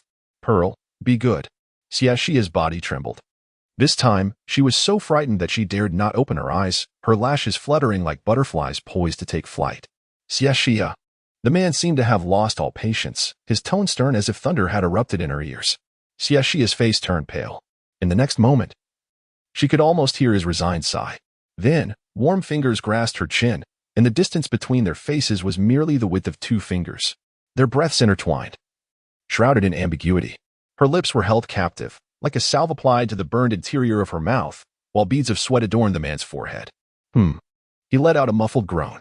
Xie Xihe's eyes shot open as she incoherently explained, I didn't mean to bite you.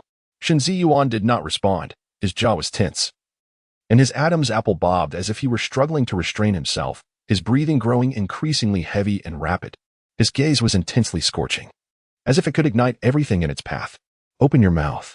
This time, Xie Xihe obediently complied. The man's breathing intensified, his gasps echoing in the air. Xie Xihe closed her eyes, unwilling to look, listen, or move.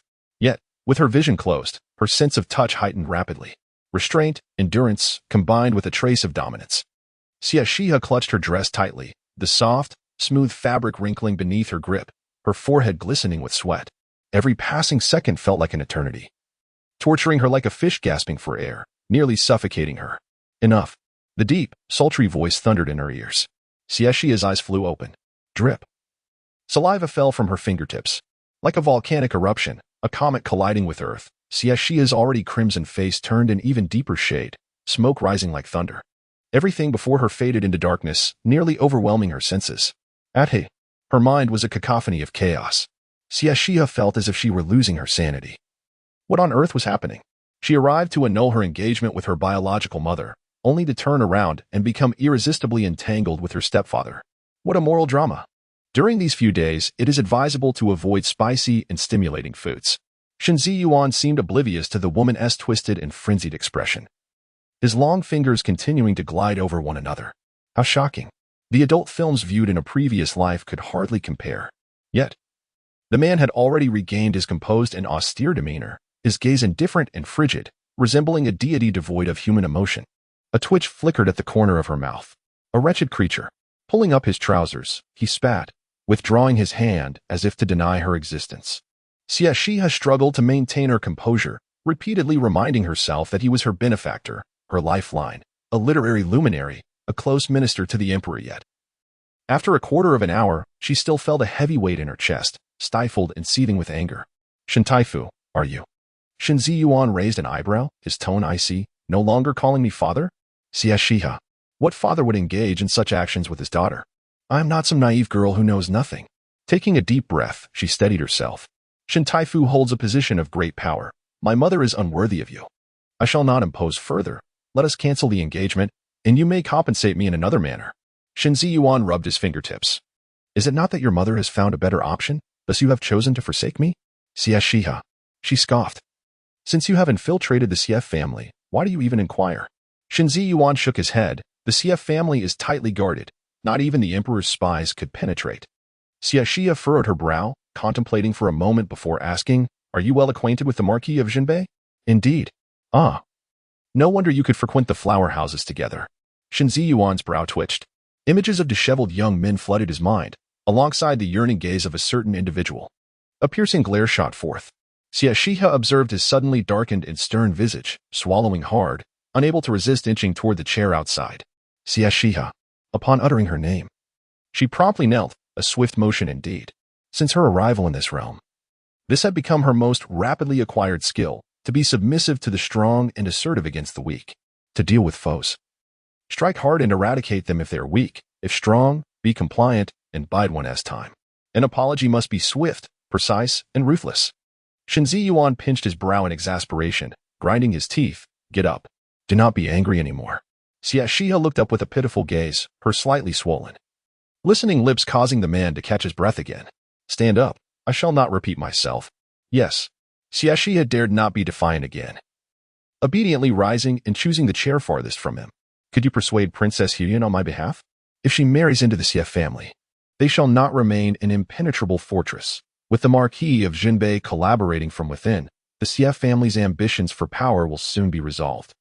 Although my father possesses a despicable character, he is endowed with commendable looks and robust physical prowess, far from being a feeble scholar unfit for martial pursuits. If he cannot be a husband, he would make an excellent male companion. However, the ineffectual scholar Shen Ziyuan felt an unsettling chill as his eyelids fluttered incessantly. Xie Xihe, realizing the pointed nature of her words, hastily retracted her statement. I did not intend to mock you. Your duties are demanding, leaving little time for martial training. And it is only natural for one to possess a frail constitution. Silence enveloped the room, heavy and profound. The man's countenance darkened to an alarming shade. His once serene and placid eyes now ablaze with fury. Xie Xihe, feeling the weight of the moment, offered an awkward smile and subtly began to retreat.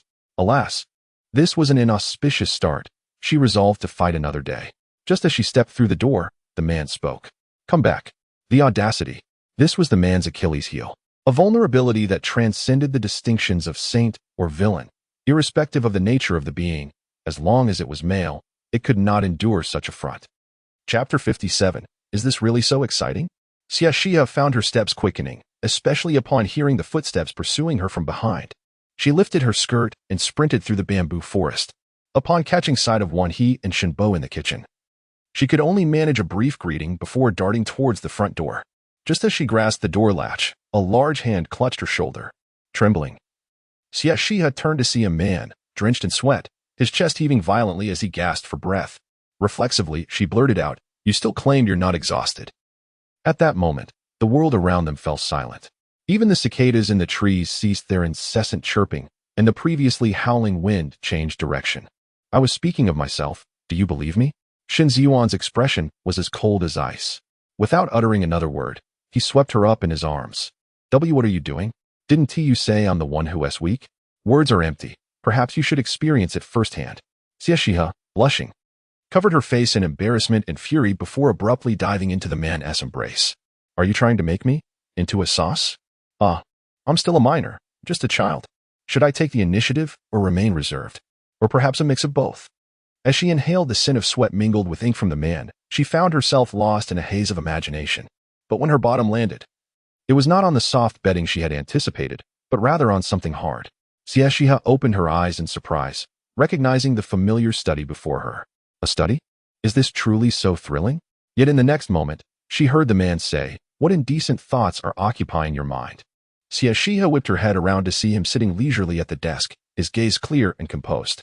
Her face flushed, then paled. If it were an ordinary person who had misinterpreted such a situation, they would likely wish for a hole to hide in. But Xie Xihe, with a bright smile, she remarked, "You're not me. How could you possibly know what I'm thinking?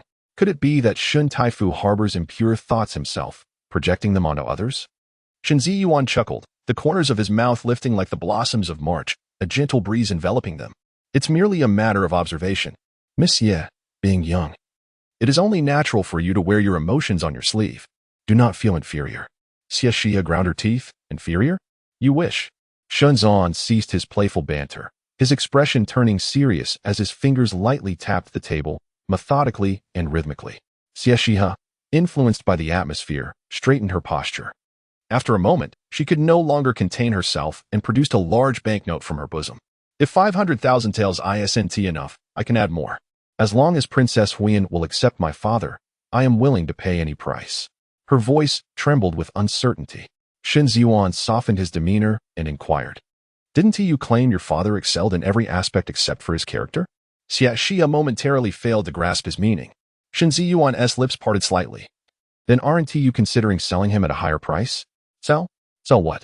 Sell your father. Xie Xihe's eyes widened in astonishment, as if struck by lightning. She swallowed hard, hesitating as she pondered his words. Are you suggesting that I give my father to Princess Huiyan? Shen Ziyuan shook his head.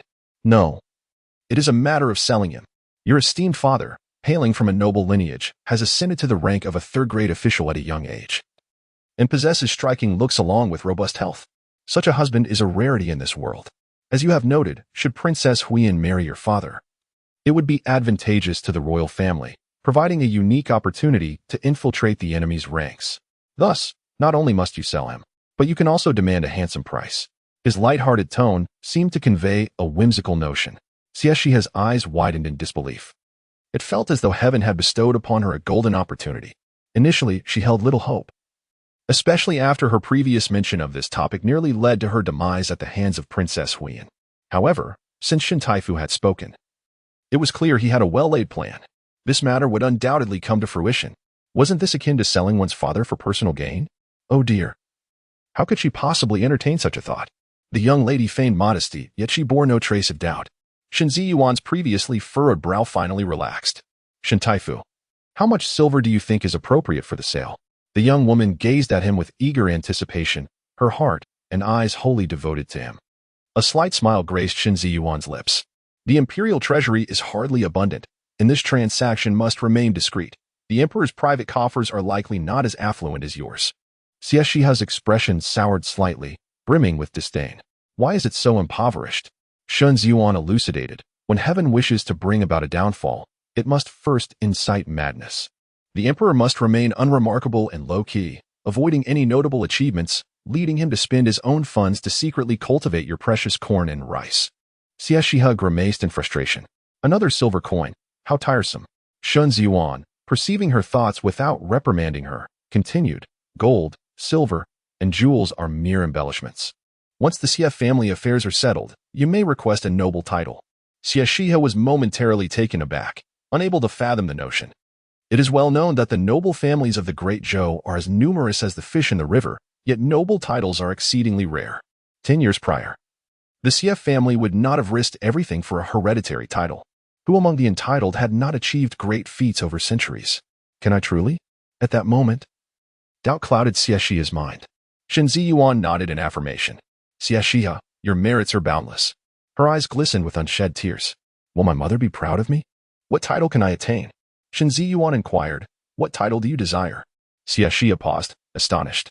I can choose freely? Shen Ziyuan chuckled, a glimmer of strategic mastery mingling with gentle affection in his gaze. Whatever you wish, I shall procure it for you.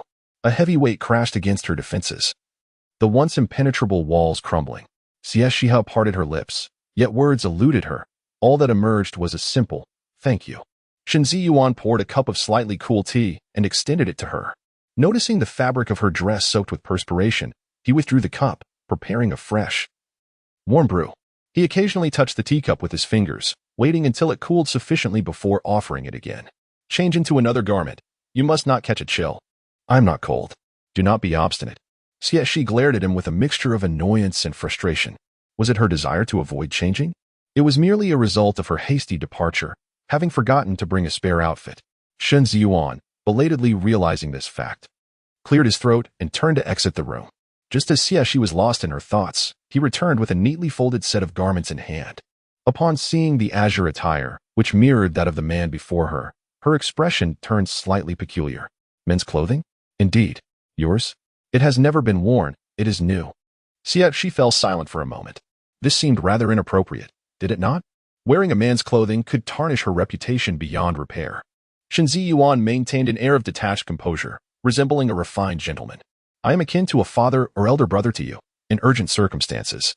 There is no need to adhere strictly to conventions. Aside from Uncle Shen, there are no outsiders in the house. After a brief moment of internal conflict, Xie Xihe acquiesced. After all, the perspiration clung uncomfortably to her skin, and having lived a life of luxury for many years, she was indeed unaccustomed to such discomfort. As she accepted the garments, her fingertips brushed against the warmth of the man's hand. At this moment, Xie Xihe remained remarkably composed. She took the clothing and proceeded to the adjacent dressing area. Chapter 58. Beside the couch, the soft rustle of clothing echoed in the air. Shen Ziyuan, exuding an air of tranquility and composure, sat at his desk engrossed in a book, oblivious to the fact that he was holding it upside down. After a while, Xie Xihe pushed open the door, her long, dark hair cascading lazily over her shoulders, revealing her delicate, alabaster swan-like neck. The strands of hair obscured half of her face, accentuating her petite features that appeared almost pitiful. Dressed in a long gown that swept the floor, she possessed a tall stature, yet stood in stark contrast to the slender, towering figure of the man before her. The sleeves of her garment were rolled up multiple times, leaving her hands exposed, and the attire hung loosely, reminiscent of a child donning oversized adult clothing. She embodied a blend of allure and innocence, an enchanting sprite, seemingly unaware of the beguiling effect she had. Shen Ziyuan's gaze darkened as he rose, approaching her with measured steps. His previously indifferent eyes ignited with a fervent heat, akin to molten lava, threatening to engulf her. Xie Xihe instinctively recoiled in fear, stammering, "What are you doing? Don't come any closer." His long, bamboo-like fingers grasped her shoulder, and with a swift motion, he tugged at her loose garment, causing it to slip away, revealing her porcelain shoulder and the soft curve beneath.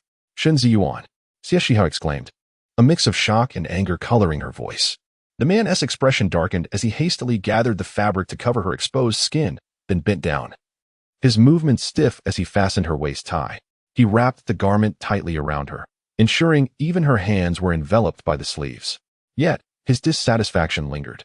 He removed a jade hairpin from his hair, his fingers skillfully weaving through her silky locks, swiftly fashioning them into a Taoist bun, while his own hair fell freely. Xie Xihe gritted her teeth, exclaiming, "Shen Ziyuan, don't you think you are being excessive?" She recalled the ancient teachings that dictated the separation of genders, questioning whether he had disregarded such wisdom. Shen Ziyuan, unfazed, retrieved another hairpin and meticulously adjusted his appearance before finally addressing her. "Do not overthink it. You will be the stepdaughter of my dear friend." Xie Xihe's teeth ground together audibly. "What if your niece becomes overly familiar with me?" Shen Ziyuan's icy gaze fixed upon her, revealing his displeasure at her insinuation, an aura of coldness radiating from him. "You have been pampered and sheltered, otherwise. Why would I need to assist you personally? Helping you with ointments and dressing is merely a repayment of your kindness. Are you perhaps overthinking?" Xie Xihe hesitated, her disbelief wavering. Yet, as she observed the man's aloof yet noble demeanor, akin to a solitary pine on a precipice, she began to question her own assumptions. After all, such a pure and exalted figure had no reason to regard her with disdain. Furthermore, who could deny that Shun Taifu was the epitome of self-discipline and propriety? His recent actions might indeed stem from a genuine concern for a junior benefactor. In a moment of self-realization, she felt a surge of embarrassment. "Oh, how foolish of me," she thought, her cheeks flushing with heat as she fumbled for words. "I apologize, Shen Taifu. I misjudged you." Shen Ziyuan waved his hand dismissively, exhibiting a generous demeanor. "It is of no consequence. You are young, and being cautious is commendable." At his words, Xie Xihe felt a wave of shame wash over her. Realizing that she had indulged in the basest of thoughts while attempting to fathom the character of this impeccably virtuous gentleman, Shen Ziyuan rose and remarked, "It is getting late. I will ask Uncle Shen to prepare some dishes. You should finish your meal before heading back." Xie Xihe, feeling quite uncomfortable in the awkward atmosphere, replied, "I think I should return, otherwise my mother will worry." "Very well, we shall discuss the matter regarding Princess Huiyan and your father another day." "No." Under the astonished and puzzled gaze of the men, Xie Xihe offered a rather dry explanation. "I haven't had breakfast yet, and I happen to be quite hungry. So I might as well stay for a meal." Shen Ziyuan nodded slightly and turned to leave, a fleeting smile glimmering in his eyes. Alone in the study, Xie Xihe sat amidst the emptiness of the room, the earlier scenes replaying rapidly in her mind. The sound of the man's muffled groans seemed to linger in her ears. Damn it. Stop thinking about it. Shen Taifu is a man. After all, he is not impotent. It would be abnormal to remain unresponsive in such a situation. Having come to this realization, Xie Xihe yawned lazily. Having already spent a sleepless night, and with the dilemma of selling her father now resolved, her nerves relaxed, and weariness washed over her. Recognizing that cooking would take time, she made her way to the small couch in the partition, her damp skirt discarded to one side, and half reclined, soon drifting into a drowsy slumber. When Shen Ziyuan entered with the meal, he was taken aback to find the study empty. His previously stoic expression suddenly shifted. "Xie." Just as he began to call her name, He heard the rhythmic sound of her breathing. He turned to see her quietly resting beside the couch. Her delicate figure swaying gently, her jade-like hand cradling her exquisite face, resembling a captivating painting. Her breath was soft as a whisper, laced with a sweet fragrance. Silken strands of hair cascaded like a waterfall, and as sunlight filtered through the paper window, casting dappled shadows, she appeared almost ethereal, as if detached from the world. He stood there like a statue, quietly gazing at her. When Xie Xihe finally awakened, the sky outside was awash with the hues of dawn, and all trace of fatigue had vanished. A gurgling sound unexpectedly emanated from her stomach. Blinking her eyes, her muddled mind began to clear as she recognized the strange yet familiar surroundings, her lips twitching slightly. "Wake up and come eat," a voice, cool yet somewhat husky, broke the silence. Turning her head, she caught sight of a blue garment disappearing at the doorway, perhaps having overstepped the bounds of propriety today. She decided to let go of her inhibitions, casually picking up a jade hairpin from the floor and styling her tousled hair into a simple bun. As she stepped outside, she encountered Wanha, who was approaching with a bundle of clothing. "Miss, the clothes have dried," Xie Xihe casually inquired. "Why didn't you wake me when you went to fetch them? It's already evening, and I won't be able to sleep tonight." Wanha's expression turned peculiar. "It was given to me by Shin Taifu."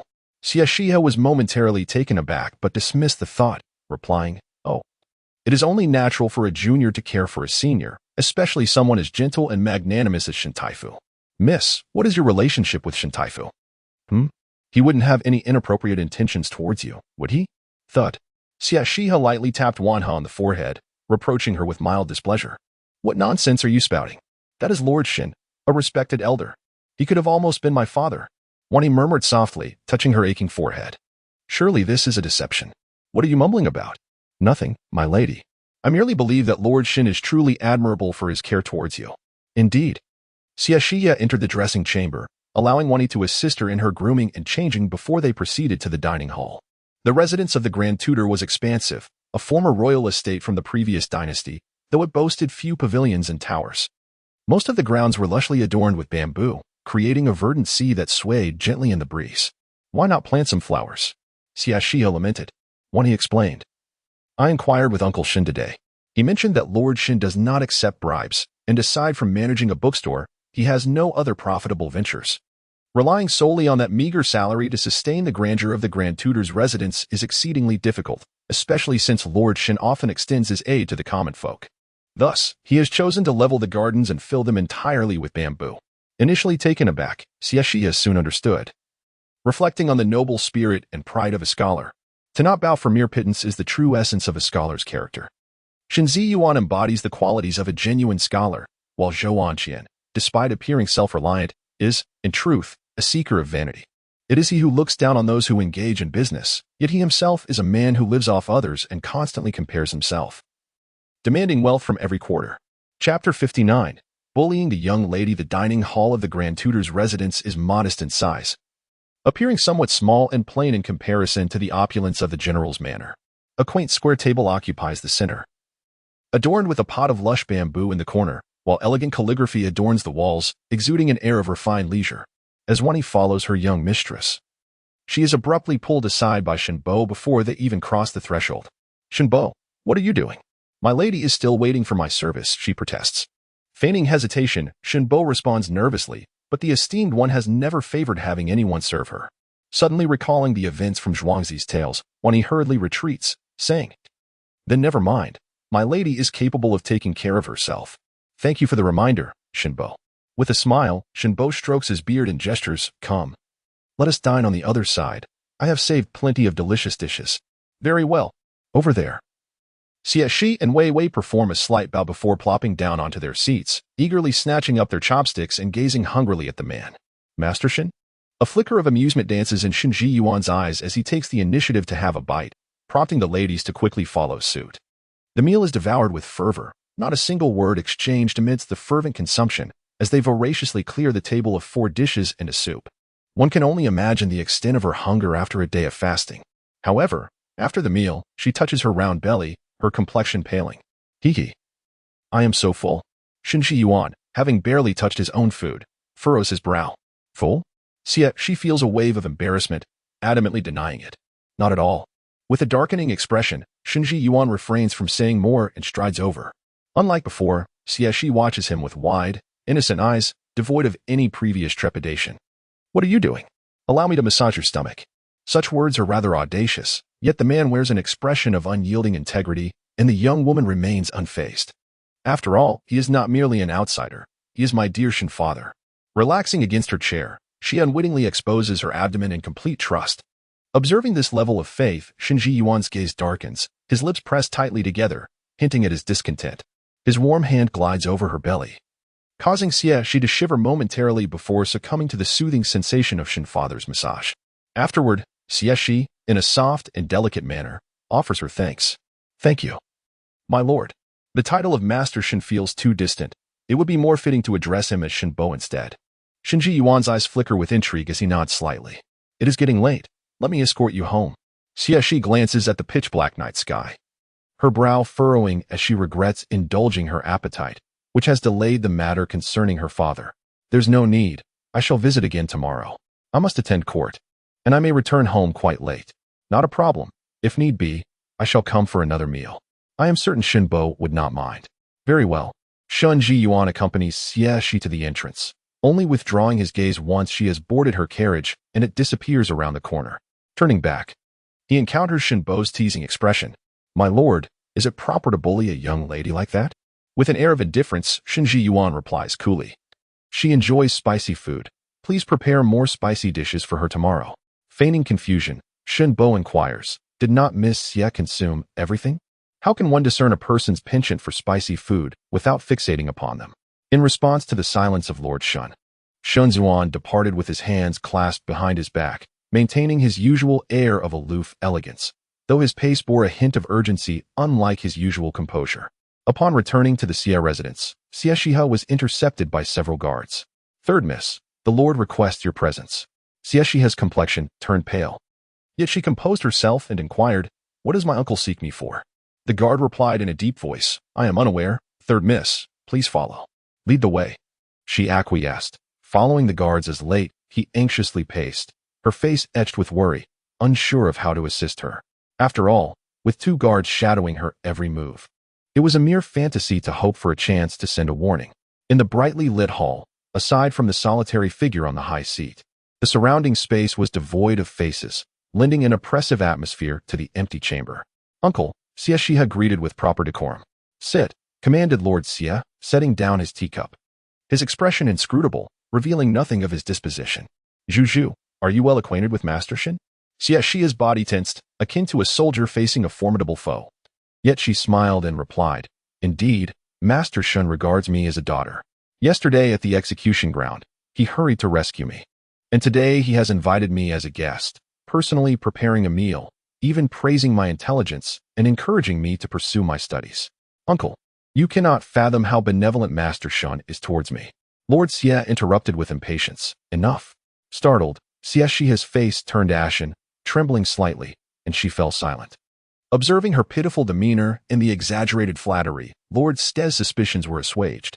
It appeared she had grown craftier over time, harboring delusions of leveraging Shen Zhiyuan's protection. Yet she should consider the caliber of Shen Zhiyuan, who would never deign to notice someone as foolish as her. Zhu, it is time for you to consider an engagement. Xie Xihe's fingertips quivered as she asked, with respect to parental and matchmaker's words, does my uncle have any guidance? Lord Xie fixed her with a cold stare, his voice imbued with an oppressive chill. Not guidance per se, but as a daughter of the Xie family. Having enjoyed wealth and privilege for so long, it is now your turn to contribute to the family. Xie Xihe raised her gaze defiantly. Surely, my uncle does not intend to usurp my marriage? You must have forgotten that the Duke of Northern Town has no desire for an alliance with the Xie family. Lord Xie regarded her breathtakingly beautiful face and smiled. Only such beauty can ensnare the next Master Shen. The Duke of Northern Town? No, you are overthinking it. You are well matched with Zhou Anqian, and I would never intervene in your affections. Zhou Anqian possesses commendable character, remarkable talent, and has caught the Emperor's eye. His future is boundless. With him, the Xie family will wield influence among the literati. Zhu, I do not demand you to ardently support Zhou Anqian, but do not hinder his progress. Should you dare to spread rumors that tarnish his reputation, I shall not forgive you. A thunderous storm brewed. Xie Xihe, aghast, thought, what enchantment has Xie Yunshan cast upon them? leading them to so fervently believe in Zhou Onqian's capabilities. What does it matter if Zhou Onqian is destined to be the top scholar? Not all top scholars achieve perfect scores, nor is every top scholar named Xin Ziyuan. It is no exaggeration to say that a Xin Ziyuan emerges only once in a millennium. Uncle, I may consent to marry Zhou Onqian.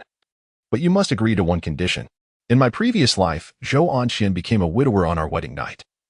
I too wish to experience the bitterness of being a widow on my wedding night. Old Master Xie furrowed his brow in displeasure, asking what was the matter. Xie Xihe's eyes ignited with resentment as she gritted her teeth, saying, "When I was 6, Xie Yunshang poisoned me, nearly taking my life. At 9, Xie Yunshu pushed me into a pond. At 11, they conspired to have me kidnapped." Old Master Xie impatiently interrupted, "What do you wish to do?" The man's face bore no trace of surprise, only irritation, as if displeased that Xie Xihe had brought this matter to light.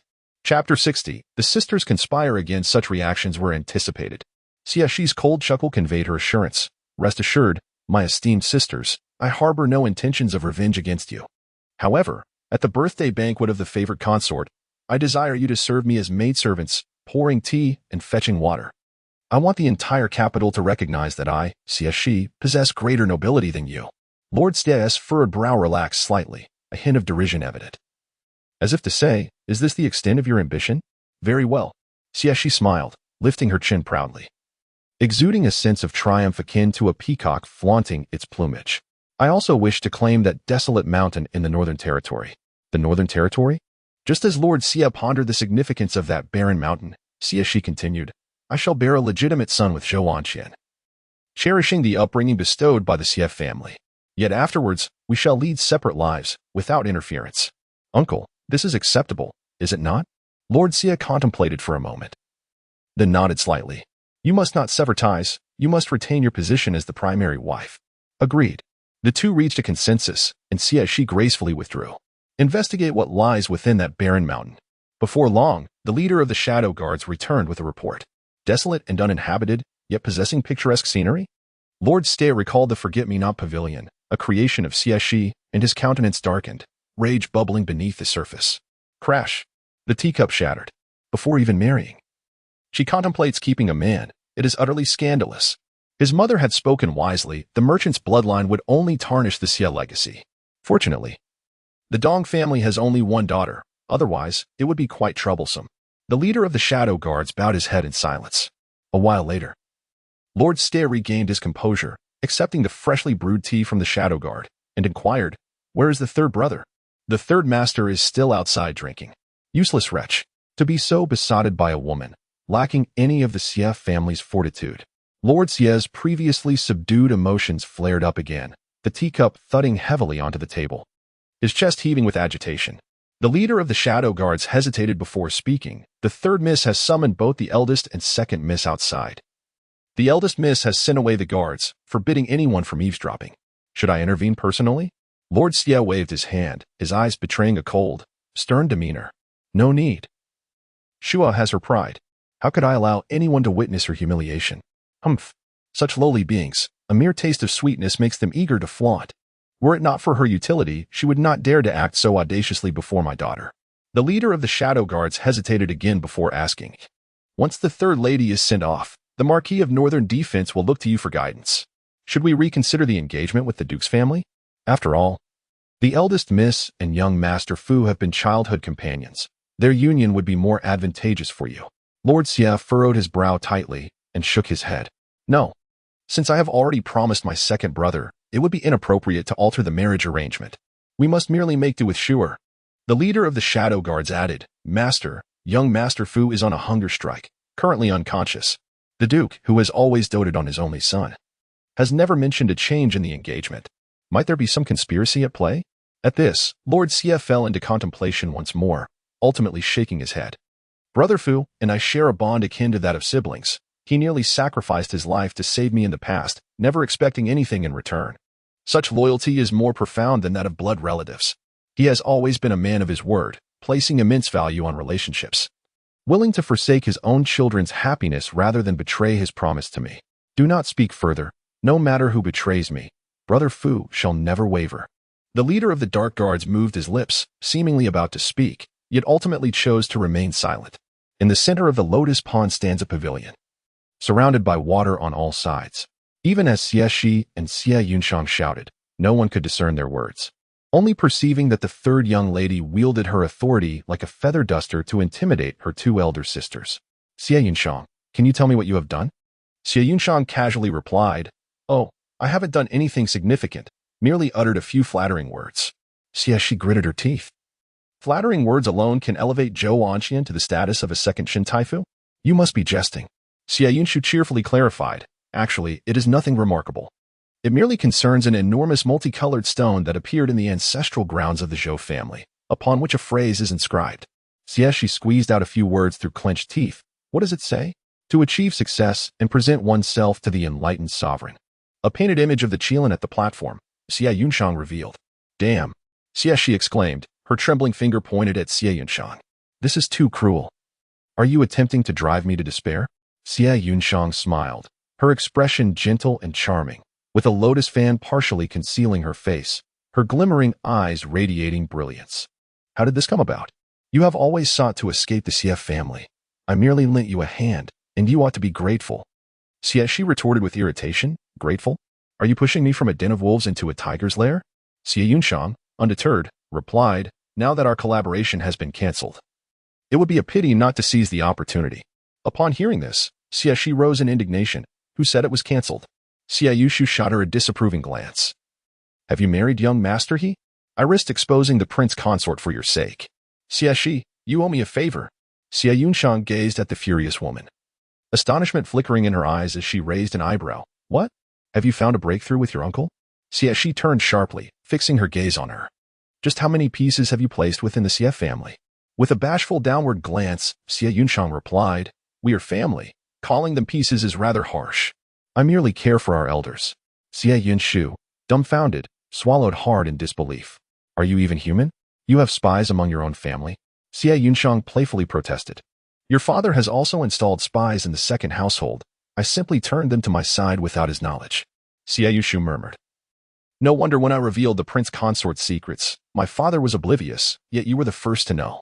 Then she seized Xie Yunxiang's collar, her eyes reddening with fury. Tell me, who among my household is your spy? Chuanxue, Xiushuang, Bian, Qingge? Chuanxue and Xiushuang grew up alongside me. Could it be Bian? No, Bian is unaware of this. Could it be Qingge? She is the maid my mother assigned to me. It must be her, right? Xie Yunxiang coughed softly, remaining silent. However, Xie Xihe, relishing the unfolding drama, fanned the flames further. Was it spring snow or autumn frost, or perhaps both of them? Upon hearing this, Xie Yunshu's eyes reddened. Her gaze filled with a ferocity that seemed capable of tearing Xie Yunxiang to shreds. The betrayal of her personal maid was akin to a death sentence, leaving her unable to find peace even in death. The fact that her most trusted servant had become an agent for the enemy was a profound humiliation. Xie Yunxiang's actions felt like a deliberate trampling of her dignity. Will you speak? If not, we shall be each other's ruin. I will end your life. As she spoke, she snatched a hairpin and thrust it towards Xie Yunxiang's face, her demeanor frantic, resembling a person driven to madness, as if she had lost all reason. Xie Yunxiang could no longer muster a smile. Aside from Qingge, they are all mine. Silence enveloped the scene. The world around them fell into an eerie stillness. Xie Yushu stood frozen, as if struck by lightning, her spirit utterly shattered. Chapter 61. Be mute. Xie Xihe and Xie Yunxiang exchanged approving glances. Grateful that the Xie family held her in low regard, assigning her but a few maids, otherwise, she would likely be ensnared in the whispers of others. Xie Yunxiang cautiously removed her hairpin, swallowing hard, as she brazenly concealed herself behind Xie Xihe. After a considerable pause, Xie Yunshu, her mind momentarily clouded with fury, finally regained her composure and glared at Xie Yunxiang. Why didn't you also sway Qingge's side? Xie Yunxiang, feeling awkward, forced a smile. It's wise to leave room for maneuver. Xie Yushu clenched her teeth. Should I then express my gratitude for your consideration? Xie Yunxiang humbly shook her head. That is unnecessary. Xie Yunshu's expression softened slightly. Xie Xihe interjected. Are you certain it's not because you look down upon Qingge? Afraid she might be too foolish and expose us? In an instant, Xie Yunshu's face transformed through shades of white, red, and finally a dark hue, reflecting her tumultuous emotions. Xie Xihe, Xie Yunxiang. The furious shout startled the egrets from the lotus pond, silencing even the raucous croaks of frogs. Confronted with Xie Yunxiang's seething glare, Xie Xihe awkwardly touched his nose, shamelessly deflecting blame. You started this trouble. You must resolve it yourself. Xie Yunshang had no choice but to step forward, her voice soothing. It's beneficial for me to play spies. Otherwise, the three of us would merely become pawns in someone else's game, subject to their control. Xie Xihe chimed in. Indeed. Elder sister, you ought to thank second sister. Otherwise, you wouldn't even realize you were sold off by your own father, while still pitying his plight. Xie Yunshang shot him a furious look, remaining silent, conveying that no one considered her a mute. Perhaps driven to the brink of anger, Xie Yunshu surprisingly calmed down. Enough. You dragged us from our beds at this ungodly hour, and it cannot be merely to exchange such nonsense. Upon hearing this, the playful demeanor of Xie Xihe turned serious. You should all be aware of my mother's impending visit to the Duke of Jinbei's residence. Both women exchanged strange glances yet nodded in agreement. Xie Xihe clenched his fists, adding, even if my mother must leave, she should not bear the weight of disgrace. I want her to enter the Duke of Jinbei's household with dignity. Xie Yushu was the first to speak. What do you intend to do? Xie Yunshang furrowed her brow, contemplating for a moment before replying. Do you wish to proceed with the plan to unite Princess Huyan with your father? Xie Xihe nodded affirmatively. Xie Yunshang hesitated. We are all aware of the situation at the execution ground. Are you certain you wish to gamble your life on this? A fleeting glance of concern crossed Xie Yunshu's eyes, which she quickly masked with cold resolve. I have fulfilled my promise to you. Do not think you can depart so easily until you have honored your end of the bargain. Xie Xihe chuckled, his eyes sparkling with mischief. The past birthday banquets have been dreadfully dull. Why not inject some excitement into them? Xie Yushu furrowed her brow, issuing a warning. Behave yourself. Xie Yunshang gradually rose, her voice firm. I underestimated Princess Huyan's regard for dignity. Do not err again. We can certainly reevaluate our strategy, although the situation is urgent. There is no need to court death. Xie Xihe and Yao Yao exchanged glances, their icy eyes now imbued with warmth as they beheld the two faces they once despised. A peculiar sentiment began to stir within them. Do not fret. The three simple words caused both to change their expressions, a mix of oddity and awkwardness clouding their gaze. Xie Yushu scoffed. Who is worried about you? Xie Yunshan also huffed in displeasure. It's merely a matter of mutual benefit. You think too much. Xie Xihe shrugged, remaining noncommittal. I have informed my uncle. At the birthday banquet, you shall heed my command. A gentleman's word is unbreakable. Though I am a woman, my word holds weight. A promise is a promise. The two women exchanged glances. Xie Yunshang was the first to speak. You better ensure your actions are flawless. Otherwise, if I find myself in peril, I can't guarantee I won't betray you for my own safety. Xie Yunshu's voice was frosty. The banquet is in 2 days. You ought to think it through, for once the arrow is loosed, there is no turning back. A faint smile graced Xie Xihe's lips as she lifted her chin, her eyes shimmering like stars against the night sky, dazzling in their brilliance. That is only natural. Xie Yunshu shot her a sidelong glance before turning to walk towards the small boat. It's getting late. I shall return to rest. Xie Yunshang rose to follow. In the next moment, Xie Xihe grasped their hands, pulling out a leaf-shaped card. Such a beautiful night should not be squandered on sleep. Come, let us play a few hands. Xie Yunshu's eyelids fluttered as she pointed to the moon hanging high in the sky. It's already past midnight. Xie Yunshang could no longer contain herself, gritting her teeth. Have you turned into a night owl? After sleeping all afternoon, how can you still sleep? Xie Xihe chuckled. Oh, come on, just play a couple of games with me. Once we're done, I'll let you go, or I might just sink the boat. With no other choice, the two relented, as there was but one boat, and they could only acquiesce. After a couple of rounds, the loser clung to them, unwilling to let go. After 2 more rounds, the victor was even less inclined to release them, until dawn's first light broke. The sun rising slowly like a brilliant pearl, illuminating the world. The two, sporting panda eyes, slumped over the table in deep slumber, while Xie Xihe, having thoroughly rifled through their jewelry, stood before the pavilion, invigorated, embracing the sun. She then boarded the lone small boat, setting course for the shore. The guards waiting at the bank watched the third miss swagger away, their lips twitching in disbelief. Upon returning to the Zhuyu pavilion, Xie Xihe dashed straight to Dong's chamber. She flung open the door, threw aside the bedding, and nestled into the warm covers, tightly wrapping her arms around her mother's waist, just as she had in her childhood, seeking refuge against her mother's bosom. She shamelessly nuzzled closer. Mother. A day apart feels like 3 seasons. I haven't slept all night. I am so tired. Dong gently cradled her daughter, lightly patting her back while humming a lullaby from her childhood. Thus, the rhythmic sound of their breathing filled the air. Dong tenderly brushed aside the hair from her daughter's face, her own eyes tinged with bloodshot hues, revealing a night of sleeplessness as well. gazing affectionately at her daughter. As if she could never gaze enough, her eyes reluctant to blink, tears trickled down from the corners of her eyes. Juju, as long as you find happiness. Your mother would gladly embrace death. Awakening from her slumber well past noon, her stomach grumbled audibly. Upon opening her eyes, she saw her mother's peaceful visage in slumber, causing her to pause momentarily before a smile graced her lips. Ever since she matured, her mother had not shared the bed with her. Mother, your good days are approaching. Just a little longer, a little longer. She gently pressed a kiss upon her mother's cheek, then stealthily slipped out of bed and made her way to the kitchen. In a flurry of chaos, Xie Xihe was ushered out by Wanhe. My lady, please refrain from causing any more trouble. Whatever you wish to eat, we shall prepare for you. If you find yourself truly bored, assisting us would suffice, but do not attempt to cook yourself. I am still young and wish not to meet an untimely fate. Wanhe, choked by the thick smoke, had her face darkened, standing defiantly at the door with hands on her hips, resembling a guardian deity.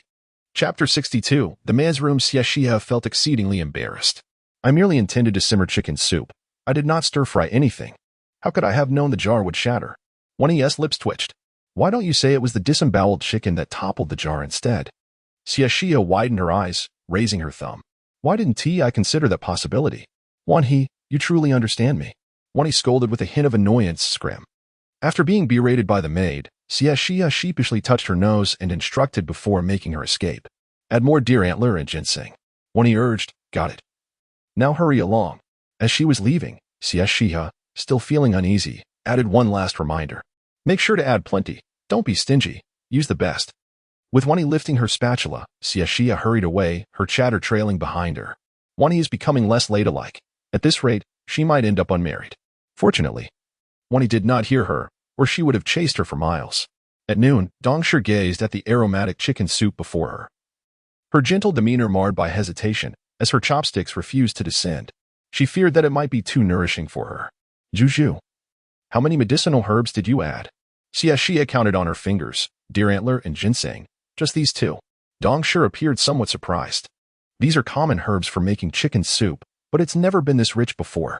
It fills the air with an invigorating scent. After a moment of contemplation, she decided to indulge in some other vegetarian dishes instead. Xie Xihe did not touch her soup. It was meant specifically for her mother. Although her mother did not consume it, she felt no justification in taking it for herself.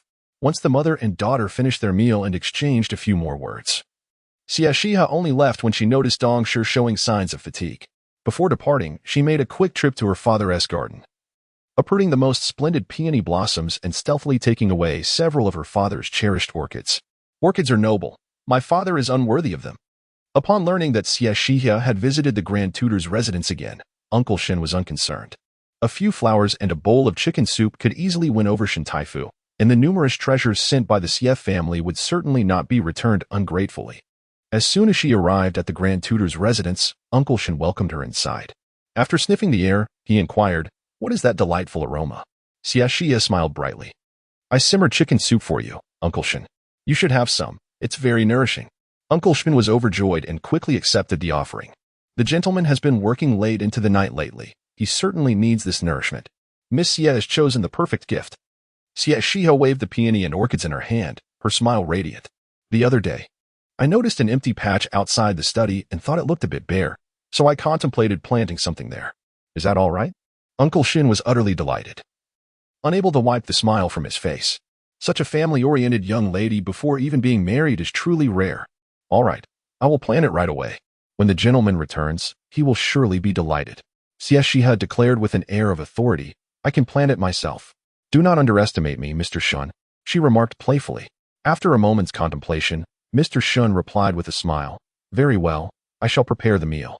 Miss Xie, I would appreciate your assistance in planting some flowers. By the way, the layout of the master's room is rather simple. A potted plant would undoubtedly enhance its beauty. The room is in that direction, if you would be so kind. With that, he gestured towards a certain direction and led Wanhe away. Xie Xihe watched their swiftly departing figures, her hand raised momentarily before letting it fall, a frown of frustration creasing her brow. A man's quarters. How could I possibly intrude? Yet, at this juncture, it was too late to refuse, and she had no choice but to summon her courage and tend to the exterior. Fortunately, there were not many flowers to plant. In a short span of time, Xie Xihe had successfully planted peonies and orchids in the vacant space outside the study. The pale green peonies swayed gently in the breeze, surrounded by a modest cluster of orchids, each bloom exquisite and precious. Just one of these flowers could overshadow a multitude of others, and here were several of such rare quality. Then, clutching the flower pot, she found herself at the doorway, caught in indecision, neither entering nor retreating. At that moment, a voice emerged from behind her. "What are you doing here?" The sudden sound startled Xie Xihe, causing her to tremble, and the flower pot slipped from her hands, shattering upon the ground in a cacophony of fragments. "My lord." She turned abruptly to find a tall, elegant figure standing before her, his presence exuding an air of aloofness. Xie Xihe stood frozen, surveying the scattered debris, utterly at a loss. "My lord, I apologize. It was not my intention." Shen Ziyuan approached swiftly, concern etched upon his features. "You are not injured, are you?" Xie Xihe blinked in surprise and shook her head. "No?"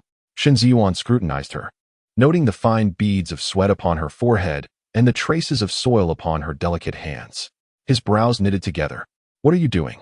A pang of anxiety gripped Xie Xihe's heart. The study, much like the master's private quarters, harbored secrets not meant for public view. It was a domain reserved for those in power. Her uninvited presence felt exceedingly inappropriate. "It was Mr. Shun who mentioned that your room could benefit from an orchid. He asked me to arrange it for you." Shen Ziyuan rebuked her sharply. "Nonsense." It was unclear whether he was reprimanding Mr. Shun or Xie Xihe herself. Xie Xihe cast her gaze downwards at her muddy shoes, her voice barely above a whisper. "But, the orchid." Shen Ziyuan bent down to retrieve the fallen orchid. His voice steady. "I shall plant it." With that, he carefully placed the flower back into its pot. Though the pot was far less exquisite than the one she had brought from the Xie residence, under his long, elegant fingers, it exuded a beauty all its own, as if touched by divine inspiration. Just as Xie Xihe contemplated whether to withdraw, the man had already pushed open the door and entered the room. The interior was simple and orderly, devoid of extravagance. The bedding was neatly folded, a bookshelf stood in one corner, its contents meticulously organized, and the walls adorned with art and literature. A small table by the window held a hearth and tea set, nothing ostentatious, yet elegantly understated. "Xihe, where do you think the flower pot should be placed?" Xie Xihe was momentarily taken aback. "Xihe." No one had ever addressed her in such a manner. Those close to her would call her by her nickname, while outsiders would refer to her by her full name or respectfully as Miss Xie. "Xihe." She raised her gaze to meet his, and he appeared as composed and unperturbed as ever. "Oh dear. Day by day, I indulge in fanciful thoughts." "That is indeed Mr. Shen." Xie Xihe, suppressing a multitude of thoughts, entered with a smile gracing her lips. After surveying the surroundings, she pointed to a corner. "Orchids thrive in the shade. How about placing them there?" "Excellent choice," he replied. Shen Ziyuan moved the flower stand and positioned the orchids tenderly, meticulously wiping the soil from the pots. The man then brought a basin of water. "Wash your hands." "Very well." Xie Xihe complied obediently, cleansing her hands before accepting the man's pristine towel to dry them. However, upon realizing they had shared the same basin of water and towel, she could not suppress a flutter of her eyelids. Despite her thick skin, her face flushed with warmth, and she lowered her lashes to conceal the shyness blossoming within her. Yet, her eyelashes fluttered like a butterfly's wings, revealing that she was not as tranquil as she appeared. Even her fingers fidgeted restlessly together. A slight smile played on Shen Ziyuan's lips. "Let us go. Uncle Shun must have prepared the meal." Her voice was as delicate as a whisper. Shen Ziyuan paused at the doorway until the woman walked alongside him, at which point he stepped toward the dining room. Chapter 63. Overindulgence. A gentle breeze swept through, causing strands of dark hair and silken tresses to intertwine in its embrace. One was ethereal and otherworldly, unlike mere mortals. The other, elegant and aloof, resembled a divine being, meandering leisurely through the verdant bamboo grove. The woman walked with her head bowed, while the man cast his gaze upon her, his icy eyes betraying an unspoken tenderness, until, sat at the table, observing a large bowl of medicinal chicken soup before him. The once intimate atmosphere dissipating into thin air. "What is this?" Replied without a moment's hesitation. "You are physically weak. You need to nourish yourself." Fell silent for a moment, his forehead twitching with a visible vein, fist clenched tightly, knuckles turning pale. His warm visage, reminiscent of an August day, shifted in an instant, darkening ominously. Realizing her blunder, inwardly cursed, "Oh no, I've misspoken." She quickly attempted to rectify her error, mentioned that you work late into the night, and I feared you might wear yourself thin. Which is why I prepared this chicken soup. Upon hearing this, S expression softened slightly. Please, partake in your meal. Relieved, cheerfully added. This chicken soup is made from an old hen selected by, enriched with deer antler and ginseng, making it highly nutritious. Nodded. You should have some as well. Stealing a glance at the rich broth, S intuition kicked in, and after a moment's hesitation, she shook her head. I'm not tired. You should consume more. With that, she served him a full bowl of soup, accepted it and, after a sip, furrowed his brow. Why does it taste different from what I usually have? Gazed at him eagerly. How is it? Is it good? Not bad, he replied. Then you should drink more. Just as he was about to set the bowl down, steeled himself and finished it all in one go. Another bowl was promptly served. If you like it, drink more. The charming and alluring atmosphere was hard to resist. Took the bowl again and consumed yet another serving, and before she could utter a word, he quickly said, You should try the dishes specially prepared for you. See if they suit your palate. As she was about to continue ladling the chicken soup, withdrew her hand. Her gaze drawn to the array of spicy dishes on the table, her eyes sparkling with delight. These are all my favorites. Ignoring, she began to eat with great speed. Yet her movements remained graceful. A hint of amusement danced in his eyes as he picked up his chopsticks, ready to serve himself. When suddenly he felt an unusual sensation below his waist. To his dismay, he noticed something unexpected and, worse still, a rush of something warm surged forth from his nostrils. Drip, drip, drip. The first drop was followed by an unending cascade. Before he could comprehend the situation, crimson blood stained the table, turning the white rice a vivid red. Sir, exclaimed in alarm. She sprang to her feet, grabbing a cloth to staunch the relentless flow of blood from his nose. The more she wiped, the more frantic her efforts became, yet nothing seemed to alleviate it. Why are you bleeding? What should we do? In a state of utter panic, lost her composure. With one hand covering his nose, grasped her hand with the other, attempting to soothe her anxiety. It's nothing serious. It must be that the chicken soup was too nourishing. Could it be that one who is weak cannot bear such supplements? In Xie Xihe's mind, a phrase surfaced, prompting her to gaze at the man with a profound sympathy.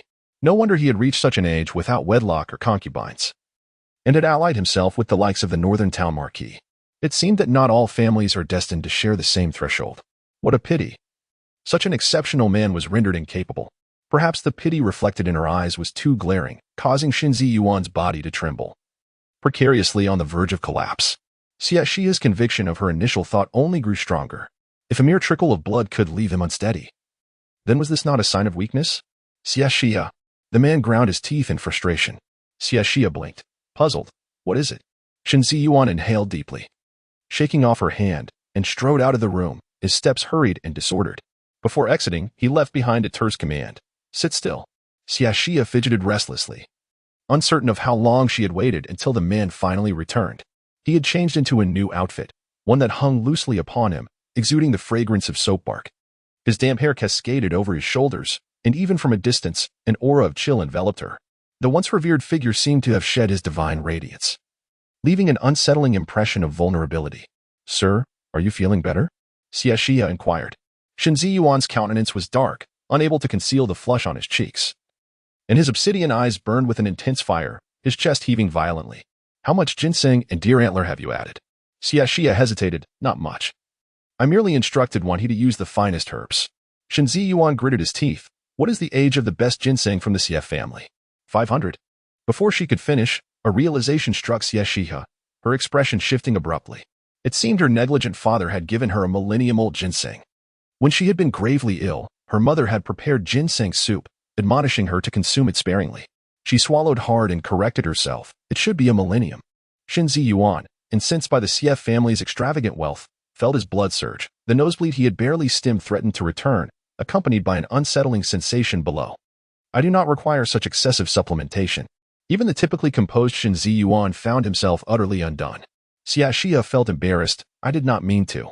Who would have thought she would heed my words so obediently? Xie Yuan intoned, You should return for now. Xie Xihe grew anxious. But we have yet to discuss the birthday banquet. Xie Yuan's expression was one of restrained agony, as if he were battling an internal struggle. His back no longer as straight as usual, slightly hunched. We will handle the birthday banquet opportunely. I will create the circumstances. Xie Xihe wished to argue further, but was struck by the sight of the man's forehead beaded with sweat, his gaze smoldering with an intensity that felt as though it could incinerate. A shiver coursed through her, compelling her to lower her eyes. Then, she inadvertently beheld something she ought not to have seen. Goodness, it was quite substantial. Xie Xihe's earlobes flushed crimson, and she dared not look again, quickly raising her gaze only to collide with those deep, fiery eyes. The distance of a mere yard felt suffocating, the air thick with heat, punctuated by his heavy breaths. Her form quivered, as if seared by the intensity of the moment. She shut her eyes tightly, too frightened to open them. Goodbye. With that, she fled. Her movements swift as if pursued by wolves and tigers. She didn't even care that her shoes were left behind, darting away in a flash. Once seated in the carriage, she buried her face in her knees, emitting a muffled groan of humiliation and anger. Oh, how shameful, she lamented. Wani rushed into the carriage, breathless and anxious. Miss. What happened? Xie Xihe, her cheeks flushed, replied, It's nothing. Wani sighed in relief, patting her chest. That was terrifying. Did you see him? No, Master Shen was inside. He didn't allow me in. Miss, did you offend Master Shen? Master Shenbo remarked he had never seen Master Shen display such visible emotions. Upon hearing this, Xie Xihe trembled in fear. She had indeed seen what she should not have, and Master Shen was justified in his anger. Moreover, she was the root cause of his uncharacteristic outburst. Oh, I cannot bear to live with this shame, she cried. Yet, I refuse to succumb. I have endured even more embarrassing moments before. But he is Shen father, an elder, a venerable figure. He merely regards you as a junior. Do not let your thoughts wander into folly. Xie Xihe repeatedly reassured herself. Chapter 64. My loose tongue, please spare me suddenly. A startled exclamation made her shudder. Miss, what happened? Why is one of your shoes missing? Xie Xihe, only then realizing something was amiss with her right foot, discovered that her shoe had vanished. Presumably lost somewhere in the Taifu residence. Wanha, shall I go retrieve it? Go ahead. Wanha lifted her foot to step outside but hesitated midway, her voice tinged with trepidation. I dare not, miss. You should go instead. Xie Xihe shot her an irritated glance. Neither do I dare. The two exchanged glances, uncertainty hanging in the air. Were we to return to the residence? Let us go. The carriage sped away, and upon reaching the Xie family estate, Xie Xihe found herself patting her chest to calm her racing heart, her face flushed with embarrassment. She dove under the covers, burying her face, hoping to conceal her mortification. Having neglected her grooming, she drifted into a hazy slumber. Before dawn the next day, a chilling whisper invaded her ears, reminiscent of a vengeful spirit's murmur, eerie and haunting. Juju, Juju. Startled awake from a nightmare, Xie Xihe's eyes flew open to behold the magnified visage of Xie Yunshan. Ah, Xie Xihe's voice cracked. She had always admired the beauty of Xie Yunshan's enchanting eyes, yet the sight of those pupils enlarged to such an extent was terrifying. Why are you shouting so loudly? Third sister? You frightened me. Xie Yunshan covered her ears, adopting a delicate demeanor. Xie Yushu approached gracefully, her tone laced with mockery and disdain. Isn't it you, third sister, who wished for us to rise early and serve you tea in the palace? Why then, are you still in bed at this hour? Do you not wish to show off before the esteemed families? Xie Xihe was momentarily taken aback by her sarcastic remarks. Just as she was about to question the absurdity of her words, her gaze fell upon several unfamiliar maids standing at the door, each bowing deeply. Yet their eyes radiated a cold intensity. Xie Xihe remained outwardly composed, though alarm bells rang in her mind. Was her uncle suspecting them?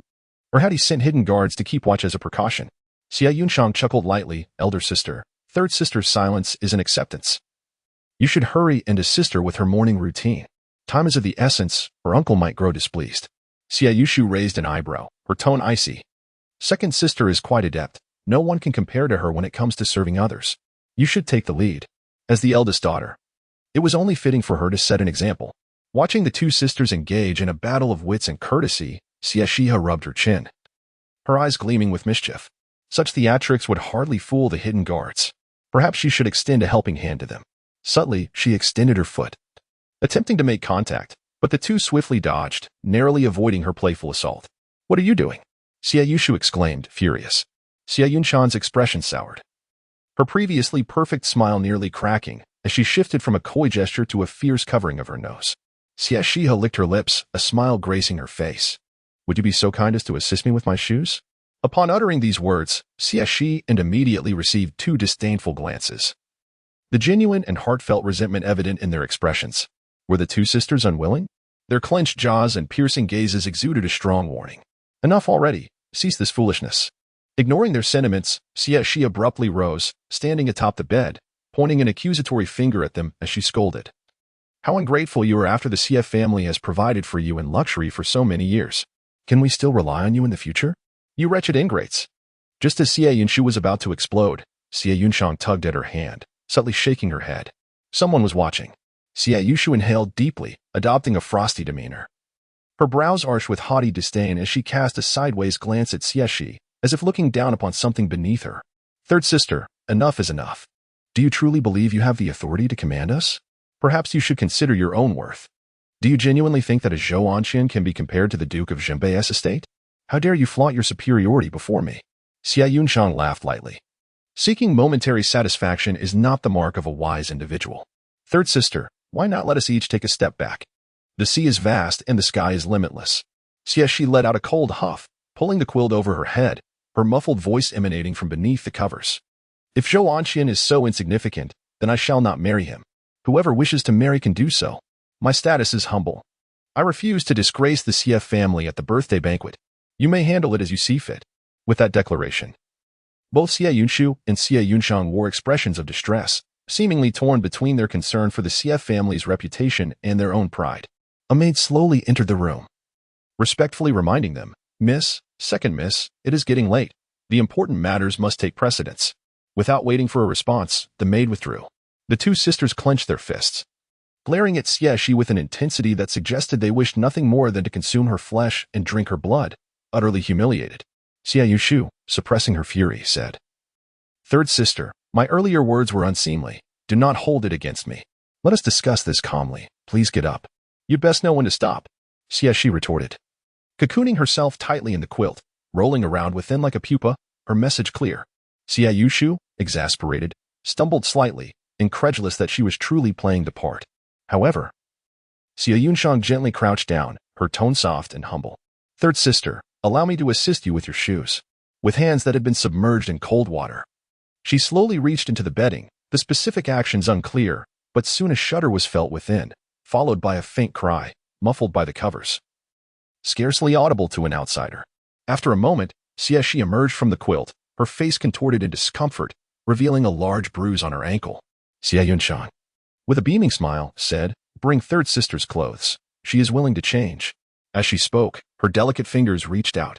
Come now, sister. Let me help you change. Xie Xihe stepped back in fright, gritting her teeth. I can dress myself. Xie Yunshang furrowed her brow, troubled. How can this be? If third sister becomes upset and informs our uncle, what shall we do? Xie Yushu revealed a sinister smile. Third sister, you were quite right earlier. One must not be selfish. As a daughter of the Xie family raised in luxury, we must naturally offer our assistance when the family is in need, even at the cost of our lives. My dear sister, come, let me assist you with your attire. As the two extended their predatory hands, Xie Xihe recoiled in terror, only to be seized by Xie Yushu's grasp. The two, who had earlier dismissed her as a mere dog, now clamored to hold on to her. Xie Xihe wished to cry out, to scream, to refuse, yet was silenced by Xie Yunshang's words. Second sister, are you so unwilling that you wish to back out of the birthday banquet? Xie Xihe's pupils constricted. Damn, you were using their tactics against me, she thought. I shall attend. How else can I demonstrate my standing within the Xie family? I, Xie Xihe, am no lesser than either of you. Her facade radiated arrogance. Yet her voice trembled in a quiet plea. I was foolish. I acknowledge my mistakes. I beg for mercy. Xie Yushu and Xie Yunshang exchanged a glance, a cold smile gracing their lips. It is too late, they sneered, advancing upon her, their claws wreaking havoc upon her form. Yet, Xie Xihe, in an attempt to portray the countenance of a smug sycophant, stifled her cries of pain, forcing herself to exhibit a semblance of enjoyment. Chapter 65. Do you not feel ashamed to be human? A quarter of an hour later, Xie Xihe was being attended to by two servants as she donned her attire. However, despite the exquisite, silky gown enveloping her, she felt as though she were pricked by 100 needles, frequently adjusting this and that, as if every part of her was discomfort. At that moment, a figure gracefully stepped across the threshold, gentle as water and possessing an innate elegance. It was Dong Shi. Upon seeing her mother in everyday attire, Xie Xihe was taken aback. Mother, are you not going to the palace? Dong Shi smiled and shook her head.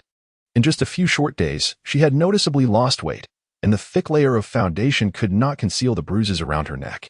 She tenderly caressed her daughter's cheek, her affection palpable. I am unwell. Your father has advised me to rest at home. Xie Xihe clenched her fists.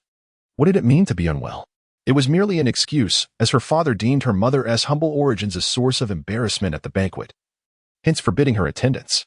Under normal circumstances, she would have argued vehemently with her father, but today it was perhaps for the best that her mother stayed home. Mother, rest well. After the birthday banquet, I shall bring you back some sour jujube cake. A broader smile graced Dong Shi's lips. Very well. I shall prepare you some ice cream. Xie Xihe's eyes sparkled with delight. The preparation of ice cream was intricate and delightfully cold.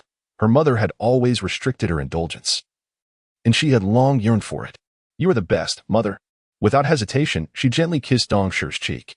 Such a lack of propriety, Dong Shi teased, though her eyes brimmed with warmth and affection. This tender mother-daughter moment cast a shadow over Xie Yunshu's gaze, stirring a deep envy within her. While Xie Yunshang grasped the handkerchief tightly, her eyes cast down, revealing no discernible thoughts. As they were about to depart, Dong Shi repeatedly cautioned, Zhu. The palace banquet will be bustling. Do not act recklessly. Xie Yunshang respectfully acknowledged her, saying softly, and I will ensure that third sister returns safely. Dong Shi paused in surprise, then nodded, expressing her gratitude to the second young lady. Xie Yunshang did not speak further. She merely knelt in a gesture of respect before exiting and promptly entering the carriage. Xie Erforen watched her beloved daughter board the third house's carriage, her expression darkening. How could Xie Xihe, of such lowly status, dare to have her daughter serve? It was a slight against their family, and she resolved to demand some fine gifts from the first house to make amends for her daughter's grievances. Xie Yushu pouted and made her way toward the first house's carriage, but midway, she was intercepted by Xie Deforen. Her tone was gentle yet firm. Xue, your father has already promised Zhu. You must endure this today. Xie Yushu, displeased, replied, Mother, the banquet has not even started. I could still attend to her in the palace. Xie Deforen, however, spoke sternly. Mother understands this is a hardship for you, but Zhu's temperament is capricious. I fear she may seize this opportunity to create trouble. You must keep a watchful eye on her. Xie Yushu responded slowly. Did father not send the shadow guards with her? What trouble could arise? Xie Deforen shook her head, her gaze complex as she scrutinized her daughter without further elaboration. After a moment, she finally said, Be obedient. Mother only wishes for your well-being. Your position in the Xie family is secure, and that will provide you with support in your marital home. This time, Xie Yushu refrained from retorting. She gazed intently at her mother, her eyes revealing an indescribable complexity. Mother, I can rely on myself. Before she could finish her sentence, Madame Xie interrupted her sharply, the previous warmth evaporating, leaving only a cold disappointment. Xue, one must not be too selfish. It was no easy task for me to raise you. Have you forgotten the blood loss I endured when I gave birth to you? The countless medicines I have taken over the years, and the fact that I have not borne another child since? Shush, do not blame your mother for being harsh. You are a girl, and there will come a day when you must marry. Your engagement with the Duke of the Northern Town has been annulled, and your future prospects are now bleak. You will not be able to assist your brother in any meaningful way. I do not expect you to repay my nurturing. I merely hope that you will care for Zhu today, ensuring she behaves and marries young Master Zhou without further trouble. At this point, Madame Xie's tone softened. Your sacrifices will not go unnoticed by your father, and in time, your brother will treat you kindly. Xie Yunshu's eyes reddened, her nails digging into her palm, leaving crescent-shaped imprints. Mother, I am your daughter, just like my brother. Madame Xie, growing impatient, scolded, a daughter cannot be equated with a son. A married daughter is like spilled water. Your brother can provide for my old age, can you? Xie Yunshu's face turned pale, her lips quivering as if she wished to speak, yet in the end, no words escaped her. She turned resolutely towards the carriage, her back a picture of determination. Feeling uneasy, Madame Xie hurriedly grasped her hand, locking her gaze onto her daughter's eyes with piercing intensity. Xue, answer me honestly. You will obey, won't you? Xie Yushu clenched her fists, replying word by word, Mother, I will not obstruct my brother's future. Yet Madame Xie remained unconvinced, insisting, Swear it. Xie Yushu stood frozen in place. Swear? It felt akin to a curse. Only an enemy would impose such a demand. Unperturbed by her daughter's astonishment and anguish, Madame Xie insisted, Swear it by the name of young Master Fu. Xie Yunshu's pupils constricted, her mother's words cutting through her like a knife. Had it not been for the piercingly heart-wrenching phrases, she would scarcely believe this was the mother who cherished her. If you break your vow, he shall meet a woeful end, his bones ground to dust, reduced to nothing. Despite her exquisitely painted visage, Xie Yunshu's countenance was ashen, her eyes bloodshot. Tears brimming but refusing to fall, enveloped in a profound sense of tragic despair. Within the carriage, Xie Yunshang lifted the curtain, only to be firmly restrained by Madame Xie II. "Do not meddle," she admonished softly. The curtain swayed momentarily before falling silent. The three brothers of the Xie family, along with their self-serving elder brother, silently observed the scene. Magnificent steeds, strikingly handsome men, and gentle smiles. Such is the cruelty of kinship. It turned out that everyone was acutely aware of the depth of Xie Yunshu's love for young Master Fu, a love that rivaled that of family. Yet, they all chose to sacrifice her, not for any lack of excellence or understanding, but simply because she was a girl, now rendered a discarded pawn with no purpose in marriage. Xie Yushu glanced around, absorbing the expressions of those present, her heart twisting in agony. To be forsaken by all is indeed a profound sorrow. At that moment, a mocking voice pierced through the air. "My dear sister, had I known you were so worthless, I would not have feared the retribution of your parents. In the past, your father, in pursuit of power, cruelly separated you from your childhood sweetheart, relinquishing him to another. Later, for the sake of brotherhood, he offered your betrothal to the Duke of Beibei to someone else. Now, even your mother, in light of your brother's future, seeks to extract the last remnants of your value, allowing me to trample upon you as a mere outlet for my frustrations. Tell me, don't you feel any shame? As the legitimate daughter of the esteemed general of the nation, your existence is less than that of a stray dog. At least stray dogs protect their young. What of your parents? Good fortune never finds you, while calamity seems to seek you out. How utterly pitiable." Chapter 66. He has returned. A cacophony of sharp words ensued, laced with veiled insults that left the onlookers utterly bewildered. Lady Xie, in a fit of rage, raised her hand, poised to deliver a resounding slap. Yet, Xie Xihe provocatively thrust her face forward, playfully slapping it to create a loud sound. "Come on, strike this side. If you don't, you're a coward." Lady Xie's face flushed with fury. "You seek your own demise." As she spoke, her hand descended forcefully, only to be halted by the cold reprimand of Lord Xie. "Stop." With her face reddened with indignation, Lady Xie huffed. "How can we let her go after such humiliation?" Xie Xihe, however, merely chuckled. "Oh? Weren't you just telling your daughter to endure? What is the matter? If the blows don't land on you, you can't feel the pain, can you?" In just two brief remarks, Lady Xie's countenance fluctuated between shades of green and white, acutely aware of the peculiar gazes from those around her, her frustration palpable. Yet, Xie Xihe continued her provocation. "Come strike me, and let us see if Zhou Wanxian will retaliate. After all, he is a prodigy." Though her words were taunting, her hand remained tightly clenched within her sleeve, fearful that the confrontation might escalate. "Enough. How long do you intend to create this uproar? Don't forget your mother," interjected Lord Xie with a cold tone. Xie Xihe halted her breath momentarily, then scoffed. "If you dare, kill both me and my mother. At least we'll have company in hell, and we can be mother and daughter again in our next lives." Lord Xie's expression darkened, his fingers beginning to caress the soft whip at his waist.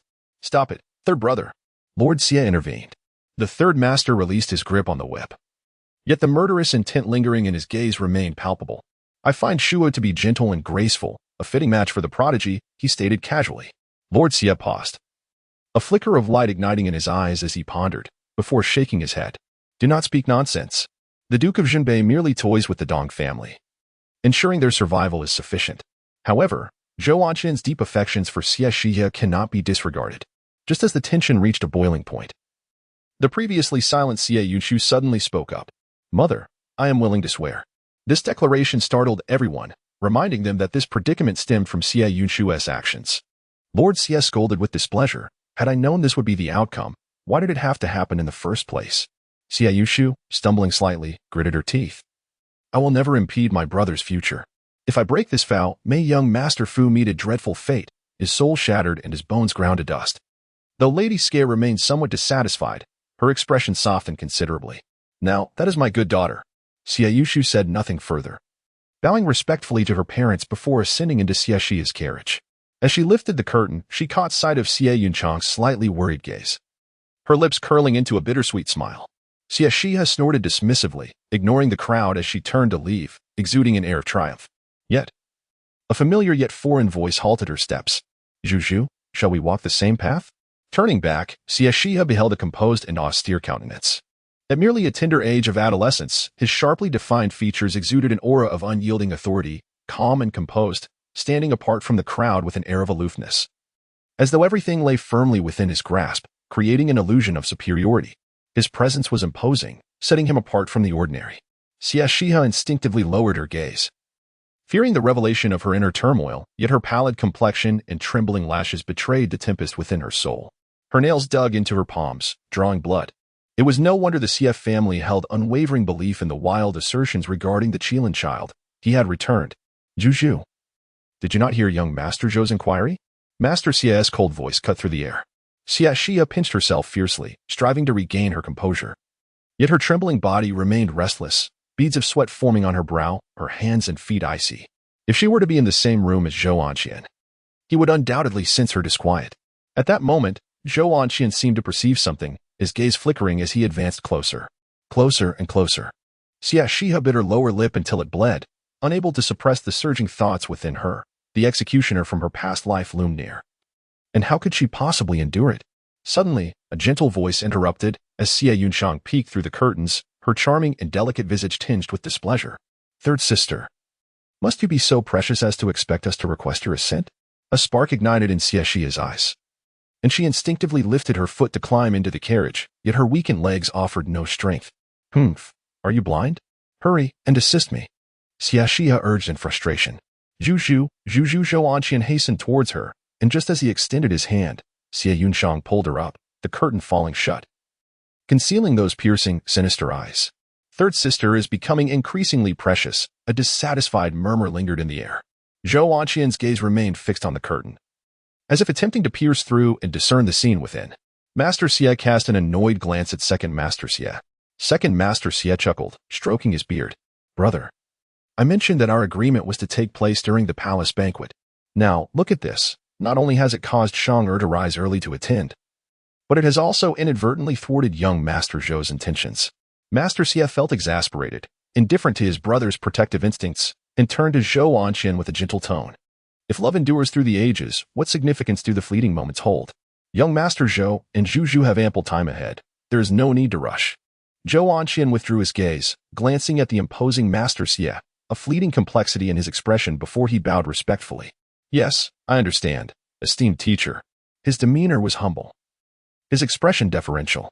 This pleased Master Xie greatly, and with a grand wave of his hand, he declared, let us depart. The opulent procession of carriages slowly made its way toward the palace. Along the route, carriages from other noble families yielded, with some individuals even dismounting to stand respectfully at the sides. Such a grand spectacle incited whispers among the common folk, once revered as loyal and valiant heroes. It seemed that in their arrogance, they had eroded the people's respect, leaving only fear in its wake. Suddenly, an inconspicuous carriage emerged from around a corner, devoid of a family crest, appearing rather modest in comparison to the luxurious vehicles of the noble families.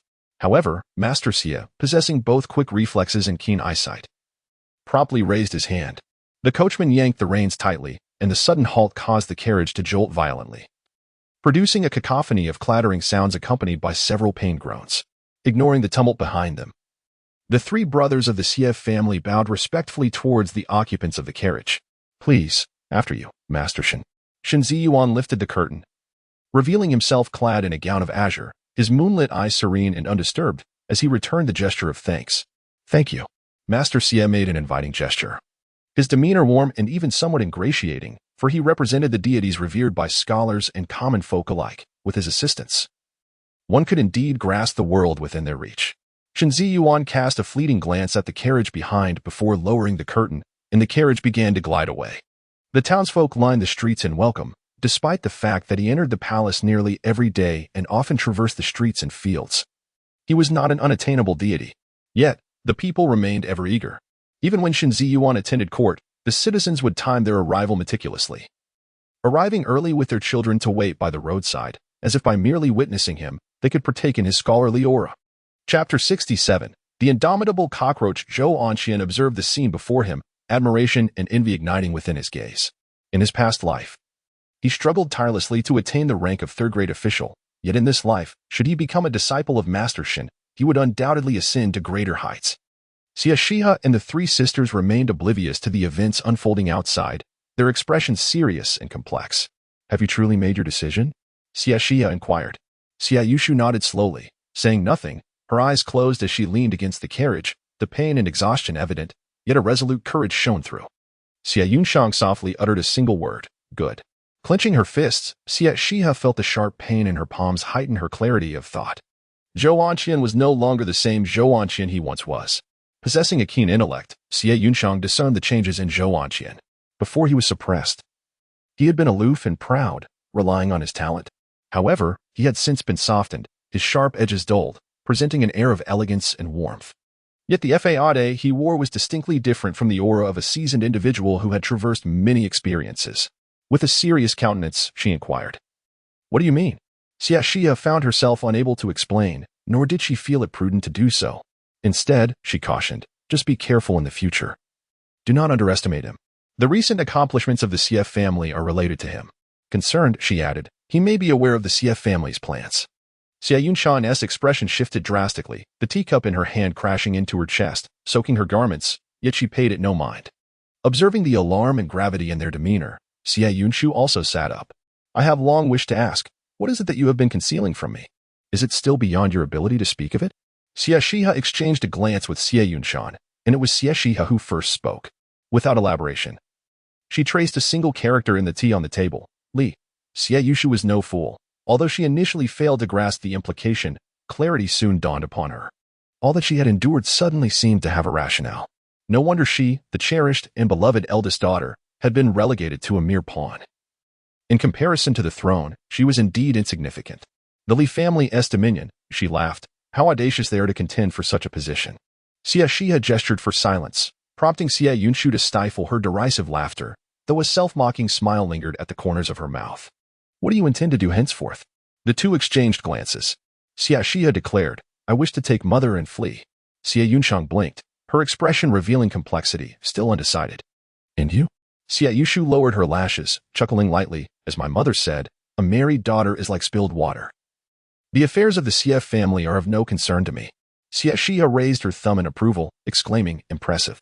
The crudeness of her words drew a sharp glare from Xie Yunxiu, who began to scold her. A young lady's impolite speech invites ridicule from society. Confucius and Mencius have said. Xie Xihe, unperturbed, rummaged through the drawer of the small table, retrieving some sunflower seeds to toss a handful to Xie Yunxiang. As the two sipped tea and cracked seeds, they listened to Xie Yunxiu's admonitions, feeling an undeniable sense of comfort. The birthday banquet was, as customary, held in the imperial garden. As Xie Xihe arrived, her gaze caught sight of Zhou Anqian striding towards her with great determination, causing her heart to flutter. Zhu Zhu. Two graceful figures rushed forward and enveloped her in a warm embrace. Before Zhou Anqian could approach, he was met with a fierce rebuke from Li Wanlan. What filthy creature dares to approach this princess? Zhou Anqian was momentarily taken aback, then pressed his lips together, exuding an intense aura of authority. Yet, Li Wanlan merely offered a disdainful smile. With a father who was the Prince of Chomping, an uncle who was the Emperor, and an aunt who was Princess Huiyan, this level of intimidation meant little to her. "Guards, remove him from my presence. What are you doing letting some commoner attend the birthday celebration of the noble consort?" Upon her command, guards advanced. "Young Master Zhou, please do not put me in a difficult position. Kindly leave at once." It mattered not that he was merely a student. Even if he were a top scholar and an official in the Hanlin Academy, he would still rank only in the 6th or 7th tier. Insignificant compared to a 3rd-tier princess. Zhou Anqian's face darkened as he asserted, "I am a distinguished guest of the Xie family, invited to this banquet." Since meeting Xie Xihe in his previous life, he had enjoyed unbridled success and had never tasted the bitterness of humiliation, even in this rebirth. He was favored by the Xie family, bolstered by memories of his past. Yet at this moment, staring at the woman who regarded him with cold indifference, memories he had deliberately suppressed surged back to the forefront of his mind. She truly no longer desired him. Once, when others insulted him, she would retaliate tenfold. Zhu. He reached out, yearning to grasp her hand. Zhou Xihe shielded her, hands on her hips, and admonished, "Young Master Zhou, have you never attended a palace banquet? How can you be so lost as to wander into a ladies' gathering?" Her words elicited laughter from the crowd. Zhou Anqian, awakening from his stupor, surveyed the bustling assembly of noblewomen, his expression shifting slightly, before bowing deeply. "As a newcomer, I hope the esteemed ladies will forgive my intrusion." The courteous demeanor of this refined gentleman flushed many Navi maidens' cheeks. The tide of mockery began to turn. Wasn't he the one who was said to betray his own kin, nearly harming his own mother? He hardly appears to be so now. "You're behind on the news. Just days ago, young Master Zhou reinstated his mother as the legitimate wife." His father favored a concubine over his wife. How could he possibly agree? There was no choice. Young Master Zhou is too exceptional, with a brilliant future ahead. What father wouldn't wish for a good son to inherit the family legacy? Besides, he is indeed the legitimate son, and now everything has returned to its rightful place. The crowd buzzed with discussion. Xie Xihe clenched her fists, pain coursing through her palms. So much had transpired in just a few days? Zhou Anqian was indeed a resilient survivor. A shy young lady approached. Young Master Zhou, I am the legitimate daughter of the Minister of Rights, and I have admired you for a long time. Would you consider marrying? Before she could finish, Zhou Anqian gently interrupted. My heart belongs to another, and that devotion is unchanging. I would not wish to delay you, my apologies. The young lady's eyes reddened, casting a jealous glare at Xie Xihe before she began to weep. If Master Zhou were to have regrets, he must prioritize me. Zhou Anqian smiled faintly, neither affirming nor denying. The girl shot a fierce glare at Xie Xihe before covering her face and fleeing. Xie Xihe watched the scene with a cold gaze. In this life and the next, your hypocrisy remains as nauseating as ever. Zhou Anqian, with eyes full of affection, gently said, Zhu, my heart holds only you. Please do not be angry. Xie Xihe, striving to suppress the murderous intent simmering within her, replied coolly, since it is the Xie family that has invited you. I ask Master Zhou to refrain from actions that would bring disgrace upon the Xie name. Zhou Anqian pressed his lips together, feeling somewhat wronged and hurt. Zhu, I simply miss you too much. It was only after losing Xie Xihe that he truly realized what he had lost. In his past life, Xie Xihe had leveraged the power of the Xie family to pave the way for him with rice and corn. He basked in glory and bright prospects. Yet, with the fall of the Xie family, Zhu is no more. No one remained to love him unconditionally, without regard for success or failure. Those women, though clever and well-versed in literature, who showered him with sweet words and vied for his affection, did so merely for his power and status. If he were still that impoverished boy abandoned by his family, who would ever look upon him with favor? Chapter 68. A late affection is worthlessly. Wanlun disdainfully waved her handkerchief, as if repulsed by some unsightly object, declaring that a late affection is more worthless than a dog. Zhou Xiaoyao let out a scoff, remarking that if she had known this would transpire, why had she subjected Zhu to such humiliation? It serves her right. Enough of this. Step aside and do not spoil our appetites. In the face of such indignity, Zhou Anqian continued to gaze affectionately at the woman in purple, her flamboyant makeup strikingly eye-catching. A wayward son returning home is priceless. Zhu, I have come to realize my mistakes, and the Xie family has consented to our union. Can you not hold a grudge against me? I shall grant any request you desire, should you find it in your heart to forgive me. His tone was gentle, yet the disdain evident in his eyes could not be concealed. He loved her, yet continued to look down upon her ignorance and coarseness. Even at this moment of apology, it felt as if he were merely bestowing a favor. Xie Yushu and Xie Yunshang exchanged glances and then, in unison, found seats to observe the unfolding drama. Their younger sister was not one to endure indignities quietly. Xie Xihe smirked, thinking, so you wish to establish a romantic persona, do you? I shall ensure you do. Anqian, I desire to eat the glutinous rice cake from Xie Street. If you procure it for me, I shall forgive you. The woman lowered her head shyly, her fair and delicate skin appearing almost fragile, her sweet demeanor causing the onlookers to swallow hard. Though Xie San was crude and unruly, her beauty was unmatched. Zhou Anqian did not rush to acquiesce, his gaze flickering. Zhu, if I go out now, I may miss the palace banquet. Xie Xihe's eyes reddened with frustration. You speak of granting any request, and yet you hesitate over a mere glutinous rice cake. I have offered you a way out, and yet you remain ungrateful. It seems your heart is insincere. Zhou Anqian shook his head, letting out a resigned sigh. Yet if I go, I might miss the banquet. And the favored concubine would surely hold it against me, which would ultimately lead to your own distress. Xie Xihe feigned innocence, occasionally sniffling. You are but a commoner. The favored concubine would not care for your absence. Besides, there is still an hour until the banquet begins. If you act swiftly, you shall not miss it. Even if you do, would the guards dare refuse entry to someone bearing the Xie family name? Zhou Anqian, if you do not genuinely seek forgiveness, why then do you provoke me? You trample upon my sincerity repeatedly. Your cruelty knows no bounds. Zhou Anqian clenched his fists, the peculiar stares of those around him pricking at his back like thorns, forcing him to weigh the pressures of public opinion. He asked in a low voice, very well. I shall agree. If I bring back the glutinous rice cake, you will forgive me and consent to our union. Yes? Upon hearing this, the four women's expression shifted. In such a public setting, once agreed upon, there would be no room for retraction. Zhu, think carefully, Li Wanlan urged. Xie Xihe added anxiously. Even if you still harbor feelings for him, you cannot so easily acquiesce. To be swayed by a mere glutinous rice cake is beneath you. Xie Yunshu's lips quivered. Yet she could only perceive the warning gaze of the concealed guards and handmaidens, leaving her speechless. Xie Yunshang initially felt anxious, but later sat calmly in her chair. Cracking sunflower seeds. Zhou Anqin implored, Zhu, do you truly regret your decision? After all, you are not a man. It is only natural for you to change your mind at will. Was this a tactic to provoke? I shall not fall for it. Xie Xihe declared angrily. I stand firm. If you deliver the glutinous rice cake to the palace banquet today, I shall forgive you and agree to become your wife. Zhou Anqin's eyes sparkled as a smile crept across his face. Indeed, Zhu still harbors deep affection for me. Very well, I shall leave the palace at once. Let us hold our word, and I ask all of you to witness this. The onlookers exchanged glances and eagerly agreed. Zhou Anqin bowed in gratitude, fearful of any change of heart, and hurried away. Seeing that matters could not be reversed, Li Wanlan and Xie Xihe's faces turned a shade of green with anger. Wishing to knock some sense into their friend, questioning if her brain was filled with nonsense. However, before they could express their frustration, a palace maid approached. Miss Xie, Princess Huyan has summoned you. Upon hearing the name of this formidable princess, Xie Xihe instinctively took a few steps back, but recalling the words of Master Shen, she moved forward once more. Please lead the way. Li Wanlan grasped her hand. I have not seen my aunt in ages. Let us go together. The palace maid halted them, stating coldly that the princess had not invited anyone else. This brusque demeanor caused Li Wanlan's heart to sink considerably.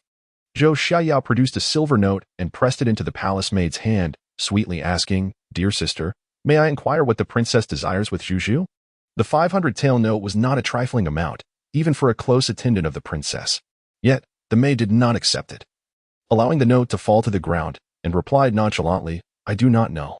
This attitude rendered the atmosphere significantly more solemn. Disregarding the guard's attempts to intervene, Xie Yushu insisted, it is a blessing for the princess to summon a daughter of the Xie family. However, Zhu is unfamiliar with etiquette and may inadvertently disturb her highness. As her elder sister, it is my duty to accompany her. The esteemed reputation of the Xie family failed to sway the maid, whose expression remained stern as she coldly reprimanded, This is not the general's residence. Miss Xie has no authority to dictate here. Miss Xie, will you walk on your own, or shall I escort you? With that, several burly matrons emerged, their intimidating faces radiating menace. Miss Xie, please proceed. Observing this scene, the spectators wore expressions of skepticism, pondering whether Miss Xie had offended Princess Huyan once more. At this moment, even the resolute Xie Xihe began to waver, realizing that Master Shen had indeed neglected to negotiate with Princess Huyan. On the day of the trial. Although I spoke out of turn, I later upheld justice. Princess Huyan, you cannot hold a grudge while forgetting the good. Master Shen, save me. Xie Xihe surveyed the surroundings but found no trace of the familiar figure, her heart plummeting into despair. Suddenly, her gaze met that of Master Xie. She was about to call for help when he merely smiled, turned, and departed. As long as Princess Huyan does not take her life, he does not truly contravene his elder brother's command. Xie Xihe gritted her teeth in frustration.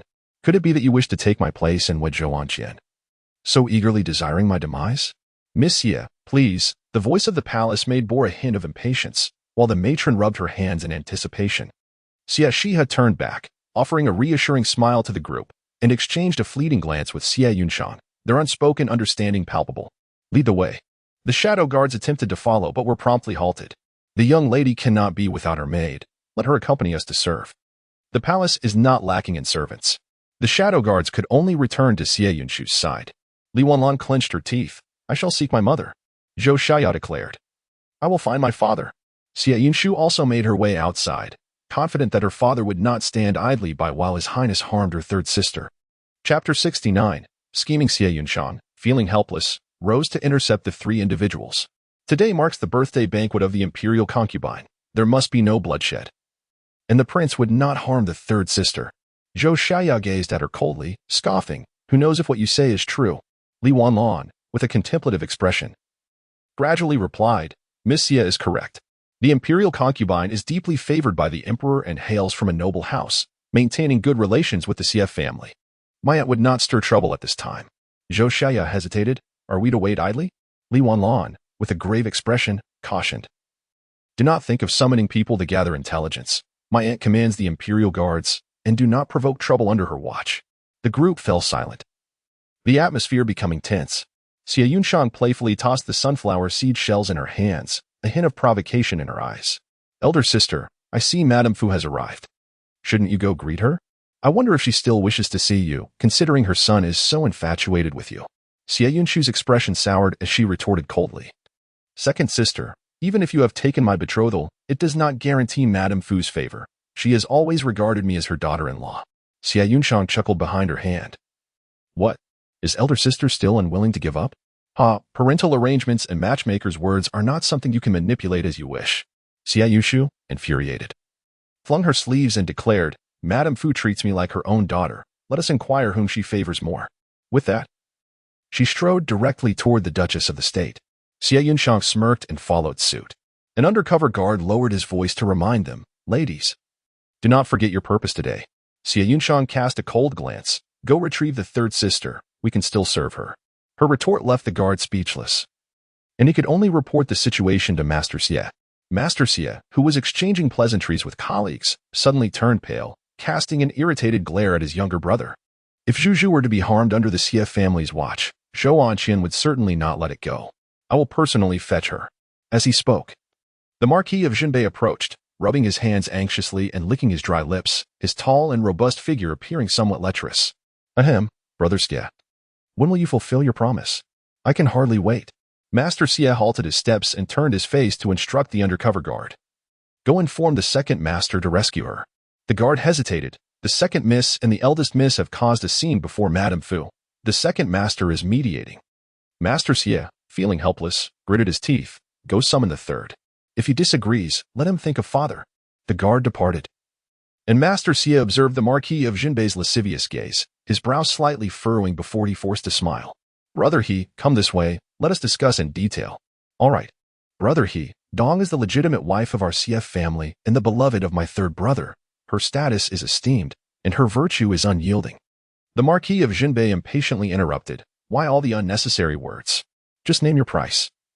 What must I offer to share her bed and savor the taste of a virtuous lady? The crude language was unbearable to hear. Old Master Xie chuckled and said, Brother He and I are like old friends at first sight. What is one woman? United in brotherhood, there is nothing we cannot achieve. The Northern Duke hesitated for a moment, then suggested, perhaps you should name a price? This matter weighs heavily on my mind. Upon seeing the refusal, Old Master Xie's doubts vanished entirely.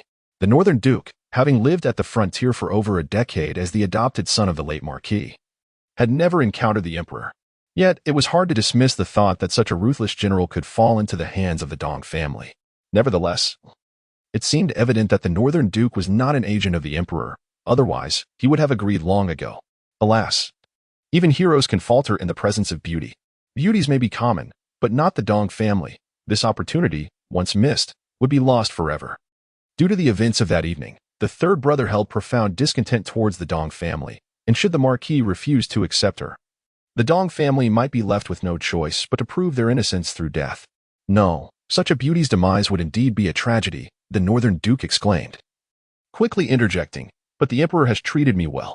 Old Master Xie clenched his fists, realizing that one must take risks to reap rewards, and promised, a true man should not submit to others. If we succeed, we shall share the world as brothers. The Northern Duke slammed his knee in determination and reluctantly acquiesced. Excellent. In his elation, Old Master Xie added, though the allure of a married woman is tempting, I do not wish to be pursued relentlessly by your mad dog brother.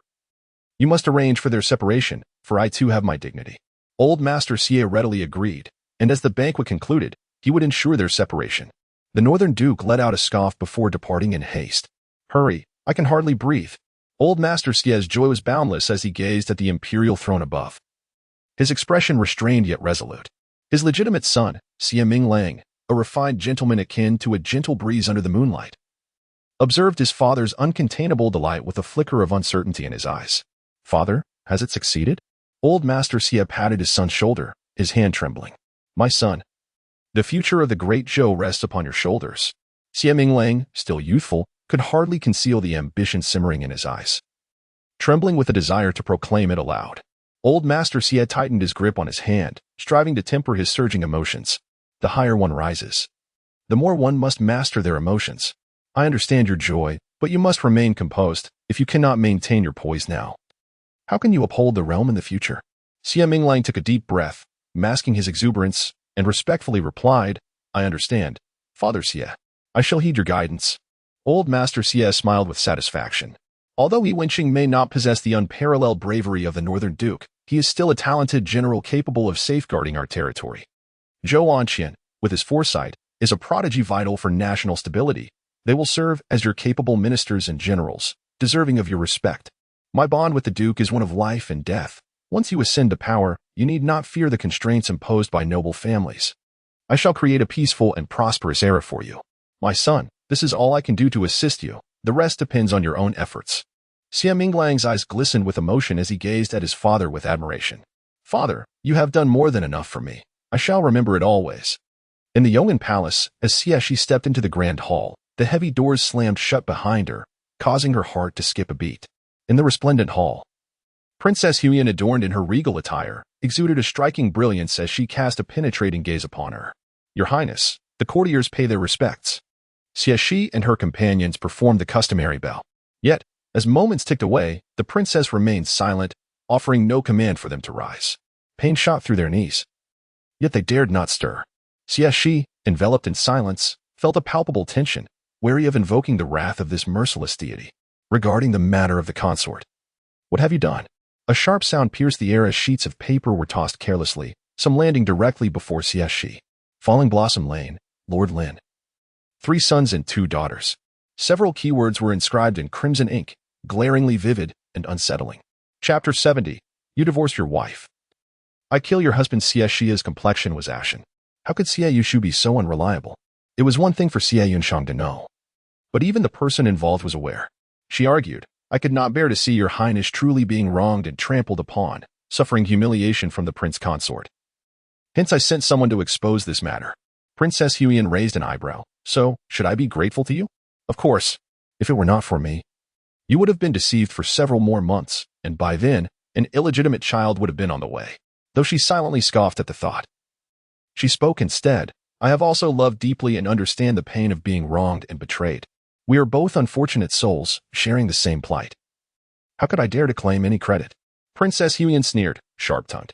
Xie Xihe inwardly cried out, Oh, Mr. Shen, could you not be more reliable? Princess Huyan does not seem inclined to be my stepmother. She clearly wants to give me a hard time. Considering your past kindness to me, I shall grant you clarity. The princess declared. Xie Xihe wept. No, I would rather live in ignorance than be a knowing ghost. With a swift motion, a scroll of paintings was accurately thrown at Xie Xihe's feet. As the scroll unfurled, she gasped, Auntie. Upon uttering those words, Xie Xihe's face turned ashen, and she fell to the ground. The beautiful woman depicted in the painting bore a striking resemblance to the princess of Chomping, lacking only the elegance and grandeur. Yet possessing the frailty of a doddering vine, it was nearly indistinguishable. Her painstakingly concealed secret had ultimately been exposed. She had clearly destroyed the appearance of that concubine when the princess's envoy had come, taking advantage of the chaos. Your Highness. The prince consort harbors a secret affection for the princess, unbeknownst to her. I hope your Highness can discern the truth. No one could bear to be merely a substitute for another, let alone be deemed unworthy of even that role. Especially when the individual in question was the domineering and esteemed first princess, Li Lang.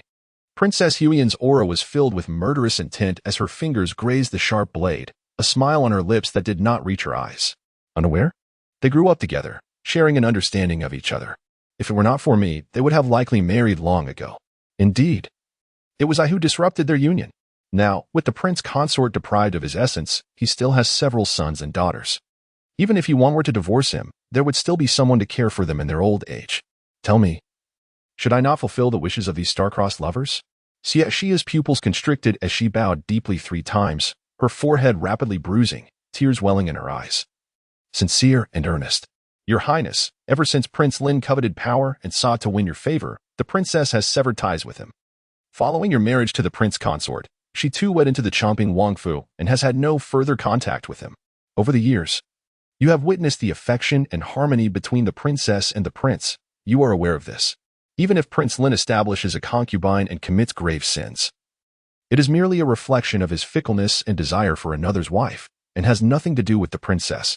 Princess Huyan's gaze fell upon the bruise. her eyelids twitching, her expression growing increasingly difficult to bear. And what of it? Knowing full well that the prince consort's feelings for her remain unresolved. How could she dare to maintain close relations with me? Should she not feel anxious and deliberately keep her distance at such a time? The lady of the palace regarded her as a close friend, yet she toyed with the very essence of her being. Xie Xihe, with a piercing gaze, stood undaunted. It is only those with guilty consciences who shrink away in fear. The princess and the prince consort share no entanglements, thus she feels no remorse towards you. Her deliberate approach is but an attempt to comfort you in her own way. Princess Xie furrowed her brows. Comfort me? Xie Xihe's expression turned peculiar, for in her eyes, both she and the princess were mere victims deceived by scoundrels. The corners of Princess Xie's mouth twitched. Her countenance shifted between shades of green and white as she recalled her naive friend, capable of such bizarre antics. Seizing the moment, Xie Xihe pressed on. Have you not noticed that every time the princess visits the royal residence, she comes bearing extravagant gifts, and intentionally during the absence of Prince Lin? If her intentions were to seduce and flaunt, why not do so in the prince's presence? Princess Xie's eyes flickered, lost in contemplation. After a brief moment, the oppressive atmosphere gradually dissipated, and the chilling aura that hung in the air quietly vanished. Rise, came a voice, cool yet considerably gentler. Your Highness. Xie Xihe smiled with a hint of mischief. Wanlan, oh Wanlan, I have saved your life once more.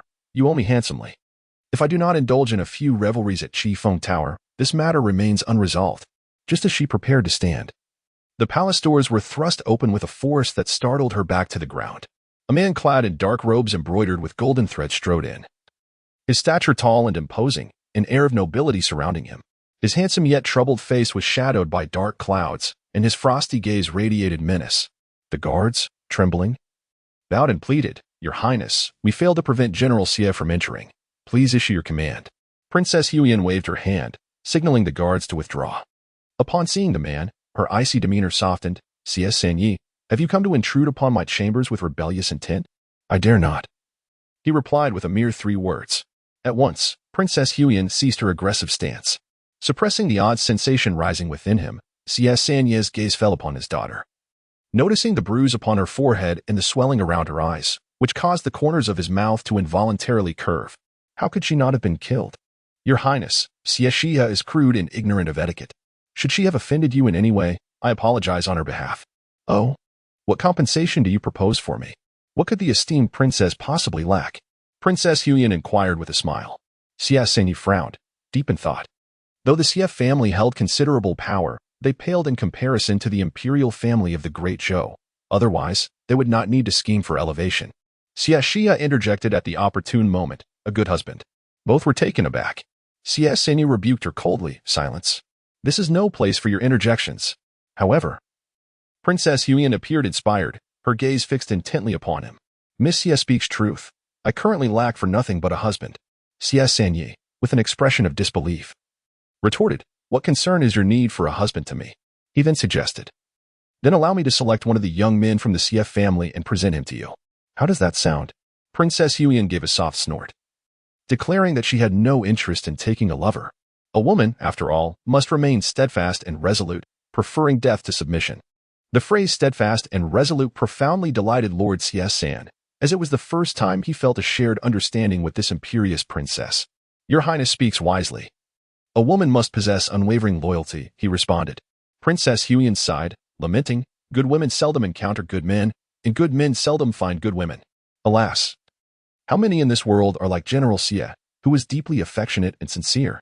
Xie hurriedly covered his mouth, stifling a laugh. Lord Xie San nodded in heartfelt agreement. Women like the princess, who are steadfast, are indeed rare. The two exchanged glances, experiencing a moment of mutual recognition, their eyes connecting, particularly as they glimpsed the princess's subtle admiration. The man stiffened and quickly turned his face away. Princess Xie bit her lip, revealing an unexpected shyness. General Xie, would you? Before she could finish, Lord Xie San swiftly interrupted, saying, The prince has not yet passed, and I also have a beloved wife. Your Highness, please be cautious with your words. However, Princess Xie waved her hand dismissively and boldly proclaimed, If you dismiss your wife, I shall slay my husband. Thus, we would both be unmarried. Chapter 71, The Unveiling of Feelings Ahem. Xie Xihe was taken aback, erupting into a fit of coughs. The sudden intrusion of sound revealed the presence of an unexpected third party, causing their expressions to darken. Princess Huiyan, displeased, remarked, lacking in decorum. General Xie is a man of such grace and integrity. How could he have produced a daughter as coarse and ignorant as you? Humph, for the sake of General Xie. I shall spare your life, begone. Your Highness. Xie Xihe hastily fled, closing the palace door behind her, granting the two enough privacy for their intimate moment. Princess Huiyan descended from the elevated platform, her initially stern visage softening with tender affection, resembling a hardened warrior displaying gentleness.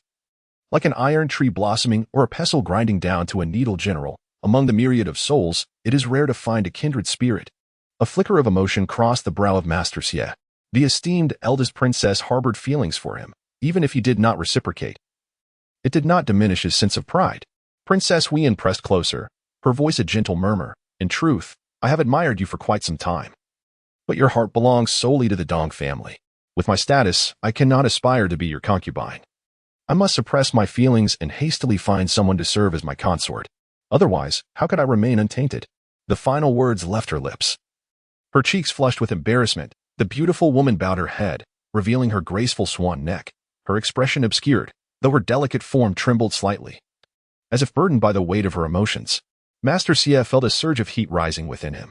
General, I know your deep affection for the Dong family, and I do not wish to disrupt your bond, but, her voice, as soft as a whisper, trailed off. Master Xie swallowed hard. His voice husky. Speak. Princess Huiyan stole a glance at him, then quickly lowered her gaze, biting her lip and clenching her fists, struggling to articulate her thoughts. Could you allow me to experience what it is to be a true woman? Master Xie's body jolted, instinctively retreating. Li Lang was not a woman to be trifled with. Should he engage with her, the emperor would surely have him executed. Your Highness, I cannot comply.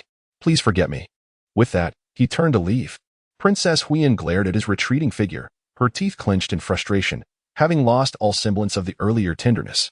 Damn it. If softness will not do, you seem to prefer a more forceful approach. If I do not possess you today, how will I justify this to my junior? General, I do not require you to take responsibility. Her delicate arms wrapped tightly around his waist, the warmth of her presence was intoxicating. For a moment, Master Xie savored the embrace but ultimately resolved to break free. Yet, moments later, he found himself still ensconced in her arms. With renewed effort, he attempted to extricate himself. But the woman's supple form remained unyielding. His face turned crimson, exerting all his strength, yet he could not pry away the arms that ensnared him. Master Xie fell into despair. However, this did not deter the woman's ardor. Princess Huiyan effortlessly hoisted him over her shoulder, striding purposefully toward the inner chamber. Her gaze filled with urgency and a hint of impatience. Damn it, the Xie family's third branch is truly renowned for being impressively attractive yet utterly ineffective. No, that is incorrect. They are striking in appearance but lacking in virtue. I earnestly hope for its utility. Otherwise, all the preparations I have made would be in vain. No. My junior brother advised that one should not indulge too extravagantly on the first occasion, lest it frighten off potential suitors. Your Highness, release me. Master Xie's voice faltered. Cold and haughty, akin to a broken bell. A swift slap landed upon his rear. Master Xie's entire body stiffened, as if struck by lightning. By the time he regained his senses, he found himself thrown upon the bedding, retreating in terror, his tearful visage resembling that of a maiden ravaged by a villain. The sound of tearing fabric echoed, as the luxurious material was shredded into fragments, fluttering gracefully through the air. In an instant, the man stood completely undraped. His lean and muscular form laid bare. Princess Huiyan's eyes gleamed with hunger, akin to a ravenous wolf eyeing a plump hen, salivating profusely. My dear General, you must cherish me. My affections for you are boundless. Do not hold it against me. I seek not your obligation, only to be your woman. To marry and follow you, promising to be obedient henceforth. While the Dong clan may betray you, I shall remain steadfast. Uncertain which words had touched him, Master Xie's struggles faltered as he gazed upon the woman before him, her eyes brimming with longing and tears. His heart softened. It is said that only the esteemed Xie Xihe can remain unperturbed in such a scenario, yet he was merely an ordinary man. Especially when faced with such a noble and beautiful lover. He leaned forward.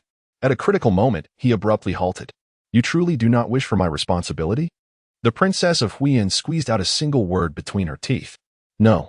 The man, satisfied, surged forward, and both uttered sighs of contentment. A fervent blaze ignites. As they embarked upon a passionate journey together, Xie Xihe, upon hearing the sounds from within, could not suppress the flush upon her cheeks, clicking her tongue in astonishment.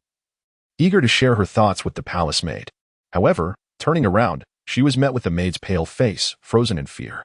What is the matter? The maid gestured silently for her to look behind. A chill coursed down Xie Xihe's spine, a familiar sense of dread settling in her heart. Goodness! How did Lord Shen arrive here? Ahem, it grows late. I shall take my leave. Should you need anything, do inform me. With that, she hurriedly strode away, almost as if she could take flight. Try taking one more step. A voice as cold as ice resonated in her ears.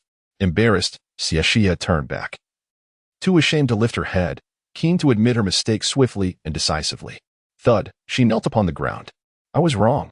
Her plea was pitiful. She awaited the man's permission to rise, but after a prolonged silence, instead, she heard a deep and unfamiliar chuckle. Startled, she raised her gaze to behold a striking figure clad in bright yellow. Your Majesty? I humbly greet your Majesty. The Emperor, appearing in his 30s, wore a gentle smile. Approachable yet reminiscent of a tiger without its claws. To think the Xie family could produce such an anomaly, how intriguing. With a mere few words, a sheen of perspiration broke upon Xie Xihe's forehead. The Emperor, capable of uprooting the Xie family, could hardly be as uncomplicated as he seemed. The Emperor turned his gaze towards the visibly distressed Grand Tutor and suddenly posed a question. Xie-san, what were you just listening to that brought such joy to your laughter? Xie Xihe, with a flutter of her eyelids, vaguely replied. I was merely exchanging pleasantries with Sister Lin Lang, nothing of significance. The Emperor turned his gaze towards the palace maid and inquired, Is that so, Lin Lang? Lin Lang's complexion shifted between shades of pale and green, finding it difficult to articulate her thoughts. However, under the Emperor's command, she reluctantly confessed, Your Majesty. Miss Xie-san was eavesdropping on intimate matters. And then she engaged in a discussion with me regarding whether Master Xie-san is the one on top or the one below. Upon the conclusion of her words, an eerie silence enveloped the room. Even the worldly wise Emperor could not suppress a tsk of disbelief, casting a sympathetic glance towards Xinzi Yuan. Upon meeting his cold, silent gaze, the Emperor instinctively touched his nose. Ahem, the imperial concubine must be growing anxious. I shall take my leave, he proclaimed, hastily departing. Seizing the opportunity, Lin Lang made her escape as well. In this world, who does not fear the power of Xie-san? Chapter 72. The final encounter. Xie Xihe lowered her head, wishing she could retract her neck entirely, yet this did nothing to stave off the biting chill that penetrated her pores, leaving her trembling uncontrollably. She dared not plead for mercy, nor to argue. Xinzi Yuan's forehead was lined with bulging veins, his thin lips pressed into a straight line.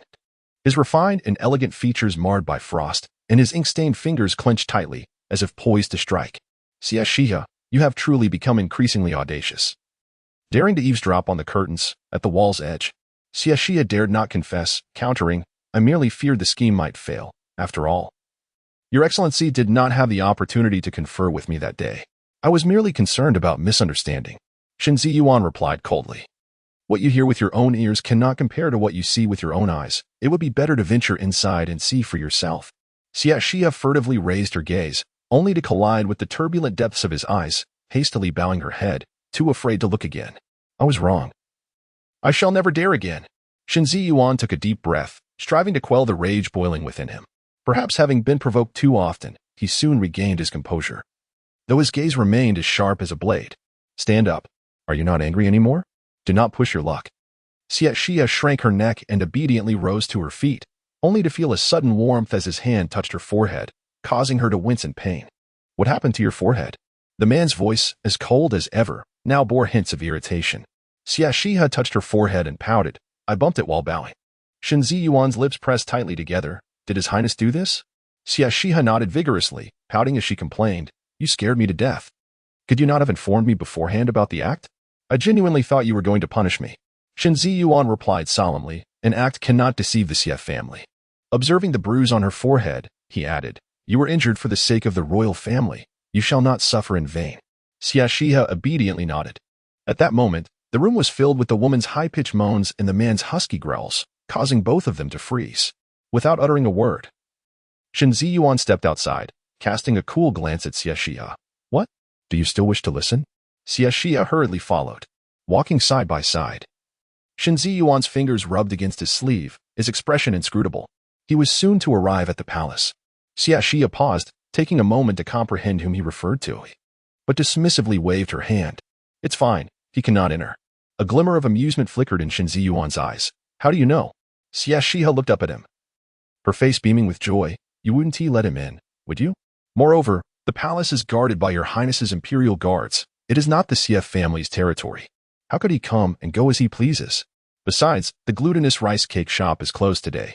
He is destined to be unable to fulfill his promise.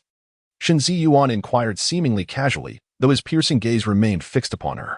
If he were to fulfill his promise, would you marry him? Without a moment's hesitation, Xie Xihe nodded. Of course. A gentleman's word is his bond. S' expression suddenly darkened, his deep, silent gaze stirred with tempestuous waves as he intently remarked. Though he possesses remarkable talent, his character is lacking. Marrying him would surely ruin your life. Blinked innocently. It's fine. No one stipulates that one cannot be widowed. Fell into silence, an icy chill emanating from him, enveloping the air in a heavy pressure. Counting on her fingers, replied, you see, by marrying him, I would escape the shackles of the family, and given his humble origins, his family would dare not interfere after his demise. Most importantly, how blissful a widow can be. Unwilling to engage further, turned to leave. Feeling awkward, sheepishly touched her nose, hastily catching up while internally lamenting, has grown increasingly petty, throwing fits at the slightest provocation. Is he perhaps experiencing a midlife crisis? The man retreated to a secluded pavilion, lifted his robe, and sat down. His fingertips rhythmically tapping on the table in a chaotic manner that stirred restlessness in the air. Timidly stood to the side, her gaze lowered, embodying the essence of companionship. That day was my fault for not discussing it with you beforehand. Froze, taken aback by his implied apology. Continued, Sid. After a moment's hesitation, dutifully complied. Her eyelashes casting shadows over her eyes, concealing the moisture that threatened to spill. But what was a mere bout compared to the bruises and hardships she had endured? Yet, this lofty official had deliberately offered her an apology. Does it hurt? His gentle and steady voice broke the silence. She abruptly raised her head. Meeting his azure-clad figure close at hand, his warm hand gently caressing her forehead, her heart seeming to halt. Have you brought the medicine? Not much left. I didn't bring any. As her words fell, she felt the man's hand pause momentarily. After a beat, his voice resonated. The family is on their way. We must go. Quickened her pace to follow him. Upon reaching the entrance of the grand hall, she knelt heavily on the stone floor, the sound echoing dully, causing her face to blanch.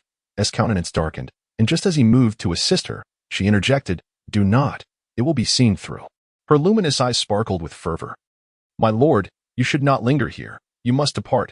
S' gaze deepened, his expression complex as he turned to leave, leaving behind a singular phrase, This is the last time.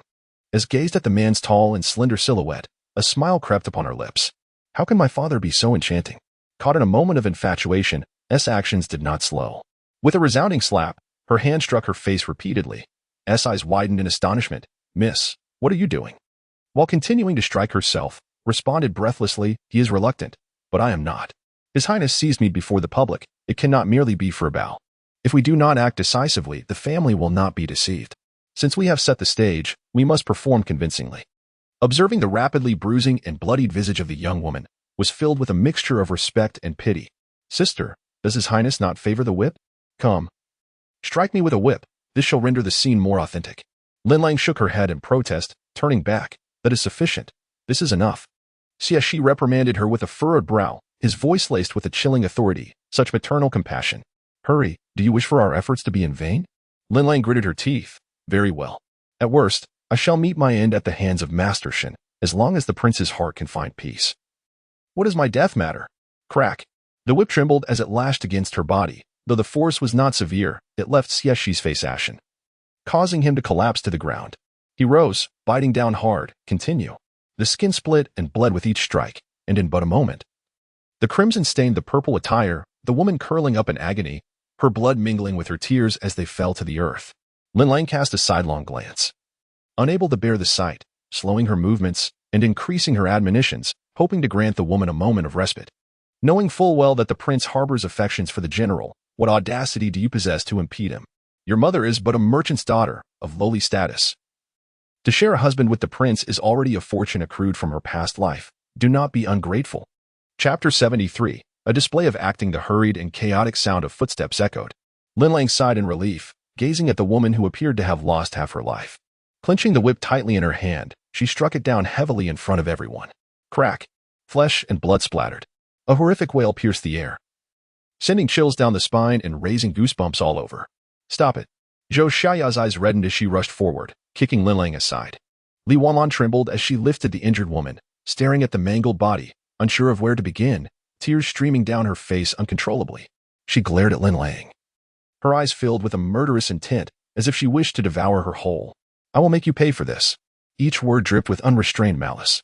The onlookers exchanged bewildered glances, unsure of what had transpired, only aware that Miss Xie had been taken away and had not returned for a long time. The princess of the Chomping Wangfu and the daughter of the Minister of Revenue were frantically running around the banquet, pleading for this and that. The birthday celebration was marred, inciting the emperor's wrath, who sought to hold the two women accountable. The Chomping Wang and the Minister of Revenue hurried to rescue them and plead for leniency. The emperor refused to intervene. Even when the Xie family stepped forward, the emperor continued to delay, insisting that the Empress Dowager was benevolent and merely conversing with Miss Xie, urging them not to make a fuss and to continue celebrating the birthday of the concubine. Eventually, it was the esteemed scholar Shen who could no longer tolerate the injustice and intervened on their behalf, prompting the emperor to relent, albeit begrudgingly. The Chomping Wang Fei was red-eyed and heartbroken. Linlang, why must you harm Zhu so? Lord Xie's face darkened with fury as he reprimanded. What heinous crime could Zhu have committed to deserve such punishment from your highness? The Minister of Revenue also spoke up. Your highness, is it appropriate to administer private punishment upon the daughter of a meritorious official? Linlang rose from the ground, feeling the piercing glares of hostility, her toes trembling. Yet she forced herself to suppress her fear. Miss Xie spoke disrespectfully to your highness. She deserves this retribution. Xie Xihe opened her swollen and bruised eyes, her voice hoarse and broken as she sobbed in defense.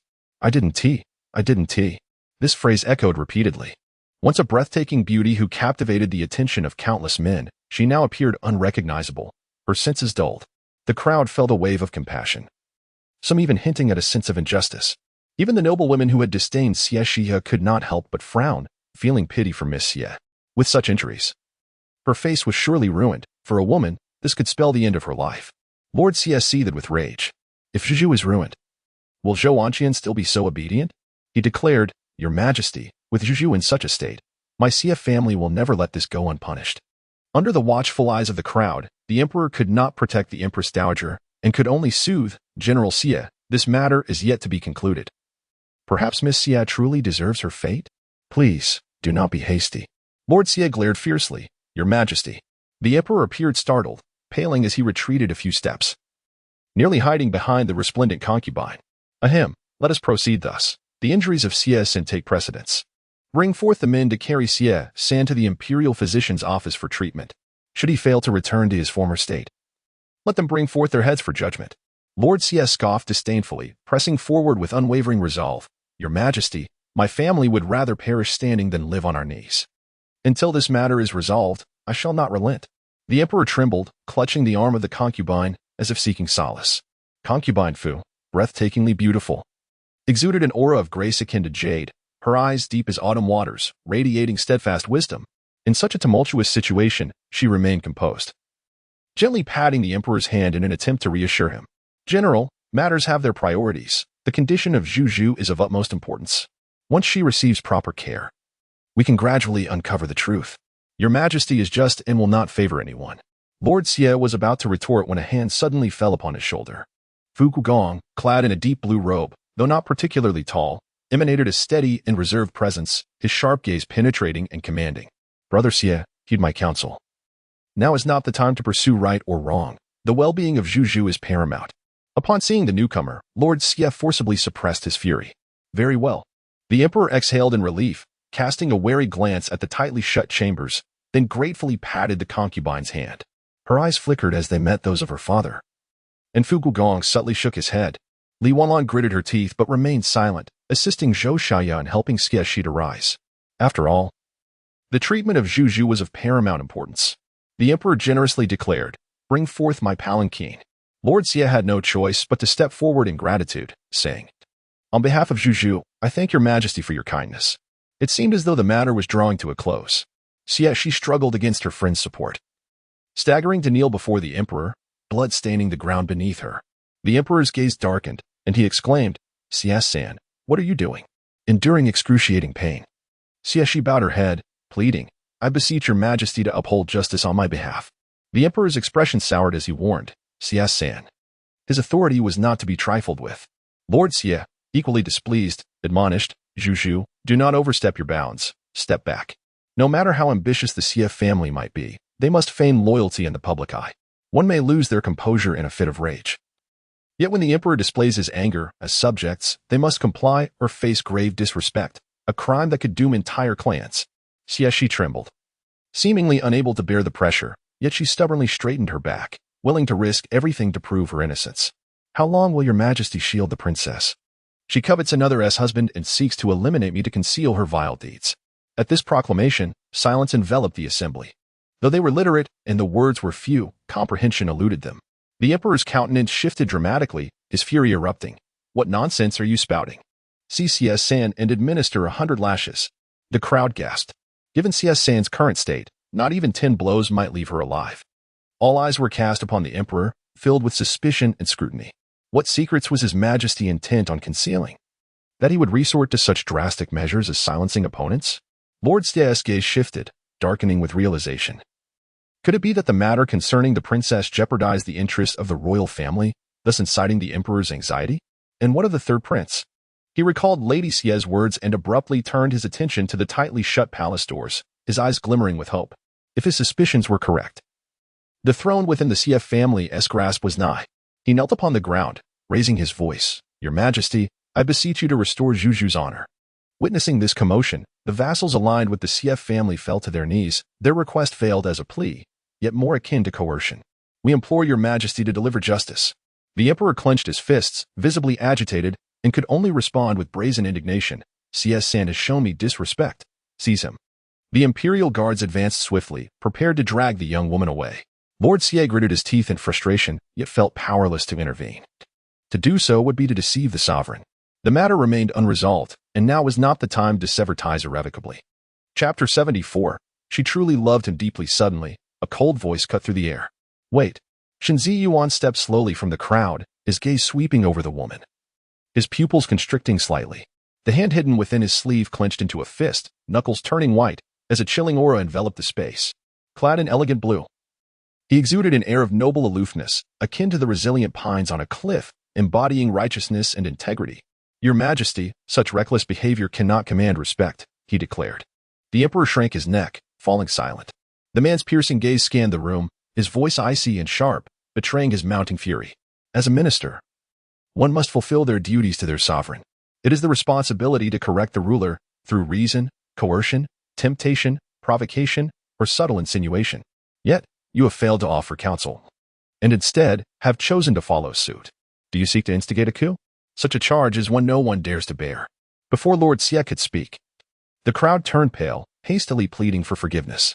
Your Majesty, I beg your pardon, I would not dare. After being scolded, Lord Xie felt a flicker of hope reignite. Xie Yuan was known for his unwavering righteousness and impartiality. Even the emperor's faults would be met with unrelenting scrutiny. Feigning distress, he pretended to wipe away non-existent tears. Lord Shen has misunderstood. Zhu has unjustly suffered, and as her uncle, my heart aches for her, leading me to lose my composure momentarily. Xie Yuan furrowed his brow, as if only just realizing the plight of the woeful woman, and spoke in a deep voice. What is the matter, Xie Xihe? The royal brother is furious. She has disrespected the empress and has been punished. Lord Xie opened his mouth, seemingly fearful of the emperor's authority, hesitant to reveal the truth. Xie Yuan cast a warning glance at the emperor, then turned his attention back to Xie Xihe, commanding, speak. Xie Xihe raised her head with great difficulty and met his strikingly cold visage. A slight smile graced his lips, yet it pulled at her wounds, causing her delicate form to shudder in pain. Enough, we shall discuss this once you have healed. Before he could finish, she interjected, no, I must speak now. Xie Yuan's thin lips pressed into a straight line, his jaw tightening. You may speak. Xie Xihe pointed toward the closed palace doors, each word emerging with laborious effort, yet articulated clearly enough for all present to hear. Princess Huiyan bears a grudge against me for exposing the prince consort's misdeeds. She had me seized and punished. My father came to rescue me, yet he has now conspired with Princess Huiyan, and they are currently indulging in debauchery within the inner palace. Fearing this scandal might spread, she intends to silence me with charges of disrespect. Once she finished speaking, the emperor belatedly erupted in fury, his expression wild as if he had lost his senses. Silence. My sister has always been loyal to me, She would never entangle herself with someone from the Xie family. Moreover, Prince Lin is not dead. And my sister is a woman of propriety.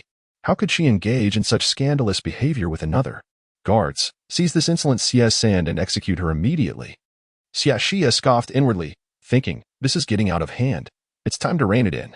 Meanwhile, the imperial guards moved sluggishly, taking their time to cover the short distance, lingering until everyone fully grasped the situation before finally approaching Xie Xihe, brandishing their swords. A glimmer of light sparked in Lord Xie's eyes.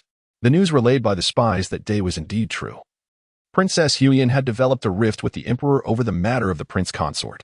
No wonder the emperor is so secretive today. It turns out that Princess Huiyan is truly entangled with the third prince.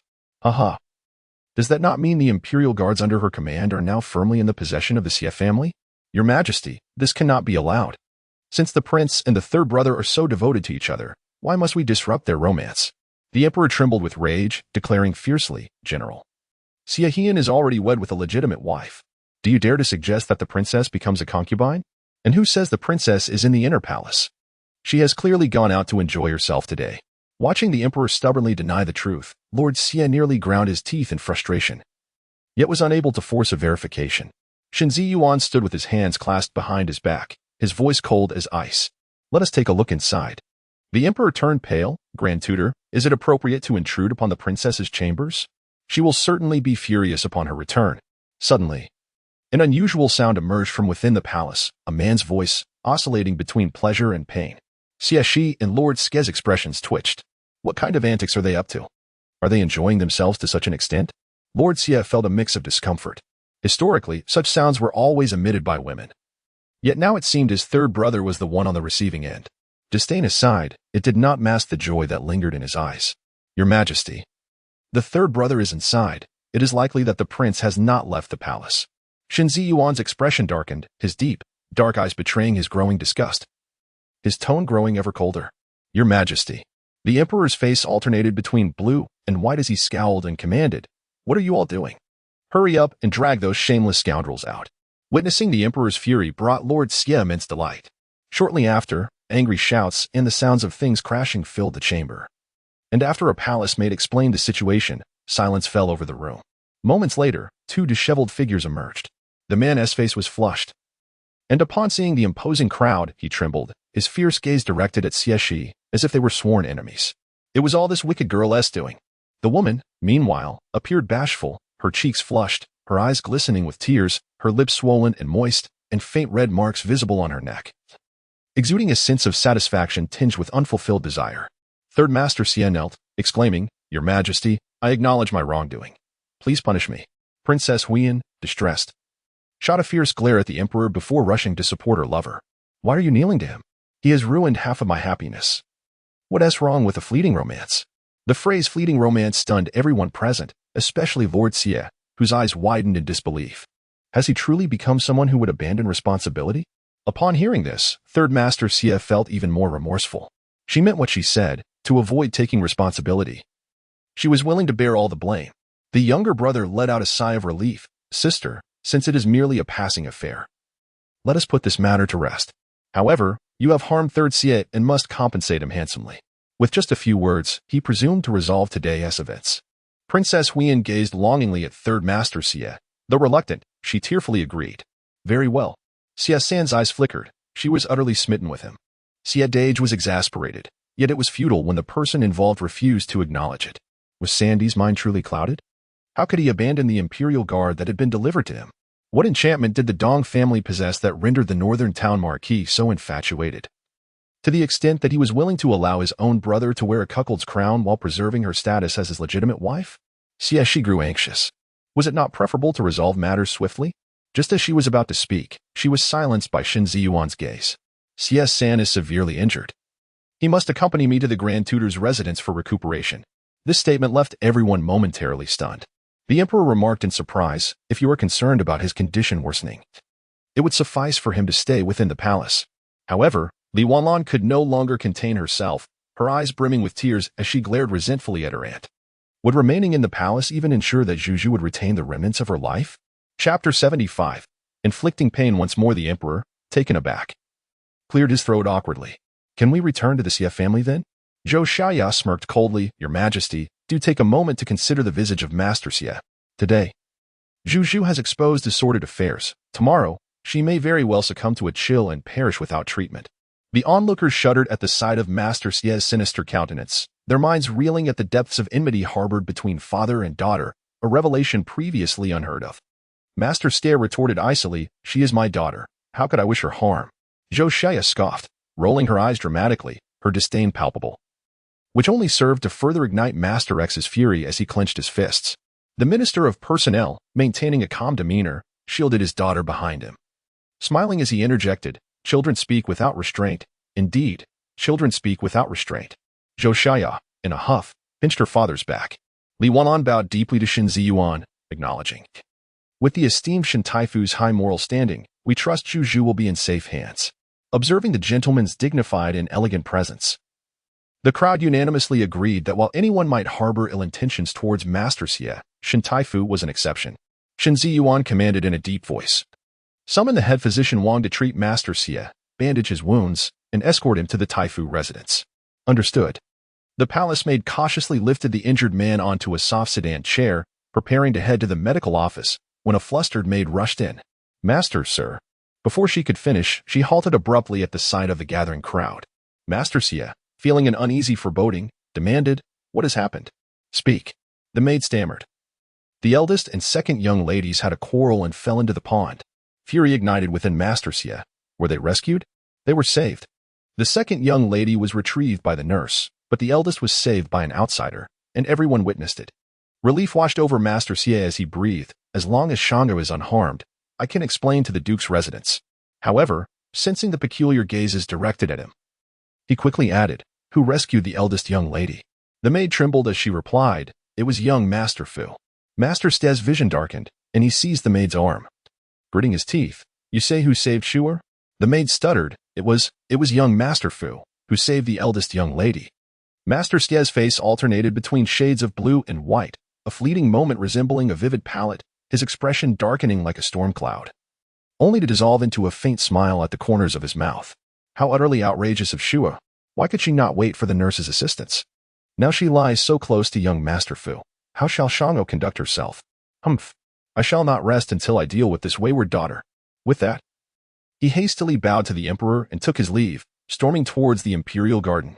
The crowd exchanged glances, contemplating, shall we go see? What are you looking at? The empress and the esteemed ladies are still present. Yet, the onlookers couldn't disguise their eagerness to witness the unfolding drama as they gazed intently at the emperor. He coughed discreetly, Your Majesty, I sincerely apologize for disrupting your birthday banquet. I shall arrange a proper celebration for you on another day. The imperial consort spoke gently and appropriately, emphasizing the importance of serious matters. The emperor, brimming with eagerness, urged, Shall we go and take a look?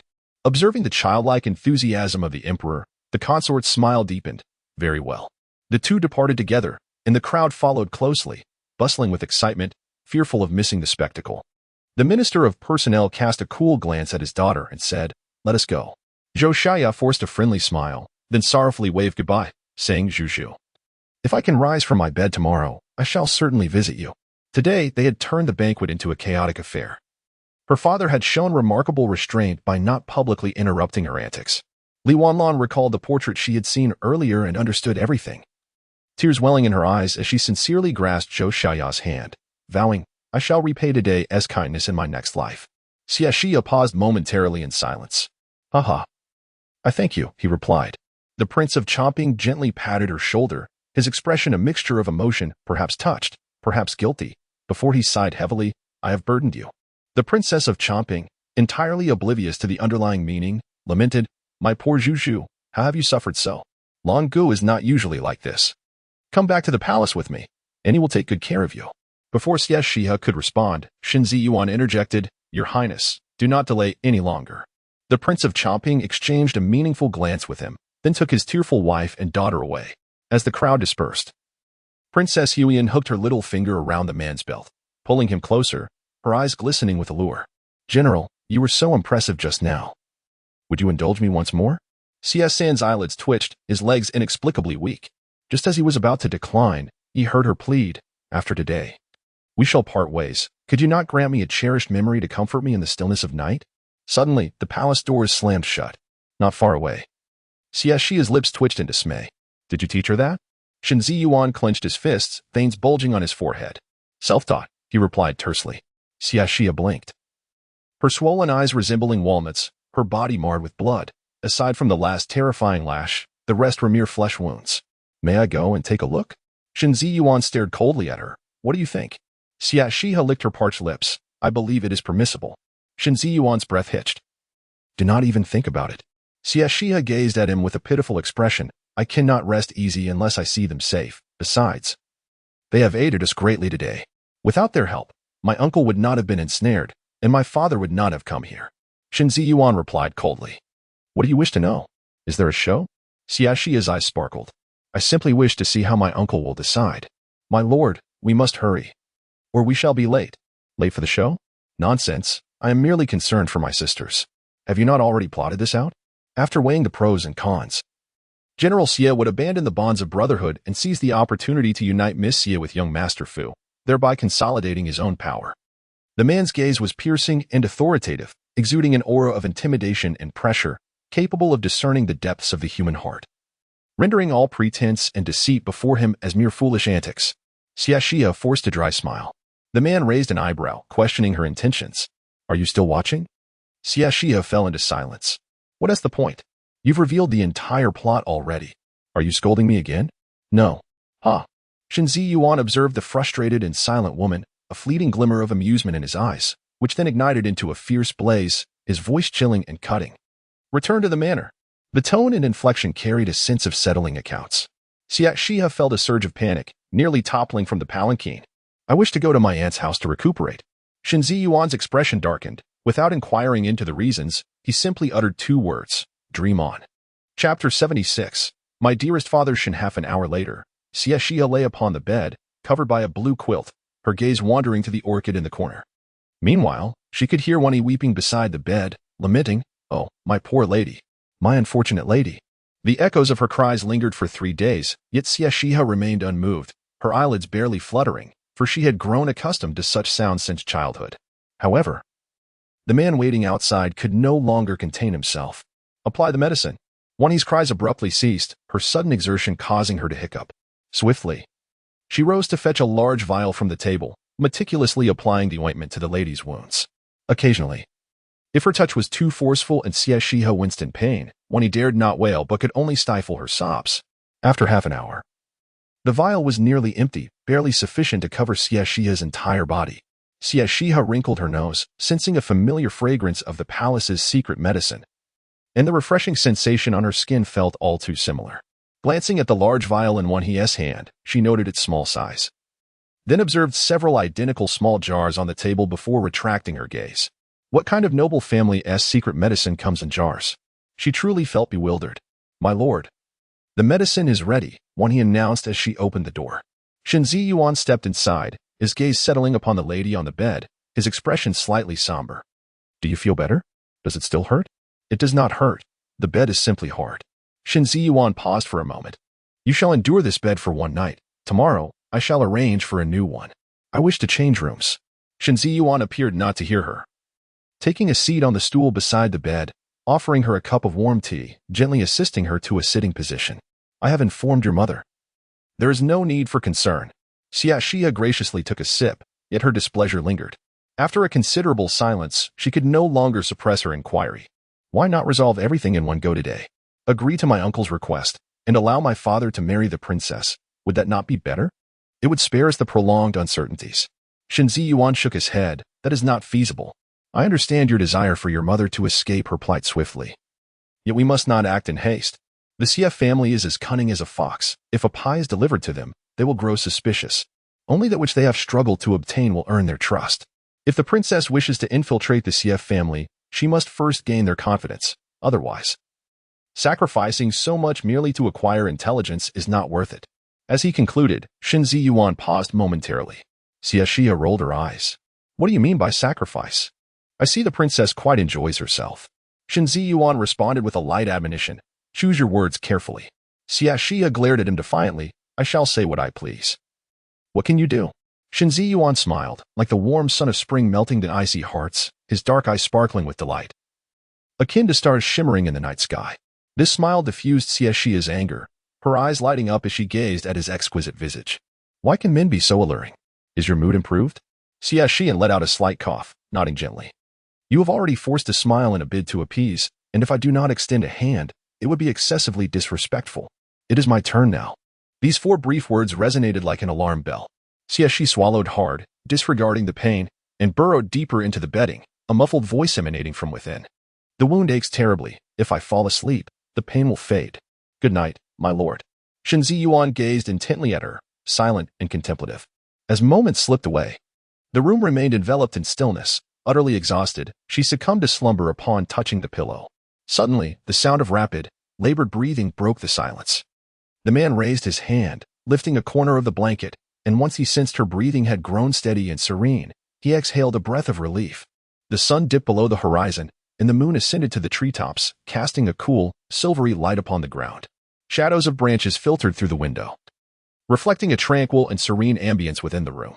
When Xie Xihe finally opened her eyes, darkness enveloped her, save for a dim lamp by the window casting a faint glow. The man sat upright, his posture regal, pen in hand, engrossed in writing.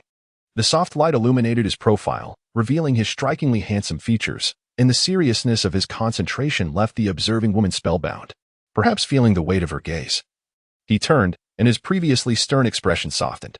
Awake? Xie Xihe pondered, her thoughts foggy. Surely, he would not forego sleep merely to interrogate me? Is there anything amiss? My head feels a bit dizzy. Shen Ziyuan set down the pen and approached her, his large, defined hand resting gently on her forehead. The coolness of his touch eliciting a sigh of comfort from her as she instinctively grasped his hand, pressing it against her cheek. How soothing. For a fleeting moment. Shen Ziyuan's body stiffened, his brow furrowing. You have a fever. Oh, I shall summon the head physician. Please, no. Her delicate hand clutched his sleeve tightly, her eyes shimmering like stars in the dark night. Don't go. Stay with me, if you would. Her words were laced with ambiguity and audacity. Shen Ziyuan's entire being tensed, his tall frame exuding rigidity, his jaw clenched, and veins throbbing on his forehead. Yet the words that escaped his lips were soft and coaxing. Xihe, my dear. You have a fever. I must fetch the doctor. Xie Xihe clung desperately to his sleeve, her voice husky and plaintive. A tone so sweet it could charm even the most stoic of saints into staying the night. Please, I only want you. Shen Ziyuan's expression grew increasingly strained. His fists clenched as if he were suppressing some profound emotion. Then, in the next moment, she called out, Father, dear father, my beloved father, please just keep me company. You are my favorite. A cold laugh erupted from Shen Ziyuan's chest, the warmth in his eyes transforming into an icy glare, as if each glance were a dagger aimed at her heart. Had she been in her right mind, she might have knelt before him in submission. Dad, dear dad. Xie Xihe called out, climbing onto the man. Her soft arms wrapped around his neck, while her legs intertwined around his sturdy waist, clinging to him like a koala. The man stood there like a statue, emanating an icy chill, his handsome face shrouded in dark clouds, reminiscent of the oppressive gloom before a storm. Dad. Hold me a little tighter. I'm out of energy, Xie Xihe grumbled discontentedly. A resigned sigh echoed in her ears. A warm, scorching hand lifted her, cradling her securely in his embrace, the motion gentle as if he were cherishing a rare treasure, yet his strong arms confined her, leaving no room for escape. Their bodies pressed closely together, the man tensed again, beads of sweat forming on his forehead, trickling down his cheek and dampening his clothing in the cool night. His breath tickled her neck, a delightful sensation. Suddenly, a sharp slap rang out, landing heavily on the man's face, striking true. Xie Xihe, came the suppressed, furious reprimand. Chapter 77.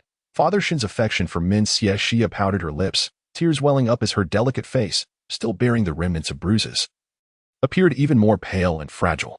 The tears, reminiscent of rain-soaked pear blossoms, were utterly heart-wrenching. Shen Ziyuan's forehead throbbed with tension, struggling to suppress the urge to strike. And instead, he patiently coaxed her. Stop crying. No, I want tea. I shall drown you with my tears. You delight in scolding me. You bully me every time. When have I ever bullied you? Last time, you scared me so much that I lost my shoe, and my foot was scraped by stones. The time before that, you made my lips swell. And before that, the male attendant only removed his upper garment, yet I never touched, smack. His large hand landed on her pert backside. Neither too hard nor too soft, yet it startled Xie Xihe, awakening her muddled mind upon meeting his fiery gaze. Ugh, she yelped in surprise. Dare I question your integrity? Xie trembled with rage, a mix of fury and absurdity washing over him, contemplating reprimanding her but hesitating to unleash his wrath, his face turning crimson. Yet, the girl, already in a state of disarray, covered his mouth with her small hand, pouting in displeasure. Father Shen, you're so noisy. Her warm little hand covered both his nose and mouth, the air they breathed and felt heated, igniting a fire in his heart. Xie Xihe, Father Shen, I promise to be good, obedient, and not angry. Her tiny hand patted his back, providing no comfort, but rather fanning the flames of his frustration, nearly incinerating his once proud reason. Enduring the tumult within, just as he was about to articulate a rational argument, the young girl had already succumbed to slumber upon his shoulder, leaving him engulfed by a wave of helplessness. Taking a deep breath, he stifled the boiling emotions, intending to place her on the bed, only to find her clinging to him like an octopus. What am I to do with you? After a moment of silence, he resigned himself to cradling her against the bedpost, covering them both with the blanket, their hair intertwining. Was this not akin to sharing a bed? Akin to a couple united in matrimony? The following morning, as dawn broke gently, Xie Xihe opened her eyes to see the man at the desk, fervently writing. As her blurred vision focused, a sudden realization froze her expression. Damn, am I truly this remarkable? Feverish, yet not foolish. How could I have dared to confront the esteemed Shen Taifu and even strike him? My life is forfeit. Hearing the commotion, the man turned to her. You're awake? Xie Xihe quickly composed herself, feigning confusion with wide, innocent eyes. Sir, what brings you here? As the words left her lips, the temperature in the room seemed to drop several degrees. She felt the blanket constricting around her, her body tense, wishing for a piece of tofu to collide with her. Yet, this did not deter her instinct to play the fool. After all, survival was instinctual. Her clear, bright eyes blinked innocently. Is something wrong? Xie pinched the bridge of his nose, his voice cool. You had a high fever last night. It has only just subsided this morning. Are you feeling better now? The man's eyes were tinged with a shade of blue, his brow furrowed tightly, as though he had endured a sleepless night, exuding an overwhelming aura of fatigue. Xie Xihe noticed the basin of water on the stool before the bed, along with the neatly folded cloths, evidently prepared for her cold compress. A flicker of guilt stirred within her heart. Thank you for your care, my lord. You are truly kind, even kinder than my father. Rest assured, even if you remain childless in this life, I shall provide for you in your old age. The tip of her brush fell heavily upon the rice paper, leaving a long, coarse ink mark that utterly marred the elegant script. Xie's brow tightened further as he set down the brush and rose, his tall and slender form casting a deep shadow, mirroring the somber expression on his handsome face. Childless for life? Xie Xihe swallowed hard, retreating slightly. You are not mistaken. Indeed, you are not mistaken, very much so. Alas, I have erred again. In the face of the man's dark countenance, she hastily corrected herself. You do not fancy women. Having blundered repeatedly, Xie Xihe felt tears welling up. As she observed the man clenching his fists, the knuckles cracking ominously, she felt a surge of resolve. If death is to come, let it come. The heart's true desire is love, irrespective of gender. And it deserves respect. Even if the whole world stands against you, I shall steadfastly stand by your side, offering you my sincerest support and warmth. My lord, you are free. Love is magnificent, and I extend my respect and blessings. Ahem, should you require anything in the future, do let me know in advance. I will arrange it discreetly for you. Your reputation is illustrious, and should it come to light that you sought the company of male courtesans, it would tarnish your name. You know well how ignorant and narrow-minded the world can be. They would fail to comprehend your pure and liberated spirit. After speaking, Xie Xihe couldn't help but smirk, feeling quite clever. Such a display of camaraderie and passionate fervor. Surely, Shen must be deeply moved, viewing her as a confidant. After all, in this antiquated and feudal dynasty, how rare it is for someone to understand his unique orientation. Yet, the atmosphere grew tense, the air thickening as if it were solidifying, making even the act of breathing feel laborious. A familiar sense of oppression washed over Xie Xihe, causing her heart to tremble with anger. Was it her fault for unearthing this truth? Indeed, men are often concerned with their pride. Her blunt revelation of the esteemed Shen Taifu's preference for men and his visits to brothels was undeniably a slap in the face. My lord, I possess few merits, but I am open-minded. Love is independent of gender, and I genuinely extend my respect and blessings. You need not worry. My lips are sealed tighter than a corpse's. Should you require assistance, do not hesitate to confide in me. A gentle breeze stirred his garments, rustling softly. The man approached slowly, each step resonating like a drumbeat against her heart, his presence akin to a tempest, suffocating in its intensity. His deep, silent gaze brimmed with frost, resembling an unfathomable abyss. Though devoid of substance, it was a gaze that dared not be met. I fancy men? You wish to procure male courtesans for me? In the name of my offspring. You wish to ensure my end? The coldness of his voice bore no hint of emotion. Each word seemed to be extracted through gritted teeth, laced with palpable resentment. With every step he took closer, she instinctively retreated. A sense of impending doom enveloped her heart as Xie Xihe retreated, trembling, until she found herself cornered against the bedpost. Wishing she could vanish through the wall. Why are you angry again? I have already expressed my respect for your blessings, and I've taken care of your concerns. What more do you desire? Shen Ziyuan's chest heaved violently, his face paling. So now I should be grateful for your consideration? Xie Xihe swallowed hard. No need for that. You have indeed assisted me quite a bit. We are merely helping each other. Observing the increasingly ashen expression on the man's face, she hesitated for a moment before resolutely declaring, "The Mingwei building is a gift for you. Is that satisfactory?" Witnessing the pained look on her face, Shen Ziyuan was taken aback, a chilling laughter erupting from his chest. Xie Xihe. Chapter 78. I teach you. The woman cleared her ears, unperturbed, and retorted defiantly. You've taken the Mingwei building. What more do you desire? Are you afraid of mismanagement or the quality of your male attendants? If need be, I shall assist you in your endeavors. Can't we speak amicably? Must you resort to threats? You possess not an ounce of masculine composure. Surely, you are not like my father, are you? The man was visibly agitated. Typically measured in his demeanor, he rarely succumbed to anger. Yet, his countenance darkened, his jaw clenched, and his brows furrowed with intensity, his seemingly impassive visage akin to ancient ice, while his dark eyes churned with suppressed storms. Do try me, he uttered, the 4 words resonating with foreboding. Xie Xihe, feeling as though gripped by the throat like a goose, dared not utter a word in her defense before the wrathful man. My lord, I was wrong. Uncle Shen, father, I was mistaken. I shall not dare speak foolishly again, and I shall never be curious again. Her voice, hoarse from pleading, fell upon deaf ears. He knelt beside the bed, removed his shoes and socks, and descended the bed, which, though not narrow, creaked under his weight, seemingly incapable of bearing the weight of his fury. Do not approach. I was wrong, truly wrong, and I shall not dare again. Xie Xihe, in fright, was brought to tears. 1 step, 2 steps, 3 steps.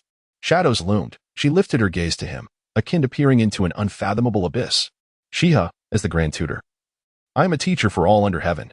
Since you are so curious about the matters between men and women, I shall fulfill your wish and teach you well. How does that sound? The last 2 words, low and magnetic, were laced with an enticing allure. Xie Xihe's heart quivered. You favor men. You cannot teach me. The man paused, his warm hand lifting her chin, his fingertips grazing her luscious lips, both gently and firmly. Xie Xihe softened, akin to clay dissolving in water. Surrendering her strength as she languidly collapsed onto the bed, her gaze becoming somewhat dazed. Yet, she remained obstinate. Uncle Shen, if you are inclined, shall I summon Mingwei? A sharp intake of breath followed, as her lips were tugged lightly. It hurts. Xie Xihe's eyes brimmed with tears, her pleading gaze imploring the man to relent, unaware that her demeanor only inflamed his primal instincts. Xie Xihe, Xie Xihe. Her name echoed on his lips. Those simple 3 characters inexplicably imbued with a fervent intensity, as though they were not mere words, but a sweet confession. Xie Xihe's earlobes flushed crimson, her eyes tightly shut, her lashes fluttering like a butterfly poised to take flight. She dared not look or listen, yet her lips remained unyielding in her pleas for salvation. Grand Tutor Shen. Love knows no bounds, and the soul is free. I truly bless and respect you. Love may differ in its sequence, but not in its essence. Calm yourself. If you truly touch me, your body shall be tainted. In time, your man will find you unclean. The words reverberated harshly in his ears. Silence. When did I ever profess a preference for men? The final statement bore a hint of uncharacteristic grievance. Xie Xihe rolled her eyes dramatically. If you dislike men, why would you visit Mingwei Tower? Shen Ziyuan chuckled in irritation. Just because others go there, does it mean I cannot? Xie Xihe responded with confusion. Of course you can go. It's perfectly natural for women to visit, but for men, unless one is a paragon of virtue, why would they frequent such places? Wouldn't it be more fitting for you to visit Wangyu Pavilion instead? Shen Ziyuan gritted his teeth. Isn't Mingwei Tower a venue for performance, not for illicit affairs? Xie Xihe blushed slightly. Oh, you know how it is. There are always exceptions. If 2 people find mutual affection, we cannot stand in their way, can we? Shen Ziyuan made an effort to explain. It was the Northern Duke who took me there.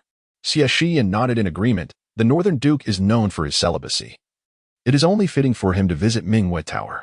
As she thought of this, her expression darkened. The Northern Duke is almost like a stepfather to me. Sir, could you please maintain some distance? My mother has had a difficult life. Please do not compete with her for a man. Shen Ziyuan fell silent for a moment, then gritted his teeth. I am not that desperate. Xie Xihe patted her chest in relief. That's good to hear. A rabbit does not graze near its burrow. A man like the Northern Duke is truly unworthy of you. You deserve someone far better. Shen Ziyuan could not help but laugh in exasperation. He leaned closer, his strong arms encircling her waist, his dark hair cascading over her ample bosom and smooth, fair neck. Both felt their breath hitch. Xie Xihe found herself enveloped in darkness, unable to discern the man's expression, only hearing the rapid, heavy breathing and the thundering of her own heartbeat. How many times must I say it? I do not like men. Startled, she struggled to absorb the heated, intimate atmosphere, feeling overwhelmed by the pressure. She nodded hastily. All right. I understand. You do not like men. Shen Ziyuan's expression softened slightly, his anger dissipating as he gazed at the delicate figure beneath him. Beads of sweat forming on his brow. Clearing his throat, he released her from his grasp. In contrast to his imposing demeanor when climbing into bed, he appeared rather disheveled as he got out, his clothes in disarray, his face flushed, with certain parts of him still eager. Adjusting his disheveled attire awkwardly, he hurried out. He closed the door behind him, reflecting on his actions, reminding himself not to make presumptions or draw hasty conclusions. I will correct my mistakes, he muttered. The figure disappeared swiftly beyond the door. Had he turned back, he would have seen the woman's eyes devoid of any remorse. Only a profound sense of relief after a near escape. Goodness, that startled me. In this era, a man's pride evidently eclipses even his life. He may harbor affection for men yet adamantly refuse to acknowledge it, striving instead to validate his supposed attraction to women. Humph. The room was tidy and devoid of any unpleasant odors. He was either a cross-dresser or a homosexual. Xie Xihe pouted in disdain. Yet she could not help but feel her cheeks flush and heart race at the memory of the earlier scene.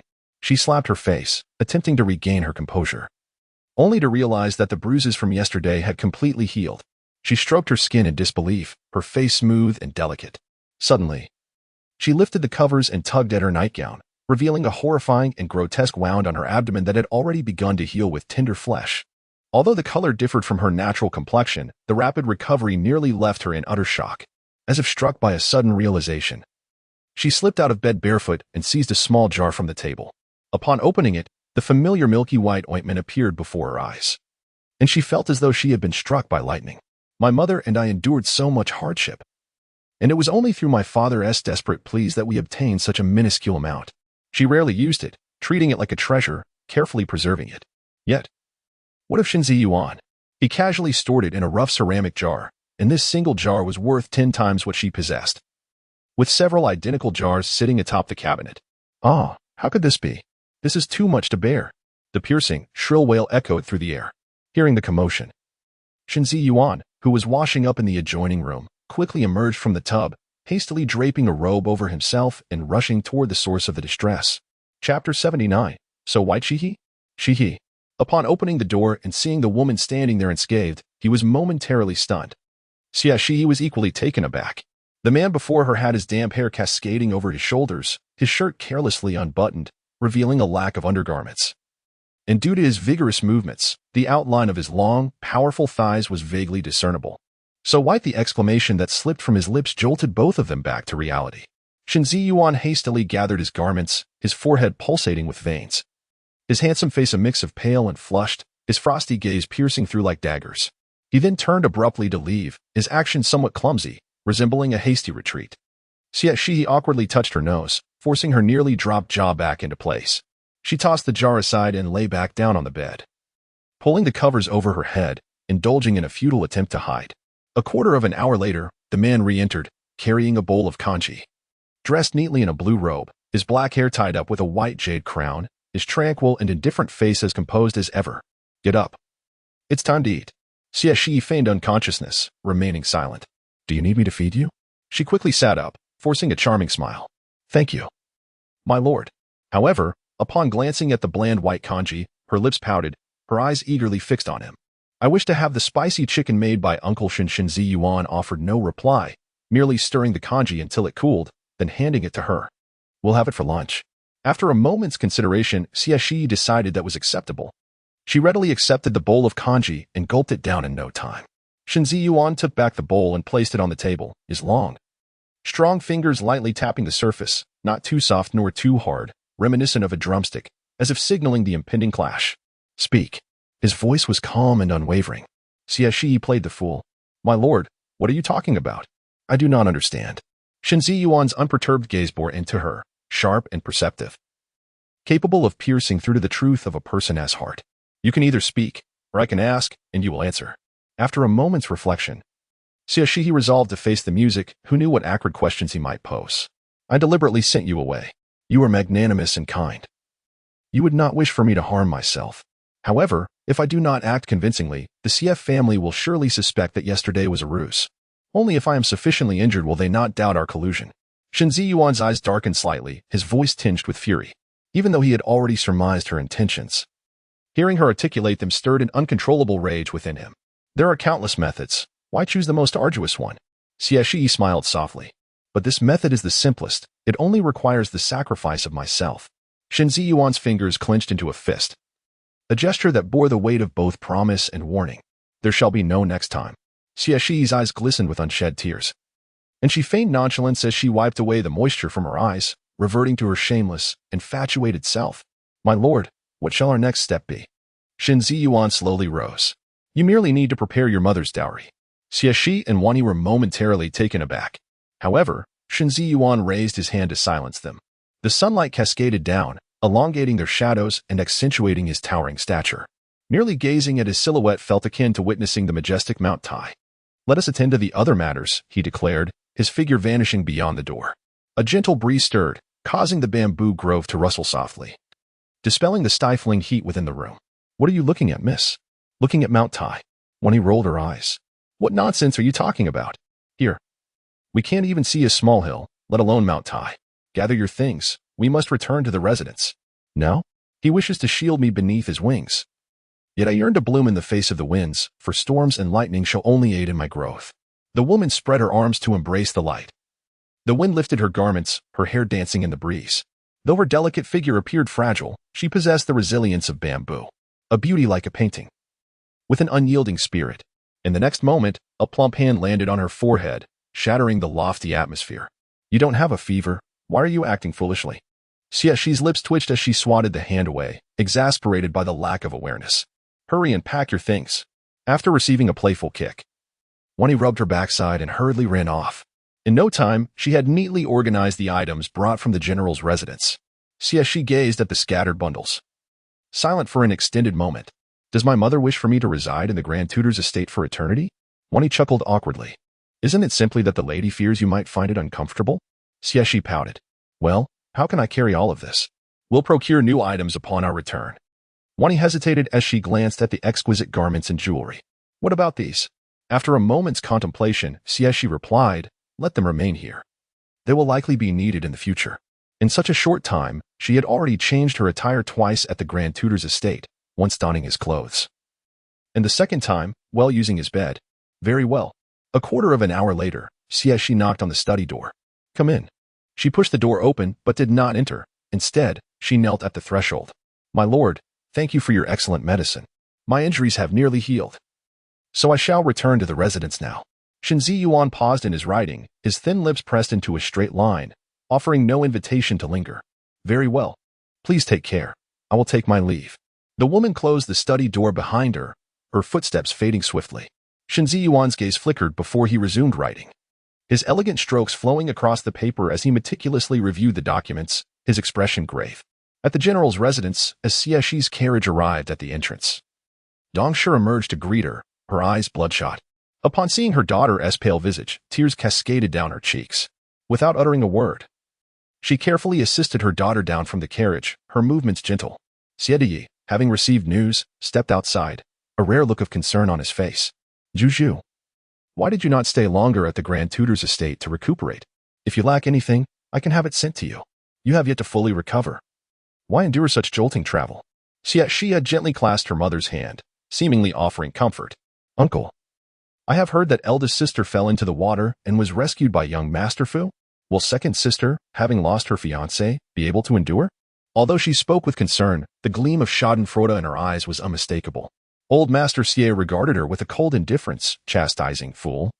Risking your life merely to witness the spectacle. Destiny's unions cannot be thwarted by human ambition. Chang'er has always been sensible. She will come to understand." Xie Xihe found herself amused. Haha, if second sister truly were to be unobtrusive and sensible, she would not have quarreled with eldest sister over young Master Fu yesterday, resulting in both of them falling into the water. Old Master Xie's pupils constricted, his expression darkening. Xie Xihe pressed on with her grievance, "Uncle, do not be deceived by second sister.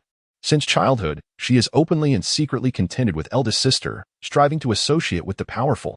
Knowing full well that eldest sister and young Master Fu are deeply in love, she still sought to claim the engagement. She even attempted to snatch my Xie. Her ambition to become the foremost in the Xie family has driven her to forsake sisterly bonds. She has truly lost her senses." Each word pointed towards Xie Yichang. Yet every statement subtly hinted that the second house yearned to rival the first house. Chapter 80. Divorce? Upon hearing these words, Mr. Xie's expression darkened further. Yet he chastised, "Enough. Shang'o has always been sensible and obedient. She cannot possibly be the person you described." After speaking, feeling that his tone had been somewhat harsh, he softened his demeanor. "You suffered grievances at yesterday's banquet." Xie Xihe let out a cold huff, asserting, "Who could possibly be more wrong than my father? To save me." He even found himself in the bed of Princess Huyen. Madame Dong's face blanched, her delicate form swaying unsteadily. "Mother, forgive me. Do not believe him. It's all nonsense. Father loves you dearly. How could he have relations with another woman? Mother, you and father will remain together for a lifetime." As she spoke with fervor, tears flowed freely, brilliantly portraying the image of an oblivious, dutiful daughter. Mr. Xie's gaze darkened, his fingers rubbing thoughtfully. "Juju, this matter is well known. You cannot hide it from your mother." He continued, "Sister-in-law, do not blame your husband too harshly for succumbing to temptation. After all, while Princess Huyen may not be as beautiful as you, her noble status and deep affection for him would stir any man's heart." Xie Xihe pleaded through tears, "Uncle, please stop. Mother cannot bear it."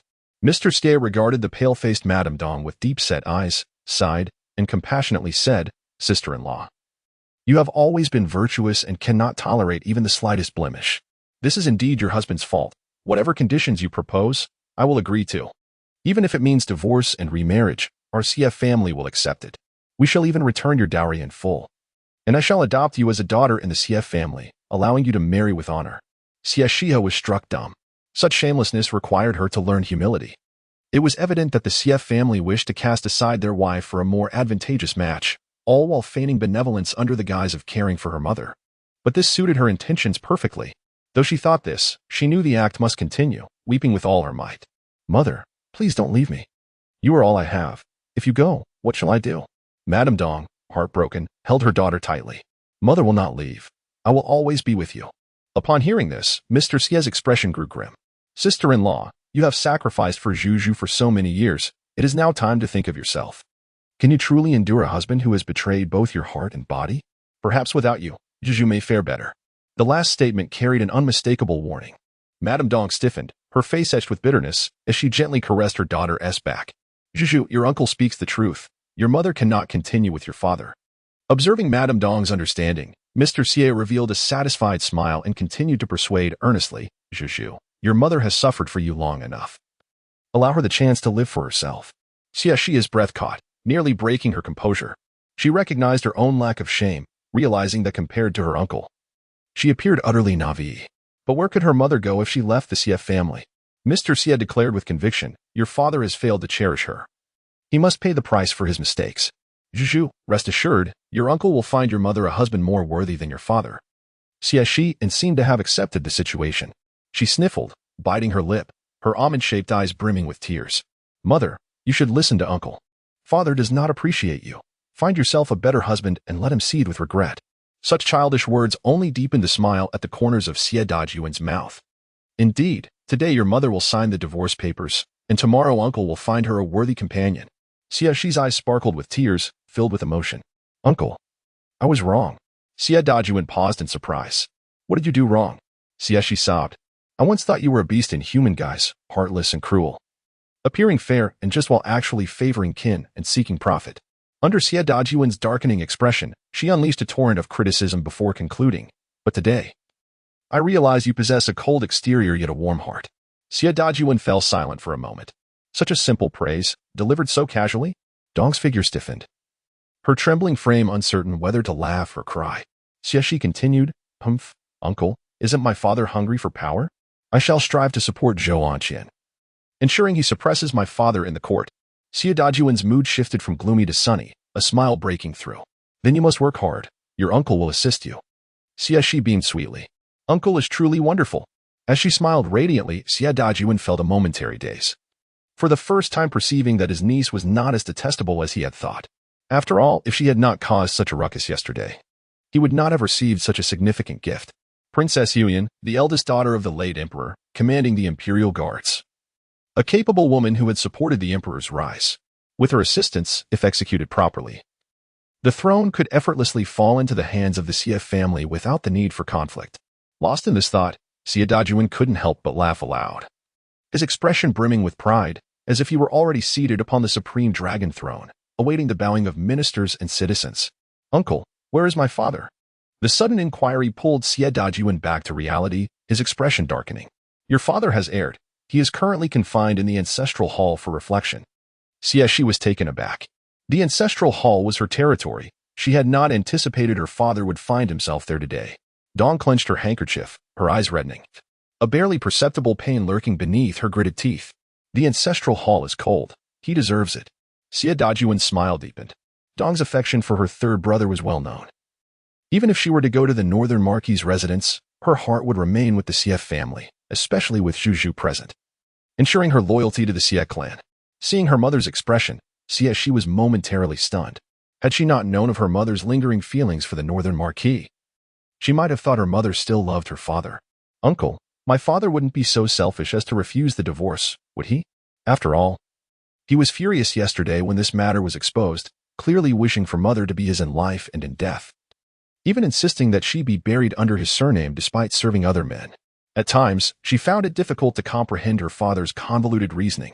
Others' love is a protective indulgence, while his affection manifests as humiliation and oppression, akin to a Navi child resorting to bullying girls to draw attention. His methods are juvenile and perverse, utterly repulsive. Mr. Xie gazes with a heavy heart. He must acquiesce, even if he disagrees. Xie Xihe and her companion smiled with satisfaction, expressing, Uncle is truly wonderful. We shall return to rest now, awaiting your good news. Mr. Xie revealed a gentle and loving smile, waving his hand. Very well. The pair turned to leave. Wait, he called out. Both Xie Xihe and Dong felt a tightening in their hearts, gripping their mother's hand, then turned to ask with feigned cheerfulness, What is it, uncle? Mr. Xie replied in a solemn tone, The agreement between you and Chen from yesterday remains unfulfilled. Do not hold it against him. I have investigated. And it was Princess Yuan who harbored discontent, deliberately instructing the imperial guards to impede Chen outside the palace. He has been waiting for you all this time. How could he be so foolish? Xie Xihe's eyes reddened, seemingly moved to the core. She stepped forward, intending to head outside, but was halted by Mr. Xie. There is no need to go. Chapter 81. The purest maternal love. Xie Xihe wept and cried out for her uncle, lamenting the treachery and cold-heartedness of Zhou Anqian, who was ungrateful, selfish, and arrogant. Old Master Xie fell silent, a familiar sensation washing over him. Once again, she unleashed a torrent of invective, followed by a simple sigh of resignation. Yet I cannot live without him. You must not hinder me. Old Master Xie was at a loss for words, thinking it unnecessary for her to feign modesty before expressing her desires. Coughing lightly, he remarked, Zhu, he had urgent matters at home and returned last night. He did not stay in the palace. How frustrating, Xie Xihe retorted, her sobs momentarily subsiding before intensifying to a heart-wrenching crescendo. The weather was so hot yesterday. I cannot help but worry if Zhou Lang suffered from heatstroke. He has always been sensitive to the heat and cold. After waiting so long, he wouldn't be ill. Would he? Perhaps he is concealing it to spare me worry. Her incessant ramblings only added to old Master Xie's headache. Rubbing his temples, he interjected. Zhu, your injuries have not yet healed. You must not become overly emotional. Return and rest. Xie Xihe abruptly ceased her weeping, her tears halting as quickly as they had come. Do not forget to have father sign the divorce papers. He is unworthy of my mother. Old Master Xie nodded slightly, replying, Very well. As she prepared to leave, Xie Xihe continued to remind him, By the way, uncle, my mother is unwell and cannot care for me. Might I trouble my two sisters to attend to me? The request for care implied a hierarchy, and old Master Xie's expression darkened, yet he acquiesced. I shall summon them to your courtyard shortly. Xie Xihe's eyes sparkled with joy, and she expressed her gratitude before departing with Dong Shi. Her quiet mutterings about how to deal with the two sisters still audible. Old Master Xie's gaze turned frigid. Send the eldest and second young ladies to the Zhuyu Pavilion to attend to her. Chong Sui hesitated. Master. The second young master has just lost his betrothal and is currently in a foul mood. Sending the second young lady to attend to her may not be well received. Old Master Xie's eyes flickered with inscrutable thoughts as he remarked meaningfully, my younger brother has always respected me. How could he refuse? Moreover, Chang'er is the most understanding and obedient. They will comprehend my intentions. In the Zhuyu Pavilion, the tearful mother and daughter exchanged glances, bursting into laughter. Xie Xihe nestled into Dong Shi's embrace, wrapping her arms around her mother's soft waist, rubbing her face affectionately against her chest, her cheeks flushed. Mother, your acting is truly remarkable. I was just worried you might refuse to divorce for my sake, but thankfully you agreed. You were so clever. At her words, Dong Shi's expression darkened, and she playfully tapped her daughter's forehead. If it weren't for Master Shen sending word, I would have remained in the dark. You have truly grown bold, even daring to deceive your mother. Ouch, that hurts. Xie Xihe exclaimed dramatically. Then let it hurt you to death, Dong Shi retorted. Her words harsh yet her touch gentle, filled with love and guilt. Mother, please do not be angry, Xie Xihe pleaded, her expression earnest. Dong Shi, her demeanor complex, gently caressed her daughter's cheek. Zhu, I hope for your happiness. What will you do if I marry into the Duke of Zhenbei's household? Xie Xihe rolled her eyes in exasperation. My dear mother, I truly cannot stand you wenching. Surely you do not wish for us to become a pair of resentful spouses. Sighed Dong. Then whom do you wish to marry? It cannot possibly be Xian, can it? Xie Xihe nodded earnestly. Indeed, once you divorce and remarry, I shall also wed, and then we, mother and daughter, will exit the Xie residence on the same day, adorned in splendid bridal attire, a sight to behold. The corners of Dong's mouth twitched. What nonsense are you spouting? Do not just about matters of marriage. Xie Xihe sat up straight, her demeanor serious. Mother, I am not jesting. I genuinely wish to marry Xian. After our wedding, I shall send him to meet the king of hell. And then I will live alone as a widow. When I miss you, I shall visit the Duke of Zhenbei's residence. When I yearn for a man, I shall keep a few. How liberating would that be? Such shocking words, a violation of moral principles, could easily lead to Xie Xihe being imprisoned for her audacity. Even the most doting family would rebuke her. Yet, Dong did not express anger. Instead, she furrowed her brow, seemingly contemplating the feasibility of the matter. After a long pause, she finally spoke. Zhu, I shall not impose my own experiences upon you, forcing you down what I perceive to be the righteous path. What is sweet for you may be poison for me. At this juncture, Dong's eyes glistened with unshed tears, her gentle countenance imbued with an indescribable sorrow. Once, your father kidnapped my own father to marry me. Your grandmother loathed him, cursing him daily in my ear. Yet, when I truly married into the powerful general's household as a merchant's daughter and gained your father's exclusive love, your grandmother began to say how fortunate I was. But, despite the envy of others, I lived each day as if it were a year. Xie Xihe's heart ached as if pierced by needles, a relentless, agonizing pain. She envisioned a caged canary, bloodied from its desperate attempts to escape, while the sparrows outside harbored jealousy for its discontent. Different paths do not converge. How can the common sparrow comprehend the aspirations of the swan? She had once thought her life would be a mere passage of time, but with you, my dear, I find that nothing in this world can compare to you. Even if it meant dying for you, I would embrace it willingly. Yet, I was mistaken. Dong tightly grasped her daughter's hand, her gaze pure and clear, her gentle features radiating a semblance of sanctity. Each word she spoke was resolute and powerful. We are mother and daughter, bound by blood. Your father may not truly be your father, but I shall always be your mother. If you do not wish for me to sacrifice for you, then I too do not wish for you to suffer for my sake. In life and death, honor and disgrace, having you by my side is enough. Xie Xihe wept, her tears silent and subdued, unlike her usual tempestuous outbursts.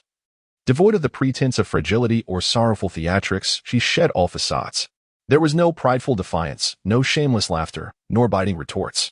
She resembled fragile glass, delicate yet beautiful, akin to a young beast revealing its vulnerable belly before its mother, radiating trust and affection.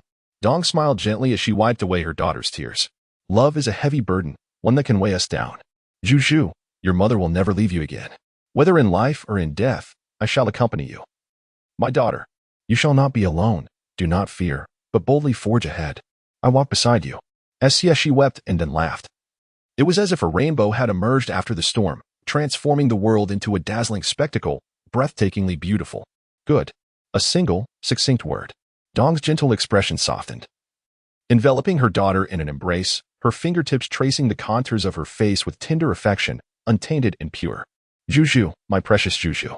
After their heartfelt exchange, the bond between mother and daughter rapidly intensified, as Xie Xihe, already possessing a complex affection for her mother, clung to her as if she were an appendage, never letting go. Even during lunch, each morsel had to be fed by her mother. It was as if she had lost the ability to care for herself, no longer peeling shrimp, nor selecting fish bones, and even struggling to bite into tofu. Chapter 82, The Plastic Sister's Third Sister. Could you not exhibit such a lack of decorum? As the shrimp had once again punctured her fingertip, Xie Xihe could no longer contain her frustration and hurled the shrimp onto the plate. Eldest sister, given the misfortune that has befallen third sister, is it not our duty as elder sisters to provide care? Moreover, the promise made yesterday remains unfulfilled. It is only just that we attend to her needs. Xie Xihe elegantly shelled the crab and delicately placed a generous serving of crab roe and meat before Madame Dong. Does she not have hands? Xie Xihe fumed. Xie Xihe and Li paid her no mind, for the maidservants masquerading as secret guards once again emerged to oversee the proceedings. Miss, the master has instructed that should you refuse to serve, you are to return to confinement and reflection. Only when you have come to clarity may the matter of engagement be discussed. If clarity eludes you, the second miss may take your place. These words, as if wielding the power to exploit her vulnerabilities, rendered Xie Xihe mute. Silently, she retrieved the shrimp once more. Just as she finished peeling, she heard Xie Xihe say, "This one is dirty. Replace it." Grinding her teeth, Xie Xihe retorted, "Why did you not mention it earlier?" Xie Xihe let out a haughty snort, brimming with arrogance, and then turned to Madame Dong, clinging to her hand in a display of petulance. "Mother, she is being so fierce with me." Madame Dong, displeased, set down her chopsticks and coldly responded, "Eldest miss, the humble abode of Zhuyugu cannot accommodate your lofty presence. Please take your leave." Xie Xihe could hardly believe her ears. In her memory, third aunt had always been gentle and soft-spoken, never once displaying such harshness. Xie Xihe softly remarked, "Since the eldest sister is unwilling, perhaps it is best for you to depart. Dream on. Young Master Fu is mine." Xie Xihe clenched her jaw, washed her hands, and replaced the utensils before resuming the task of peeling the shrimp and removing the intestinal vein. The tension caused beads of sweat to form on her forehead.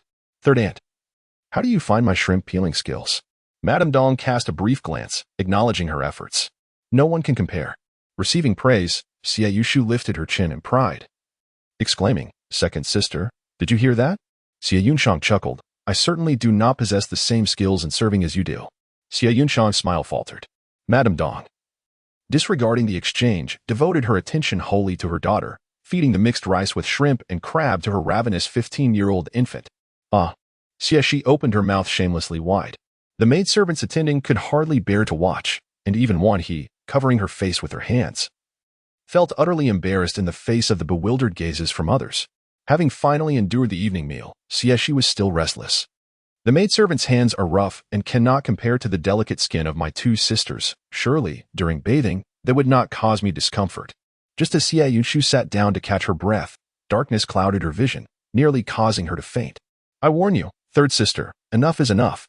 Yet Xie Xihe rose and proceeded to the purification room. "What incense do you desire, third sister? I shall light it for you." Pear blossom fragrance. The third sister had exquisite taste. The subtle, elegant scent of pear blossoms suited her perfectly. Xie Xihe hastily followed into the purification room, where muffled voices of contention began to emerge. "You wish to curry favor with third sister, hoping to usurp my engagement. You shall not succeed. Young Master Fu has eyes only for me. What of affection? Father will assist me." Xie Xihe gazed at the attentive shadow guard with a serious expression, the corners of her mouth curling into a deeper smile. "Uncle, I wonder if the thorn in your heart will pierce even deeper?" "Enough, you may all withdraw. My sisters will attend to me." The maidservants were dismissed without hesitation, merely expressing sympathy for the two young ladies, unaware of what torment the third miss had concocted this time. At that moment, the guards monitoring from the shadows quietly retreated, for even their audacity did not extend to intruding upon the ladies bathing. Xie Xihe, devoid of any garments, immersed in the tub, was shielded by a thick layer of bubbles that concealed her modesty. The two ladies sat on chairs beside the tub, their fingers idly splashing the water. Why must we come here? Xie Xihe was the first to break the silence. Xie Xihe did not respond, but instead glanced at the taciturn Xie Xihe, a smile dancing on her lips. Sister, do you not intend to speak?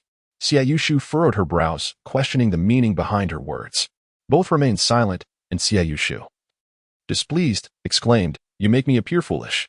Clearly, this is a tale of three, yet I am excluded. Unable to contain herself, she added. Did we not already fulfill our desires yesterday? Are you two concealing something from me? Or do you, Xie Xihe, truly regret and wish to compete for young Master Fu? Xie Xihe replied helplessly, I do not like young Master Fu. Xie Xihe sprang to her feet, indignant. How can you not like someone so wonderful? Moreover, marriage is a mutual benefit. What does affection matter? Xie Xihe, exasperated, shot a glare at the instigator of the dispute. You explain. Xie Xihe shrugged nonchalantly, embodying the essence of indifference. I cannot explain. Xie Xihe, growing impatient, pressed, Will you speak or not? Xie Xihe ground her back teeth. I told my father. Xie Xihe, taken aback, stammered. What did you tell uncle? Upon hearing this, Xie Xihe lowered her head, unable to meet their gaze, her demeanor betraying a hint of guilt. After a long pause, she finally confessed, My father is aware of our scheme. Xie Xihe's eyes widened in shock as she pointed at her, speechless, her fingers trembling until she managed to utter a single word, traitor. The two words left the other two in stunned silence. Xie Xihe and Xie Xihe exchanged glances, quickly averting their eyes, their embarrassment tinged with a hint of shyness. After over a decade of rivalry, their once adversarial bond had morphed into an alliance. Xie Xihe continued her tirade. Xie Xihe, why did you tell your father? If he informs my father, we are doomed. Clearing her throat, Xie Xihe retorted, flustered. When did I ever say it was me who revealed it? Anger flared in her as she placed her hands on her hips. If it wasn't you, how would your father know? Xie Xihe shot back defiantly, If you're foolish, do not blame others for their cleverness. Our calculations were discovered by my father himself. He deliberately chose not to accompany us to the princess's chamber. Had it not been for him, our plan yesterday would not have unfolded so smoothly. It was also he who thwarted the Dark Guard from rescuing you. Otherwise, it would have been Fu Shixi who came to your aid. Xie Xihe fell silent. Why did your father help us? Xie Yunshan shook her head, a rare look of confusion flickering in her clear, penetrating eyes. She spoke slowly. Perhaps my father fears that marrying Fu Shixi would bring me unhappiness. This time, Xie Xihe managed to analyze the situation with remarkable calmness. Impossible. If what you say is true, your uncle would not have pursued the marriage at all. It is well known that Fu Shixi harbors feelings only for me. Why would he retract his intentions afterward? That would tarnish your reputation and jeopardize his brotherly bond with my father. Xie Yunshan bit her lip, offering no rebuttal. Xie Xihe finally spoke, her voice soft yet resonant like thunder striking at the hearts of the two. Perhaps he wishes to give him one last chance. The two words, he and him, easily confounded, yet both understood their profound implications, their expressions reflecting a complex array of emotions. Chapter 83. Sisters part ways. Silence enveloped the room. A stillness so profound that even the chirping of crickets was distinct. After what felt like an eternity, Xie Yunshan finally spoke. The agreement is set. Let us each find our own peace. Xie Xihe was taken aback, rising abruptly. What do you mean by that? Xie Yunshan slowly stood, adjusting her damp clothing, brushing aside the loose strands of hair from her forehead, revealing a smile that was as gentle and charming as ever, yet tinged with a hint of detachment. Xie Xihe, one cannot live solely for oneself. With that, she cast a deep, complex glance at the silent Xie Xihe. Third sister, what you owe me shall end here. Xie Xihe tightened her fingers, a slight smirk playing at her lips. Haven't I already repaid what I owed you? Xie Yunshan paused for a moment, then laughed. A sound filled with joy and satisfaction, her demeanor shifting from softness to an air of superiority, her gaze filled with disdain. My third sister is indeed clever. Xie Xihe raised an eyebrow and smiled in return. Such ambiguous words left Xie Yunshan utterly bewildered. In the presence of these two, she felt quite foolish. Even though she had previously matched Xie Yunshan blow for blow, dragging Xie Xihe down into the mire. Gritting her teeth, she exclaimed, Do you not have mouths? Can you not speak properly? Xie Yunshan chuckled. Dear elder sister, do not be so foolish in the future. The Duke's residence is not like the Xie family. Xie Xihe lifted her chin, filled with pride, her eyes sparkling with unrestrained joy, as if she had broken free from shackles. The Duke's residence is indeed devoid of the treachery found in the Xie family. The Fu family has only one son, Fu Rongheng, and their relations are straightforward. Uncle Fu and Aunt Fu are both exceptionally gentle people. Once I marry into their family, I shall no longer suffer. Xie Yunshang smiled enigmatically. Casting a meaningful glance at Xie Xihe before turning to leave, her figure graceful and enchanting.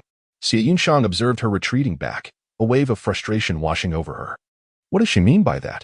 Xie Xihe rose from the bath, her flawless, voluptuous form fully exposed, making Xie Yushu, also a woman, too bashful to steal another glance. Draping a garment over her, the droplets clung to her skin, accentuating her alluring curves. A temptress, drenched. Xie Yunshu's cheeks flushed crimson, nearly bursting from the embarrassment.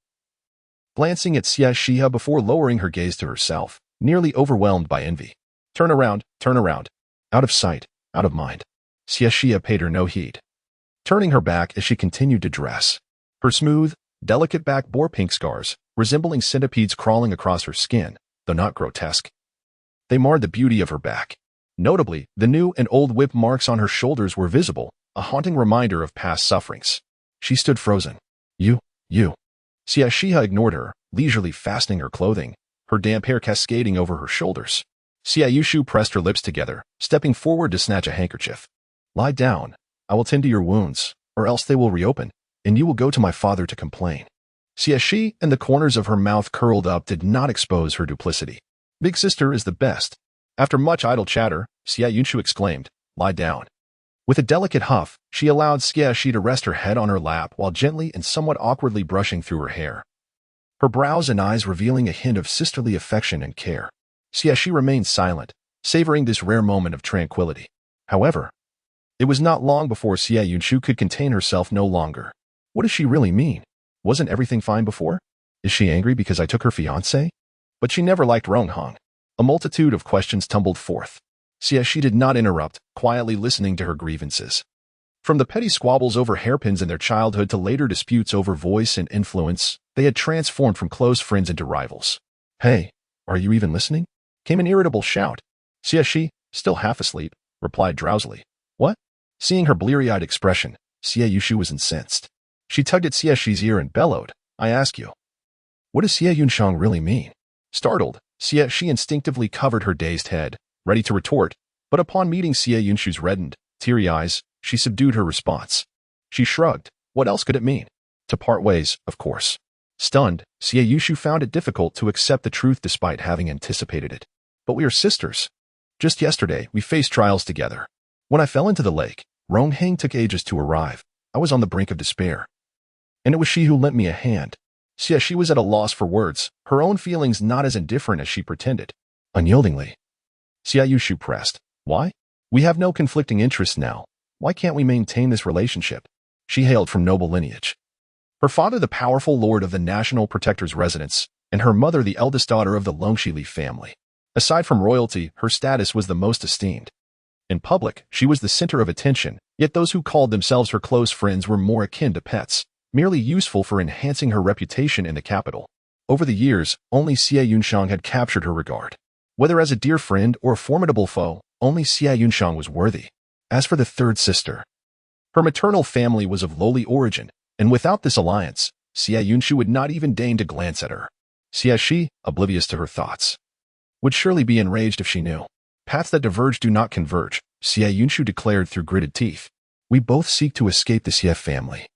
How can our paths be so different?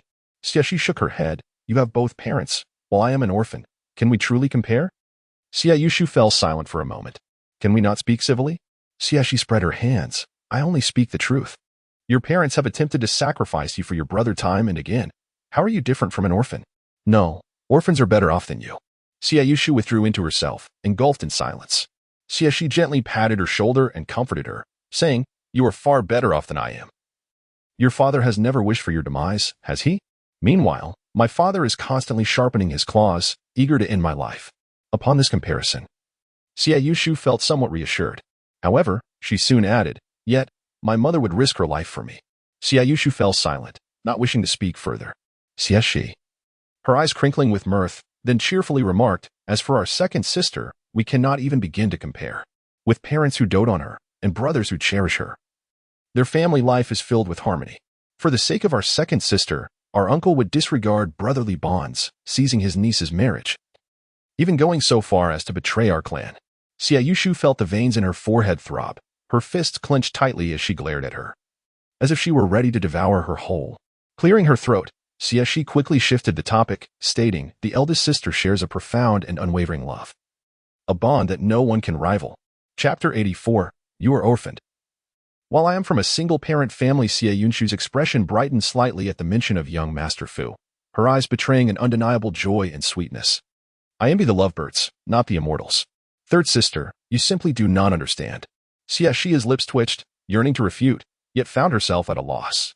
For regardless of their past or present, young Master Fu was utterly devoted to Xie Xihe, willing to sacrifice everything, even his life, for her. However, recalling Xie Yuchang's earlier words tightened her heart. The Fu family was not like the Xie family. Was it free of intrigue, or perhaps even more treacherous? Dear elder sister, if the Fu family is known for its paternal kindness and filial piety, with young Master Fu being their sole heir, then why did he nearly starve himself to death, and why did Duke Fu not seek a marriage arrangement? If Duke Fu were to plead, your father would surely comply. Wouldn't he? After all, a union between you and young Master Fu would be advantageous for his power. Otherwise, he would not have so easily agreed to the exchange in this scheme. At this, Xie Xihe pouted in displeasure, though a hint of respect flickered in her eyes. My father shares a brotherly bond with Duke Fu, who is a man of utmost integrity and honor, steadfast in his commitments. He would never breach a promise, even for his own son. Xie Xihe scoffed incredulously. The esteemed duke of the noble family is a paragon of integrity? Surely, you jest. What high-ranking individual is not smooth-tongued, cunning as a fox, and ruthless? A man of such integrity could not possibly maintain his position. Others command respect through their schemes. He relies on morality. What a jest. Even a sage must be prepared to kick down doors. Except for my father, of course.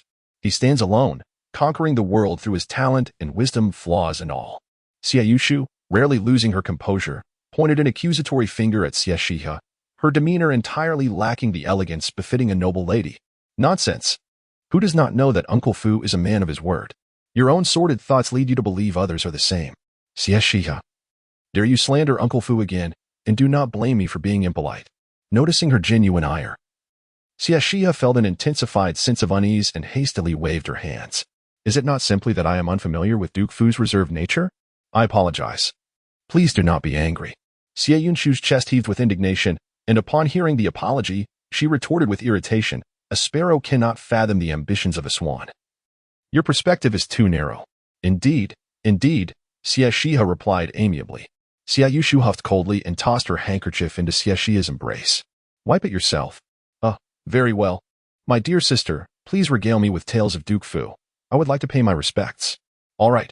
Xie Xihe began to recount, a smile gracing her lips, her eyes reflecting admiration and reverence. Years ago, when the Xie family was besieged by enemies and faced imminent peril, it was Duke Fu who single-handedly infiltrated the enemy camp, capturing their leader and thus saving the Xie family. He sustained grave injuries yet uttered not a word of complaint. Had it not been for the timely intervention of my second uncle, Uncle Fu might have perished. However, he was left with lasting injuries that rendered him unable to bear offspring. He never blamed the Xie family, only stating that he and my father were sworn brothers, not seeking to be born on the same day of the same month and the same year, but rather to depart this life on the same day of the same month and the same year. When the Xie family was weak, he offered them assistance in their time of need, and when they were strong, he treated them with the same regard. Xie Xihe's expression was complex. Upon hearing this, she couldn't help but marvel at such a gentlemanly demeanor. Yet she did not believe that she and Xie Yuchang had misjudged him. By the way, did the noble consort also come from the Fu family? Xie Xihe nodded, confirming, yes. However, the noble consort is not the biological daughter of Uncle Fu. She is an orphan under his care. Uncle Fu, being kind-hearted and benevolent, raised her as his own. The memory of that elegant, gentle, and beautiful lady only intensified the dissonance in Xie Xihe's heart. Could it be that someone would sacrifice their only child for the sake of a brother? Sensing her doubts, Xie Xihe replied with displeasure, stop overthinking. I have known Uncle Fu for over a decade. Do you think I lack clarity? After a moment's reflection, Xie Xihe slightly nodded. Regardless of whether the Fu family was genuinely selfless or merely pretending, it had nothing to do with her. As for Xie Xihe, in her previous life, the Fu family had rescued the main branch from the depths of despair, and surely they would not treat her poorly. Xie Xihe, are you truly listening to me? Of course I am. How could I not? Then why don't you explain why Xie Xihe parted ways with us? Xie Xihe was momentarily stunned, staring at her in disbelief, while Xie Xihe's cheeks flushed, glaring back in a mixture of embarrassment and anger. I simply don't understand. What's wrong with that? Xie Xihe sighed. With her level of intelligence, how had she managed to compete with Xie Yunshang for so many years? Was it all thanks to parental support? Sister, we are no longer on the same path. To be more explicit, I have a vendetta against the Xie family, and you, despite your betrayal, cannot abandon your parents. You and the Xie family are still two sides of the same coin. What affects one affects the other. As for the second branch, it has already severed ties with the Xie family. Do you think we can still share our thoughts openly, without concealment or selfishness? Xie Xihe's face turned pale. Retreating a few steps until she steadied herself against the bathtub, her expression stubborn and defiant. They're them, and we are us. Witnessing her demeanor, Xie Xihe felt an indescribable complexity of emotions. Alliances forged out of interest would inevitably splinter for the same reason. Their sisterly bond was never pure. Then let me ask you this. If Xie Xihe and I were to conspire against your parents with the intent to have them killed, would you remain silent? Xie Xihe's pupils constricted, panic evident in her voice. Why would you want my parents dead? Xie Xihe found herself unable to explain, nor could she clarify. It was merely a hypothetical scenario. Xie Xihe exhaled in relief, about to scold her, but then she felt Xie Xihe's unwavering gaze fixed upon her. Each word deliberate and piercing. Would you inform them? Xie Xihe instinctively wanted to deny it, but the words stuck in her throat. Although she resented her parents for abandoning her in pursuit of the throne and her elder brother, she could never bear to witness their demise. Xie Xihe smiled faintly. Yet her expression bore a hint of bitterness. Xie Xihe, if you still cherish our sisterly bond, it would be prudent to bury these matters deep within your heart. For the sake of both you and us. With that, Xie Xihe turned and left. When one fails to act decisively, chaos ensues. Upon exiting, she encountered a maid approaching her, who, despite conversing with her, could not help but cast furtive glances towards the inner chamber. Third miss, have you finished your cleansing? Xie Xihe replied with a sense of triumph. Yes, I've completed my routine. Eldest sister is resting inside, so please refrain from disturbing her. The maid, perplexed, wondered if the third miss had changed her demeanor, yet she obediently acquiesced. However, after Xie Xihe departed, she promptly entered the cleansing room. The conversation was left unfinished as she stood transfixed, taken aback by the scene within. Xie Xihe, bent over scrubbing the bathing tub, was equally astonished. Inju? What brings you here? Chapter 85. The Dong family does not love you. The maid respectfully addressed, Miss. The master is concerned for your well-being and has specially sent me to assist you. Xie Xihe waved her hand dismissively. There's no need for that. If you help me, my third sister will only cause more trouble. Father is already burdened enough. Let us not add to his worries. The maid's expression grew complex, a fleeting glimmer of pity flickering in her eyes. It is unfortunate that the master suspects the eldest miss of ulterior motives. Who could be as filial and understanding as she? With a mere word from him, she is capable of such devotion. The eldest young master may speak of filial piety, yet he has never taken action. Miss, please allow me to assist you. You have been raised in luxury. How could you have ever performed such menial tasks? The maid, unable to be refused, swiftly seized a cloth, diligently wiping the bathtub and tidying the room. Once they finished their task and set out to find Xie Xihe, they soon realized that chaos had erupted once more in the ancestral hall. Inside the hall, Xie Xihe once again tore the divorce papers to shreds, the fragmented pieces fluttering through the air, while the ground was already littered with paper debris. Xie Xihe's forehead throbbed with veins, his fist clenched tightly, emitting a creaking sound. Have you made enough noise? His voice was icy and piercing, laden with warning. Xie Xihe knelt resolutely on the ground, a vivid red handprint on his right cheek, blood lingering at the corner of his mouth, a footprint on his chest. His form disheveled. Brother, Dongshi is mine in life and in death. She has willingly submitted to such a brute for my sake. Are you truly forcing her to part from me? Is this not tantamount to ensuring her unrest in the afterlife? Xie Xihe gritted his teeth. How many times must I say it? Dongshi does not love you. She only cares for Zhuzhou. Xie Xihe scoffed, his beautiful eyes brimming with sarcasm. Ah, brother, do you speak without thinking just to make me yield? Xie Xihe's eyes nearly bulged with rage, his chest heaving violently, struggling for breath. Yet, Xie Xihe continued, since you are oblivious to love, why not offer my sister-in-law to the Duke of Zhenbei? He would surely find her useful after all. You are brothers sharing the same wife. Xie Xihe roared. Xie Xihe calmly cleaned his ears. What? Are you afraid the Duke of Zhenbei might refuse? Fear not, he has a penchant for married women. Although my sister-in-law may not be stunning, her figure is still commendable. She is merely a woman, insignificant compared to the throne. Has brother forgotten how father met his end? A resounding slap struck Xie Xihe's face, swiftly reddening and bruising his left cheek to mirror the right. Expressionless, Xie Xihe wiped the blood from the corner of his mouth, his eyes cold and ruthless. Brother can bear his younger brother wearing a green hat, yet cannot endure it himself? Indeed, Ming Liang is to be the future crown prince. How could he have a debauched mother? Xie Xihe was taken aback by the venomous resentment in his younger brother's gaze, stunned into silence for a long moment before finally speaking. Third brother, if the Duke of Jinbei desires my sister-in-law, I shall send her without hesitation. Suddenly, an unexpected noise caused both men to turn abruptly. At a glance, one could see Madame Xie standing at the door, her face as pale as death. She clutched the entrance tightly, her well-manicured long nails breaking painfully, her entire demeanor lost and heartbroken. Mr. Xie displayed no remorse. Instead, he scolded with ire. Don't you even know how to knock? Has your etiquette been devoured by dogs? Madame Xie trembled, nearly collapsing. But it was Madame Xie who stepped forward to support her. Elder sister, be careful. Madame Xie straightened her back quickly, withdrawing her hand from her sister-in-law's grasp. Her tone notably frigid. I am fine. Mr. Xie stepped out with a smile. Elder brother, the ancestral hall door is still ajar. And you haven't tea at dinner yet. Elder sister is concerned for you and has specially prepared chicken soup to bring to you. Upon seeing the soup bowl held by his wife's maid, Mr. Xie's brow furrowed, his tone softening slightly. Thank you for your concern, my lady. Madame Xie remained silent, her face ashen. Madame Xie cheerfully interjected, Oh dear, it seems we have come at an inconvenient time. Had we known elder brother was busy, we would not have disturbed you. She then beckoned to the maid. Third brother, knowing you have been hungry all day, your second brother feels for you and has asked me to prepare several of your favorite dishes, especially for you. The maid set down a table laden with an array of exquisite delicacies. Mr. Xie commented sarcastically, Now, this is what a good brother truly cares about. Mr. Xie's face turned a shade darker, his thin lips pressed tightly, his hawk-like gaze sharp as a blade, exuding a palpable low pressure, his chill radiating outward. Madame Xie shrank back slightly, retreating behind Mr. Xie, peeking out to say, My daughter has lost her husband and is serving as a maid without anger. Third brother has lost his wife and wears a green hat, yet he, too, remains unfazed. Why should elder brother, who reaps such rich rewards, be angry? Mr. Xie spoke with a grave tone. Sister-in-law, are you dissatisfied with me? Madame Xie was intimidated by the murderous intent in his gaze. Her mouth opened, but the words failed to escape her lips. Mr. Xie chuckled, Elder brother, pity the hearts of all parents. Show some understanding and do not hold it against your wife. Mr. Xie snorted coldly, There will be no next time.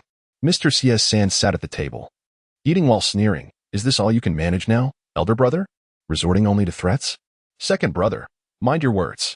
Xie Xihe. The two voices rang out simultaneously, plunging the room into an eerie silence, the atmosphere thick with tension.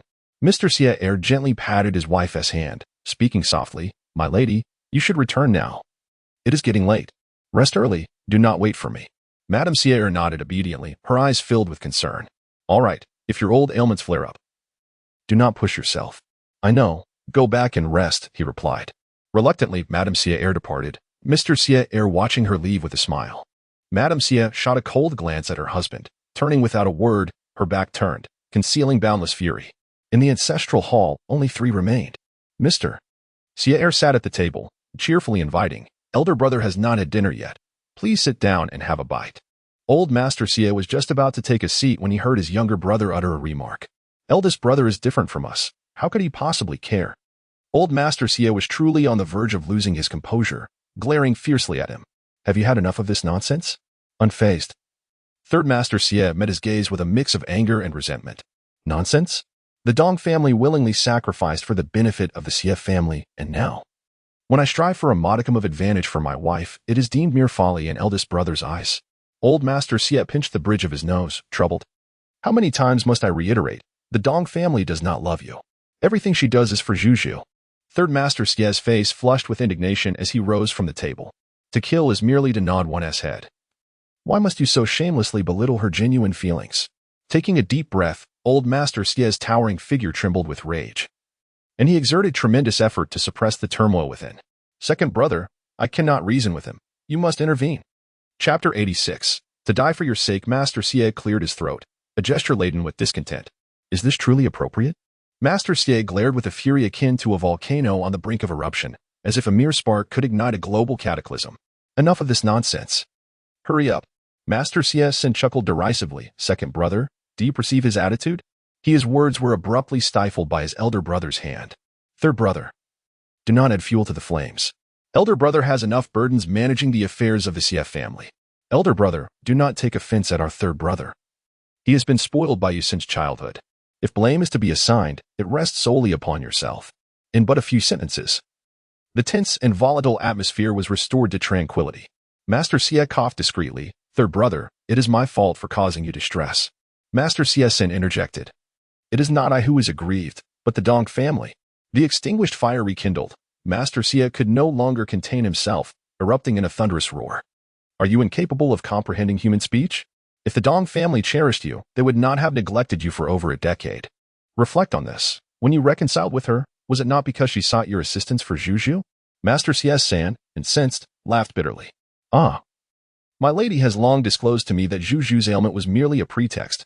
Otherwise, she could not bear to lower herself to reconcile with me. A proud and lofty individual, who has endured humiliation at the hands of a concubine for many years. If she did not love me deeply, how could she ever consent to be with a boor like the Duke of Northtown? Master Xie's fist clenched tightly. He had not anticipated that the typically taciturn Dong would possess such intricate thoughts. Indeed, a dog that bites does not bark. If this path is not viable, then let us seek an alternative. If indeed, your third sister-in-law is willing to sacrifice everything for you, how can you disregard her goodwill? Suddenly, Master Xie interjected. Indeed, your third sister-in-law is prepared to marry the Duke of Northtown for you. Master Xie Xihe leaped to his feet in shock. What do you mean? Marry the Duke of Northtown? Was it not merely a matter of companionship? Master Xie glared furiously. It was a ruse to coax the third brother into signing the divorce papers, and you have laid everything bare. Master Xie awkwardly touched his nose, hastily seeking to remedy the situation. Third brother, do you love your third sister-in-law? Master Xie Xihe paused, then fervently nodded. Master Xie pressed further. If she were to lose her purity, would you still accept her? Master Xie Xihe hesitated, but ultimately affirmed. I would ensure her remains are laid to rest in the ancestral grave of the Xie family. The silence that followed Master Xie's question was deafening. Is this what you call love? What sins must Dong have committed in her past life to encounter a living tormentor such as you in this one? Master Xie and Master Xie exchanged glances, their expressions a complex tapestry of bewilderment. While they were no paragons of virtue themselves, they felt akin to saints in comparison to their detestable brother. Yet, Master Xie Xihe continued unabated. Elder brother, second brother, please do not counsel me further. Dong has already endured enough humiliation by aligning herself with the Duke of Northtown. I cannot allow her to leave this world unavenged. Master Xie's lips twitched, struggling to suppress his urge to scoff, before gently advising, is it possible that Dong does not wish to die? That she yearns to share her life with you? Xie Xihe mused without hesitation. She is tainted. I shall not have her. Xie replied sternly. She is the mother of Zhu. Can you bear to see Zhu without a mother? Xie Xihe retorted. Do you not wish for Princess Huiyan to become her stepmother? Once Dong Shi is deceased, I shall marry the princess. She is kind-hearted and will treat Zhu well, even if the princess does not favor Zhu. At least Zhu can accompany her mother in the afterlife, and Dong Shi will not die alone. Xie cracked his knuckles, preparing for a confrontation. If persuasion failed, he would resort to force. Xie tugged at his elder brother's sleeve, shaking his head in disapproval. Third brother, Dong Shi loves you too dearly. She would rather endure humiliation and submit to others than be separated from you by life and death. She is willing to act as an informant for the Northern Town Marquis, merely to rekindle your bond once her mission is accomplished. Xie Xihe's expression softened slightly. Yet he stubbornly insisted, no, she is tainted, she must die. Xie ground his molars, continuing to plead, but Dong Shi does not wish to die. Can you truly kill her? Setting aside the Northern Town Marquis, let us consider Shou Qian. After all, he is Zhu's husband. We must take his feelings into account. Have you forgotten about the gold mine recently unearthed in the desolate mountains of the northern border? Zhu had long desired it. Do you think Shou Qian would divulge such secrets if he did not care deeply for her? You must recognize Dong Shi's significance to Zhu. If you kill Dong Shi, Zhu will fight you to the end. Dong Shi cannot die. The final words carried a thread of warning. Xie Xihe's expression shifted. becoming cold and unbearable, akin to a rat escaping a cat's grasp, filled with humiliation. Xie Xihe stepped forward, asserting, "Third brother, your usual antics are one thing. But at this juncture, you must not act petulantly. Zhu and Dong Shi are off limits. You shall sign the divorce papers, and in a few days, I will announce that Dong Shi is to be adopted as my sister in the name of the Xie family, and she shall be grandly married into the northern town marquis's household." With a snap, the chopsticks in his hand broke, piercing his palm until it bled. Yet Xie Xihe appeared oblivious to the pain, his visage twisted into a terrifying grimace, reminiscent of a demon from the depths of hell demanding repayment. Xie Xihe continued, "Third brother, you will personally escort Dong Shi on her wedding day. She was brought in by you, and thus you shall see her off, providing closure to your union." Xie Xihe's eyes burned with fury as he forced out a few words through clenched teeth. Absolutely impossible. She is mine in life and in death. I shall allow her to entertain the northern town marquis for a few days, but I never consented to her remarrying. Moreover, she was already a high-ranking bride when she married me. How could the northern town marquis possibly agree to wed her now, in her state of ruin? Have you all lost your minds? Xie Xihe shook his head. Although the northern town marquis has never explicitly stated his intentions, and sometimes displays disdain or humiliation towards Dong Shi, as a man, he cannot be blind to her value. If he did not desire to marry her, why would he plot so intricately, even insisting that you divorce her? After all, to toy with another man's wife is merely a thrill. Third brother, Dong Shi has already consented. Do you wish to betray her deep affections? Xie Xihe scoffed. Elder brother, you have finally acknowledged it. Old Master Xie's forehead was throbbing with veins, filled with a desire to strike down this foolish younger brother. Can you not grasp the crux of the matter? Master Xie, witnessing the escalating confrontation between the two, hurriedly stepped in to intercede, casting a meaningful glance at his elder brother before attempting to mediate. Third brother, just state what it would take for you to consent to the Dong family's remarriage. Master Xie scoffed coldly, stating, I have long declared it to be absolutely impossible. If you wish for her to remarry, you might as well kill me. With that, he fixed a chilling gaze upon his elder brother. Should you wish to use your authority as clan leader to sign the divorce papers, then be prepared to collect my corpse, for I shall not coexist with the Dong family in life, nor shall I in death. Bang! The Wang Wallywood dining table splintered under the force of his strike, revealing that old Master Xie was truly enraged. He drew a knife, aiming it at his own brother, the polished and sharp blade reflecting a cold, harsh light, his face radiating murderous intent, fueled by boundless fury. Since you wish to die, I shall oblige. Chapter 87. Fratricide. Xie Xihe remained utterly unperturbed, even letting out a cold snort before closing his eyes. If you wish to kill, then strike. If not, it is you who lack the courage. Xie Xihe's breath hitched, his tall and robust frame trembling, his chest heaving violently, his face reddening with rage. Nearly choking on his own breath. Very well. I shall fulfill your wish. With that, he raised the great blade high and brought it down with force. Even with his eyes shut, he could vaguely perceive the cold gleam flickering. Xie Xihe clenched his fists, feeling an utter chill seep into his heart. Disappointment and sorrow flooding over him like a tidal wave. His elder brother truly intends to kill me. Yet, the anticipated pain did not come, causing a tremor in his heart, and an involuntary smile crept upon his lips.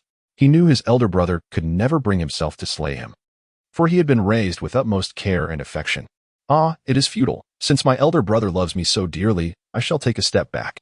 After all, Ergu has been relentlessly pressuring for Chong Er's sake, and elder brother has endured enough hardship. I should lend him my support. Ergu, do not blame me. Your old affliction renders you unsuitable for that position. Though elder brother is exceedingly cold-hearted, it is merely to fulfill our father's dying wish. As brothers, you sacrifice your daughter. And I offer my wife? Is that truly excessive? Elder brother, I agree. Before he could finish, his body went rigid. Xie Xihe, stooped and emaciated, stood resolutely in front of him, the great blade striking his shoulder, deep enough to reveal bone, nearly severing half of it.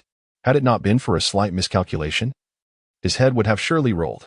Blood soaked through his long robe, dripping from the blade's tip. Drip. The sound seemed to awaken a suspended world. Ergu. Erdi. The great blade clattered to the ground.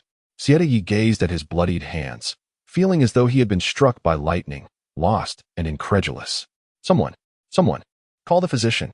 He stumbled outside, fear gripping him, only to fall heavily at the doorframe, landing face first upon the hard, unyielding ground, scraping his skin raw. He paid no mind, his voice hoarse from shouting. Xie Xihe's hands trembled as he staunched the gushing blood. hastily binding the wound in a desperate attempt to control the flow, but the blood quickly soaked through the makeshift bandage. Ergo, you mustn't be hurt. You mustn't. His frantic voice resembled that of a frightened child. With his left hand, Xie Xihe gently patted his shoulder, his pallid face breaking into a gentle smile. Sandy, do not worry. Ergo is fine. Do not blame elder brother. He acts for the good of the Xie family. As younger brothers, what sacrifices do we make that are not worth it? It is only that Ergo cannot bear to see you harmed. A fierce hatred ignited within Xie Xihe. Both are brothers, yet Ergo could not bear for me to be hurt, bravely shielding me from harm, while elder brother seeks my life. Ergo, I am sorry. I am so sorry. The man's bloodshot eyes brimmed with guilt, remorse, and profound regret. Sandy, take care of yourself. Xie Xihe managed a sorrowful smile, tenderly caressing his brother's cheek, before finally succumbing to unconsciousness with a contented sigh. Ergo, you shall be fine.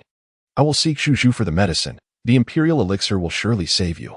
Young Master Xie dashed towards the Zhu pavilion like a man possessed. Once the coast was clear, Xie Xihe emerged slowly from the dim shadows, producing the medicine from her bosom and extending it forth. If you do not stop the bleeding, dear uncle, you truly shall meet the king of hell. With a sudden awakening, the blood-drenched Xie Xihe opened his eyes, revealing a chilling sharpness that eclipsed even the imposing presence of Xie Xihe. Yet, that oppressive aura dissipated almost instantly, reverting to a gentle, smiling Fade. Accepting the medicine, he nonchalantly tore away the blood-soaked bandage and applied the remedy to the wound. In mere moments, the ghastly injury ceased its bleeding. Xie Xihe knelt on the ground, her clear, pure gaze fixated on him, glistening like a fawn, innocent and bewildered. Uncle, you owe me a favor. Xie Xihe chuckled. Do you not owe Shangnu a favor? We ought to be even now. Xie Xihe shook her head with a smile. Favors are not so simply accounted for. My elder sister does not wish to marry. I have fulfilled my promise. The reputation of the 7 Apertures Ling Longhart was indeed well-deserved. Raised amidst the constraints of a feudal dynasty, indoctrinated with the values of subservience and patriarchal superiority, she nonetheless perceived the essence of marriage. It is akin to a tomb. Once entered, one loses oneself, becoming a wife, a mother, a daughter-in-law, assuming myriad identities, yet never reclaiming one's true self. Singleness is the true path. Xie Xihe paused, then sighed. If Shang'er does not wish to marry, why not speak plainly? Now, a favor is wasted, and Zhu's goodwill is neither easy to earn nor repay. Xie Xihe was taken aback, then chuckled softly. Thus, her father was indeed worthy of Xie Yunshan's schemes and stratagems. Uncle, it can be repaid easily. Simply tell me how this ailment of yours came to be, and the favor shall be considered settled. Simple, is it not?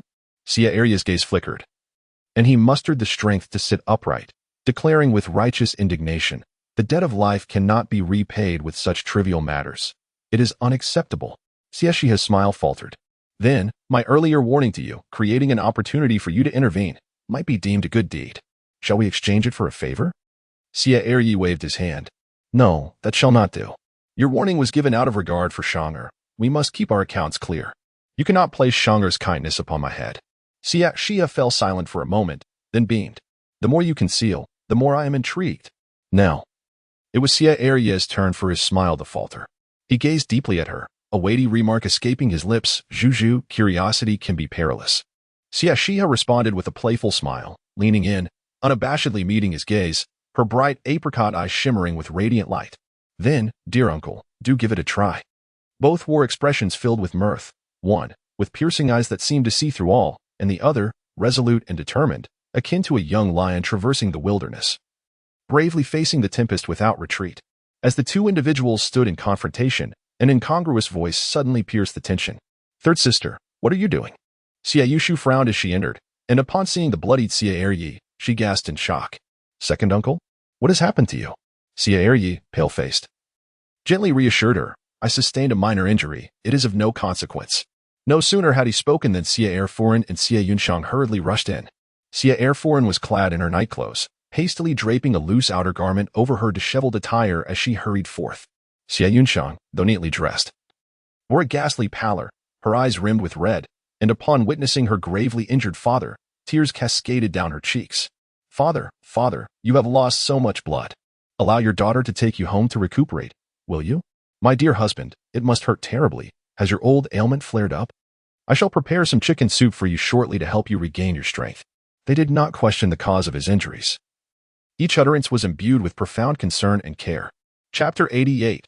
Brothers like garments, women like kin. The false smile of Lord Xie faded. A sense of helplessness washing over him as he attempted to conceal his wound. Yet, the gaping injury, deep enough to expose bone, along with the blood staining his garments, continued to evoke a lingering animosity from the mother and daughter. In the general's residence, who would dare to harm him other than the Xie brothers? I am fine. Juju has tended to my injury. Look, it's no longer bleeding, and I shall recover swiftly. This gives me the opportunity to recuperate at home, free from court duties, allowing me to spend quality time with you both. I have no need for your company. Lady Xie retorted sharply, turning to the woman beside her. The disdain she once held in her gaze had vanished, replaced by profound gratitude. Juju, thank you. In the future, should anything arise, do not hesitate to inform your second aunt. Xie Yunshang, her eyes glistening, expressed her thanks, her fingers fidgeting nervously, feeling somewhat awkward. Thank you, third sister. After all, just moments ago, they had been discussing parting ways. Xie Xihe smiled and waved her hand dismissively. We are sisters. There is no need for such formalities. Xie Yunshu bit her lip, her eyes suddenly brimming with tears as she observed the two. The familiar pang of exclusion washed over her once more.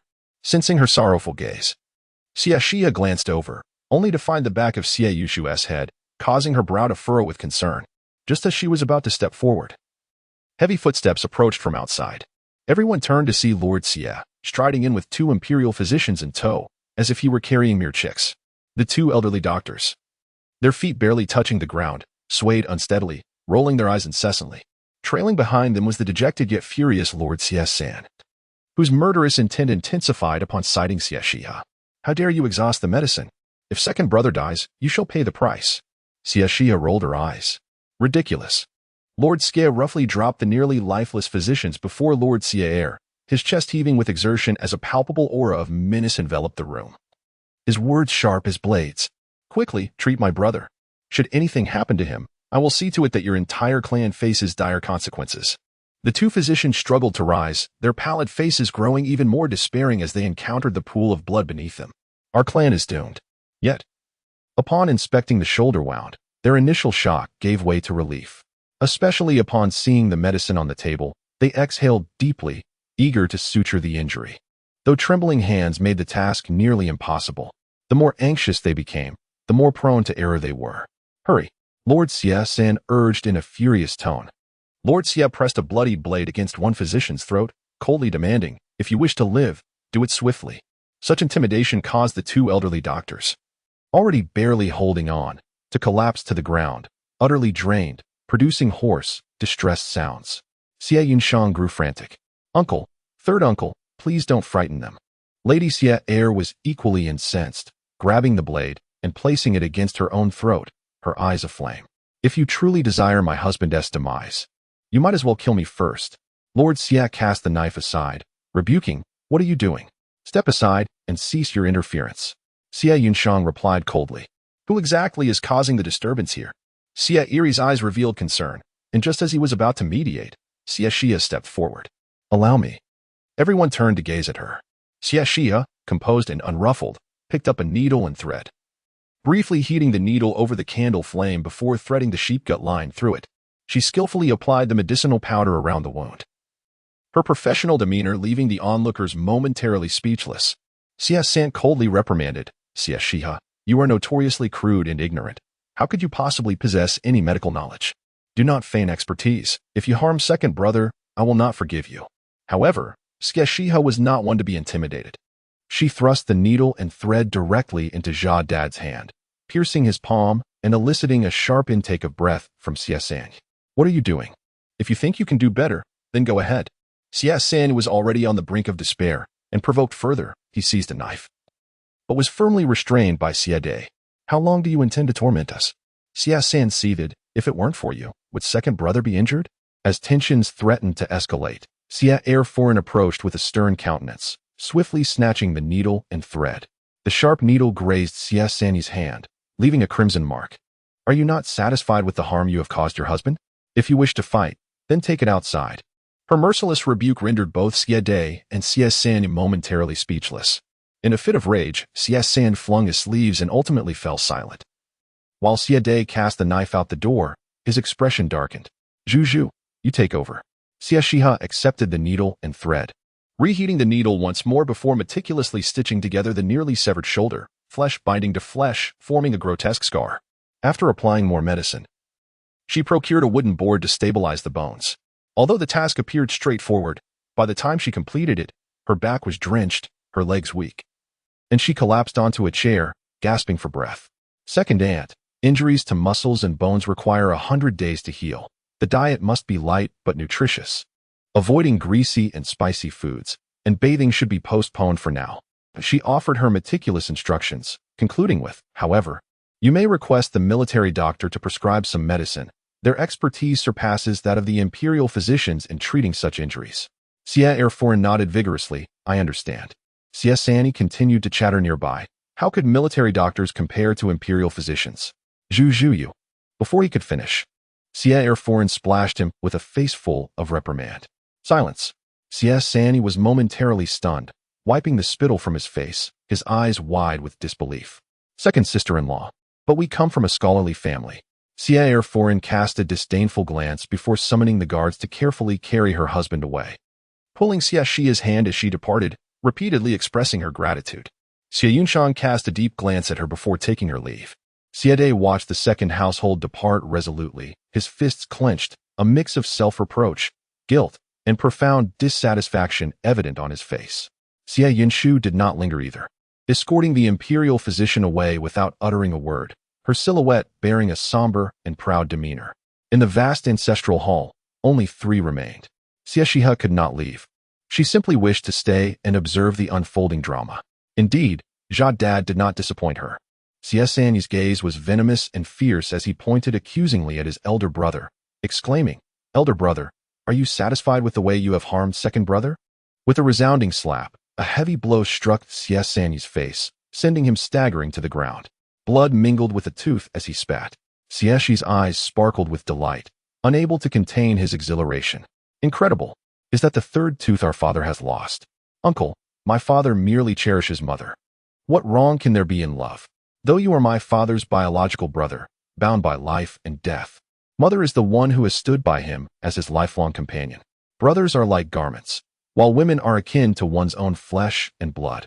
These words ignited the last remnants of reason within Xie Dage, akin to pouring oil on a roaring fire.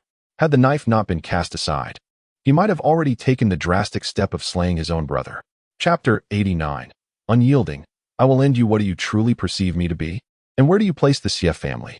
For the sake of a woman, you have caused our father's demise and led our mother to a melancholic end. And now you nearly brought our second brother to his death for your sake? Is it not enough for you to bring ruin upon the Xie family? In your obstinacy, you remain unrepentant, do you? As he berated, his fists fell mercilessly upon the body of Master Xie San, a relentless barrage of blows. Finding the initial confrontation insufficient, he seized the remnants of broken furniture.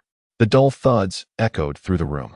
It is your incompetence that has led you to forsake your own kin. When I object, you become enraged and threaten my life. If I perish, I shall confront our parents, revealing how their trusted eldest son has sought the death of his brothers. Your presence in the Xie family marks the beginning of our misfortune. Master Xie gritted his teeth, offering no further words as he intensified his assault. Initially, Master Xie San managed to retort, but under the oppressive fury of his elder brother, he crumbled, curling up to minimize the impact of the blows. Xie Xihe, lurking outside the door, feared she might suffer from this unwarranted calamity. Time eluded her grasp as the initial shouts transformed into agonized moans, ultimately culminating in pleas for mercy. Tentatively, she peeked into the inner chamber. Master Xie sat amidst the chaos, panting heavily, clutching a bloodied leg of a table. Their father knelt on the ground, bruised and battered, his once proud back now hunched, with his left hand grotesquely contorted, leaving only his right hand unscathed. I was wrong, brother. I acknowledge my faults and shall not repeat them, he mumbled, his words slurred from the loss of teeth. Master Xie's expression remained impassive. Even upon hearing his brother's contrition, his eyes bore no trace of emotion, as if confronting a stranger rather than his own kin. Without reprimand or inquiry, he simply posed a question. Will you sign? Master Xie San nodded vigorously, fearing that any delay would summon another tempest of violence from his elder brother. I will sign. I shall compose the divorce papers at once. Master Xie's gaze sharpened as it drifted toward the door. Juju, fetch your father a new copy of the divorce papers. The chill in his eyes startled Xie Xihe, sending a tremor through her heart. Yet she managed to smile as she hurried away. After what felt like an eternity, she returned, cradling the divorce papers in her hands. Kneeling before their father, she respectfully offered him the brush. Father, I have completed the divorce papers. You need only sign them. Isn't your daughter dutiful? Master Xie gritted his teeth. A drop of blood oozing from his battered head, which Xie Xihe deftly caught. Father, your injuries are severe. Please be cautious. A flicker of warmth crossed Master Xie's heart, grateful for a moment of conscience in this daughter. Yet, the very next instant, his heart turned cold. Do not soil the divorce papers. Master Xie gasped for breath, wishing to strike her down, but with his elder brother present, he could only stifle his fury and accept the brush. His body throbbed with pain, save for his right hand, and he finally understood why his brother had shown restraint. Yet, at this juncture, he could only endure. Peering down, just about to affix his signature, he was besieged by derogatory phrases, beasts, swine, and inhumane insults, invading his vision like a relentless tide. Had there been even a few fewer words, he might have averted his gaze, for his eyes were swollen like walnuts, rendering everything indistinct. Yet he could not resist the entirety of the 3 pages. Each line berated his own shamefulness, his heartlessness, while extolling the gentle nobility of the Dong family, emphasizing his unworthiness and likening himself to a toad aspiring to consume swan meat. Mr. Xie trembled with rage, nearly choking, his cough resonating violently, as if he might expel his very heart and lungs. Xie Xihe, in a flurry of concern, patted his back, her worry palpable as she tenderly offered tea and poured water, attending to him with utmost care. Father, do not perish. If you must, sign first. A sudden spurt of blood erupted. Xie Xihe, disregarding her own dignity, hurriedly shielded the divorce document, fearful of tainting it with impurity. Strangely, the act of bleeding seemed to revive Mr. Xie's spirit. Elder brother, look at Juju. Does she speak in such a manner? Disrespecting elders warrants 30 strokes. Mr. Xie regarded him with a cold, piercing gaze, his fingers rubbing the edge of the table. Will you sign or not? Mr. Xie, eyes wide with disbelief, exclaimed, Elder brother. Mr. Xie, disinterested in a response, rose and approached him, his figure stained with blood, his eyes icy and unyielding. The pressure of his advance instilled fear, causing Mr. Xie to retreat until there was no ground left to yield. I will sign. I will sign. Finally, Mr. Xie succumbed to fear. Xie Xihe beamed, her eyes curving in delight. Indeed, it took a villain to confront a villain. A father of such extraordinary folly required a stern uncle to handle him. Father, sign here, she urged, presenting the document with both hands. This time, Mr. Xie hesitated not a moment, swiftly signing the divorce papers before pressing his bloodied handprint upon them. Tears welled in Xie Xihe's eyes as she gazed at the document. Her mother was saved. She was finally liberated from the prison that had confined her for half a lifetime and could now soar freely towards her own happiness. Gently and carefully, she folded the document and tucked it into her clothing, then bowed to Mr. Xie. Uncle, thank you for your efforts. I shall take my leave. With that, she hurried away, not casting a glance at Mr. Xie, and made her way directly to the Zhuyu pavilion to awaken her sleeping mother. Mother, sign. Dong sat groggily at the table, but upon discerning the contents before her, her lips twitched involuntarily. How did you persuade your father to sign this divorce document? Traditionally, such documents were meant to resolve grievances and foster amicable separations, emphasizing a mutual parting for the happiness of both parties. Others wrote such letters in increasingly diminutive script, expressing endless affection, yet her own letter seemed to fear it had not been sufficiently harsh or lengthy. Xie Xihe blinked innocently, her almond-shaped eyes sparkling with pride, her smile stretching from ear to ear. Oh, mother, do not concern yourself with that. Just sign quickly. Freedom was within reach, but Dong hesitated, her gaze fixed intently on her daughter, her eyes heavy with gravity. You haven't promised the Xie family any conditions, have you? Xie Xihe laughed, waving her hand dismissively. Rest assured, I have not. After recounting the events to her mother, Dong could not help but burst into joyous laughter. With a sense of relief, she signed the divorce papers and pricked her finger to leave her mark. A solitary tear escaped from the corner of her eye, filled with poignant emotions. At that moment, however, Xie Xihe did not stay to comfort Dong. Instead, she grasped the divorce documents and dashed outside. Where are you going? To the magistrate's office. The sky had darkened, and the constables had already. Before she could finish, the figure of the young woman vanished into the night like a fluttering butterfly. Dawn gazed at the open door, a smile gracing her lips. How could her daughter be so remarkable? The carriage sped through the deserted streets, the hooves clattering against the ground, resonating loudly in the stillness of the night. So much so that when another carriage approached from the opposite direction, Xie Xihe's attention was instantly captured, particularly by the familiar, humble vehicle. Mr. Shen, is it so late that you were just finishing your shift? Xie Xihe paid no heed, and the driver, without stopping, continued forward as the two carriages were on the verge of passing each other. Chapter 90. By your side, whom do you think of? A voice, cold and indifferent, rang out. Hold on. The carriage came to an abrupt halt. Xie Xihe lifted the curtain and beheld a face of exquisite elegance illuminated by the gentle moonlight, as if cloaked in a silvery sheen, rendering it even more unattainable. Sir? Shenbo greeted with a warm smile. Miss Xie, I knew it was you. With others present, she thought it best he did not recognize her. I am pressed for time. Without the official stamp for the divorce, I cannot find peace. Xie Xihe managed a smile. Good evening, Sir Shen. Shen Ziyuan lifted his gaze. His thin lips pressed tightly together, revealing a hint of displeasure. Your injuries are not yet healed. Where are you off to at this late hour? Embarrassed? Xie Xihe chuckled awkwardly. I have some matters to attend to. You must be tired after your late shift, so I want to delay your rest. Farewell. With that, she urged the coachman to hasten, yet the man, drenched in cold sweat under Shen's imposing gaze, dared not move an inch. Frustrated with the coachman's timidity, Xie Xihe feigned ignorance. Do you have other matters, sir?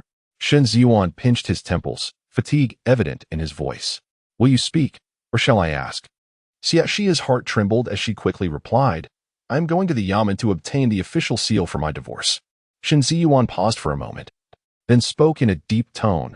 The yamen is closed. Where do you intend to find someone? Xie Xihe waved her hand dismissively, boldly asserting, It's fine. I will knock on the door. They wouldn't dare refuse me. Shen Ziyuan fell silent for a moment. You truly spare no effort in tarnishing the Xie family's reputation. Xie Xihe smiled awkwardly. Brother, the coachman is from the Xie family. Saying such things in his presence would be unjust. In the next instant, he turned to the coachman. You follow behind. The coachman respectfully clasped his hands. Yes, sir. Xie Xihe blinked, glancing at the coachman and then at the man, unable to suppress her curiosity.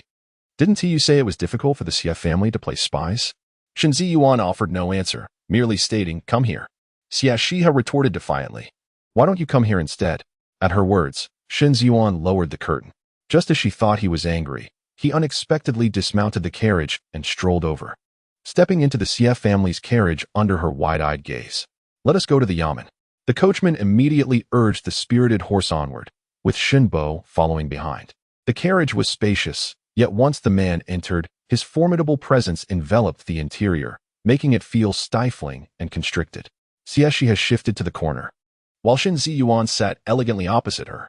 Sir, you are busy with official matters. This divorce is but a triviality. I can manage it myself. So there is no need to trouble you. I shall have the coachman take you back to the Grand Tutor's residence. Why do you avoid me? Xie Xihe stiffened, feeling intensely awkward. I am not avoiding you at all. Shen Ziyuan did not press further, but rubbed his temples wearily, his voice dark and magnetic tinged with exhaustion. Allow me a moment to rest. Xie Xihe opened her mouth to speak, but upon seeing the weariness in his eyes, she closed it again. Shen Ziyuan closed his eyes and took a brief respite. The carriage was enveloped in the sin of ink that clung to the man. A fragrance born from years of writing, deep and heavy, not necessarily pleasant, yet it tempered the cold sharpness of his demeanor. It was akin to intoxicating spirits, captivating the soul at all times. Xie Xihe rested her chin in her hand, gazing at him intently, her eyes tracing his features from head to toe, lingering particularly long at his waist. In the darkness, his bright, piercing eyes suddenly widened. What are you thinking? I was pondering how such a handsome man might end up with some unfortunate fellow. The moment the words left her lips, Xie Xihe couldn't help but marvel at her own audacity, once again validating her propensity for self-sabotage. Shen Ziyuan's teeth ground together in fury, his eyes ablaze with a fierce rage, resembling an enraged lion. His usually composed visage was particularly fearsome when roused. Xie Xihe instinctively shrank back, forcing a stiff smile before obediently kneeling to apologize. My lord, I was wrong. Shen Ziyuan scoffed repeatedly. You haven't finished speaking. I'm already tired of it. Xie Xihe licked her parched lips, tilting her head to observe him. Then may I rephrase? Speak. Words were as precious as gold. Xie Xihe's apologies flowed effortlessly, her mouth chattering incessantly, yet the man remained impassive, his dark gaze growing increasingly somber, as if a tempest were brewing. After speaking until her throat was dry, Xie Xihe paused. The man casually remarked, "What use is it to eat wrong and not correct the error?" Xie Xihe rolled her eyes and couldn't help but retort, "My lord, true love is innocent. You needn't be so fixated." Shen Ziyuan clenched his fists, his long fingers lifting her chin, enunciating each word with precision. "How many times must I say it? I do not like men." The statement struck a familiar chord. Xie Xihe recalled her uncle had repeated the same countless times. "How many times must I say it? The Dong family does not fancy you." Her father stubbornly insisted on his position, nearly facing dire consequences. Unable to suppress her amusement, she burst into laughter. The man's brow twitched, his fingers trembling with frustration. And he tightened his grip, causing Xie Xihe to cry out in pain. "I am beside you, and yet you think of whom?" His words dripped with jealousy. Xie Xihe blinked innocently. "My father." "Huh? Really? You must believe me." Shen Ziyuan ignored her, merely adjusting her posture, his fists clenched and then released, struggling to regain his composure. Just then, the coachman announced, "My lord, we have arrived at the yamen." Shen Ziyuan exited the carriage, while Shen Bo had already rapped on the yamen's door. A drowsy officer poked his head out, and upon seeing Shen Bo's coarse garments, he yelled, "At this hour? Are you here to disturb the dead? Return tomorrow." With that, he slammed the door shut. Shen Bo reached out to stop him, his aged hand grasping the door. The officer exerted all his strength, yet Shen Bo remained unyielding. The officer's expression shifted slightly as he reached for his weapon, warily asking, "What do you intend to do?" Though it is the capital, who can ascertain whether there might be any unscrupulous individuals lurking about? Shen Bo, possessing a rather amiable temperament, clasped his hands and stated, "My master has requested an audience with Lordly." The constable waved his hand dismissively, retorting, "My master is not someone you can simply visit at your whim. I advise you to come back tomorrow, for my master is in a foul mood upon waking. To insist on disturbing him at this hour would likely yield little fruit." A voice, cool and detached, interjected, "Is that so?" The constable turned to see an elegant and distinguished gentleman striding towards them. His tall, upright figure moved with an unhurried grace, each step echoing like a death knell, causing the constable's heart to race. His face turned pale. Lord Shen," he stammered, bowing deeply in reverence, trembling all over, particularly at the thought of his earlier words, feeling as though his fate was sealed. Who does not know that Lord Shen cannot abide insolence, holding a deep disdain for officials who abuse their power and depress the common folk? Chapter 91. Such vile words unexpectedly. Shenzon merely replied coldly, "Go awaken your master. I have matters to attend to." "Yes, yes." The constable opened the grand door and ushered him inside, hardly pausing to wipe the cold sweat from his brow, before hastily retreating to the courtyard to summon someone. Xie Xihe cautiously stepped into the yamen. Shen Zuan sat in the main chair, his fingertips tapping erratically on the table, neither light nor heavy, yet completely devoid of rhythm, betraying his turbulent state of mind. "Hand me the divorce letter." Xie Xihe clutched her chest protectively, like a young cub guarding its food. "No need. I shall deliver it directly to Lordly for stamping and filing later." Shen Ziyuan raised an eyebrow, his thin lips parting. "Give it to me." "Absolutely not." "Xie Xihe, are you not weary of this? I've said I want to give it." The two exchanged glances, their dark eyes ablaze with fury, causing Shen Bo to stifle a laugh. Suddenly, a commotion erupted from the courtyard, and a rotund figure darted out, perhaps too anxious, having forgotten to fasten his official belt and wearing his hat askew. Upon recognizing the person in the main seat, Lord Li's heart sank. It truly is Master Shen. Your subordinate pays his respects to Master Shen. Shen Ziyuan pinched the bridge of his nose, fatigue evident. "Lord Li, my late-night visit has disturbed your rest. I apologize for the inconvenience." Lord Li's legs buckled, and he knelt on the ground, cold sweat pouring down his face. After a moment of trembling, he managed to articulate, "Master, you jest. As a public servant, it is my duty to assist the people, regardless of the time or place. Whenever the citizens are in need, I shall do my utmost to address their concerns." Shen Ziyuan did not pursue the matter further, simply stating, "If that is the case, then let us resolve the affairs regarding Miss Xie." Turning his gaze, Lord Li then noticed a stunningly beautiful woman standing beside him. Even with her disheveled hair, her enchanting beauty was undeniable, especially her almond-shaped eyes, which shone with a pure and radiant light. "Miss Xie-san, the legitimate third daughter of the general of the nation. Thus, he had not only incurred the wrath of Master Shen, but had also brazenly rejected the formidable and haughty Miss Xie, even speaking disrespectfully. A shiver ran down Lord Li's spine as he glanced outside. Will I still see such a bright moon tomorrow? Lord Li, I must trouble you. Xie Xihe turned her back to the man, retrieving the divorce letter and passing it over, lowering her voice to threaten softly. Be quick, or I shall end you. Lord Li's hand trembled, nearly tearing the divorce letter, prompting Xie Xihe to shoot him a fierce glare. Yes, yes, I shall attend to it immediately.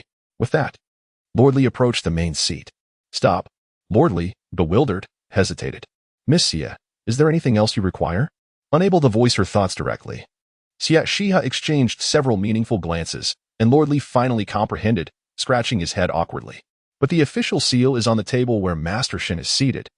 Xie Xihe fell silent, helplessly watching as Lord Li, holding the divorce letter, walked step by step toward the man. Lord Li dared not examine closely. Yet even a mere glance caused his lips to twitch involuntarily, his expression contorted in a grotesque manner, reminiscent of one who had consumed something repugnant. After verifying the fingerprints and signatures, he affixed the official seal and registered the document. The third son of the general of the town, Xie Xihe, and Dong Ro of the Dong merchant house were to be divorced on this date, once the formalities were completed. Just as Lord Li was about to return the divorce papers to Xie Xihe, a long, pale hand snatched them away. He opened his mouth to protest against the impropriety of Shen Taifu, but Xie Xihe grew anxious. Sir, how can you look at my parents' divorce papers? Shen Ziyuan ignored her, merely waving his hand dismissively. Lord Li, feeling as if he had been granted a reprieve, bowed and hastily departed, as if pursued by a rabid dog. Shen Bo also closed the door behind him, leaving only the two of them within the office. Return it to me. Xie Xihe had disregarded the social hierarchy and rushed forward to reclaim the document. However, the man's tall and powerful physique was beyond her capacity to resist, with a single hand. He pressed her down onto the desk, rendering her immobile. The other hand reached for the divorce papers. Ah, no. Xie Xihe's defenses crumbled, emitting a strangled sound. Shen Ziyuan's expression darkened. He was determined to uncover what she had concealed. Yet, in the next moment, his countenance contorted. The usually unflappable Shen Taifu now showing signs of agitation, his lips twitching and eyelids twitching uncontrollably, his tall and upright form frozen like a fossil. As his strength waned, Xie Xihe easily broke free. In my past, I seized and plundered, carried in a lavish sedan chair, surpassing even beasts. Pigs and dogs revered me as a deity. Bowing in repentance. To you, I am akin to a mayfly before the vast sky. Heaven witnesses my filth, entangled in the vices of the brothel. Unable to act as a human being. After consuming the refuse of dogs, I suddenly repent. My daughter, blessed with extraordinary talent. Xie Xihe wept. Each word was articulated with clarity, resonating in the stillness of the night, every syllable like a blade, slicing through her thick skin. Xie Xihe's face flushed crimson, wishing to vanish into the ground. Upon finishing, Shen Ziyuan's fingers trembled, his gaze toward her harboring a hint of fear. What a foul mouth you possess. The man cleared his throat, taking a considerable time to regain his voice. You, he began, but for the first time found himself at a loss for words. In the past, he had engaged in verbal duels with learned scholars, never retreating an inch, even attacking them with words sharp enough to drive them to despair. He had never anticipated that one day he would be left speechless. Xie Xihe lowered her head, focusing on her breath, embodying the attitude of a stubborn pig indifferent to scalding water. Shen Ziyuan approached, his footsteps no longer steady, but rather chaotic and unsteady, his face turning pale. Have I offended you in some way? Xie Xihe suddenly looked up, colliding with the tumultuous depths of his gaze, her own eyes flickering. In that moment of eye contact, his gaze faltered, as if revealing a deep-seated fear from the depths of his soul. Ah, surely not. Though she claimed otherwise. Her erratic gaze revealed her unease. Shen Ziyuan pressed his thin lips together, hesitating for a moment before bowing slightly, saying, if I have offended you in any way, I sincerely apologize. Please do not hold it against me. Xie Xihe interjected reflexively, aren't you going to see me off? However, she soon realized the awkwardness of her words. Just as the man responded, I have urgent matters to attend to. Uncle Shen will escort you home.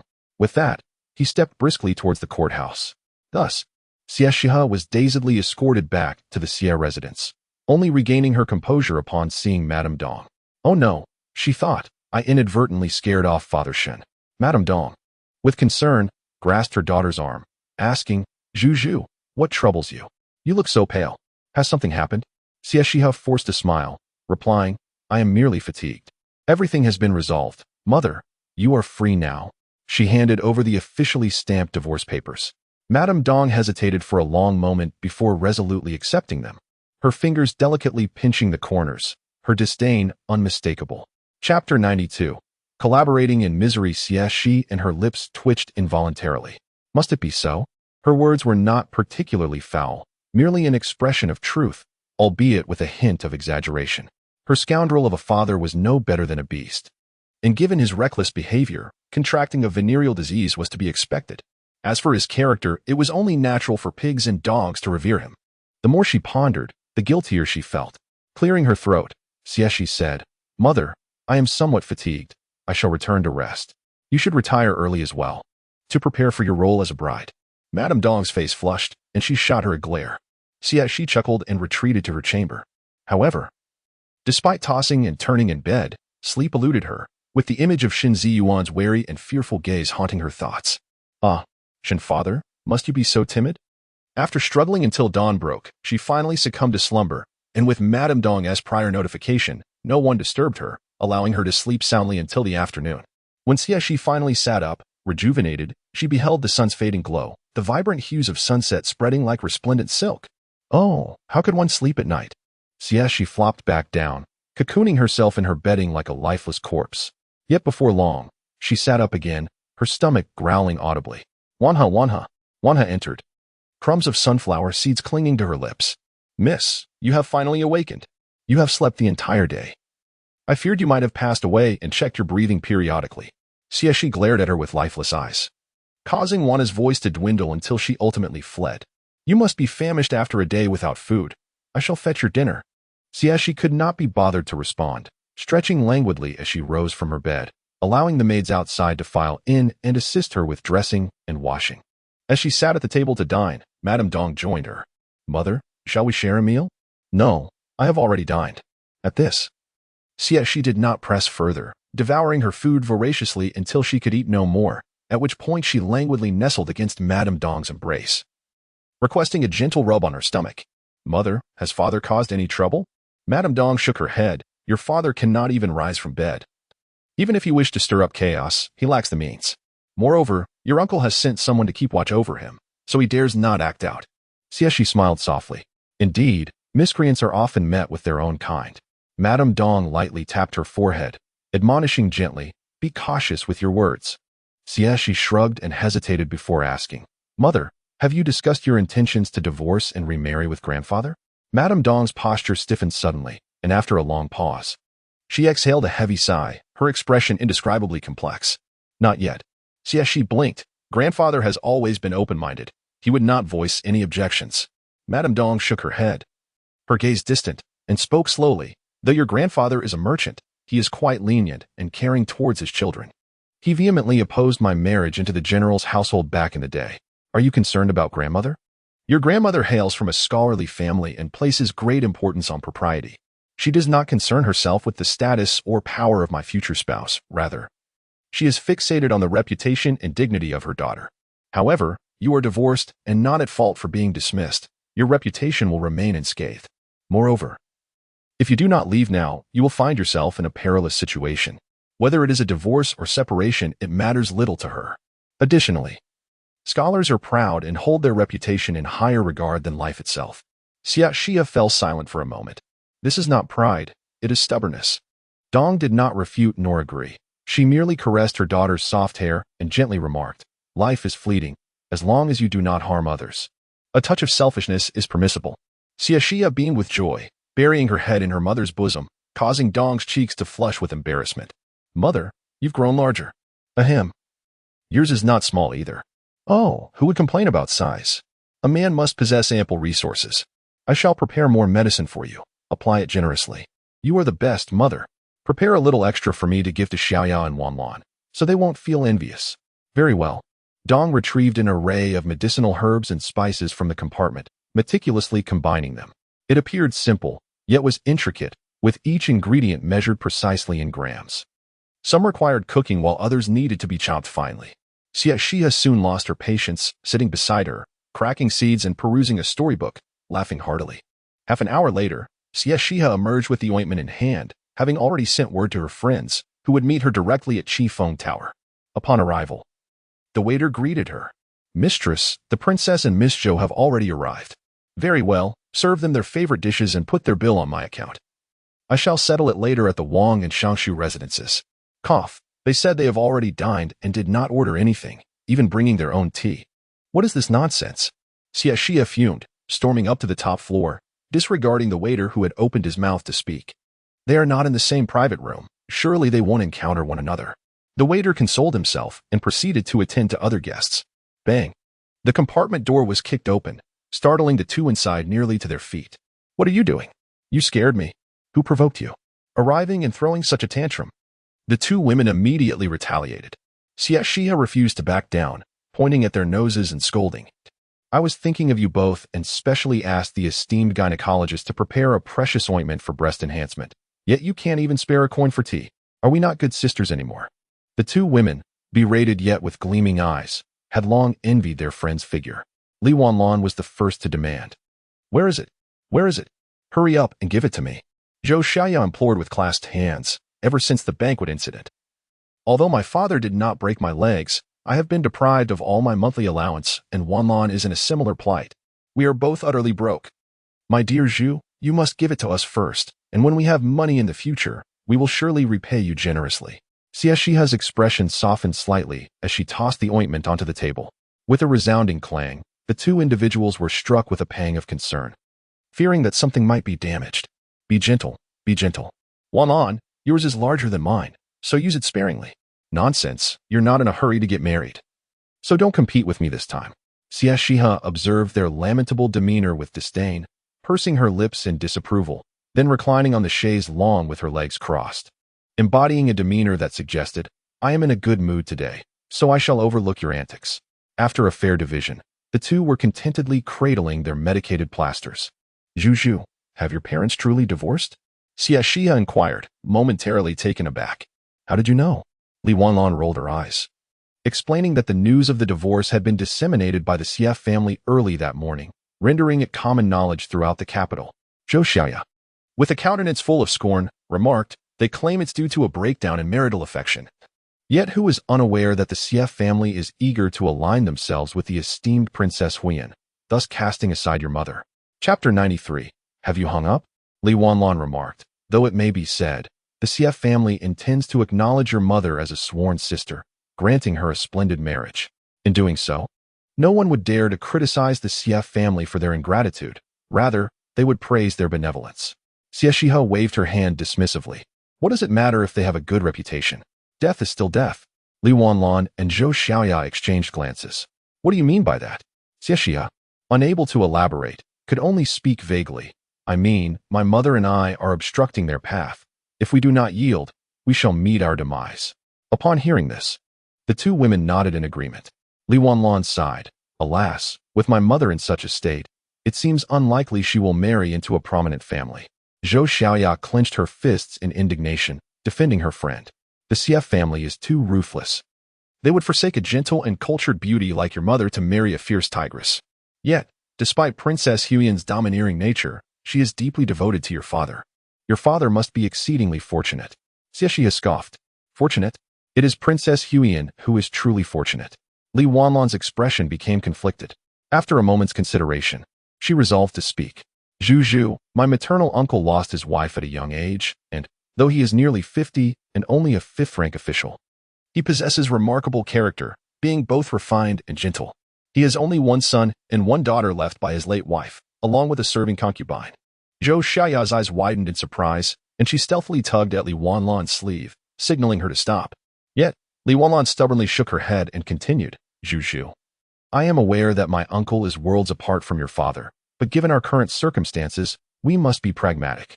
Though my mother retains her charm and talent, her humble origins and status as a remarried woman make it nearly impossible for her to find a partner of equal standing.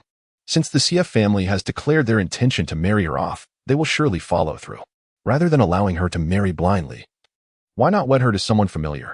My uncle, while not comparable to your father, is still an upright gentleman." Having said this, Li Wanlan anxiously glanced at her friends, bracing herself for reprimand or even severing ties. As lifelong friends, she understood Zhu Zhu's pride and her fierce loyalty to her mother. While she might remain indifferent to countless insults, should anyone dare to slander the Dong family, they would face her wrath tenfold.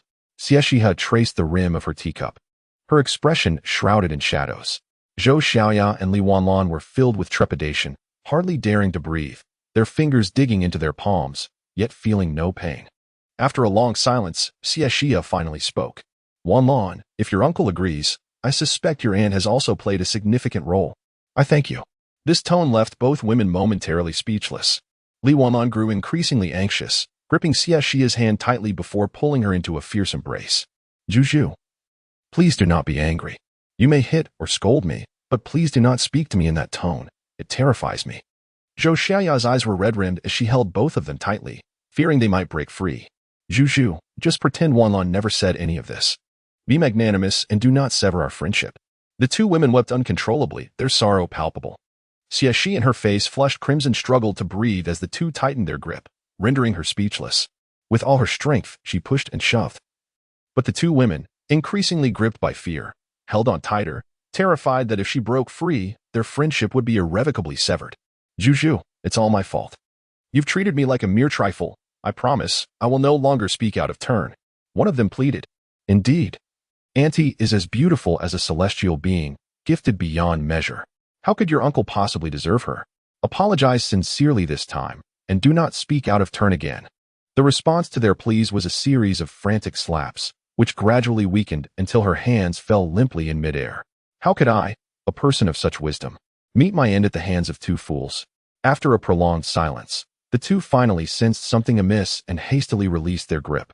They beheld Xie Xihe, her complexion ashen, eyes tightly shut, and her body slumping backward, prompting them to catch her in alarm.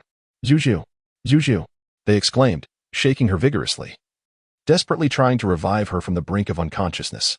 As Xie Xihe finally opened her eyes, gasping for air, the oppressive heat in her chest began to dissipate. She took a large gulp of tea and languidly reclined on the chaise longue.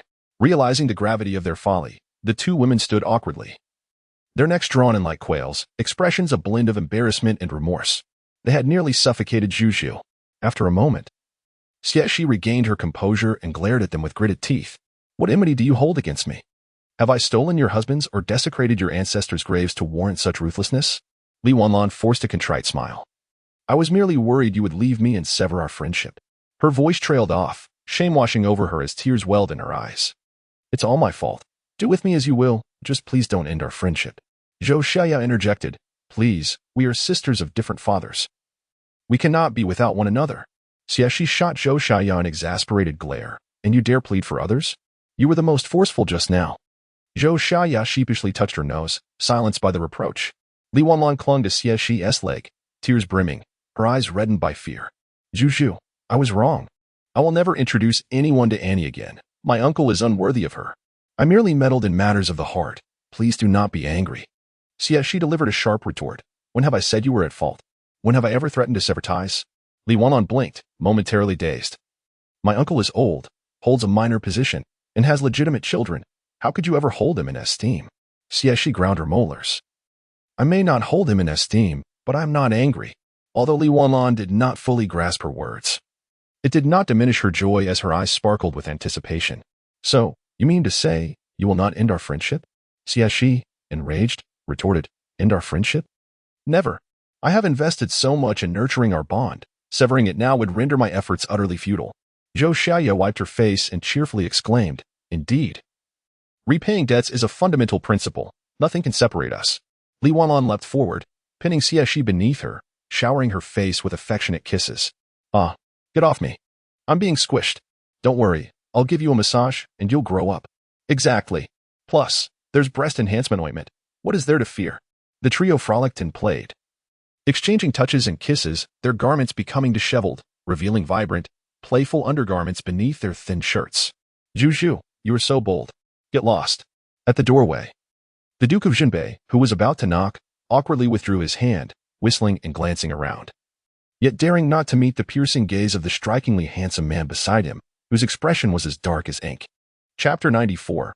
On the Widowhood Discourse. What on earth is happening? Initially, they were discussing matters in the private room downstairs, but suddenly, they were startled by heart-wrenching screams from above. Rushing upstairs, they were met with an indecorous exchange of words. Is this something that two pure and innocent young gentlemen should be exposed to? Shen Ziyuan clenched his fists, coldly uttering a remark before turning to leave. One must cultivate understanding and propriety through education. A daughter from a noble family, so lacking in decorum, ought to attend school like a gentleman to learn the essence of etiquette. In his heart, the Duke of Jinbei mused, "My dear stepdaughter, it's not that I want to help you, but you've walked right into the line of fire. Why, and wait for me. We Haven Tea finished our business discussion, and you've been avoiding me for days now. Some matters can only be addressed face to face." Shen Ziyuan paused, his expression cold as he descended back to the private room. The Duke of Jinbei followed, utterly perplexed as to why his once amicable brother had turned so distant, and why he seemed to be avoiding him. Is it really necessary? I have no interest in men. Why should I hide? Meanwhile, the three individuals upstairs remained blissfully unaware of the grim fate that awaited them. Exhausted from their antics, they sprawled in disarray, oblivious to the indiscretions on display. Li Wanlan, still unyielding, inquired, "Zhu, are you truly not angry? Please don't harbor resentment, or one day it might explode, and I won't be able to handle it." Xie Xihe shot her a glance of exasperation. I'm not angry. Nonetheless, Li Wanlan remained unconvinced. Then why aren't you angry? If I had dared to utter such words before, you would have chased me with a knife. Zhou Xiaoyao looked at her in confusion. Xie Xihe was at a loss for words. Is there not a shred of trust left? To secure your uncle's agreement, the Chongping Wangfu must have exerted considerable effort, right? Li Wanlan hesitated briefly before nodding. Her father indeed paid a hefty price. Xie Xihe continued, "This man is likely someone you have meticulously chosen. He guarantees that my mother will live without worry and can enjoy a stable life." Li Wanlan opened her mouth to agree but found it difficult to fully concede. After all, her mother's former husband was the legitimate third son of the general of the state, accomplished in both literature and martial arts, of noble status, and at a young age, already held the rank of a third-grade official. Zhu, it's not that I think poorly of my mother. In fact, I believe she surpasses most noble women in the capital by leaps and bounds. However, one must be realistic. The esteemed families prioritize status above all else. Talent, beauty, and virtue are secondary. My mother's remarriage, your uncle is indeed a commendable choice. Do you understand? Xie Xihe spoke in a calm tone. I am aware. And I also know that if it weren't for the Wangfu's reputation, your uncle would never agree to marry my mother. Not even a low-ranking official would consider marrying a remarried merchant's daughter. Having been reborn, Xie Xihe had long recognized the lowly status of merchants in a feudal dynasty. Even the impoverished farmers were regarded as superior to them. The hierarchy of scholars, farmers, artisans, and merchants is no mere rhetoric. The two young women exchanged glances, struggling to believe that such words had come from Zhu, who previously had aspirations of marrying the exalted Shin Taifu in a grand procession.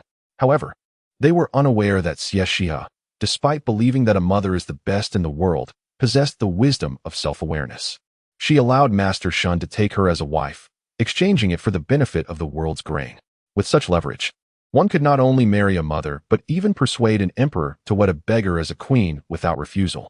Li Wanlan cautiously inquired, Zhu, does this mean you have agreed? Xie Xihe resolutely declined. No. Li Wanlan's expression turned anxious. Xie Xihe's lips curled into a smile, her almond eyes sparkling like stars as she gazed at the two women, imparting her thoughts with deliberate clarity. Your uncle lost his wife early on and has not remarried for many years, dedicating himself to the upbringing of his children. With only a concubine in his household, it reflects his exceptional character as a modest gentleman, unburdened by selfish desires. Moreover, with children by his side, my mother will have someone to care for her in her old age. But what of it? Rather than living a life dependent on others, I would prefer the freedom of widowhood. Besides, with me around, my mother will surely enjoy a life of prosperity until her end. Li Wanlan furrowed her brow, ready to protest, but Xie Xihe interrupted with a smile.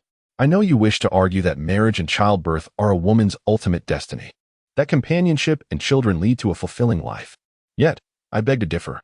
A loveless marriage is akin to a tomb, filial piety towards in-laws, serving a husband, tending to children. All of these build one's happiness upon the foundation of others, much like a daughter plant clinging to a tree or duckweed drifting with the current, losing oneself in the process. Better to live a solitary life, free and unburdened.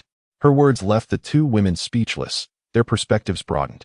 They yearned to counter her arguments with societal norms and customs, yet the reality was evident. Married women often found less joy than their single counterparts.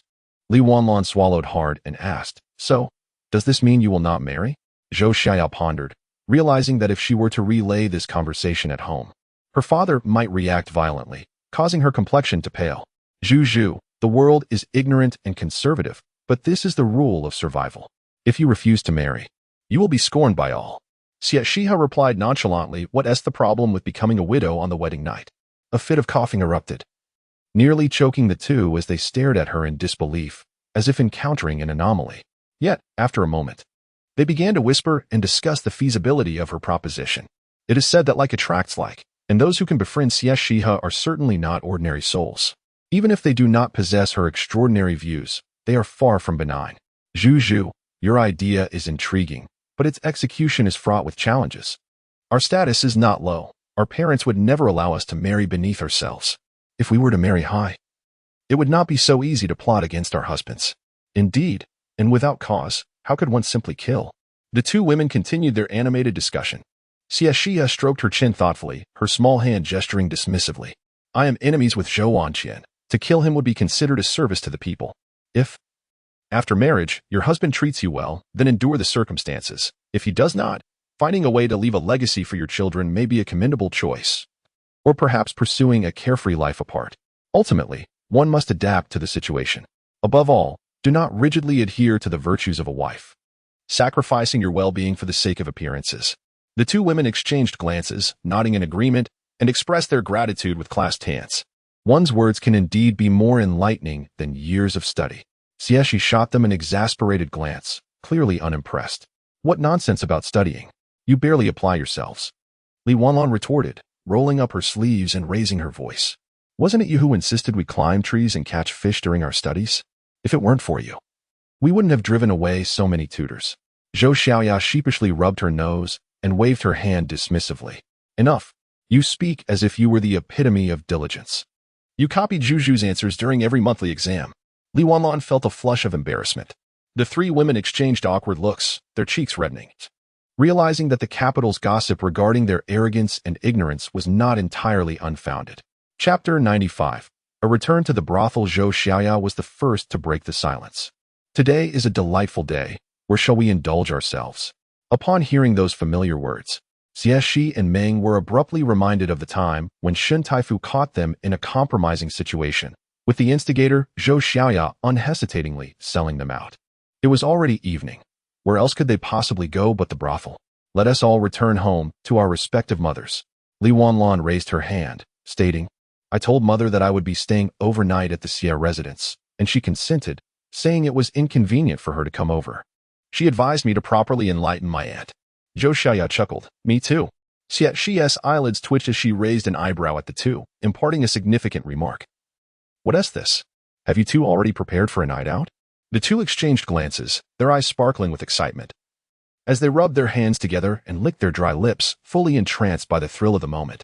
Xie Xihe laughed, sounding like a honking goose.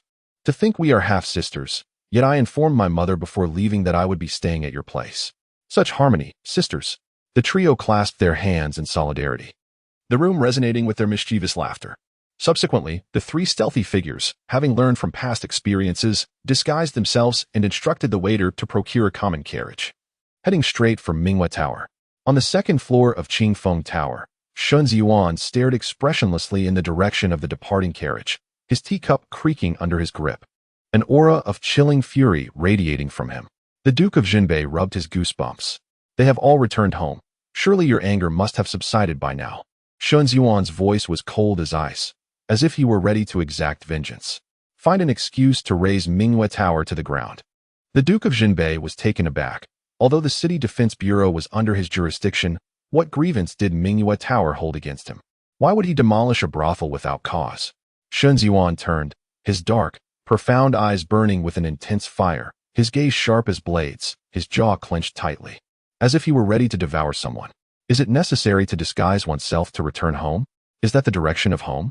The Duke of Jinbei leaned out of the window, following the path the carriage had taken.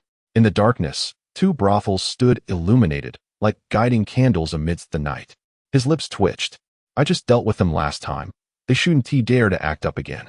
Moreover, it might not even be Mingyue Tower.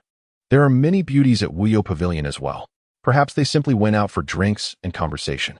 After all, having just sold their father. A celebration is rather understandable. His voice dwindled. Under Shen Ziyuan's menacing gaze, the Duke of Jinbei managed to smile, wisely changing his tune. Regardless of whether it is or not, Mingyue Tower can lead one to forget their ambitions, which is indeed a grave sin. I shall summon people at once, he exclaimed, hastily departing. The waiter watched the Duke of Jinbei gallop away in haste, feeling a sense of unease. Shin Taifu had yet to leave. Surely it was too coincidental that his master was caught at the flower market again. He waved his hand, summoning a passing errand boy. Li Guo, what is the matter? The attendant whispered a few words in his ear, and the errand boy's expression turned strange. He dropped the dirty cloth in his hand and rushed out. But as he reached the doorway, a voice as cold as ice echoed from behind. Are you attempting to send a warning? The two turned to see a man emerging from the staircase. Dressed in azure robes with a crown of white jade binding his hair, he exuded an air of noble aloofness, resembling an unattainable deity. At that moment, his refined and elegant face was as frigid as frost, with eyes that were a gathering storm, threatening to unleash a deluge of dark oppression. The attendant steadied himself and signaled to the errand boy to flee quickly. But the latter, clearly lacking in courage, knelt on the ground, too terrified to move. Useless fool. The attendant cursed inwardly, yet spoke with feigned respect. What is the esteemed Grand Tutor saying? I do not comprehend. If any ingredient is missing for tomorrow's meal, I had instructed him to retrieve it from the shop. He added. The man neither refuted nor exposed him, merely offered a chilling comment. You possess quite a bit of audacity. Those 4 words sent cold sweat pouring down the attendant's forehead, and the tension within him snapped entirely. With a thud, he knelt on the ground, his face pale, too frightened to plead for mercy.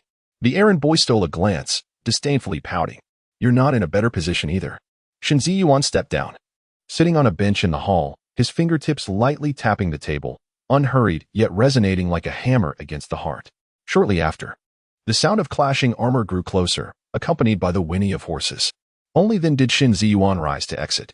Once he departed, the two collapsed onto the ground. Their backs drenched in cold sweat, as if pulled from the depths of water, taking a long while to regain their composure. Brotherly, should I still send a warning? To hell with that. The 3 women from Mingyue Tower remained blissfully unaware of the misfortune awaiting them, dressed as young gentlemen. They evaded the old matron's notice and did not venture to the exclusive rooms on the top floor. For the last incident of being caught in a compromising situation had terrified them greatly. This time, to avoid any unforeseen events, they disguised themselves as ordinary noble sons, confidently entering through the main entrance and mingling in the hall on the ground floor. As night fell, the brothel was ablaze with lights, the air filled with music, resembling a celestial paradise. Men and women indulged in the intoxicating world of pleasure, the flickering red candles casting an ambience rife with suggestive and lascivious laughter. Xie Xihe and her companions boldly booked the finest table at a premium, calling for 9 male attendants to cater to them. One served wine, another fruits and seats, while another provided massages. It was a delightful experience, drawing envious glances from the surrounding men, particularly when they glimpsed the youthful, delicate faces of the trio, contrasting starkly with their luxurious attire, stirring feelings of resentment for not being born into better circumstances. My lord, come, open your mouths. Yeah, she smiled alluringly, tilting the male attendant's chin, teasingly suggesting, how about feeding me with your mouth? The attendant blushed and threw a flirtatious glance. The matron forbids it. We sell art, not our bodies. If my lord desires, I can serve you in a private room, where our activities will remain undisturbed. Upon hearing the words private room, not only Xie Xihe, but even the 2 women beside her hurriedly shook their heads, their movements reminiscent of a rattle drum. It is unwise. When the moment arrives, escape would be futile. This place is spacious, with numerous exits. Even if one were to encounter an acquaintance, blending into the crowd would facilitate a discreet retreat. No matter how formidable Master Shen may be, he cannot apprehend everyone nor seal off the Mingyue Tower entirely. Li Wanlong stated firmly, we shall remain here to observe.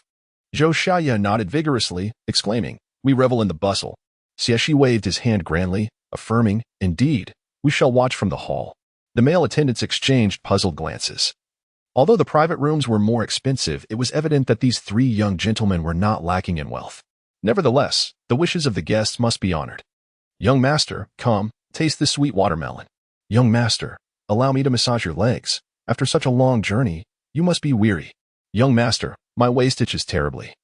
Could you please check if there is a bug burrowed in? The three exchanged knowing smiles, their gazes fervent and unrestrained, dripping with desire akin to hungry wolves eyeing a plump chicken. Chapter 96. Playing with the future stepmother. Come, allow me to assist you in capturing the insects. With that, Xie Xihe's hand reached towards the open collar of the young male attendant, brushing against his delicate waist. She could not help but grimace in disdain before retracting her hand. So soft and tender. A man should possess a bit more masculinity. Take her father, for instance.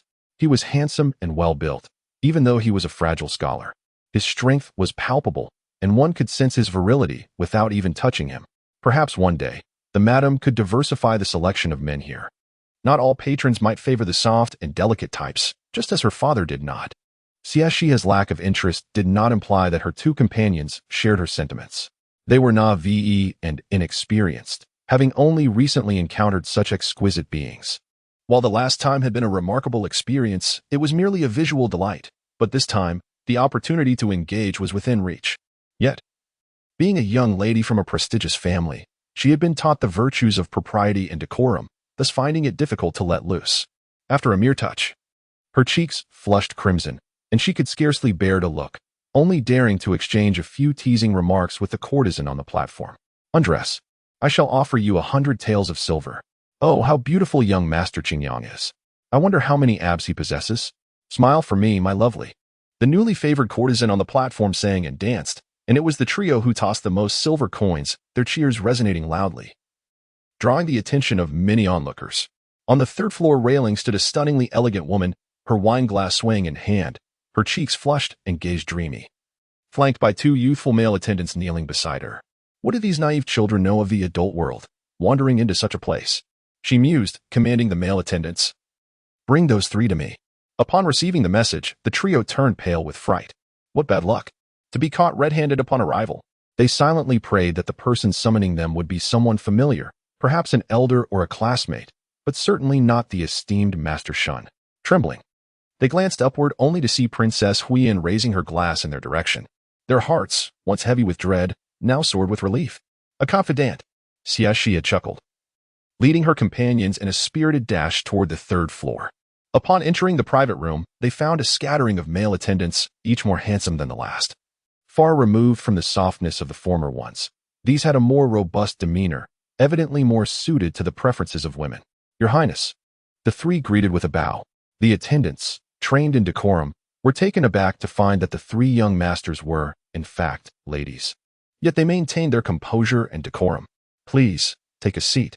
Princess Huiyan reclined on the sofa, legs crossed, her attire somewhat disheveled. A look of satisfaction and delight in her eyes. The damp strands of hair on her forehead hinted at recent indulgences. The air thick with the sweet and musky scent of post-encounter intimacy. The two young ladies wrinkled their noses in distaste. But Xie Xihe exclaimed in awe at the audacity of her father. Dear aunt, what brings you here? Li Wanlan inquired, her curiosity piqued. Although she still harbored some lingering resentment over her aunt's harm towards Zhu, she could not bring herself to wear a cold expression towards someone who had cared for her for many years. Moreover, she was aware that her aunt might soon become Zhu's stepmother, and for the sake of their relationship, she naturally refrained from displaying any displeasure. Meanwhile, Xie Xihe pouted and sat silently aside, unwilling to speak. Zhu's foes were her foes. Xie Xihe then approached Princess Huiyan, linking arms with her and smiling brightly as she inquired, Your Highness, are you satisfied? Princess Huiyan responded with a meaningful smile, I am indeed satisfied. Though I wonder if your father shares the same sentiment. Xie Xihe laughed. As long as your Highness is content, that is all that matters. Princess Huiyan laughed heartily, affectionately patting her hand before commanding with a flourish, Today, I am in good spirits. Choose whatever you desire. I shall cover the expenses. Xie Xihe's eyes sparkled at the prospect. Who would ever complain about an abundance of money? Although her stepmother's wealth would eventually become hers, that inheritance would only materialize upon the stepmother's demise. Wouldn't it be better to acquire it sooner? Bring in the new courtesans. Upon hearing this, Princess Huiyan appeared somewhat displeased, remarking, "Today, all the courtesans are resting, and the only one performing is on stage. I cannot disrupt the rules." However, Xie Xihe called to a male servant. "Go speak with the madam. The third young lady of the Xie family requires her." The male servant hesitated but obediently complied. Princess Huiyan scoffed. "Your Xie family holds more influence than the royal family." Xie Xihe merely smiled, offering no explanation, for she was more than willing to tarnish the reputation of the Xie family. After a while, 3 exceptionally handsome gentlemen entered, while the madam discreetly observed before taking her leave, standing guard at the entrance. "Damn it, my lord has come to visit a brothel. And if he were to be caught in a compromising situation, it would reflect poorly on me." Inside the private room, the newly arrived courtesans, unfamiliar with Xie Xihe, flanked Princess Huiyan, attending to her by hugging her waist, planting kisses, and providing massages, which left the 3 women salivating with desire. "You are still young and can afford to wait. I, however, am no longer so youthful, so allow me to indulge first." Xie Xihe gestured subtly, and the 2 women understood her implication. "Then, Aunt, you take your time. We shall go play for a while." Princess Huiyan poked her head out, expressing her displeasure. "Where do you think you're going? Play right here." Li Wanlan, too timid to speak, nudged her friend. Xie Xihe shot her a glare but stepped forward to clarify. "I am concerned about being blocked at the door." Princess Huiyan was momentarily taken aback before bursting into laughter.